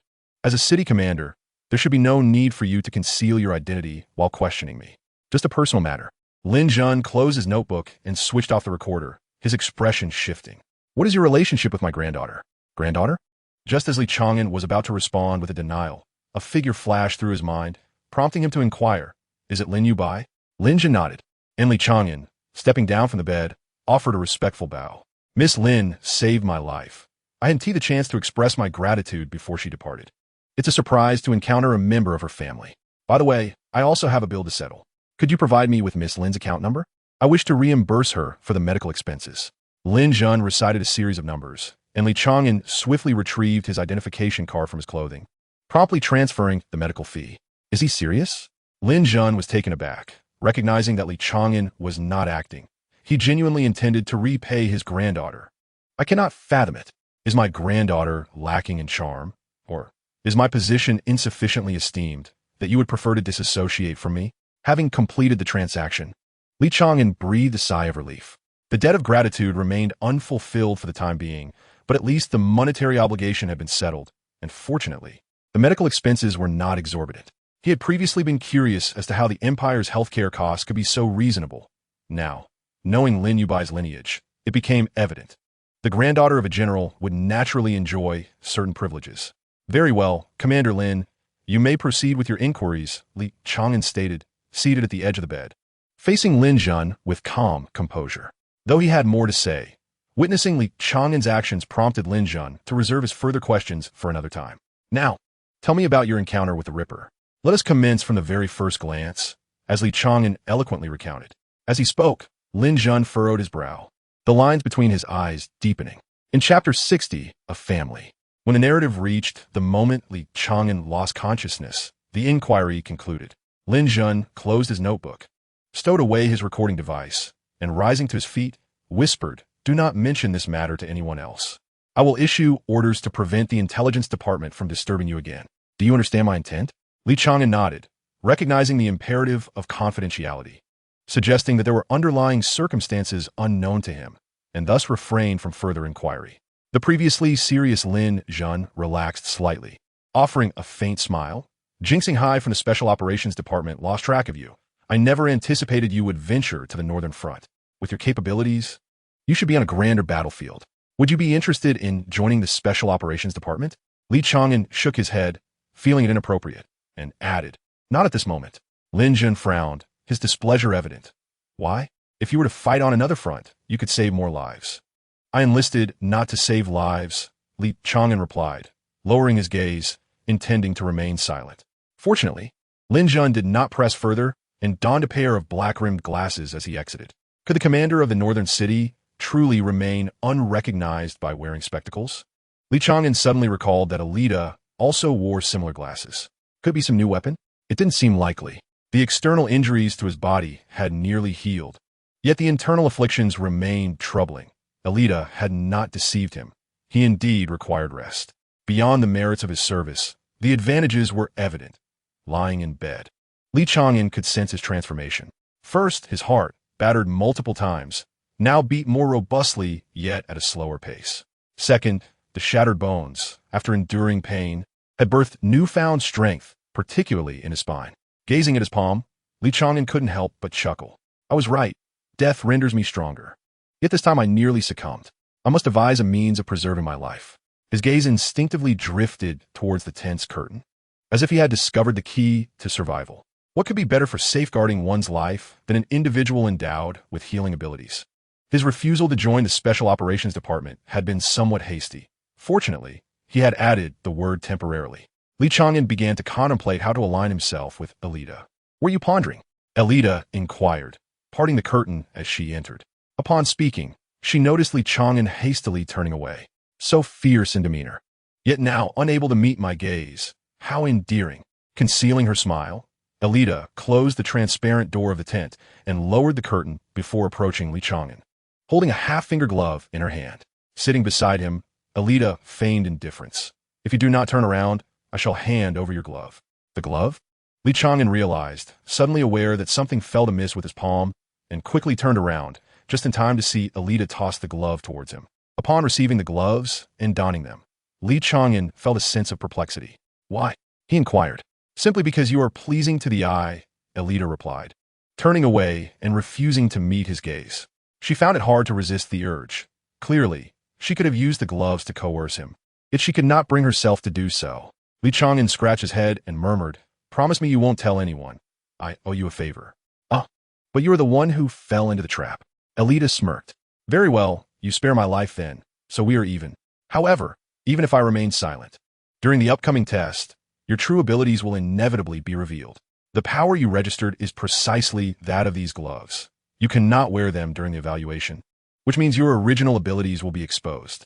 Li Chang'an hesitated, lacking knowledge but not foolishness. Though his education was limited and he was unfamiliar with the intricacies of social interactions, he was acutely aware of the treachery that lay within human hearts. If his lack of abilities were discovered, he would not only be ostracized as an outcast, but might also be taken away for dissection and examination. While powerful beings with any form of abilities were deemed normal, he, without any powers, would become a subject for experimentation, regardless of how formidable his other skills might appear. After a prolonged moment of contemplation, Li Chang'an finally spoke up. "Can you assist me? Is there any way to evade detection during the test?" Alida felt a surge of joy within, yet maintained a facade of composure, even as Li Chang'an remained oblivious to her inner thoughts. After all, it is often said that women are born actresses. There is a method, but why should I assist you? I owe you nothing at this moment. Alida observed Li Chang'an's expressions closely. "A favor, you say?" Li Chang'an's demeanor grew serious. "I can promise you one thing, or even assist you in eliminating someone. If you help me pass the trial and ensure no one else finds out. Let us not discuss murder." Alida waved her hand dismissively, her earlier preparations for a witty retort faltering in the face of Li Chang'an's gravity. "You need not worry about that. I shall handle it. Remember, you owe me a favor." Li Chang'an nodded earnestly, watching Alida depart the tent before he reclined back onto his bed. Women truly are a source of trouble. No wonder in childhood games, the heroic character would often declare that women would impede his swordsmanship before galloping away. Yet, Li Chang'an had never found the opportunity to voice such sentiments. He had only practiced in front of a mirror at home. In typical games, he usually portrayed a horse, sometimes even the villain vanquished by the hero. On rare occasions, he managed to play the role of a watchdog, far preferable to being beaten or scolded, as a watchdog merely needed to sit quietly in the corner. Lying in bed, lost in thought, proved to be a rather dull affair, yet Li Chang'an adapted, finding it unexpectedly engaging. He took the time to replay the encounter with the Ripper in his mind, vividly recollecting each moment and identifying details he had previously overlooked. Though his body lay still, his consciousness remained active. His memory was sharp, superior to that of many, and besides the reenactment of battles, those less pleasant memories often resurfaced as well. During this time, Alida visited him twice, bringing medicinal concoctions for internal use, urging him to finish his medication before hastily departing once more. As evening descended and the time for dinner approached, Li Chang'an encountered an unexpected quartet. To his surprise, Hu Chai bounded over, holding a food container. Apart from Zhang Zhuang, the other three each had their own box, while Zhang Zhuang carried 4. "You seem to have recovered even better than us," Maha remarked, squatting next to Li Chang'an's bed and playfully poking his arm with a finger. Haka scanned the surroundings and quietly inquired, "Where's that beautiful doctor? Hurry and bring something over to serve the food." Zhang Zhuang couldn't contain himself, exclaiming about the incessant worry of his companions. With a grin, he placed down the food containers, and Hu Chai helped Li Chang'an sit up. "Do you need me to feed you?" "No need. Just don't steal my food later," Li Chang'an naturally sat up, wearing a wry smile. It seems you are in good spirits, Zhang Zhuang said as he set down the container and directly sat on the floor. Though I owe you my gratitude for my accomplishments, I still need to scold you. Li Chang'an's smile faltered as he lowered his head. Four hands rested on his shoulders, followed by a harmonious exclamation from the group. Impressive. In Chapter 61, all brothers, 3 boxes of dishes and 4 boxes of rice were prepared, sufficient for 8 people. Knowing Li Chang'an's appetite, Zhang Zhuang ensured that 3 portions were set aside specifically for him, as injured individuals require extra nourishment for a swift recovery. Ma Hao, while speaking, added a generous helping of vegetables to Li Chang'an's bowl. Despite the words, all 5 were injured, with Li Chang'an bearing the most severe wounds. Zhang Zhuang had thick bandages wrapped around his waist. Hu Chai's head was bandaged like a peach, and Ma Hao's left arm was immobilized in a splint, leaving him to eat with a spoon. Only Hakka seemed unscathed, yet Li Chang'an noticed he sat slightly elevated compared to usual, soon discovering the bandages wrapped around Hakka's rear. That beast was careless. Its tail struck my backside. Hakka could not pretend not to notice Li Chang'an's gaze, and Li Chang'an could not suppress his laughter. In truth, you're the most unfortunate. Hearing Li Chang'an's consolation, Hakka shrugged dismissively. Don't mind him. Even the peach-headed one could not prevent Hu Chai from being playful. He is actually overjoyed. We gained prestige from this mission. We survived a black-level alert and returned with crucial intelligence, without a single casualty. Zhang Zhuang tapped the table, prompting Hu Chai to quickly silence himself. He then exchanged a glance with Hakka, and after Hakka nodded slightly, Zhang Zhuang continued in a hushed tone, you must be aware that after you fell unconscious, a larger entity appeared, correct? It is likely a being of black-level status. The orders from above dictate that we cannot disclose a single word. Any information regarding the codename Flying Tiger is classified at the highest level, accessible only to those with the appropriate clearance. However, we believe you should be informed, as there are currently no others present. Li Chang'an interjected. Within the hunters, there has always been a legend that only at S level and above does the true beginning unfold. The ultimate form of supernatural ability may well be ascension to divinity. Legends often seem far-fetched.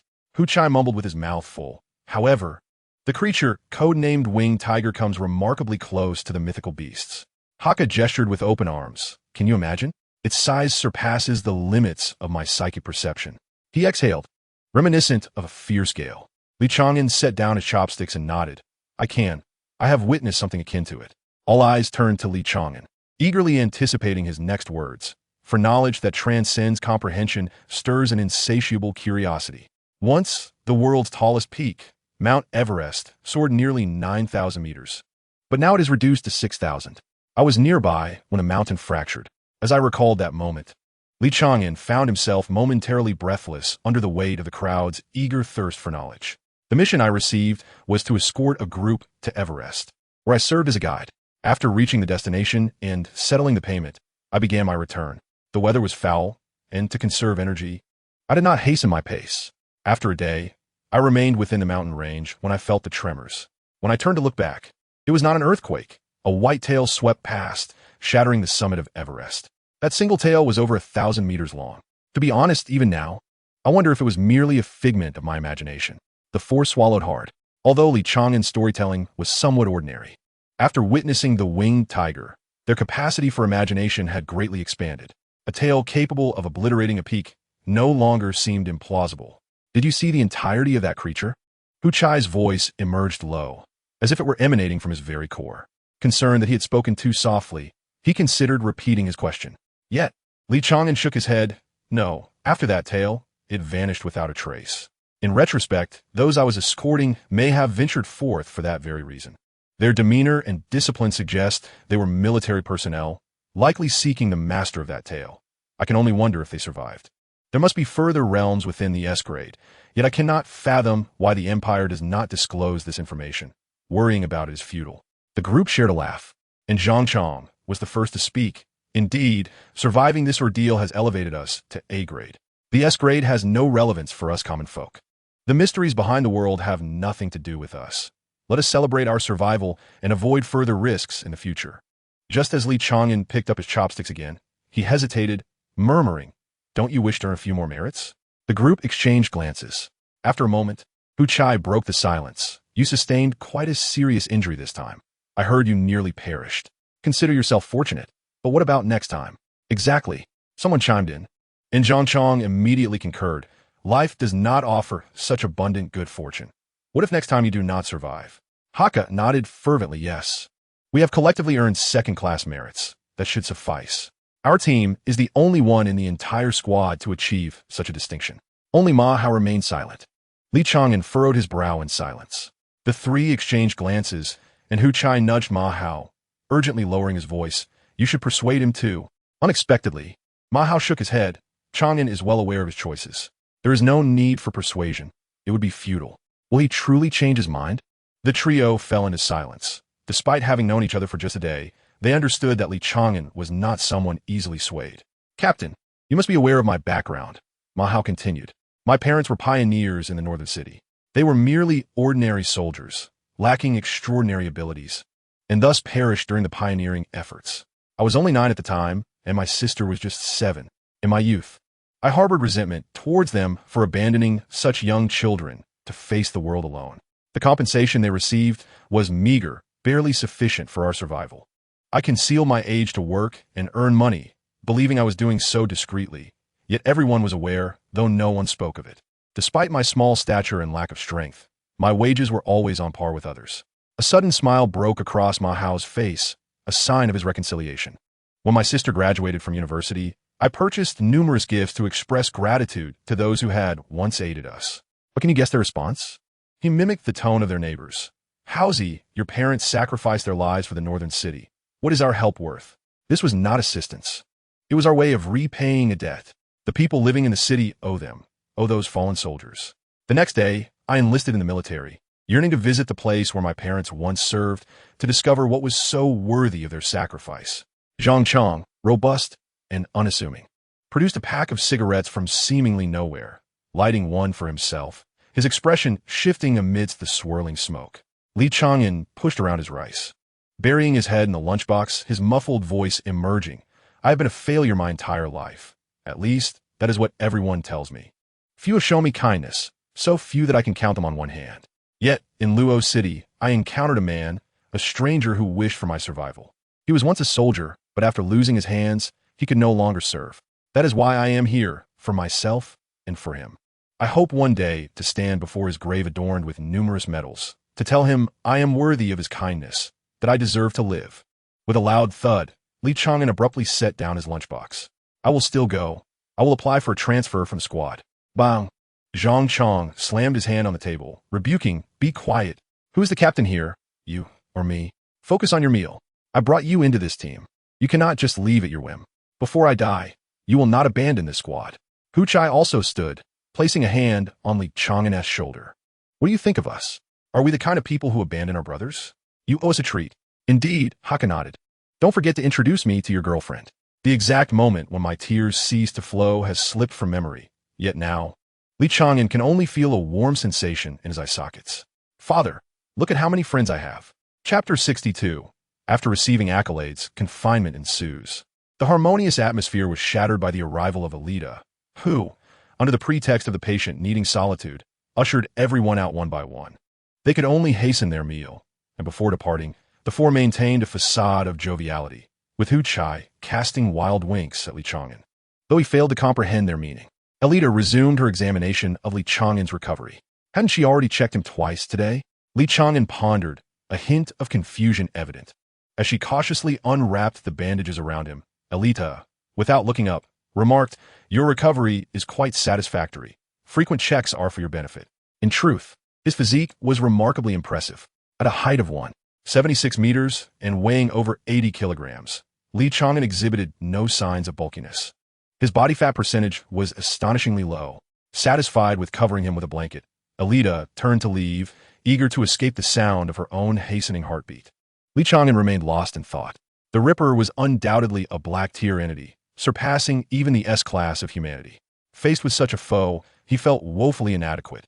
The greatest obstacle lay in his inability to inflict significant damage. Beyond his fists and feet, he was left with merely his voice. Once a monster's size reached a certain threshold, conventional firearms failed to deliver effective harm, let alone cold weapons.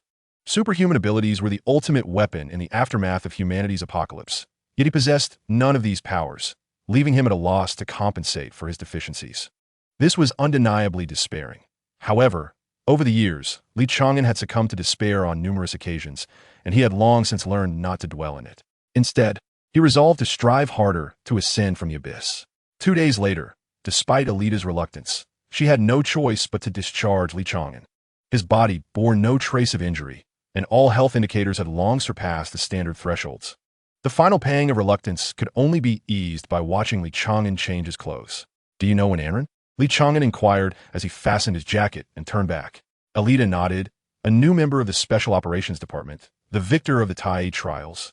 A prodigy with 3 abilities, though he is still undergoing training at the military headquarters. 3 abilities? Li Chang'an was momentarily taken aback, then elated. It seemed Anren must have awakened during the baptism. He genuinely felt happiness for when Anren. Knowing Anren's current situation was sufficient, Li Chang'an would not pry further. He gathered his belongings, ready to leave the tent. Alita abruptly grasped his arm, biting her lip as she softly asked, "Don't you have anything to say to me?" "Oh, right." Li Chang'an turned back. "Could you please give me your contact information?" Not too foolish after all, Alita felt a spark of joy. Li Chang'an added, "My teammate would like your contact information." With a soft laugh, she thought, using a teammate as a cover, but it was clearly his desire. "Here you go." While I longed to maintain a semblance of restraint, I was also concerned about causing Li Chang'an embarrassment, so Alita, in her straightforward manner, decided to let it go. "Thank you." Li Chang'an nodded slightly and turned to leave. Indeed, he was still shy. Observing Li Chang'an's retreating figure, Alita felt an increasing sense of satisfaction. Her ability, Fallen Angel, bestowed upon her an unparalleled allure. This charm was a quality so potent that it required military-developed consciousness-blocking glasses to suppress. No male creature could withstand such magnetism. In other words, it was inconceivable for any male to harm her, including monsters, insects, and even gender-neutral beings, yet Li Chang'an managed to do so. That stunning blow caused Alita to begin questioning her own powers, but upon witnessing Li Chang'an's shyness, her confidence was restored. After departing from the Special Operations Department, Li Chang'an made an effort to avoid everyone, mindful that the barbarian god was still present, along with 2 or 3 others who had sparred with him in the trial grounds. Upon reaching the outskirts of the Special Operations Camp, he spotted Zhang Chang and his 3 companions, who were laughing and linking arms as they gazed at him. "Welcome back, Chang'an," with Hu Chai's loud exclamation. The 4 of them produced firecrackers from behind. Bang! Streamers and confetti cascaded over Li Chang'an. Why was the noise so deafening? Zhang Chang hurriedly brushed off the confetti from Li Chang'an's shoulders. "Quick, let us leave before we disturb the geniuses of the Special Operations Department." The jovial group, now resembling thieves, hurriedly made their escape. The distinctiveness of the Special Operations Department far surpassed that of other units. Indeed, most military regulations did not apply to them, as they were both powerful and meritorious. The character special represented their uniqueness. Once they had distanced themselves sufficiently, Li Chang'an handed Alita's phone number to Haka. "You asked me to help introduce you to a girlfriend." Gazing at the number in his hand, Haka's eyes widened as he looked at Li Chang'an, voicing the collective curiosity of the group. "Isn't she involved with you?" The insinuation of being involved caused Li Chang'an to furrow his brow. "I nearly killed her during the trial. Does that count as being involved?" "That should not be the case." Haka swallowed hard, hesitant to inquire further. "A model for our generation." Mahao struggled to give a thumbs up. "Alita is the goddess of the entire army, and you actually dare to strike her." "I am impressed." "So am I," echoed others. Li Chang'an scratched his head, perplexed by their reactions. As opponents, one must exert their utmost effort to eliminate the other. It was a matter of survival and a mark of respect. "Hey, come look. Isn't that the lucky team?" Approaching them was a portly figure. "You've snagged a collective second-class merit from the geniuses of the Special Operations Department. Truly enviable, and there is someone with a first-class merit, shamelessly claiming credit. We are in awe." The team behind the portly man joined in with mocking laughter. "Who is he?" Li Chang'an inquired, pointing at the portly figure. Zhang Chang sighed, speaking softly. "Some say he picked up merits from the Special Operations Department. Since we are merely the lowest-ranked team, just ignore them. Let them talk." "Why?" Li Chang'an retorted. "Why should we toil and struggle only to allow them to fabricate lies?" Zhang Qiangzhuang, who was accustomed to forbearance, was momentarily taken aback, unsure of how to respond. "It's just talk. We won't incur any losses." "It should be fine," he replied, feeling his own answer was somewhat feeble. The hefty fellow continued to mock incessantly. Is fighting against the rules? Li Chang'an observed Zhang Qiangzhuang in silence. With a sigh, Zhang Qiangzhuang admitted, as long as we don't inflict severe injuries on the opponent, the worst we can receive is a verbal warning, provided we never resort to using our abilities. No sooner had he spoken than Li Chang'an had vanished from in front of him. Here comes the classic elbow, Ma Hao exclaimed, rolling up his sleeves and charging forward. Hu Chai patted the captain's arm, saying, Captain, Chang'an is right. Why should we be ridiculed after giving our all? Your perspective needs to change.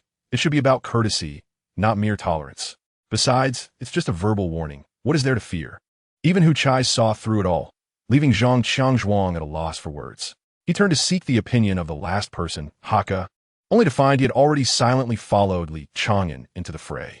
Li Chang'an had secured Alita's phone number for him, and from that day forth, Li Chang'an would owe him a great debt of gratitude. Chang'an, take it easy, don't kill him. The small fellow cried out. How dare you ambush me? Witness my prowess. The sound of his comrade's shouts stirred something within Zhang Qiangzhuang. Approaching 40, he should have lost his youthful fervor. Yet, an indomitable spirit surged within him. The hefty man, knocked down by Li Chang'an's elbow, struggled and shouted for help. Damn it, I've been hit. Come quickly. Friends of the hefty man rushed over to intervene. Damn it, don't touch my men, Zhang Qiangzhuang bellowed. Half an hour later, 5 of them stood before the confinement room. Chapter 63. No Need for Rules. Through the one-way glass. Lin Zhun was both amused and exasperated. How many did you hit? The officer behind him wore a wry smile. 32. 19 of whom were struck by that Li Chang'an you mentioned. He seems more accustomed to fighting humans. His techniques are eclectic, revealing traces of various martial arts from before the apocalypse, yet they have been fused into his own style. Lin Zhun turned, what style? After a brief hesitation, the officer straightened his chest and solemnly replied, a killing style. Every move is designed to take a life. I request a thorough investigation into his background. No need. Lin Zhun waved his hand and turned back to observe the mirror. General Lin. The officer grew anxious. He could be a killing machine trained by those organizations.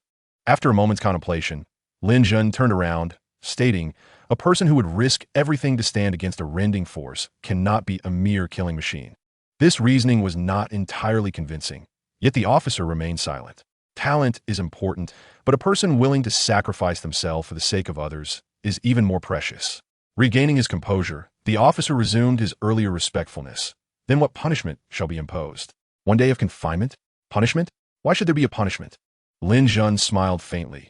They're soldiers as well as youth, and they are our distinguished contributors. What is amiss with a scuffle among our heroes? This is not the end of days. Formidable strength often inflates desire, and the old ways are obsolete. Rather than allowing their ambitions to spiral uncontrollably, we should grant them privileges and guide their aspirations. The principles of the Special Operations Department apply to all soldiers. By treating them distinctly and bestowing upon our heroes the rewards they deserve, we need not worry about inciting envy among others. They will merely feel admiration. Convey my orders. Except for their team, all others involved in the brawl shall run 50 laps around the training field, while their team enjoys a day off for leisure. The rationale was understood, yet the officer hesitated. Would granting a day off be inappropriate? What harm could it cause? There is no increase in allowances or rewards. What is wrong with letting them enjoy a day? Lin Zhun responded with an air of certainty. Am I an old-fashioned man? Are you as well? The officer chuckled helplessly, well aware that he could not openly suggest that Lin Zhun was anything but traditional. In truth, he was overly progressive.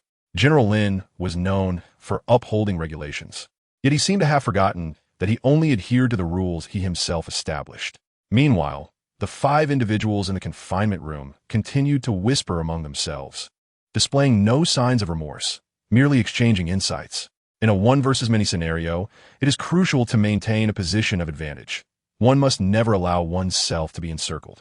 Unless one is as large as the captain, evasion is the optimal strategy. Li Chang'an was imparting his wisdom. Ma Hao, thoroughly convinced, praised, my dear Yin, you must have had your fair share of brawls in your youth. Not at all, Li Chang'an replied earnestly. My first fight was at 16. After that, however, I found myself frequently embroiled in conflicts. The 4, pondering this revelation, began to comprehend Li Chang'an's words anew, realizing he lacked certain worldly knowledge. For instance, a little equals a considerable strength, and much. If I could do a little, it means I am quite strong. Therefore, frequent must equate to daily. or even more. Through silent exchanges, vivid images formed in their minds. A forlorn youth growing up on the streets, braving the elements with scarce sustenance. Joined a gang at 16, thus commencing a life steeped in bloodshed. Such narratives are commonplace. The Empire's assistance to the impoverished is limited and fraught with restrictions, excluding the street urchins. For survival, many are drawn to gangs, with 16 being the most suitable age, which Li Chang'an fit most criteria. He was ruthless and decisive in conflict, yet struggled in social interactions, navigating the world with a childlike naivety, akin to a person meticulously trained for violence. The only aspect that did not align was his lack of vices, at least for the moment. Li Chang'an keenly sensed the distraction among the four. Surmising they were likely speculating about his background. As they were trusted comrades, he felt inclined to clarify. Let me clarify. I'm neither a gang member nor a homeless orphan. My circumstances are not as pitiable as you might imagine. I awakened my abilities rather late. And my father departed early, which indeed made my childhood rather challenging, but that is the extent of it. To speak candidly, this response is rather disappointing, lacking both narrative depth and engaging elements. There was merely a subtle tremor in Hu Chai's shoulders, unnoticed by anyone. As the door to the confinement room swung open, the five individuals promptly rose to their feet. In light of your team's contributions during the battle against the Ripper, there will be no penalties for this brawl. Now, let me announce your rewards. The five stood in bewilderment, astonished not only at the absence of punishment, but also the prospect of rewards. 10 minutes later, standing in the tent, they still found the situation surreal. Where could we possibly go for a day of rest? Hu Chai held a t-shirt, uncertain how to wear it. Haka swiftly changed into his clothes, revealing a peculiar grin. I have a splendid suggestion. I know a remarkable place. Hold on. We are not venturing to such odd establishments. Zhang Qiangzhuang rummaged through his casual attire. Ma Hao is a local. Let us heed his advice. Ma Hao donned his coat, proudly pointing to himself. The little oracle of the North is here. Today, I shall introduce you to the true flavors of the North. We must regroup by noon tomorrow. In the evening, we can savor local barbecues, and I will take you to sing. Then we shall return well rested. Hu Chai tossed the t-shirt onto Ma Hao's head. We can discuss the rest later. Haven't you noticed that Chang'an has no clothes? Li Chang'an stood awkwardly, possessing only a hoodie and a short-sleeved shirt, the very attire he had arrived in. Due to his insensitivity to temperature variations, Li Chang'an had not prepared an abundance of clothing for his outing, especially since he was in military uniform. Unbeknownst to him, the recent drop in temperature had been severe, with nighttime lows plunging below freezing. Relying solely on a short-sleeved shirt and hoodie would likely prove inadequate. Our clothes are ill-fitting for Chang'an, so let us head out to buy him some garments. Remember to bring your identity card, Zhang Qiangzhuang suggested, handing over his smallest jacket. We're mine for now. We shall purchase a couple more pieces shortly, for the northern winter is quite frigid, and military uniforms alone will not suffice. Even the smallest jacket was considerably large for Li Chang'an, given Zhang Qiangzhuang's towering height of over 2 meters and his weight of approximately 300 pounds. Ma Hao had called for a vehicle ahead of time. Just as they finished registering and left the military camp, they spotted a taxi at the entrance. Let us first go to the city center to procure clothing. I've already booked a hotel for a day of relaxation and enjoyment. Ma Hao snapped his fingers, embodying the essence of a gracious host. The city center exhibited few refugees, allowing Li Chang'an to witness the vibrancy of the northern city. No longer a scene filled with sorrow. Neither the apocalypse nor the beast tide could hinder the revelry of the people. The streets bustled with life, still thriving and hurried. Perhaps due to their departure from the military camp, everyone seemed to shed their seriousness, turning the selection of clothing for Li Chang'an into a playful competition to see who could find the most satisfactory ensemble. Only Zhang Qiangzhuang, who refrained from participating, and Li Chang'an sat in the store, observing their surroundings. You don't frequent shopping? Zhang Qiangzhuang noted Li Chang'an's demeanor, which appeared somewhat reserved. Li Chang'an nodded. I am not accustomed to crowded places. Fortunately, I have a friend who enjoys buying clothes for me, although it may not be entirely out of fondness. Zhang Qiangzhuang smiled faintly, aware that he must know of your aversion to crowded places. Li Chang'an was taken aback for a moment, then nodded with a smile, realizing he had overlooked the kindness of others. Li Chang'an. A hesitant voice called from the side. Suddenly, Li Chang'an's complexion turned pale, cold sweat trickled down his forehead, and his hands trembled uncontrollably into fists. Reluctant memories surged forth, the darkness washing over him like a tide. Chapter 64. Save me. Zhang Qiangzhuang gazed at Li Chang'an bewildered. What is happening? Before Li Chang'an could respond, four individuals approached, led by a tall, slender youth who scrutinized Li Chang'an. Well, it truly is you. It has been several years, hasn't it? You haven't changed a bit. Still, as unappealing as ever. Have you forgotten to greet an old friend? I taught you better than that. The youth raised his hand to strike Li Chang'an's face, but failed. Li Chang'an intervened, frowning. Who are you? With a cold laugh, the youth retorted. Is this how you treat an old friend, Li Chang'an? Not even a proper introduction? He is my middle school classmate, Chunjin. Li Chang'an mumbled, his head lowered, concealing his expression. Yet his voice trembled, betraying his fear. Chang'an. Zhang Xiangzhuang gently patted Li Chang'an's back, sensing something amiss. What's wrong? If something's troubling you, just tell me. Li Chang'an slowly raised his gaze to meet Zhang Xiangzhuang's. A chill ran through Zhang Xiangzhuang's heart as he recognized a familiar, yet foreign emotion in Li Chang'an's eyes. It was a plea for help. Li Chang'an, you seem to be doing well after all these years. Shall we step aside and chat? Chun Jin extended his hand towards Li Chang'an's shoulder once more. Get away. Zhang Xiangzhuang forcefully swatted Chun Jin's hand aside, stepping forward to shield Li Chang'an. Though uncertain of the situation, he understood that Li Chang'an was in need of assistance. The once fearless Li Chang'an now trembled before a few individuals, a sight that no one would have believed before today. Chun Jin's muscular arms bulged, surpassing the girth of a thigh, as he glared menacingly at Zhang Xiangzhuang. What do you mean by that, brother? It means I kindly ask you to leave. Zhang Xiangzhuang replied with a furrowed brow. As a soldier, he could not resort to his abilities in public. It should be me asking you to leave. Chun Jin stepped forward, pushing Zhang Xiangzhuang aside with overwhelming force. His giant hand clamped onto Li Chang'an's shoulder, pain flickering across Li Chang'an's face. Yet he showed no inclination to evade. Chun Jin wrapped his arm around Li Chang'an's shoulders. You've gained some prowess. You dare pretend not to hear me when I speak. I didn't. Li Chang'an lowered his head once more. Get your filthy hands off. Hu Chai, filled with rage, surged beside Chun Jin and swung a punch downwards. Chun Jin casually raised his hand to block it, swatting it away as if shooing away a fly. The violent gust from Hu Chai's strike grazed Chun Jin's face like a blade, and had it landed, it might have shattered Hu Chai's bones. Li Chang'an grasped Hu Chai's arm and forcefully flung him behind him. You've grown quite a bit, Chun Jin remarked with a cold smile, surprised by Li Chang'an's action, though his expression was predominantly one of disdain. Get down. With Chun Jin's bellow, the others were astonished to see Li Chang'an seemingly prepare to bend down. Hu Chai rushed forward, wrapping his arms around Li Chang'an and shouted angrily, Why aren't you fighting back? Why should you endure being bullied? Zhang Chang softly cautioned. Longan's not in the right state. Don't provoke him. Provoke? Nonsense. Hu Chai swore repeatedly. You're not the only one who awakened your powers late. You're not the only one who has faced humiliation. He yelled, Fight back, damn it. Zhang Chang suddenly understood that Li Chang'an's disorientation stemmed from an indelible shadow of past trauma. He could only imagine the torment Li Chang'an had endured, which left him incapable of mustering even a flicker of resistance in the face of Chun General. This is what is commonly known as post-traumatic stress disorder. When confronted by former aggressors, the haunting memories of past events may resurface vividly. How could such bullying transform someone who once faced black-tier monsters without fear into this? Zhang Chang clenched his fists in frustration. Ma Hao and Haka, still in the midst of choosing their outfits, approached upon hearing the commotion and Hu Chai's roar.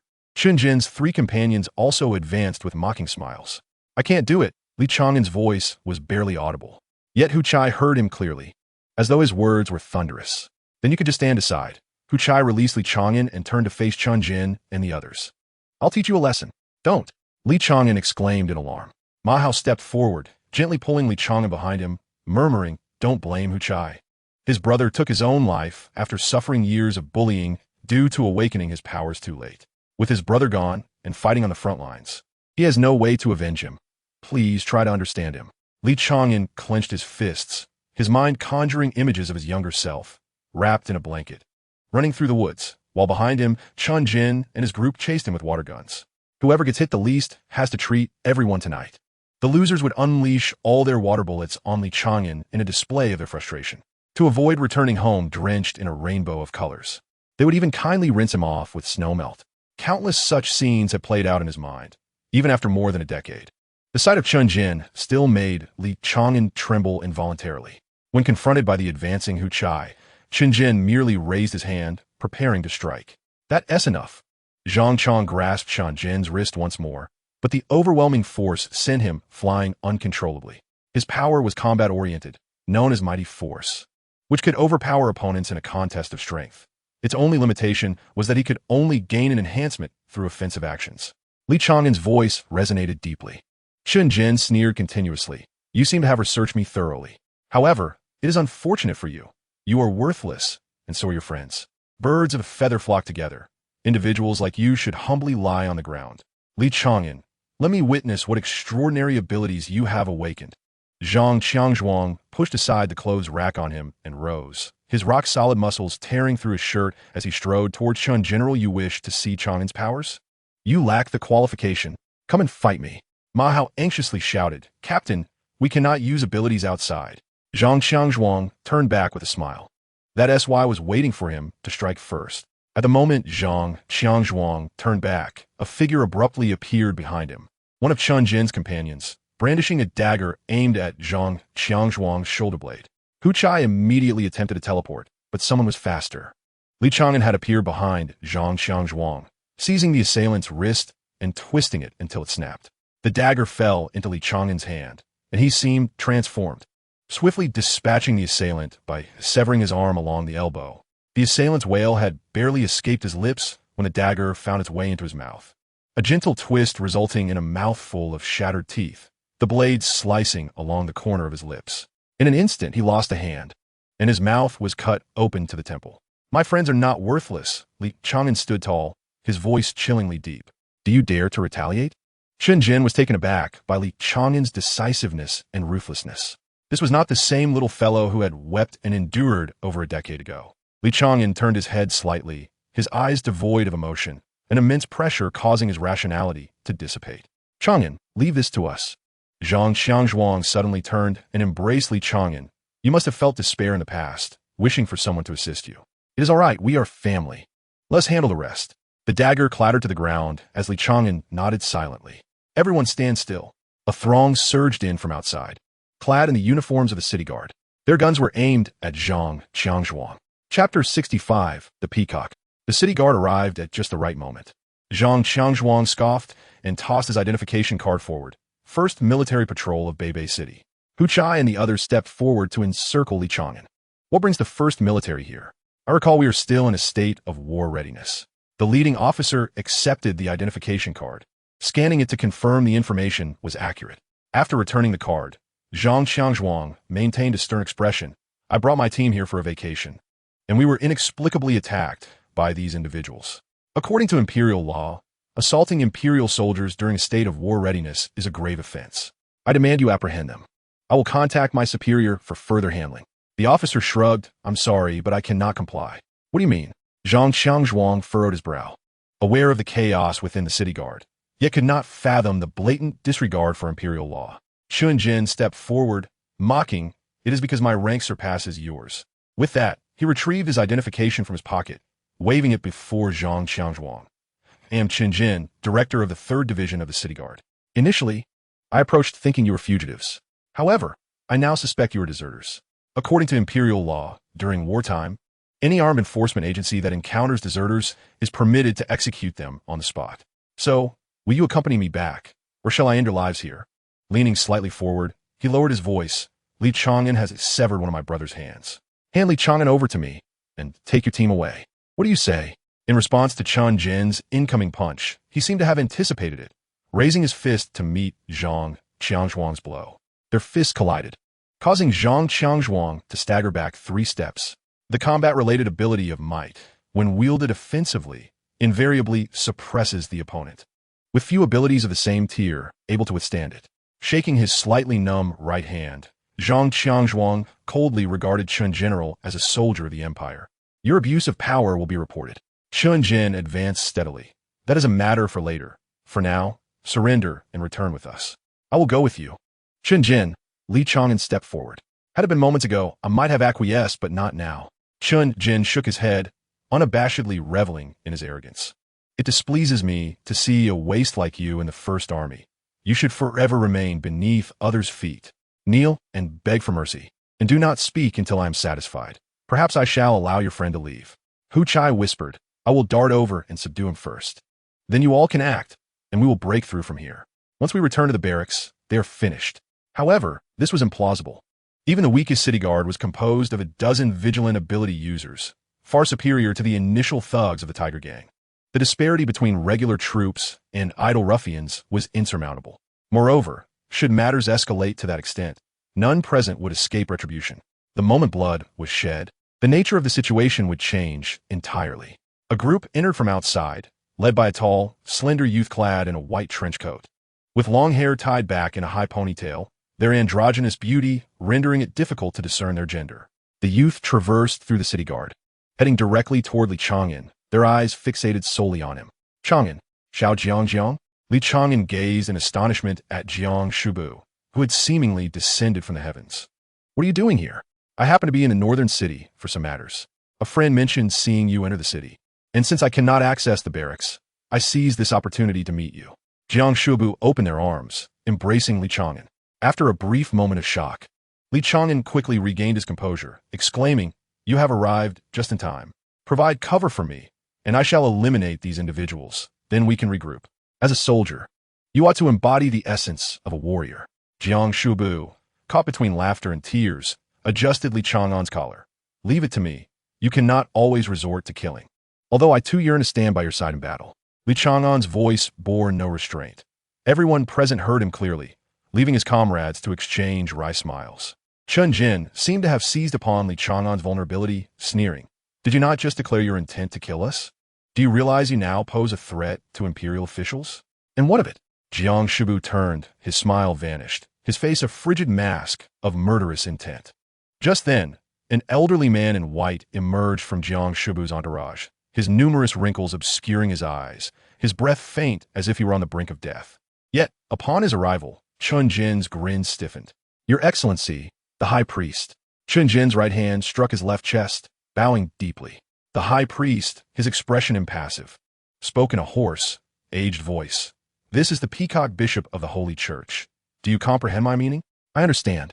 Chun Jin, without a trace of hesitation, turned to depart, and the city guards dared not lag behind. A throng hastily withdrew. Jiang Shubu opened his mouth to address the High Priest, though no sound escaped. Nevertheless, the High Priest immediately understood, offering a bow alongside the others before turning to leave. "You see, not all matters necessitate violence. There are numerous alternative resolutions." Jiang Shubu warmly draped an arm over Li Chang'an's shoulder. Despite being aware of Jiang Shubu's enigmatic background, Li Chang'an was astonished at the fear instilled in the city guards. He could not be mistaken. There was unmistakable trepidation in Chen Jin's eyes. Jiang Shubu smiled gently at Zhang Chang and his companions, speaking softly, "If you don't mind, I wish to discuss something private with Chang'an." Of course, Zhang Chang nodded, his expression grave yet uncurious, leading his teammates aside. Li Chang'an looked at Jiang Shubu, bemused. "You aren't about to explain why you've concealed your identity, are you? Our relationship seems to transcend that step. I have no desire to explain. I wish to inquire whether you would consider joining us." Jiang Shubu's smile concealed a hint of apprehension, yet was predominantly filled with hope. "You have witnessed the degradation of the city guards, who are affiliated with the Empire. Can the safety of the common folk truly be entrusted to such individuals? I acknowledge that not all in the Empire's upper echelons are inept, yet the Empire is beyond salvation. Chaos is inevitable. Human nature remains unchanged. Whether in times of apocalypse or not, they are zealous in their pursuit of power. The Empire requires a potent remedy. When that day arrives, none shall remain unscathed. Join us in our endeavor to transform this world." After a moment of silence, Li Chang'an scratched his head in resignation. "You know I cannot grasp such discourse. If you were to invite me as a friend, I would certainly accept. However, if it is in the capacity of that so-called bishop of the church, I must respectfully decline. I harbor no lofty ambitions. I merely wish to proceed step by step." Jiang Shubu sighed. "I had anticipated your response, but I thought today would be the perfect opportunity. Enjoy your day off. There may not be another chance for respite." With a wave directed at Li Chang'an, Jiang Shubu intended to depart. "Wait," Li Chang'an called out to him. "Let's set everything aside for now. First, reveal your true strength. Do not merely claim to be a rank." Jiang Shubu, having taken a couple of steps, turned back with a smirk. "I am S rank, having independently slain 4 black-grade monsters." Li Chang'an could only manage a rueful smile.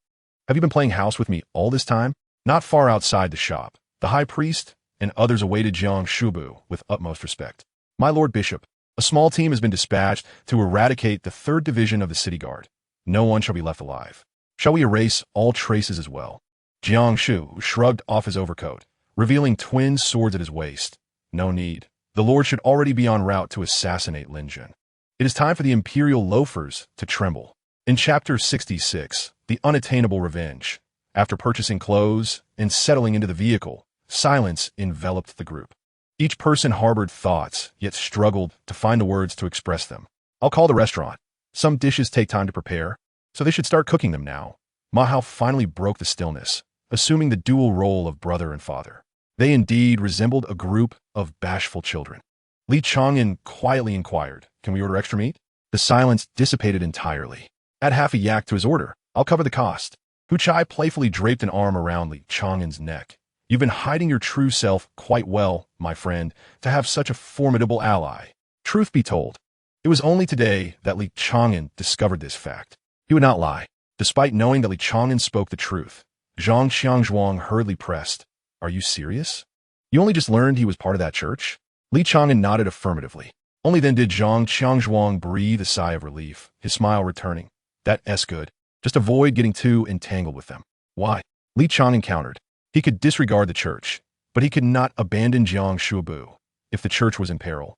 He would choose to rescue Jiang Shuabu at all costs, even if it meant binding him away. "I don't know how to explain this to you." Zhang Xiangzhuang shook his head. "Just trust me and limit your interactions with them. Most of those people are lunatics." Haka, who was somewhat informed about the situation, added, "The church that emerged when the apocalypse struck has gained numerous followers due to the calamity. They preach equality among all. Having primarily operated in the northern continent before crossing the ocean and entering the eastern continent only a few years ago, their influence is substantial. I've heard many S-rank superhumans are within their ranks. I don't understand why the Empire remains indifferent. This is not the pre-apocalypse era, and yet they allow such a religion to flourish. The arrival of the apocalypse shattered the previous beliefs of people, indeed providing the perfect opportunity for religions to rise." Li Chang'an, apart from his television, only procured information from the black market, possessing scant knowledge of the world's developments, thus remaining oblivious to the teachings of the holy sect. However, observing the expressions of others, it appeared they had some understanding. As a friend, did I not know Xiao Jiangjiang well enough? For the first time, doubt crept into Li Chang'an's mind. He temporarily concealed his worries, engaging in casual conversation with the group, as Chun Jin's predicament did not dampen their spirits. After all, for the other team members, the matter was concluded, a sentiment Li Chang'an did not share. The nightmarish ordeal spanning over a decade was due for resolution. When Zhang Xiangzhuang stood beside him and Zhang Shuibua appeared before him, clarity dawned upon Li Chang'an. "I have no lingering concerns. Perhaps I would face execution upon revelation, or perhaps perish in my quest for vengeance, yet my family would remain unharmed." Though it was a selfish thought to entrust his family's safety to others, Li Chang'an could not wait any longer. He yearned to bring closure to it all. "If I eliminate him, I can finally end this nightmare." His exterior remained as calm as still water, while his inner turmoil raged like a tempest. "What are you thinking?" Hu Chai inquired, waving his hand before Li Chang'an. "I simply feel that it's wonderful for everyone to be together," Li Chang'an replied with a faint smile. "I was contemplating how to kill him, whether to torment him for 10 days before his demise or allow him to live in eternal suffering." Hu Chai regarded Li Chang'an silently before suddenly patting his head. "Do not keep your thoughts hidden. You have family and friends, and we are all willing to listen." "All right." Li Chang'an continued to smile, yet no one could discern whether his words resonated within him. Given the time constraints, roasting half a yak was impractical. However, a single leg of yak was prepared just for Li Chang'an. This was made possible because the chef was an elemental manipulator of fire, almost exhausting himself in the endeavor. "I'm utterly spent. Had it not been for you, I wouldn't have taken on this dish," the tall chef remarked before retreating to the kitchen after sharing a drink with the group, a true hardy man from the northern regions. Ma Hao presented the yak leg as if it were a treasure. "You are allowed but a taste. The rest belongs to Chang'an." No exaggeration. This restaurant has the most authentic flavors in the northern city. Years ago, I worked here, and every day the leftover beef was partially given to me to take home. My sister grew up on this very beef. The group laughed and pretended to snatch it away, yet in reality, each took only a small piece, leaving the majority for Li Chang'an. After all, there was plenty of meat to go around. The meal stretched from dusk into the night. The table laden with bottles of liquor, and everyone indulged. Li Chang'an, possessing a decent tolerance, endeavored to drink sparingly, but could not resist the enthusiasm of his teammates, ultimately reddening his cheeks. All right, enough. Let us return to the hotel, change our clothes, and freshen up. I shall take you to another place to continue our revelry. Ma Hao said with a mysterious smile. Are you familiar with underground boxing? I'll take you to see a fight, unrestricted combat, where abilities can be utilized. Haka, don't you enjoy watching beautiful women? There is an abundance over there. However, let me state at the outset, we have no objections to you flirting with us based on your own merits, but let not the transaction of money bring shame upon you. Haka's face, already flushed, turned an even deeper crimson, almost as if blood were about to seep forth, leaving one to ponder whether it was shyness or excitement. Upon returning to the hotel by taxi, Ma Hao reiterated a few instructions. Sober up, for we shall drink again. Let me check the time. In an hour, we shall gather. Perhaps after watching 2 matches, we might still make it to karaoke. Upon entering his room, Li Chang'an, slightly tipsy, regained his composure, the remnants of his inebriation dissipating entirely. He shed his jacket and, clad only in a long t-shirt, leaped out of the window. The building was not particularly high, and by leveraging against the wall, he easily sprang onto the roof of the adjacent lower structure. After confirming his direction, he dashed towards the station of the city guard. During dinner, he seized 2 opportunities to excuse himself to the restroom, during which he discreetly ascertained the location of the city guard station, not far from where they were. As a lieutenant, Chun Jin was required to reside at the city guard's camp for half of each month, and finding the lieutenant's quarters was not particularly challenging. The only concern was Chun Jin's potential violation of regulations. Given their interactions thus far, this seemed highly plausible. After 20 minutes, he arrived outside the city guard station, setting his watch. Regardless of circumstances, he must depart in 20 minutes, or he would not return to the hotel in time. Infiltrating was far easier than Li Chang'an had anticipated. Apart from 2 drowsy guards at the entrance, there was not a single patrolling officer in sight. This provided him with a fresh perspective on the decline of the city guard. However, as he ventured further, an unsettling feeling began to arise. The entire station was excessively quiet, and a faint metallic scent of blood lingered in the air. Li Chang'an instinctively quickened his pace, and upon reaching the entrance to the lieutenant's quarters, he realized he was too late. The stench of blood was thick, reminiscent of slaughterhouse, and within the less than 7-story building, there lay at least 40 freshly deceased bodies. In the hallway on the 3rd floor, Li Chang'an beheld Chun Jin's lifeless form, a gash across his throat inflicted by a sharp blade. From this wound alone, Li Chang'an could ascertain that the assailant was a professional assassin. This injury had severed Chun Jin's every chance at life. Yet there should have been another figure lying here. Squatting before Chun Jin, Li Chang'an deduced that the attackers were not solitary. It was likely that a body had been removed. Who was responsible for this? The visage of Jiang Shubu immediately surfaced in Li Chang'an's mind, with him being the most probable suspect. Ding-dong, the sound of a text message chimed. Before he could even retrieve his phone, Li Chang'an anticipated the sender's identity. Chang'an, by the time you read this message, Chun Jin is likely already deceased. In truth, I have long been aware of the enmity between you, and I have been waiting for a suitable opportunity to assist you in avenging yourself. Those who have humiliated you are also mortal. They too shall perish. Your nightmares should not conclude with vengeance. I hope you do not resent my unilateral actions. While bloodshed may be necessary, it is not the sole recourse. Beyond revenge and power, life offers many avenues worth exploring. I long to be the sword in your hand. Yet alas, time is no longer on our side. I have taken Xiao Wu with me. She yearns to follow in your footsteps, and thus I wish to grant her this opportunity. By the way, Xiao Wu has awakened. When we meet again, I hope we shall remain friends. The world of martial arts is vast. May you fulfill your wishes and thrive in your endeavors. As I dialed your number, it only revealed a disconnected line. Gazing at the countless lifeless bodies around me, Li Chang'an felt a sense of confusion. Chapter 67. I refuse to accept this. On the journey home, Li Chang'an began to reflect. Regardless of whether violence should resolve issues, Jiang Shuibu should not have intervened on his behalf. He should at least have the right to choose. However, his reflections were not solely on this matter, but rather on his own issues. Ever since enlisting, he seemed to have grown complacent, not just in his usual self-expectations, but also in his vigilance. His murderous intent had waned considerably. During this respite, it was the perfect opportunity to stealthily return to the military camp and assassinate Zhou Mu and Uncle Zhou. Yet he found himself indulging in pleasure instead. The sense of security provided by his team nearly caused him to forget his true self. Perhaps the person he is now is indeed his authentic self. Nevertheless, wrong is wrong. Those without abilities should not be content in leisure, even if he is confident in defeating the majority of Class A ability users. Precisely because he lacks such powers, he must diligently hone each of his skills, striving to ensure he never errs. I need abilities. Li Chang'an silently clenched his fists. His singular wish since childhood has now become increasingly clear. After concluding the battles in the northern regions, he must depart immediately for the final trial of Tianhan, survive, and eliminate all adversaries to emerge victorious, to be baptized and possess his own abilities. This is the path I must tread. Once he possesses abilities, they will no longer deem him useless.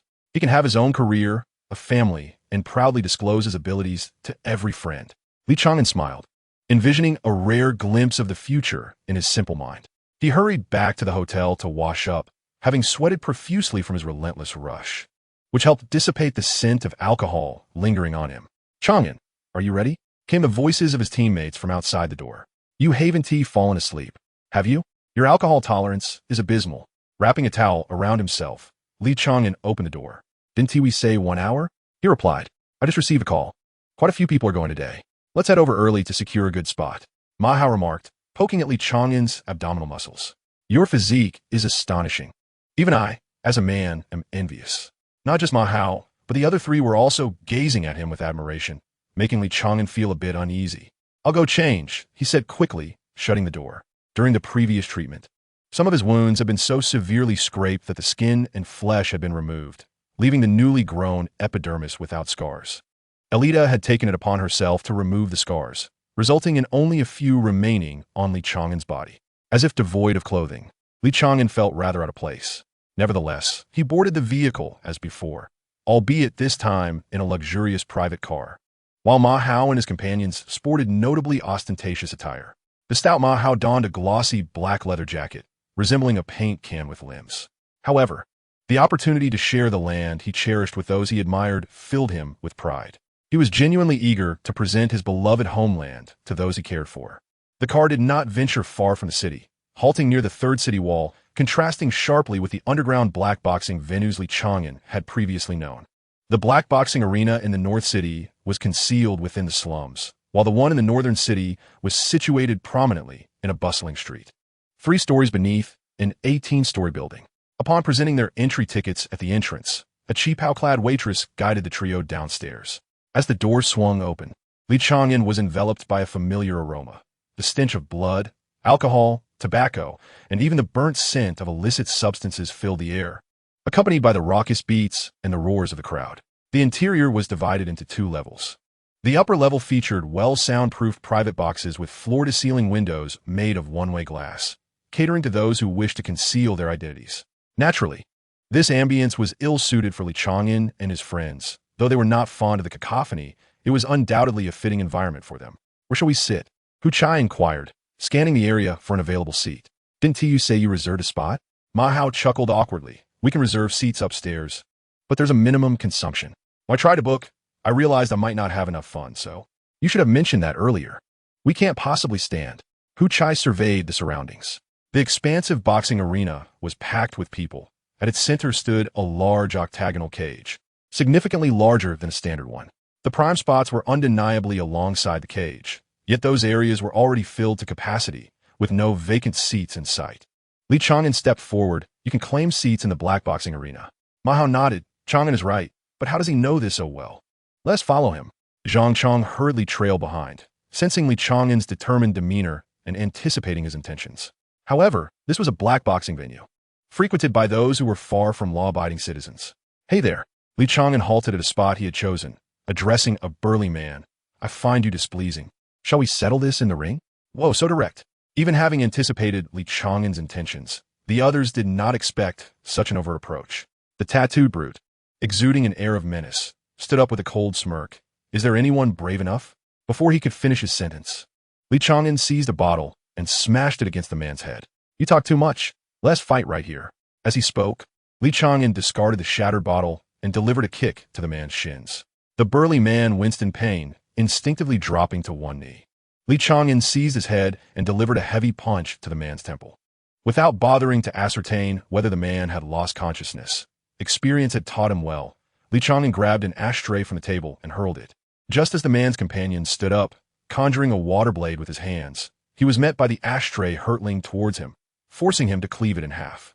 Seizing the moment of distraction, Li Chang'an closed in, striking the man's jaw with an elbow while delivering a swift kick to his groin. As the man crumpled, clutching his injury, Li Chang'an did not hesitate to land another blow to the back of his head. In an instant, both men lay lifeless, while the onlookers, who had only just turned their heads, realized the spectacle was already over. Ma Hao, stunned, could hardly find his voice. Fighting was permissible in the ring, but not among the spectators. Sure enough, soon after, a towering security team approached, their leader halting a couple of paces before Li Chang'an. "I understand your rules," Li Chang'an said, his expression as cold as frost, his intent to kill unmistakable. Wiping his hands with a napkin from the table, he shrugged off his coat and tossed it onto a chair, offering a slight smile to his teammates before turning to open the iron cage door and stepping onto the stage. "My brother knows the rules, so I shall dispense with pleasantries." The lead security guard frowned, stating, "Win 3 rounds on stage, and if you cause trouble here, it will be considered even." After a brief silence, the audience erupted into a tidal wave of cheers. After all, wasn't this the very scene they had come to witness? "Captain, what should we do?" Haka asked, scanning the surroundings with caution. The cynical Hu Chai wore a serious expression. Zhang Chong shook his head. "Can't you see that Chang'an is brimming with pent-up rage? Let him vent for now. If things turn dire, we will intervene and take him away." Mao, oblivious to the tension, opened a bottle of beer and took a hearty swig, clicking his tongue in reflection. "Honestly, I think anyone who faces him now is in for a misfortune. Do you truly believe he would lose in an unrestricted underground fight?" Li Chang'an leaned against the cold, iron cage, the chill of the metal pressing against his body. The captain had not erred. He was indeed seething with anger. It could be said that Chun Jin's death had stirred a wrath he had suppressed for over a decade, even with Jiang Shubu providing justification. "I understand the reasoning, but I refuse to submit." Chapter 68, The Awe of Death. The rules in the underground fighting arena dictate that conflicts must be resolved on stage. Should a dispute arise off the stage, one would either be ejected or compelled to fight 3 rounds. The stakes of life and death rested solely on the individual. Winning meant the venue's owner would let bygones be bygones, treating the victor as a valued guest. Losing, however, spelled doom. Not only would one perish in that very place, but the ordeal would not conclude there. The organs of those with extraordinary abilities remained immensely valuable, and one would not rest until they had extracted every last ounce of worth. Even the city guards could not intervene to operate an underground fighting arena in the metropolis. One must possess connections with the city guards and the inspection bureau. Moreover, the primary profits from underground fights stemmed from betting. The opening of bets was lucrative. Compared to renowned fighters, those who caused disturbances only to be thrown into the ring had a far greater spectacle effect. Moreover, Li Chang'an was the one who took the stage himself. Were it not for the long-standing history of this venue, one might suspect that Li Chang'an was merely a hired actor. As the security personnel began to remove the 2 lifeless bodies from the ground, Hu Chai could not help but remark, "Chang'an is truly ruthless. He killed 2 individuals with no enmity or grievances against him. Yet, he does have certain criteria for his selections." Ma Hao shook his head, offering an explanation to the group. Those 2 individuals bore tattoos of particular significance. The tattoo on the left arm depicts the 6-armed, wrathful Buddha, which, according to local customs, can only be inked after one has murdered a soldier and become a fugitive. The right arm features a Rakshasa dance. A blue Rakshasa signifies the murder of an entire family, while a red Rakshasa denotes the same after committing acts of sexual violence. Harka interjected, 3 blues and 4 reds. The other one is 5 blues. Hu Chai's eyes widened in understanding. "I thought so." Chang'an does not seem to embody the characteristics of a typical villain. However, his merciless methods, combined with his knowledge of these tattoos, truly make it difficult to ascertain what Chang'an's past profession might have been. Zhang Chong sighed, concerned that Li Chang'an had lost all moral boundaries. To kill indiscriminately is hardly a virtuous act. Meanwhile, Li Chang'an was stretching his body as his opponent emerged from the passageway behind him. Given that Li Chang'an had swiftly dispatched 2 adversaries with a thunderous force, it was evident that his forthcoming opponent would not be a mere amateur. For the sake of entertainment, the behind-the-scenes owner would certainly not dispatch their trump card at the onset. Li Chang'an's disruptive behavior was inconsequential. What mattered to the capitalists was the potential profit to be gained. Indeed, as the betting opened, Li Chang'an's odds soared to 3-1. Yet only a handful dared to wager on him. Ma Hao, with his short legs, hurriedly ran to place his bet, returning with a conspiratorial look towards his teammates. Guess how much I wagered on Chang'an? 100,000. If Chang'an wins, my sister's dowry will be secured. Leaning against the iron cage, Li Chang'an found a situation both amusing and absurd. Producing his identification card and tossing it over, I have another 100,000. I'm betting on myself. I cannot allow you to bear the loss alone. Ma Hao's expression fell immediately. Li Go, please do not jest. That is all my savings. And you must not betray my trust. Li Chang'an merely smiled in silence. Hu Chai and Harka exchanged glances, simultaneously retrieving their identification cards and dragging Zhang Chong towards the betting area. I've wagered 20,000. Hu Chai returned unsteadily.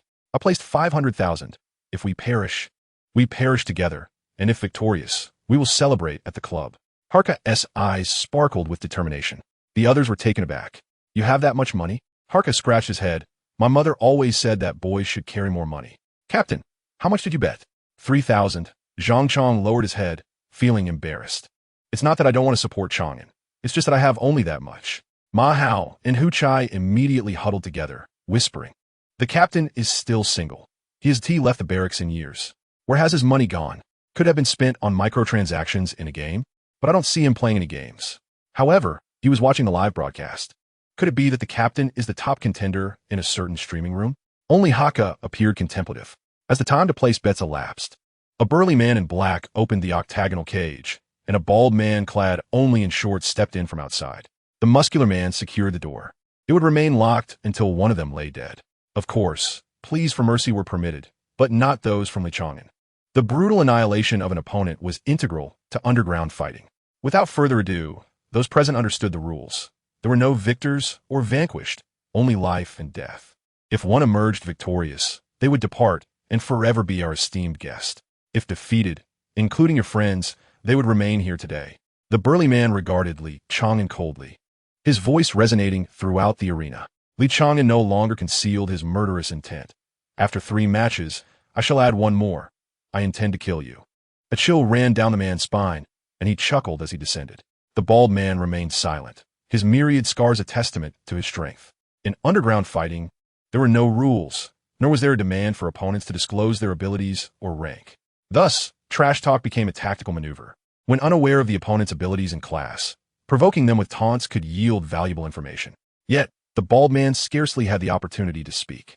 With a ringing sound from outside the arena, Li Chang'an charged at him, straight as an arrow. It turned out he was merely a brash youth who fancied himself somewhat formidable. The bald man secretly chuckled, feigning a semblance of panic. In reality, he concentrated his strength in his right hand. His ability, Charge, allowed him to focus power in a specific part of his body for up to 2 hours. He had already begun charging before stepping into the ring. A strike from that hand could send even a tank flying. If it connected with a human body, it would likely shatter it. As Li Chang'an approached within 2 steps, the bald man abandoned his pretense. He was an experienced fighter, his trump card concealed behind feigned attacks. He first extended his left fist, using it as a distraction, then covertly unleashed a palm strike, a tactic that had proven effective time and again. However, Li Chang'an was the true veteran in this exchange. When the bald man's left fist descended, Li Chang'an did not flinch or evade. He met the punch head-on. The blow was inconsequential, and Li Chang'an seized the bald man's wrist, pulling him towards himself. Noticing the bald man's footing falter while he still concealed his right hand, Li Chang'an could surmise the bald man's intentions. Although he was unaware of the bald man's ability, he recognized the danger posed by that right hand. The intelligence was more than sufficient. Li Chang'an maneuvered around to the bald man's back, striking the base of his neck. Although he lacked any special abilities, the force behind his strike approached 500 kilograms. In the pre-apocalyptic world, it would have been enough to shatter a neck. But now it merely caused the bald man to momentarily lose consciousness, his vision dimming. This fleeting moment of disorientation was precisely what Li Chang'an required. He grasped the bald man's chin with both hands, stepping on his lumbar spine, and forcefully twisted backward. The crisp sound of shattered bones went unnoticed amidst the clamor.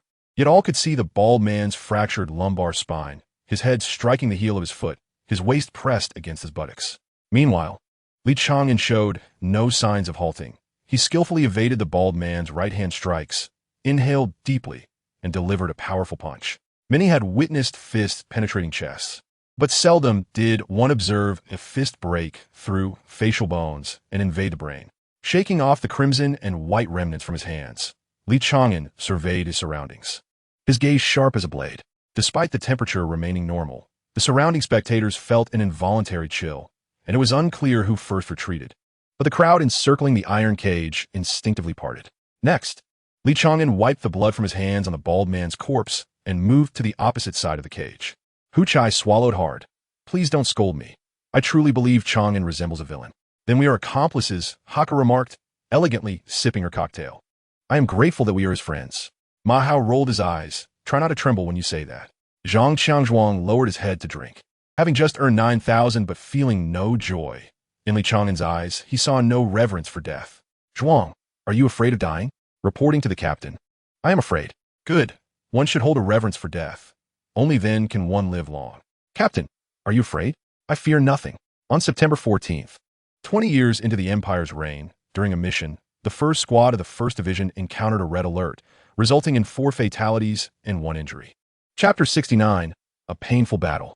The first skirmish concluded in under half a minute. Perhaps the unseen orchestrator realized they had underestimated Li Chang'an's prowess. For the second opponent did not immediately emerge. Li Chang'an did not mind, resting against the iron cage to regain his strength. Long-distance runners must learn to conserve energy and identify suitable moments to relax their muscles during a race. Muscles cannot remain in a state of constant tension, as this leads to premature fatigue. A balance between tension and relaxation is essential for prolonged combat. Yet, throughout the preceding fight, Li Chang'an had not a moment's respite. This was his style of combat. This seemingly unremarkable physique could deliver a conventional punch weighing around 500 kilograms, and when disregarding bodily harm, could approach 1,000 kilograms. In a sense, honing the human body to such an extent could be considered a form of extraordinary ability. Regrettably, in the current world, there were many who surpassed him in sheer physical capability. The audience ceased their wild shouts, engaging instead in hushed discussions, with some already realizing that the young man in the arena was unlike the usual troublemakers. Perhaps he had not showcased any extraordinary abilities, yet within mere seconds, he had vanquished a fighter. The regulars at the boxing venue recognized the bald man among the fighters who had appeared in the ring. That bald man ranked within the top 20. The heavy metal rock music continued to play as Zhang Qiangzhuang approached Li Chang'an, leaning against the edge of the cage and lowering his voice. Once we have had our fill of fun, we shall return. Li Chang'an shook his head, stating, We cannot leave. If we say 3 matches, it must indeed be 3, and I have added an extra one. If the boxing arena were to allow us to depart, it would no longer have a reason to operate. We will leave once the matches conclude. Rest assured, Captain, I have been engaging in underground fights since I was 18. I am quite renowned in North City. This statement was a rare moment of modesty from Li Chang'an, the uncrowned king of the underground fighting scene in North City, where his participation guaranteed victory and a lethal outcome, boasting the highest fatality rate. Fortunately, no S-rank experts partake in underground fights, and even A-rank fighters are a rarity. Each time the bookmakers set the odds, Li Chang'an's were so low they were almost negligible, yet punters still flocked to place their bets on him. Very well. Just be cautious. If things take a turn for the worse, we shall flee. Do not hold on until the bitter end. Zhang Chang sighed and returned to his seat, unable to quell his concerns. In Zhang Chang's eyes, Li Chang'an often resembled an innocent child, yet once the battle commenced, he transformed into a feral beast. Such a person would inevitably meet with disaster or descend into madness. For both his sense of justice and his bond with Li Chang'an, Zhang Chang wished to avert such a scene. The second contestant emerged from the corridor, adorned in a battle skirt fashioned from animal hides, his head cloaked in the fur of an unknown beast. Goodness, that is a wolf servant. Ma Hao stood in shock, the 7th-ranked fighter in the underground arena. A veritable human monstrosity. Hu Chai hastily grabbed a bottle of liquor, demanding, What does that mean? Is it to say that Chang'an is in danger? No. Ma Hao shook his head and retook his seat. On the contrary, I am quite eager for this confrontation. Truth be told, Chang'an resembles a beast even more so than he does. The wolf servant, shackled, entered the iron cage, where the same burly man from before stepped forward to free him from his restraints. Kid, if you survive this match, you won't need the 4th. I shall face you in the 3rd. The burly man chuckled coldly before exiting the cage. At this moment, Li Chang'an's odds rose, increasing from 3 to 3.5. As bets were placed, Li Chang'an scrutinized his opponent. He was reckless, but not devoid of thought. Most individuals' abilities reveal hints through their appearances. Those with powers related to enhancement or combat tend to exhibit greater strength, even without specific physical training. The wolf servant displayed numerous injuries indicative of close combat, allowing Li Chang'an to deduce the wolf servant's preferred fighting style. Just as the betting concluded, a bell tolled, signaling that the arena had no intention of granting Li Chang'an any preparatory time. Almost simultaneously with the ringing of the bell, the wolf servant lunged at Li Chang'an. His claws, resembling the lethal talons of a beast, aimed directly at Li Chang'an's visage. What a dangerous foe! Li Chang'an leaned back to evade, using his hands to support himself as he rolled to the side. Before Li Chang'an could regain his footing, the wolf servant charged again. Just as Li Chang'an narrowly escaped the wolf servant's claws, he twisted his body to evade, but could not avoid a gash from the sharp talons that tore into his skin. Unlike the previous bald opponent, the wolf servant exhibited a swifter pace, deftly controlling the rhythm of the encounter to thwart Li Chang'an's counterattacks. As the wolf servant's claws tore through the air towards him once more, Li Chang'an regained his balance, deftly dodging while delivering a powerful hook to the creature's ribs. Feeling a sharp sensation on his back, he ceased his retreat, wrapping his arms around the wolf servant's waist and executing a decisive bridge throw. The sound of cracking vertebrae echoed in his ears, yet Li Chang'an persisted, turning to stomp on the creature's head. The wolf servant, which should have perished, tilted its head aside, rolling away and rising to its feet, as if it had not just suffered a broken neck. Ah, a self-healing ability. Li Chang'an confirmed his suspicions. He had sensed something amiss when he struck the wolf servant's ribs. Although the bones had clearly fractured and collapsed, they seemed to mend as he withdrew his hand. No, he abruptly dismissed his initial theory. The scars adorning the wolf servant's body indicated that a self-healing ability would not leave such marks. Or could it be that it could only regenerate bones? There was no time to ponder further, for the wolf servant charged at him once more, its movements now more feral due to the pain. With wild, uncoordinated strikes, fueled solely by brute force and speed, Li Chang'an maintained his composure, carefully retreating while avoiding the onslaught, refraining from rushing his own attacks. The opponent's ability likely related to regeneration. Hasty strikes would only squander his stamina. Once again evading the wolf servant's claws, Li Chang'an seized the moment to retaliate with a thunderous strike aimed at the creature's eyes. His fingers pierced directly into the wolf servant's eye socket, and as he withdrew his hand, he found himself clutching a round, bloodied eyeball. With a slight tug, he severed the remaining connective tissue and swiftly retreated. The wolf servant, now clutching its face and howling in agony, bled profusely from its fingers. The torment of losing an eye was beyond what any ordinary being could endure, driving it to the brink of madness. Had he truly miscalculated? Li Chang'an mused to himself. Yet he did not relent in his assault. To be cautious, he darted to the side of the wolf servant, raising his hand to strike at its temple. Just as his fist was about to connect, the creature, still lamenting its loss, abruptly raised a hand to block the blow. In a flash, its other hand, swift as the wind, was upon him. Li Chang'an barely managed to lift his arm in time, only to feel a terrifying force surge forth, fracturing his arm as he was slammed against the iron cage wall. Dizziness enveloped him, yet instinct propelled him to roll aside, narrowly avoiding a tremendous crash that reverberated around him. The wolf servant leapt high, crashing down onto empty ground, letting out an unintelligible roar of fury before lunging for Li Chang'an once more. Still reeling, he found himself caught in the creature's grasp, its claws piercing into the flesh of his arm. The wolf servant emitted a muffled growl, its mouth dripping with the essence of impending demise. Following the direction of the sound, Li Chang'an did not hesitate to throw a punch, feeling the sensation of a human face beneath his fist, followed by a sudden loosening of his arm. As the dizziness before him dissipated, he was confronted with a gradually enlarging maw, reeking of decay and displaying yellowed, razor-like fangs. With no time to withdraw his arm, Li Chang'an lifted his feet to brace against the wolf servant's collarbone, preventing the gaping mouth from closing in on him. A comical thought flitted through his mind. Who would have thought I would face the day of being bitten? Yet, Li Chang'an could not muster a smile. He twisted his body and broke free from the wolf servant's grasp, though his arms bore deep claw marks that exposed bone. His hands, poised like lotus blossoms, struck the wolf servant's lower jaw, and after withdrawing, he transitioned into a shoulder charge. As the wolf servant reeled back, Li Chang'an deftly mounted its knee, this time not to strangle, but to seize the opportunity. With both hands plunging into the wolf servant's mouth, he grasped the fangs and, with a fierce roar, forcefully snapped them off, transforming the small, finger-length fangs into his weapons. I am the true beast. Chapter 70, Battle. This confrontation was entirely distinct from the previous one. It was not a mere slaughter. Though the excitement was moderate, the audience was engrossed. Li Chang'an's strikes were merciless and brutal, while the wolf servant emanated a primal ferocity. The fangs, wielded as weapons, might have seemed laughable to onlookers, yet the wolf servant felt the imminent danger. Each fang was clutched between Li Chang'an's fingertips, serving as both nail and blade.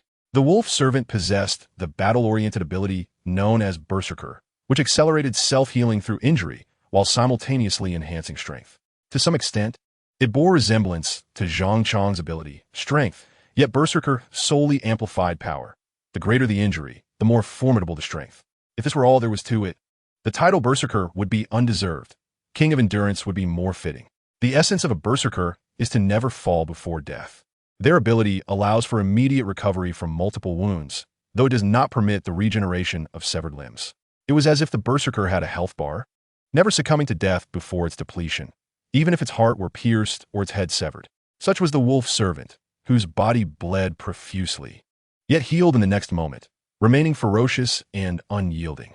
Li Chang'an moved with the agility of a wraith, showcasing his dexterity to the fullest, as his hands danced around the wolf servant, repeatedly inflicting wounds with the fangs. His stamina was rapidly depleting, and his muscles began to tire. Yet Li Chang'an was not expending effort in vain. Relying on his experience, he could gauge the wolf servant's vitality. Though Li Chang'an remained composed, his teammates below could hardly contain themselves. Is that guy capable of infinite healing? Uchai anxiously gripped, Ma aoesse shoulder. Ma Hao shook his head. That shouldn't be the case. It's not that kind of ability. Even self-healing powers require mental energy. It's now a matter of who will falter first. Not necessarily, Zhang Chang said, forcing himself to remain calm. Chang'an's movements are not erratic. He does not appear to be struggling to wear down his opponent. It would be more accurate to describe it as a reserve, just as the situation on the field shifted once again. The canine teeth once more carved a deep gash along the spine of the wolf servant. With a furious roar, the wolf servant raised his elbow to strike back. In that moment of turning, he distinctly saw Li Chang'an emerge from beneath his armpit, as if he had anticipated his movements from the very beginning. Li Chang'an deftly ducked beneath the elbow strike, his left hand plunging the canine teeth into the wolf servant's chest, fiercely tearing downwards to rend a grievous wound. At this juncture, the air was thick with murderous intent. Li Chang'an raised his right arm, transforming his forearm into a weapon, and with a gentle flick of his arm, he thrust forward. To the spectators, it appeared as though Li Chang'an was wielding a spear rather than an arm. The piercing strike. The canine teeth became the tip of his spear, penetrating the wolf servant's still healing flesh. Li Chang'an converted fingers into a fist, stepping forward with his right foot, which had been poised in a half-bow, and with a light shift of weight, he propelled himself forward, twisting his hips, rotating his waist, and coiling his entire body as strength into a singular point. With a resounding force, the wolf servant expelled a copious amount of blood, a prominent bulge appearing on his shoulder blade. When Li Chang'an withdrew his hand, remnants of the shattered heart clung to his fist. The officers within the army had discerned the eclectic nature of Li Chang'an's training and recognized echoes of pre-apocalyptic martial arts in his style. Yet they remained oblivious to the fact that what they observed was merely the tip of the iceberg. From the moment he encountered Jiang Shubu, Li Chang'an had become like a sponge, voraciously absorbing every combat technique imparted by his mentor. Eventually, when Jiang Shubu could teach no more, he had resorted to providing Li Chang'an physical tomes, which Li Chang'an would study and master before moving on to the next. By the time he had navigated through the sixth trial, Jiang Shubu had exhausted all avenues of instruction. Li Chang'an had become a master of martial combat. Without the influence of supernatural abilities, those who engaged him in close quarters were courting death. This assertion came from Jiang Shubu himself, and given his current status as one of the 12 Grand Bishops, the gravity of his words was immeasurable. With his left hand tearing through flesh and his right hand executing a thrust as taught in spear techniques, he followed through with his body, ultimately delivering a devastating punch that shattered the wolf servant's heart. The entire sequence unfolded as gracefully as flowing water before the audience beneath had time to react. The wolf's servant lay supine. Though he had not yet succumbed to death, the agony from his ruptured heart and the fleeting deprivation of oxygen rendered him incapable of standing. Moreover, he was perilously close to his limits. Had he been an ordinary person, he would have perished multiple times by now. His reliance on supernatural abilities had sustained him thus far, yet that endurance was nearing its conclusion. Indeed, it was merely endurance. From the moment he faced Li Chang'an until now, his every action had unfolded like a farce. To outsiders, it may have seemed as if the two were evenly matched. Yet only he, as the subject of this ordeal, was aware of the torment he endured. The diminutive figure before him exhibited no fear. Regardless of the ferocity of his murderous intent or the terrifying brute strength he exuded, it failed to sway the small stature of Li Chang'an. In terms of murderous aura, this small figure surpassed even him, leaving one to ponder whether such a chilling presence was innate or a product of honing through the act of killing. How many lives must one take to achieve such a state? You must be in great pain. Li Chang'an suddenly spoke, choosing not to end the life of the wolf servant at the first opportunity. The wolf servant gazed at him in silence, a trace of cold laughter curling at the corners of his mouth. At that moment, he seemed almost human. Despite being a formidable being, he was treated as a beast for the amusement of those weaker than himself. Turning his gaze to the gloomy-faced brute outside the cage, he pondered the lack of respect shown to him. They had never regarded him as a human. I am aware of your limits. Your heart is healing. But should I shatter it once more, you will perish instantly. I respect the strong. Thus allow me to end your suffering. You do not deserve such a fate. Li Chang'an raised his fist, casting one last glance at the wolf servant before bringing his fist down with great force. As he lifted his fist, the wolf servant's eyes widened, staring at the ceiling as his vitality slowly ebbed away. The door of the iron cage swung open, and two individuals came forth to remove the wolf servant's lifeless body. The burly man then leapt up, removing his tie and shedding his suit. You performed admirably, but my employer is displeased. The brute discarded his watch along with his clothing outside the cage. I shall be your opponent for the third bout. I will torment you severely and ensure that you do not die easily. The audience below erupted in cheers, rushing to place their bets. In the previous 2 rounds, some had won while others had lost, yet even those who had suffered losses were eager for the third match. At that moment, the burly man lunged at Li Chang'an without the sound of a bell, without any preparation time, and offered no chance for recovery. Li Chang'an sidestepped a punch. He was well acquainted with the rules of the black market, where the rule makers are the law, and fairness was never intended. Though he had evaded the blow, a sudden sense of danger surged within him as he noticed the brute's elbow sprouting sharp spikes, extending to half a foot in mere moments. The spikes pierced Li Chang'an's cheek, forcing him to turn his head just in time, leaving a bloody mark on his face, but fortunately, they did not penetrate his skull. A-class, enhancement type, species enhancement, someone in the audience gasped. The recognition of this ability was unmistakable. Any part of the body could transform at will, capable of manifesting an indestructible shell or claws like those of a monstrous beast. Among close combat abilities, it ranked among the most terrifying. Unlike the wolf servant, the brute was a true humanoid monster, possessing the attributes of a beast in entirety. Prepare to strike, Zhang Chang announced, ready to unleash his powers, while others reached for their weapons. Yet, atop the stage, Li Chang'an unexpectedly smiled, the blood trickling from his cheek to his lips, which he licked clean. If cells possessed their own consciousness and could voice their thoughts, then every cell within Li Chang'an was roaring a singular word. Fight! Fight! Fight! Chapter 71. I am the villain. A life-and-death duel, without any means of betting, had brought the atmosphere to a peak this evening. As the scene unfolded, one could see the crimson hue upon Li Chang'an's face, where the wound faintly revealed the contour of his cheekbone. Yet, he wore a smile that puzzled onlookers, who assumed it to be a mockery of his adversary. Was this not a recipe for disaster? Although the clash was destined to determine life and death, who would ever wish for an abbreviated existence? Li Chang'an was undeniably elated. The burly man charged once more, his arms encircling with barbed protrusions, and once he secured his grip, a mere tug could rend flesh from bone. At less than a foot's distance, his embrace was nearly foolproof. The brute had even envisioned several potential responses from Li Chang'an. Should he attempt to evade, he would unwittingly fall into the trap laid before him. However, Li Chang'an defied expectations, leaning forward with a ferocious headbutt that transcended all techniques, slipping through the man's grasp like a wily eel. In close combat, hands may pause, but feet must never falter. In the blink of an eye, Li Chang'an positioned himself to the left of the behemoth, targeting the vulnerable area beneath the ribs due to his advantageous height. With a resounding thud, his fist struck as if against iron plating. In the next moment, the giant swung his arm, and Li Chang'an raised his hands to shield his face, propelled backward by the sheer force. Though his body crashed against the iron cage, the impact was but a minor inconvenience. Rather than being flung away, he utilized the momentum to create distance. My vital areas are protected by armor. What can you possibly use against me? The hulking figure grinned menacingly as he advanced towards Li Chang'an once more.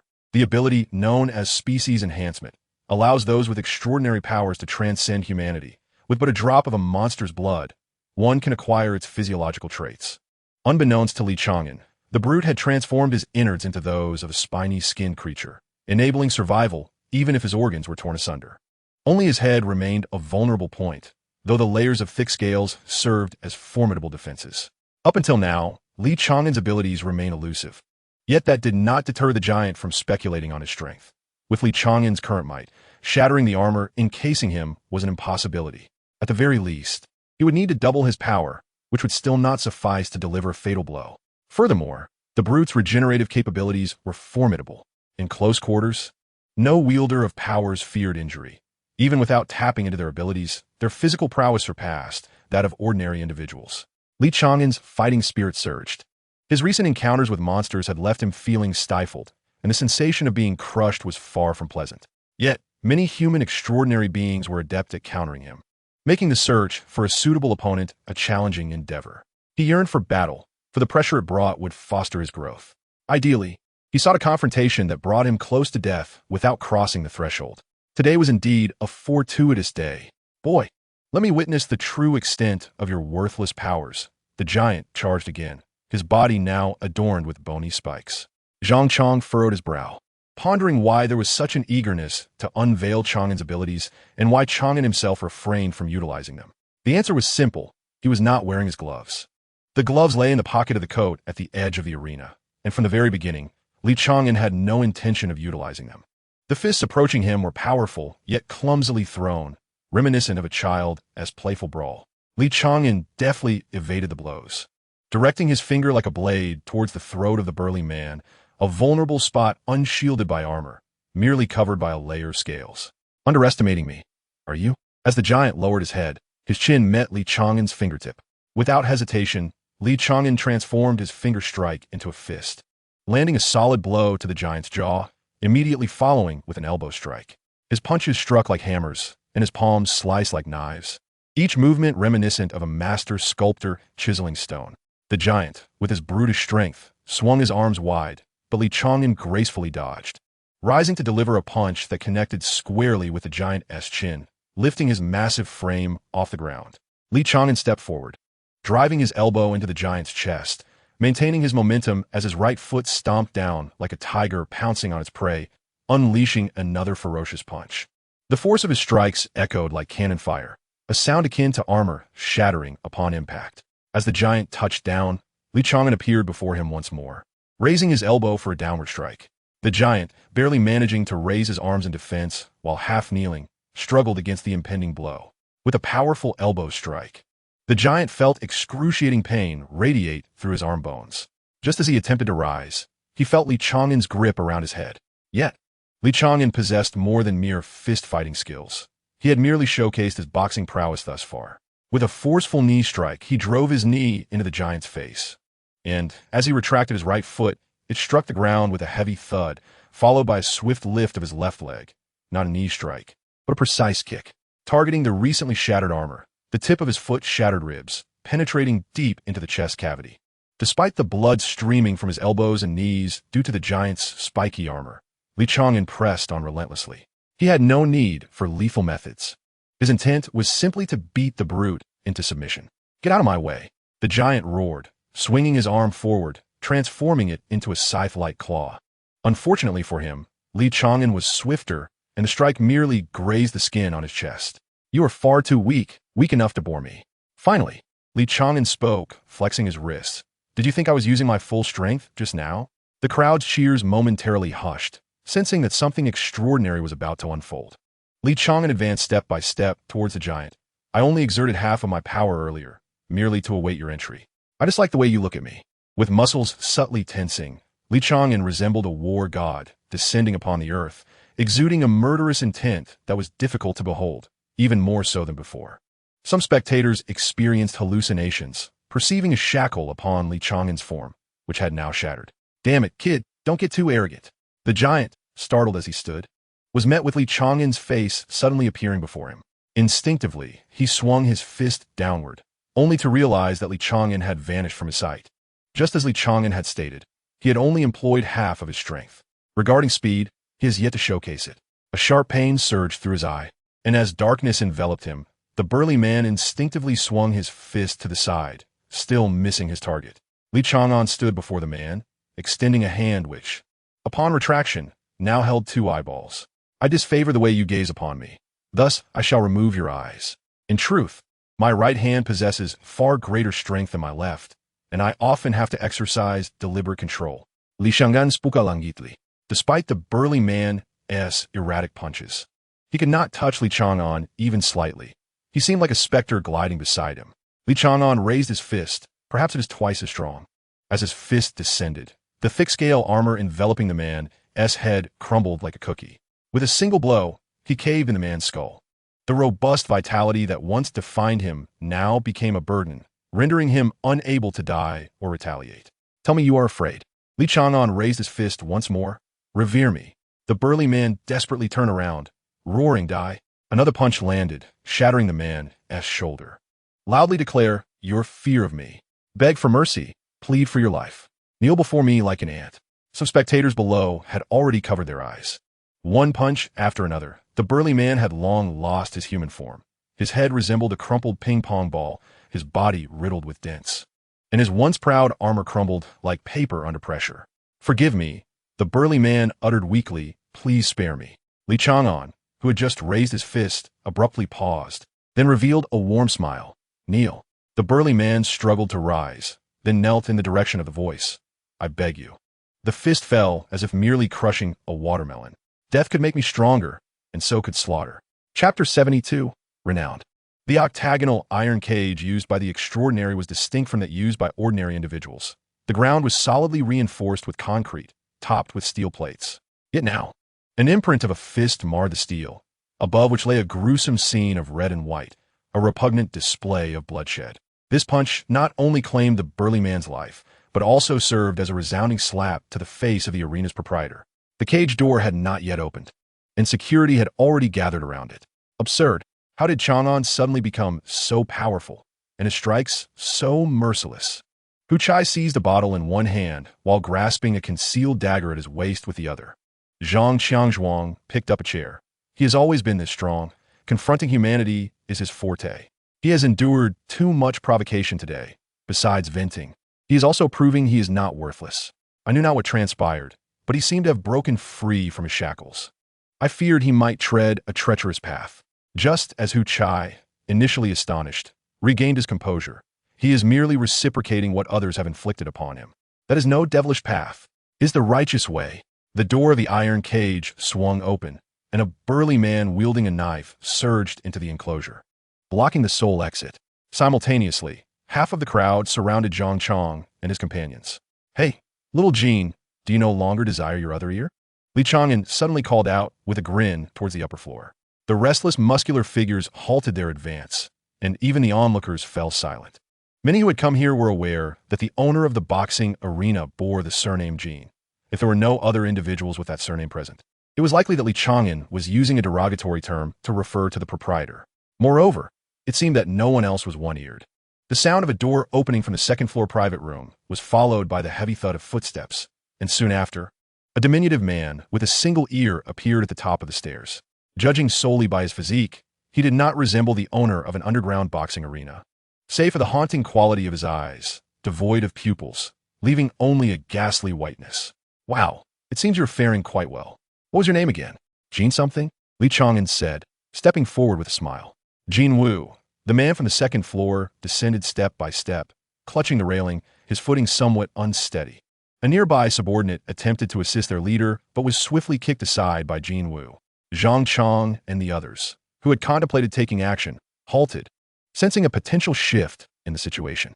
Li Chang'an paused, as a crowd still shielded him, and any raised blade could easily pierce him. Do you not wish for your subordinates to step aside? A group of D-class individuals cannot impede me. Jin Wu halted at the edge of the staircase. I remember who you are now. You uttered those same words when you severed my ear and departed. However, you did not believe me then. Li Chang'an shrugged. Indeed, and as a result, I lost all my subordinates. You and that fellow have drained the color from the dark nights of Beijing. Jin Wu nodded. Li Chang'an tilted his head, a radiant smile gracing his face. Shall we try once more? After a long silence, Jin Wu waved his hand. Let them go. A wise decision. Li Chang'an stepped forward. Perhaps due to the tension, one of the muscular men raised his knife, but in the next moment, his wrist was severed as if sliced by a sharp blade, his hand dropping to the ground. Blood only gushed forth from the severed stump after it hit the floor. I said to let them go. Jin Wu's chilling voice resonated. It was he who had acted, not Li Chang'an. Li Chang'an raised his hands in surrender. Emerging from the parted crowd. 3 years ago was our first encounter, and now this is our second. I hope not to see you before me again. Jin Wu turned away, disinterested in Li Chang'an's retreating figure. Li Chang'an glanced back, but you were blind. Faced with Li Chang'an's provocation, Jin Wu remained unperturbed. What a pity, unable to rise to the challenge. And in front of your comrades, you cannot kill without justification. Li Chang'an could only silently sigh. Zhang Chang warily observed the security thugs until Li Chang'an returned to their ranks. It's fine, he doesn't dare to act. Li Chang'an smiled faintly. 3 years ago, he ventured into the northern city, intending to meddle in the underground boxing business, and at that time, the owner of the fighting arena sought my assistance. Upon returning to the northern region, he planned to hire someone to retaliate against me, prompting my friends and me to pay him a visit. Since he lacked the courage to retaliate in the past, he would similarly falter today, and in the future, his fear would only intensify. He would incessantly envision the gruesome demise he wished upon me.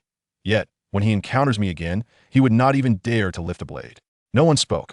They understood that Li Chang'an's words encompassed not only Jin Wu, but also himself. He had once been submerged in fear, but today, it remained a mystery what had led him to relinquish it. However, that fear had now morphed into brutality, the implications of which were uncertain. As they exited the underground boxing arena, Hu Chai suddenly draped an arm around Li Chang'an's shoulder and embraced him. It is acceptable to use violence against violence, but do not become like them. You possess your own life. At least from this moment forth, it belongs to you. After a moment of silence, Li Chang'an remarked softly, I am 30 years old this year. Hu Chai paused, puzzled. What do you mean? It seems you regard me as your younger brother. Laughter filled the air, a joyful sound that lightened the atmosphere. I would not have guessed. Hu Chai awkwardly withdrew his arm. You look no more than 20. Li Chang'an smiled slightly. I age rather slowly. This was indeed the truth. His aging process was remarkably different from the norm. Even at 60, it was likely his physical prowess would surpass what it is now. However, following today's battle in the arena, he felt a surge of newfound strength. The profound transformation brought about by each brush with death was unmistakable, a measurable enhancement. The act of killing, however, was far less frequent. Li Chang'an once believed that his combat experience had been the source of his growth, until a particular moment of quantitative change led to a qualitative transformation. That day happened to coincide with him slaying 100 foes. A single brush with death was equivalent to 100 lives extinguished, an evident comparison. Enough of this. Let's go sing, Ma Hao urged, pushing the group forward. In their haste, they neglected to call for transport and would have to wait by the roadside. By the way, Haka has been glued to his phone since earlier. With so many young ladies around, Haven TU struck up a conversation. Haka raised his phone, a look of confusion upon his face. I just messaged Miss Alida. She asked what I was doing, and I replied that I was watching Chang'an fight in the underground. After asking my name, she blocked me. I cannot comprehend what I did wrong. With a new topic to divert the conversation, Hu Chai teased. Perhaps it's because your name lacks charm. Nonsense. My parents spent 2 days searching for that name. Haka retorted with dissatisfaction, returning his attention to his phone. But in the next moment, everyone raised their heads to gaze outside the city. An ear-splitting alarm blared from beyond the walls, penetrating the third city's defenses and reaching every ear. Enemy attack. The alarm signaled not a tide of beasts, but an urgent need to return. Chapter 73. The onset of war. The populace may be oblivious to the significance of the duration of the alarm sound. Yet they are acutely aware that a grave incident is likely unfolding outside the city walls, most probably another monstrous assault. Thus, upon the alarms blare, merchants promptly shutter their doors, and pedestrians hasten their steps toward the safety of their homes.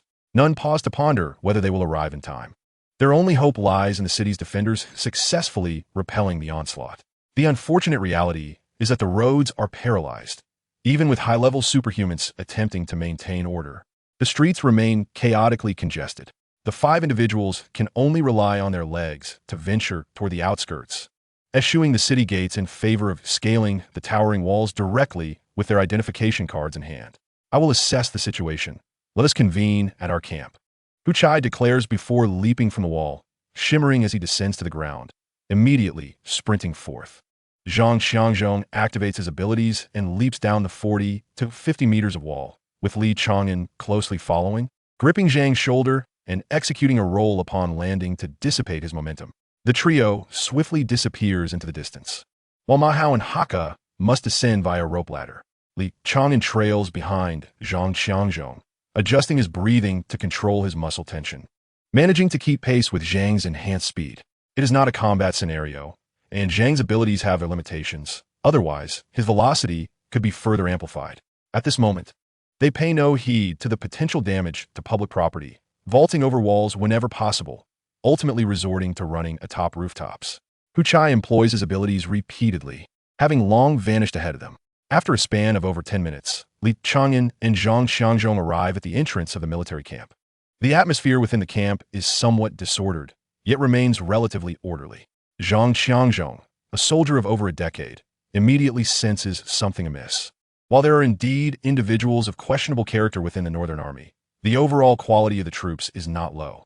The level of chaos in the camp suggests that the threat is not solely due to an enemy attack. Observing the other soldiers, it appears they too are unaware of the specifics of the situation. I shall visit the Special Operations Department. They may possess some insights, Li Chang'an states before departing. Zhang Xiangzhong does not hinder him, and instead races toward the tents. Navigating through the military encampment, Li Chang'an notes that every soldier is armed, indicating that the state of alert has escalated beyond mere precaution, prompting him to quicken his pace. In stark contrast, the Special Operations Department is devoid of chaos.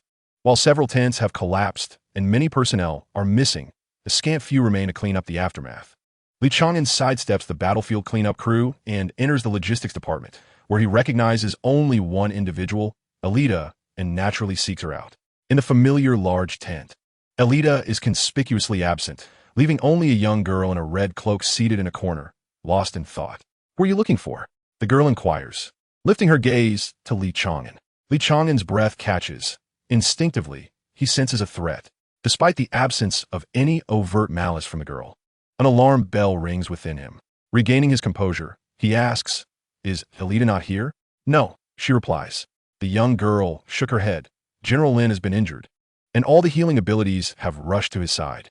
Lin Zhen has been wounded in the military camp of the Northern Army?" Li Chang'an found it hard to believe. Could it be an ability user who struck and then vanished immediately? Noticing Li Chang'an's dazed expression, the girl continued, "You're not a member of the Special Operations Department. What do you need from Sister Alida?" "I wanted to ask her something."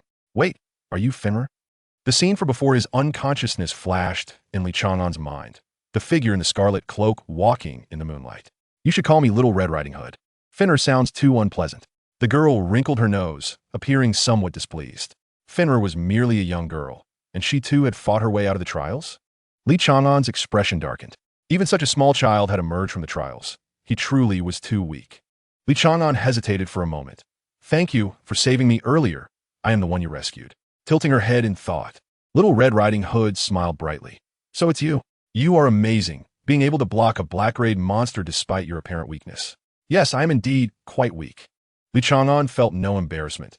Confronting one's own frailty is a lesson every weakling must learn. I returned to see what had happened after hearing the warning bell during my leave. Given that the girl was Fenrir from the Special Operations Department, Li Chang'an saw no need to seek out Alida any longer. Asking anyone is essentially the same, and besides, Fenrir appeared quite amiable. He held a certain fondness for little ones with strength. "Wow, you actually had a vacation."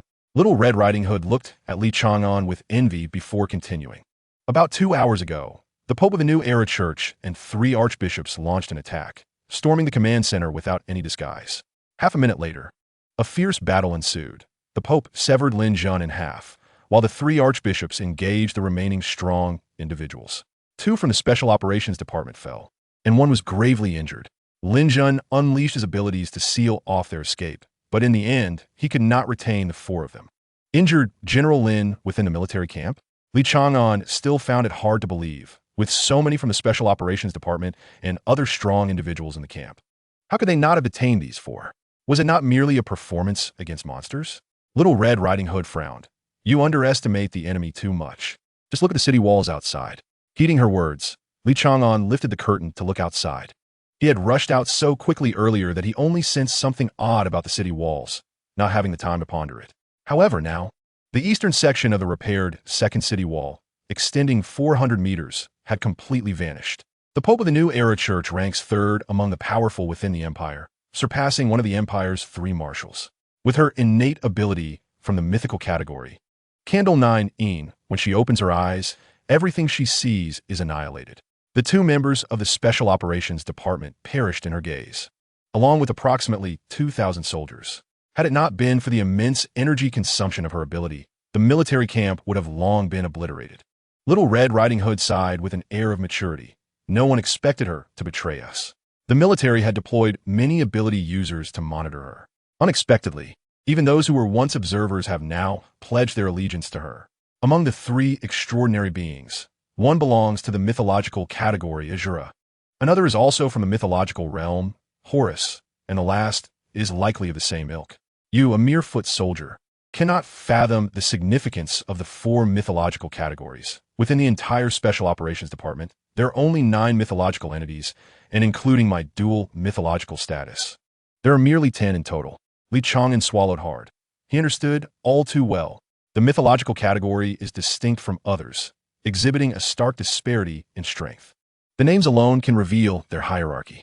For instance, Black Fairy Tale belongs to the lowest tier, merely a collection of dark tales recorded in texts. In contrast, Charles's God of Law falls into the 2nd tier, as the legendary God of Law still possesses a human form. Ultimately, there are abilities bestowed by divine names, such as Fenrir, Horus, and also the deified Swordmaster. However, Swordmaster is among the weaker in the highest echelon. Otherwise, it would not be burdened with so many restrictions. These are all strategic weapons. Li Chang'an chuckled wryly. This was beyond his capacity to intervene. Even mere understanding was a source of trouble. Thank you for informing me. Farewell. Li Chang'an had grasped more than enough, perhaps too much.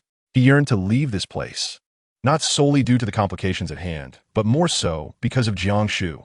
That damned little Jiang is the Archbishop of the New Era Church. Is his purpose here in the Northern Territories merely to assassinate Li Chang'an? This world has gone mad, just as he intended to depart. A piercing alarm echoed outside the tent once more, this time ringing twice. What does 2 alarms signify? As Li Chang'an pondered this, a small hand nudged him aside. The beast tide is approaching. Little Red Riding Hood dashed through the air towards the city wall. 50 kilometers outside, the roars of beasts reverberated through the air. Chapter 74. We advance. Little Red Riding Hood reached the city wall, seemingly intent on confronting the enemy outside the city. Countless soldiers, organized by their officers, swiftly ascended the walls to repel the invaders, while those of lesser strength manned the artillery stationed upon the battlements. The Special Operations Department, being an elite unit, stood as an exception. Most other soldiers remained at D and C ranks, necessitating the formation of 5-member teams to combat a single monster. Li Chang'an turned and walked away, navigating through the throng like a fish in water, quickly returning to his tent. Ma Hao and Haka rushed in, breathless, immediately exclaiming, "What is happening?" General Lin has been attacked by the Pope of the New Era Church and 3 archbishops, gravely injured and unconscious. The beast tide is 50 kilometers away and will reach the 2nd city wall in less than half an hour. Zhang Chang's expression was grave. Even if they achieved merit, the team remained at the bottom tier, incapable of acquiring useful information.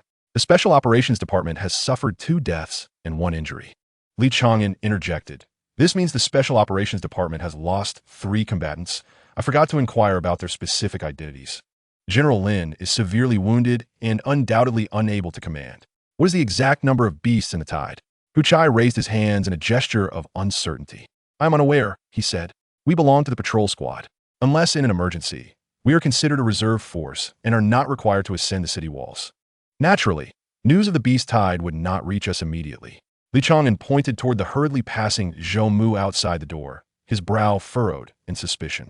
What is he in such a rush for? To achieve military merit. Ma Hao scoffed, spitting disdainfully. His ability is speed enhancement. The Empire has not explicitly prohibited patrol squads from being the first to reach the battlefield. The command center will log any involvement in battle. As long as one participates, they earn merit, survive a few skirmishes, and even a fool could gain accolades. After a moment's reflection, Ma Hao turned to Zhang Qiangzhuang. "Captain, I'm not referring to you." Zhang Qiangzhuang offered an awkward smile. "It's all right. C-class ability users like Zhou Mu can act independently if their powers are exceptional. The battlefield is chaotic, and the command center only records kills. In other words, he can freely deliver the finishing blow. Any creature that falls by his hand counts as his merit." Li Chang'an understood. If a monster were left near death by him and ultimately slain by Zhou Mu, it would still be credited to Zhou Mu's achievements. It was likely that the individual responsible for recording merits at the command center possessed a unique perception ability, though it seemed implausible for one person to manage such a vast battlefield. "Captain, I shall go as well." Li Chang'an was not motivated by merit. His concern was for Zhou Mu's life. Zhang Qiangzhuang staunchly opposed. "That is a beast tide, unlike any human conflict. Your ability does not lend itself well to the battlefield. The beast tide is predominantly composed of highly prolific creatures, mostly D-class, and their sheer numbers would be detrimental to you." Li Chang'an shook his head. "The creatures are of little consequence to me. My objective is not merit." Having made his intentions clear, he stated plainly, "Once I kill him, I will retreat immediately. I will not forget his betrayal nor allow him to continue. Otherwise, our lives will become unbearable." Zhang Qiangzhuang furrowed his brow. "Conspiring against a fellow comrade is a grave sin. I cannot permit you to go." After a moment's thought, Li Chang'an added, "Then I shall go for the sake of military merit." The four exchanged glances, their expressions darkening. Was Li Chang'an truly treating the captain as a fool? His change of heart was abrupt. Yet, had he actually learned to lie? Perhaps he was beginning to exhibit traits of a villain. Zhang Qiangzhuang silently observed his companions, seemingly trying to imprint each face into his memory. A fleeting thought crossed his mind, and his gaze dimmed slightly. "Let us proceed. I will descend the city wall with you, while the three remain atop to provide cover. Without my command, none of you are to come down. Chang'an, you must not stray too far from me." Li Chang'an frowned. "But captain, you will only hinder me." Silence. Zhang Qiangzhuang snapped, his earlier sentimentality vanishing. "Chang'an, you are commendable in many respects, but your tongue is a hindrance." The squad wasted no time, seizing their preferred weapons and rushing toward the battlements. At this moment, many individuals had already gathered atop the city walls, poised for the impending arrival of the beasts. The intelligence department has conveyed news that the approaching beasts number fewer than 30,000, categorizing this as a minor beast tide, which can be considered a silver lining. Yet, inevitably, bad news follows. There are over 200 red-tier monsters. Suspected black-tier creatures have also emerged within the beast horde. Many of the soldiers, previously engaged in melee combat on the city walls, have begun to waver in their resolve. However, the morale of the troops surged as 30 figures ascended the battlements.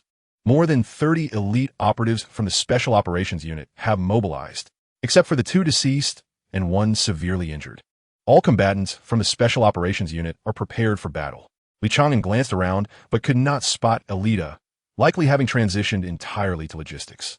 Her prowess had been formidable during their trials. "A pity.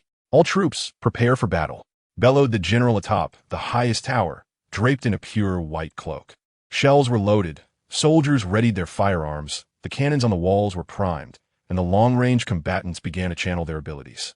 Firearms, once humanity's most potent weapon, have faced significant limitations with the advent of supernatural powers. When there is sufficient distance, missiles struggle to strike agile high-tier monsters. Li Chang'an's previous encounter had been an exception, aided by his watch for tracking and serving as bait. Thus, the true confrontation was destined to erupt 3 kilometers away. A dark line appeared slowly on the horizon. 30,000 ants may seem few. 30,000 soldiers besieging a city is not excessive, but the sight of 30,000 beasts, each nearly the size of a sedan, approached with a spectacle that was both magnificent and terrifying. "We should move," Zhang Chang said, nodding at Li Chang'an before leaping off the city wall. Li Chang'an followed suit, landing with a roll to dissipate the impact. With his increasing strength, his physique had also grown more robust, now weighing over 200 pounds. Upon landing, Zhang Chang unleashed his abilities. Any power-reaching Class A undergoes a qualitative transformation, and his was no exception. His height surged from around 5 meters to nearly 10. His muscles resembling a flesh-colored armor. Li Chang'an grasped Zhang Chang's solid muscle and climbed onto his shoulder, bending his legs to sit atop him. "Ready?" Zhang Chang grinned, seemingly recalling something. "Here we go." The drums of war echoed across the walls. Cannon fire roared, and machine guns unleashed a barrage, filling the sky with a kaleidoscope of supernatural abilities directed at the beast horde 3 kilometers away. Simultaneously, the supernatural combatants at the foot of the walls initiated their assault, some transforming into gusts of wind, others walking on air, while many soared skyward like meteors crashing into the throng of beasts. Dust swirled on the ground, and the air shimmered with colors, creating a battlefield steeped in vitality. Close combat supernatural fighters surged forward like a wall of flesh, while Li Chang'an swayed his legs from the captain's shoulder, wielding a long knife he had taken from the captain's waist. A massive serpent leapt from the beast horde, its jaws snapping shut on an incoming missile. Boom! The flames erupted, yet the colossal serpent merely shook its head, bearing no injuries apart from a slight char on its mouth. "This is mine." A thunderous explosion resounded from the ground as the serpent's head was obliterated, with the towering figure of the barbarian god standing beside the headless corpse. Next, a panther suddenly appeared atop the city walls, claiming the lives of over 10 individuals with a mere lift of its paw. This, indeed, was the most suitable place for me. Li Chang'an brandished his blade, lightly leaping down. To battle. Chapter 75. The old building falls, the new rises. In the command center, a group of pallid healing psychics surrounded the even paler Li Chang'an. At least his life was spared. The severed hand could be addressed later. Our mental energy has been significantly depleted. If we push ourselves further, we will perish. And General Lin may not recover. Alita removed her gloves, having taken charge of the healing team, and she recognized that many were at their limits. They had done their utmost. Those who were struck by Candle 9 had half their bodies obliterated. Surviving was already a stroke of luck. Now, they had managed to reconstruct a portion of their bodies, only missing a hand. Had the Special Operations Team not been dispatched to the Northern Territories, Li Chang'an would undoubtedly be doomed, as half of the Empire's strongest healers were present here. Enough is a blessing to save a single life. Li Chang'an smiled faintly, having regained consciousness midway through the healing, though he could not move. "You all should rest for now. The battle has commenced outside the city, and there will soon be a multitude of casualties. I must rely on your efforts." The group exchanged polite remarks, staggering away, their pleasantries overshadowed by their exhaustion. "Alita, wait." The last to leave, Alita halted. "Is there something else?" "There are matters that you ought to be made aware of," Li Chang'an replied, remaining seated, a wistful smile gracing his lips. "How much do you know about the New Era religion?" Alita turned, puzzled yet responding, "Not much. A religion born at the onset of the apocalypse, dedicated to aiding the common folk. Of course, after today, my perspective may change. It seems more akin to a cult." Li Chang'an managed a strained smile. "It is not a cult. Outsiders possess little understanding of the apocalypse and the New Era religion, as the Empire has deliberately suppressed such information." Before Alita could inquire further, Li Chang'an continued. "Both newly compiled textbooks and folk rumors assert that the apocalypse is a natural disaster. But what if I told you it was man-made?" Alita's brow furrowed instantly. "Man-made? What kind of psychic could annihilate nearly half the population and cause land to sink? I know there are realms beyond S-class, but that is an exaggeration. Certainly not a psychic." Li Chang'an sighed. "The emergence of psychics dates back long before the apocalypse. The 3 marshals of the Empire awakened their powers prior to the cataclysm.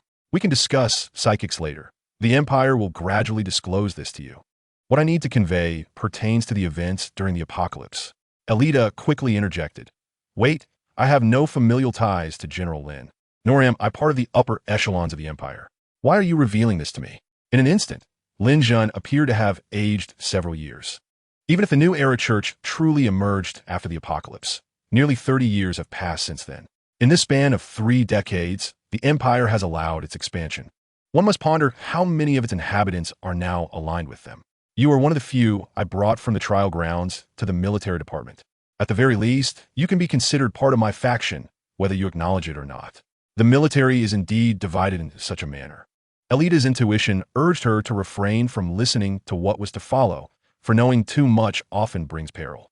Yet, the enigma of the apocalypse piqued her curiosity. After observing Elita for a moment and noticing her tacit acceptance, Li Chang'an continued his discourse. Everyone understood that the apocalypse referred to the colossal beam of light descending from the heavens, yet most were oblivious to the silhouettes within that beam. The mere mention of it caused Elita's countenance to shift dramatically, yet she did not interrupt, allowing Li Chang'an to proceed. The specifics of those silhouettes remain unclear. They could be humanoid entities or weaponry. However, the New Era Church possesses knowledge that the Empire lacks. Hence, I assert that the Church may not have been established post-apocalypse. The Empire's allowance of the Church's growth partly stems from the troves of information they hold, particularly in the hands of the Pope. From him, we learned that the descending beam randomly eliminated certain humans, but those who perished were not confined to its light. It appears to be a selection mechanism, filtering out those unlikely to awaken extraordinary abilities and altering the Earth's environment, so that subsequent generations could easily unlock these powers. At this juncture, Li Chang'an inhaled deeply. Unable to contain her curiosity, Elita pressed on. So, who exactly is behind this? Such grand designs seem to surpass human capability, and Elita sensed she was on the brink of uncovering something monumental. Do not rush, Li Chang'an replied with a strained smile. In our terms, they are akin to deities. Yet the New Era Church refers to them as the primordial will. They believe that everything operates in an orderly fashion, and all life should adhere to this primordial intent. Until today, I, along with some in the military, considered this merely doctrine. However, I now realize it transcends mere belief. They seem intent on crafting a distinctly stratified world, governing humanity in tiers, with the apex being the mythological-powered individuals. Reflecting on this, Elita found herself enveloped in deeper confusion. The current world already exemplified a form of class rule, albeit not overtly displayed. Must it escalate to treason? I comprehend your thoughts. It is far more complex than you suspect. Li Chang'an propped himself up on the bed. They seek to establish a terrestrial divine kingdom, adhering to the rules set forth by that primordial will. Are you familiar with the caste system? It would be 100-fold more severe than that. Elita remained bewildered. Ordinary people would offer their flesh, blood, and souls, while the highest echelons would wield absolute control over all. If you have yet to experience the dominion of divinity, it is far more terrifying than one could imagine.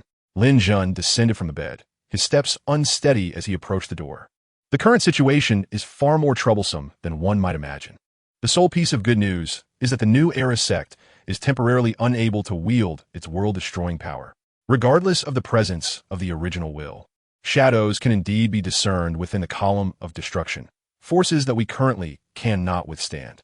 As I opened the door, the sounds of battle echoed clearly from city walls. What do you intend to do?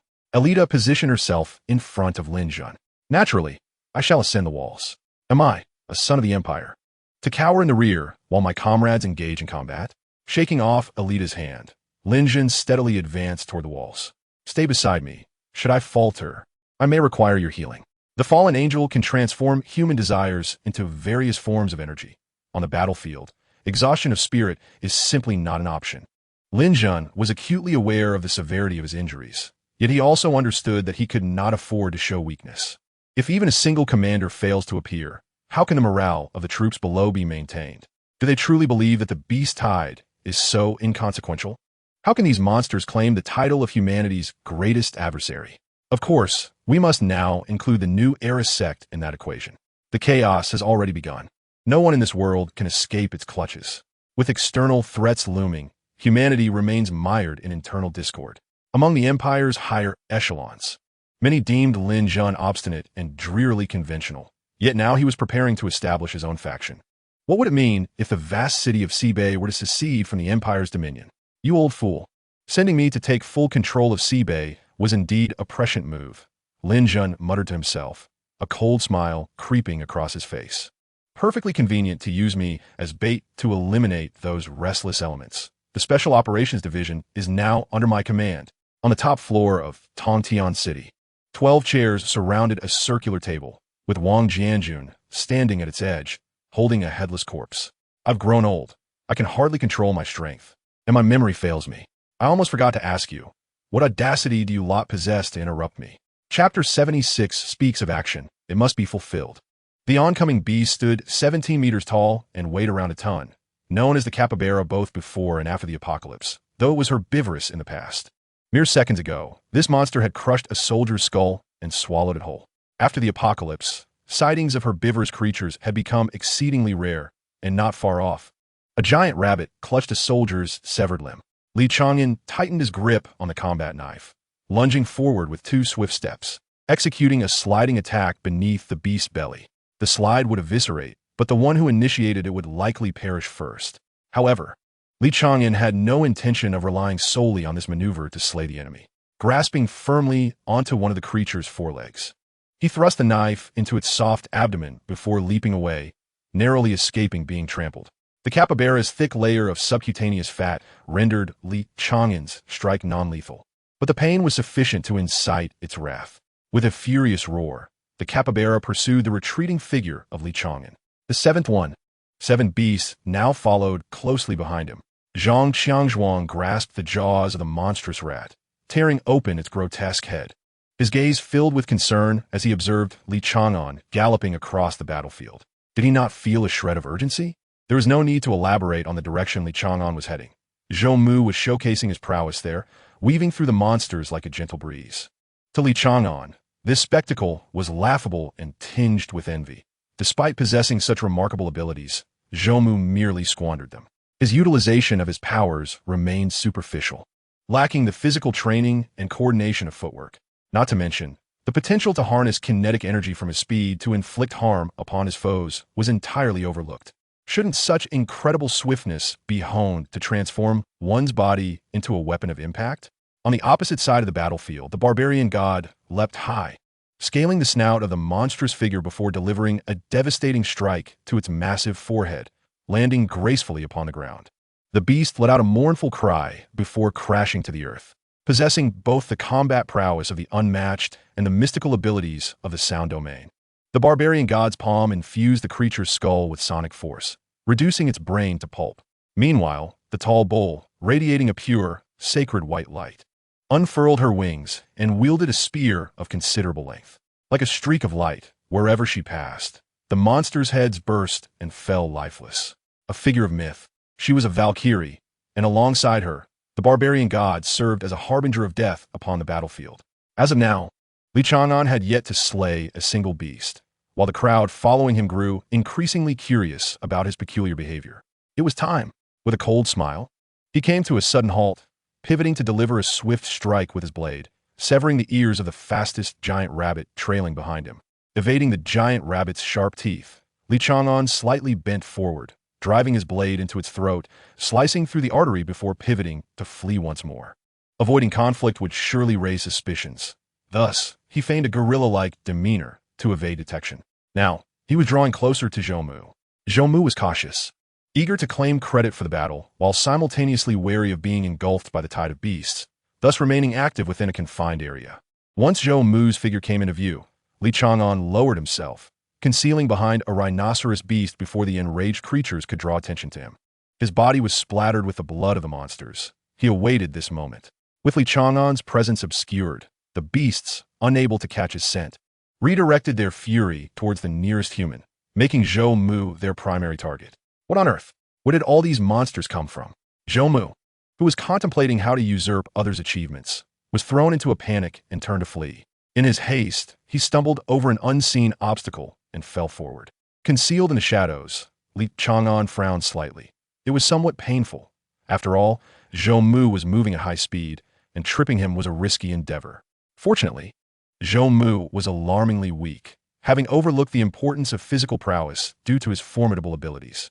Not only was his physique frail, but he also experienced a delay in activating his powers when turning, and his initial speed was less than impressive. More importantly, he lacked the agility to adjust his pace. Zhou Mu fell to the ground, and his first instinct was not to rise but to crawl on all fours, demonstrating the benefits of speed enhancement. For his crawling speed was not insignificant. However, the monsters were swifter. In an instant, several creatures lunged toward him, and Zhou Mu could not evade in time. resulting in his calf being bitten by a giant rat. Had it not been for the concern of being detected by the intelligence department's perception abilities while attacking a colleague, Li Chang'an would have seized the opportunity to cleave Zhou Mu in two. Nonetheless, that was not enough. If the situation continued to escalate, Zhou Mu might still escape, especially since other ability users were present, unwilling to stand idly by. Not everyone was like Zhou Mu. Although every individual in this world is imperfect, bearing their own flaws and weaknesses, people tend to learn to shoulder responsibilities as they grow. A sense of duty and empathy often leads many to make irrational decisions in perilous situations, such as rushing to rescue others. Li Chang'an clung to the back of the rhinoceros monster, a creature of considerable size and generally low intelligence, its thick shell preventing it from noticing his presence. The battle blade struggled against its sturdy carapace. However, Li Chang'an's aim was not the surface but rather the monster's left eye. Once he confirmed that he had blinded it, he leaped to the ground and fled. His speed was certainly not as swift as Zhou Mu's, but his mastery of rhythm was unrivaled. The enraged rhinoceros charged at Li Chang'an, now possessing a blind spot in its vision, which was precisely Li Chang'an's intent. Before Zhou Mu could rise, he witnessed a figure dart past him, encircling him before a roar from a monster erupted behind. A horn nearly a meter long pierced through Zhou Mu's back. Emerging from his chest, the furious rhinoceros swung its horn, attempting to dislodge the human obscuring its view, resulting in a widening of Zhou Mu's chest wound. Li Chang'an did not look back. Zhou Mu was doomed. He needed to return to Zhang Chang's side and withdraw from the battlefield with his captain. The relentless gunfire continued, and the ability users on the city walls remained vigilant, maintaining coverage over a radius of 3 kilometers, where countless monsters were obliterated into fragments. Yet, more monsters surged forward, crossing the 3-kilometer mark into the melee combat zone, where artillery fire would not reach. Once all the monsters breached the defensive line, true close-quarters combat would ensue. As the number of monsters crossing the line grew, Li Chang'an found it increasingly difficult to return to his previous location, despite his efforts to evade entanglement with them. A glance at the city wall caught his attention, and he was momentarily stunned to see Lin Jun, who should have been severely injured, appearing atop the wall. Was he merely persevering? In that fleeting moment of distraction, Li Chang'an sensed impending danger. A chilling sharpness approached from behind, and he had no time to dodge, forcing him to awkwardly avoid a vital strike. The anticipated injury did not materialize. As he turned, he beheld a young man behind him, sending a monster flying with a single palm strike. "Young man, which team are you with?" "On the battlefield. One cannot afford to be distracted." The youth turned back and smiled. "Be careful. Next time, it may not be so easy." A slender, pale pink tongue sliced through the air, intercepting the young man with unyielding force, wrapping around Li Chang'an's waist. Before the tongue could pull him away, Li Chang'an cast a brief glance downward. The youth's smile was fading, much like his life itself. There was no time to react, nor the clarity to discern the trajectory of the tongue. It was not that I was too weak, but rather that my opponent was overwhelmingly powerful. The black-level beast, which had concealed itself until now, had its sights set on me. Li Chang'an had no time to ponder further before darkness enveloped him. Chapter 77. Li Chang'an's abilities. Beyond the darkness, there was a viscous liquid, reminiscent of glue, yet this was not gastric fluid. Li Chang'an sensed that he had not been swallowed whole, but rather was being held in the mouth of a giant frog. This was not a mere instinct of a beast. It was illogical for a monster to take food from the battlefield and hide it away. At this moment, Li Chang'an could affirm that he had been captured, a notion so absurd that it was difficult for him to accept. A flood of questions surged through his mind. Yet the first thought that struck him was of the winged tiger. The resilience of the giant frog's oral cavity prevented him from breaking free. He could not even turn over, merely waiting in silence. Within 10 minutes, a glimmer of light appeared as the giant frog opened its mouth and spat Li Chang'an aside. The excessive slime would soon hinder his combat capabilities. Frowning, Li Chang'an rolled a couple of times to the side. The ground was littered with fallen leaves, and he could see no trace of the city walls of Bei. Instead, a tiger as large as a small mountain loomed nearby. "Oh no, this is bad." Li Chang'an sat cross-legged on the ground, gazing up at the colossal tiger whose tail seemed to stretch on indefinitely. The giant frog lowered its head slightly, then turned and leapt several hundred meters away, departing into the distance. It was now abundantly clear who the true master was. From the moment he landed, Li Chang'an's instincts provided no warning. He certainly did not believe that his adversary lacked the ability to kill him. It could only be said that the white tigers might surpass the limits of his instinctual awareness, leaving him no room to resist. Thus, what purpose did a warning serve? Consequently, Li Chang'an remained seated on the ground, accepting his seemingly inevitable fate. Yet the white tiger did not make an immediate move, instead observing him with its enormous eyes. Larger than trucks, Li Chang'an scrutinized the creature in return, lacking the vocabulary to describe it adequately. One word sufficed. Immense, even without seeing its tail. The beast was at least 300 meters in length. Greetings, human. A deep voice resonated in Li Chang'an's ears. Hello, Li Chang'an responded, inwardly astonished. Indeed, high-level monsters could converse in human language. The white tiger tilted its head, as if stretching after a long repose. You are quite special. I thought I would never see a traitor again. Traitor? Li Chang'an was perplexed, but did not inquire further. Even without his question, the white tiger elaborated. A traitor refers to an old human, one who cannot awaken their abilities. In a previous world, the old humans, unable to awaken, sought to harm the deities. Although that world has since been obliterated, the remnants of those old humans are now known as the betrayers of the divine. When the primordial will cast its gaze upon this world, it must have already annihilated all old humans. You are indeed unique. I surmise that when the ancient deities sent by the primordial came to destroy the world, your mother was likely just pregnant with you, placing you in a liminal state between existence and non-existence, allowing you to evade the cataclysmic cleansing, surviving amidst a multitude of coincidences as a betrayer of the divine. Perhaps this is what fate has ordained. Li Chang'an furrowed his brow, remaining silent, as a considerable portion of the dialogue was beyond his comprehension, save for the final phrases. The revelation of his lack of extraordinary abilities stirred a sense of unease within him, even in the presence of a formidable tiger.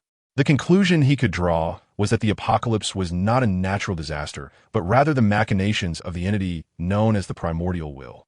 And the current human's extraordinary abilities were also intricately linked to it. One matter piqued Li Chang'an's interest. Are you referring to the world within the trial grounds? He inquired, voicing his inner confusion.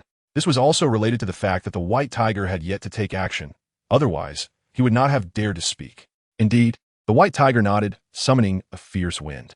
The ancient deities, adhering to their mandate, cleansed the world, and among them, 9 ancient deities descended to become the trial grounds. The trial grounds are connected to the worlds that were destroyed by the primordial will, and remnants of the previous world still linger within. You have likely visited them. Li Chang'an blurted out. How do you know? Because you possess no extraordinary abilities, the white tiger replied, a hint of human-like mirth gracing its visage. In the realm of humans, you are an anomaly, thus it is inevitable that you would venture to the trial grounds. Moreover, your question serves as your answer. If you had not been to the trial grounds, why would you presume it to be the previous world? Realizing his slip of tongue, Li Chang'an concealed his other uncertainties. Refraining from further inquiries, the white tiger continued, you need not worry. I harbor no malice towards you. Currently, there are few who do not wish you ill. The New Era sect serves as the enforcers of the primordial. Should they discover that betrayers of the divine still exist, they would pursue you with relentless fervor. Humanity would not grant you respite either. Without extraordinary abilities, the betrayers are immune to the primordial's influence. Thus you possess the potential to thwart it. You would be stripped of your consciousness, rendered a vessel for weaponry, which is a fate far worse than succumbing to the New Era sect. I truly have so many questions to ask. Li Chang'an gritted his teeth, unwilling for the white tiger to discern his turmoil, forcing himself to remain silent. You are clearly struggling. Humans tend to overthink. The white tiger expressed its dissatisfaction. According to human beliefs, the primordial is akin to a deity. It lacks a physical form and can manifest as any object or being. It embodies will and imagination, traversing the crevices of time and space. Every world it observes becomes a part of it, a phenomenon known as the embrace of returning to the primordial. Through its essence and gaze, life acquires the abilities it envisions, termed extraordinary abilities. However, once one possesses such powers, they can no longer inflict harm upon the primordial. As long as you are sliced and your flesh and bones are utilized to forge weaponry and armor, erasing your primal essence, humanity can refuse to return to its origins. A brand new world unfolds before Li Chang'an, devoid of honor or sense of mission. He merely feels a sense of revulsion. Alongside this disgust lingers a tinge of sorrow. It is evident that the inhabitants of the previous world sought to resist, yet ultimately they must have failed. However, they may have succeeded in part. which explains why Li Chang'an stands as the sole traitor in this world. Yet, two questions remain. The white tiger smirks. You wish to know how I am aware, do you not? You also seek to discern which faction my kin and I belong to. I can reveal to you that the lives of the previous world have not been entirely extinguished. Some have arrived in this realm. You have encountered certain beings within the trial grounds. They were not devoured due to their feeble nature, too insignificant to attract the primal's disdain. So, being weak has its advantages, does it? Li Chang'an chuckled self-deprecatingly. Enough of this digression. The white tiger rose slowly. We belong to a third faction. As long as sufficient life is sacrificed, we possess a means to evade the primal, but it must be human lives. Long ago, the strong among your kind were aware of this method, yet they refused to accept it, prompting us to seek an alternative approach. How about joining us? I can see that you harbor little affection for humanity. The demise of those unrelated to you matters not. Thus, we offer to elevate you to a position of power among humans, where you will select the beings to be sacrificed. Li Chang'an smiled ruefully. I lack any abilities. How could I ascend to such heights? I can grant you powers, abilities untouched by the primal's essence. The white tiger's words struck Li Chang'an like thunder. Is there still a reason to hesitate? Chapter 78. Hope.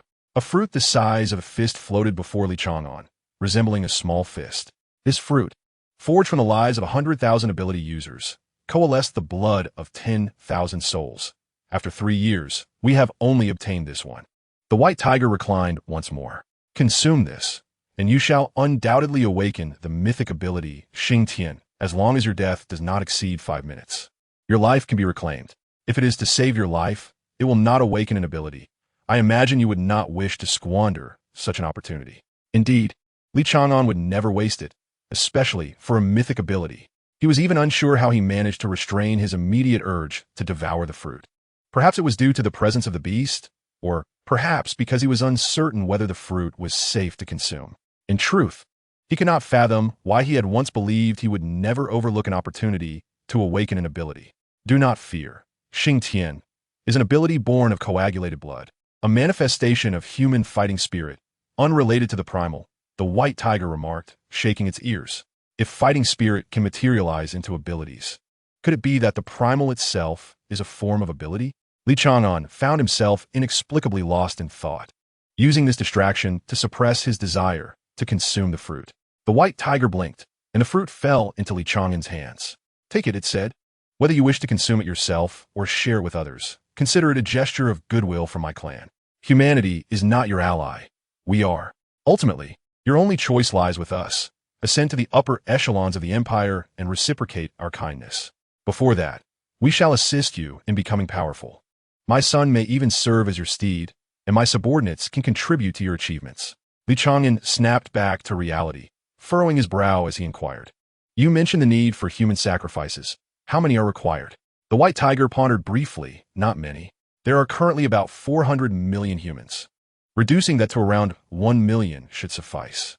After all, humanity is quite prolific. In a few centuries, they will multiply into billions again, ensuring their survival.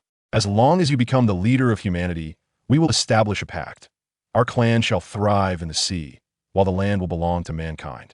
Do you truly care about the deaths of other humans? 1 million will be ample for you to retain those you cherish. Li Chang'an nodded slowly. I cannot fully trust you, but I will consider it. You may keep the fruit. The white tiger waved its paw lightly. The mythical class can elevate your starting point to the so-called S rank, though it does not guarantee invincibility.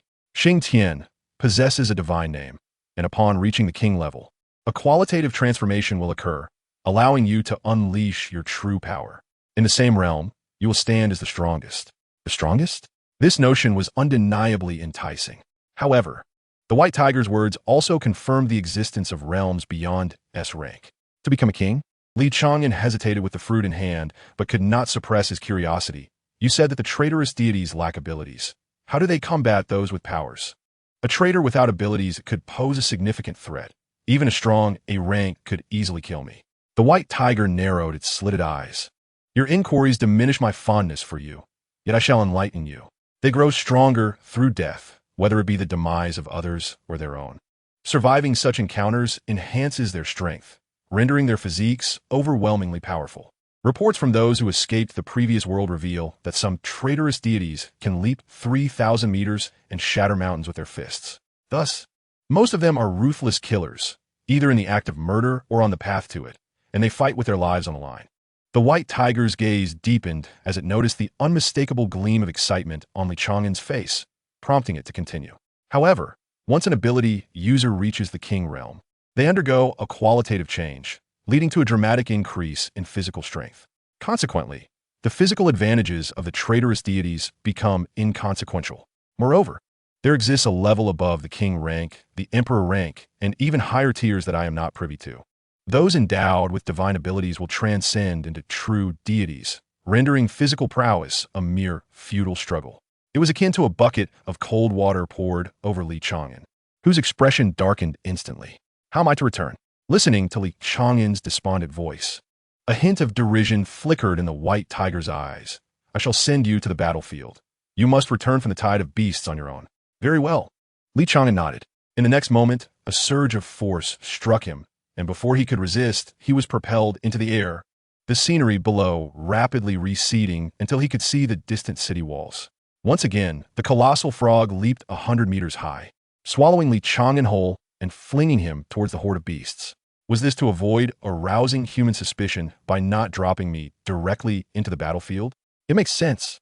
Who would believe that one could escape from the clutches of a black-tier monster? As he pondered, Li Chang'an adjusted his posture, striving to protect his internal organs and head to prevent serious injury upon landing. After toppling a gigantic rat, he swiftly rose to his feet. Though cracks appeared in his shoulder blades and numerous bruises marred his body, at least it did not hinder his movement. Monsters in the vicinity had already taken notice, and Li Chang'an dared not linger, lowering his profile as he scurried through the tide of beasts.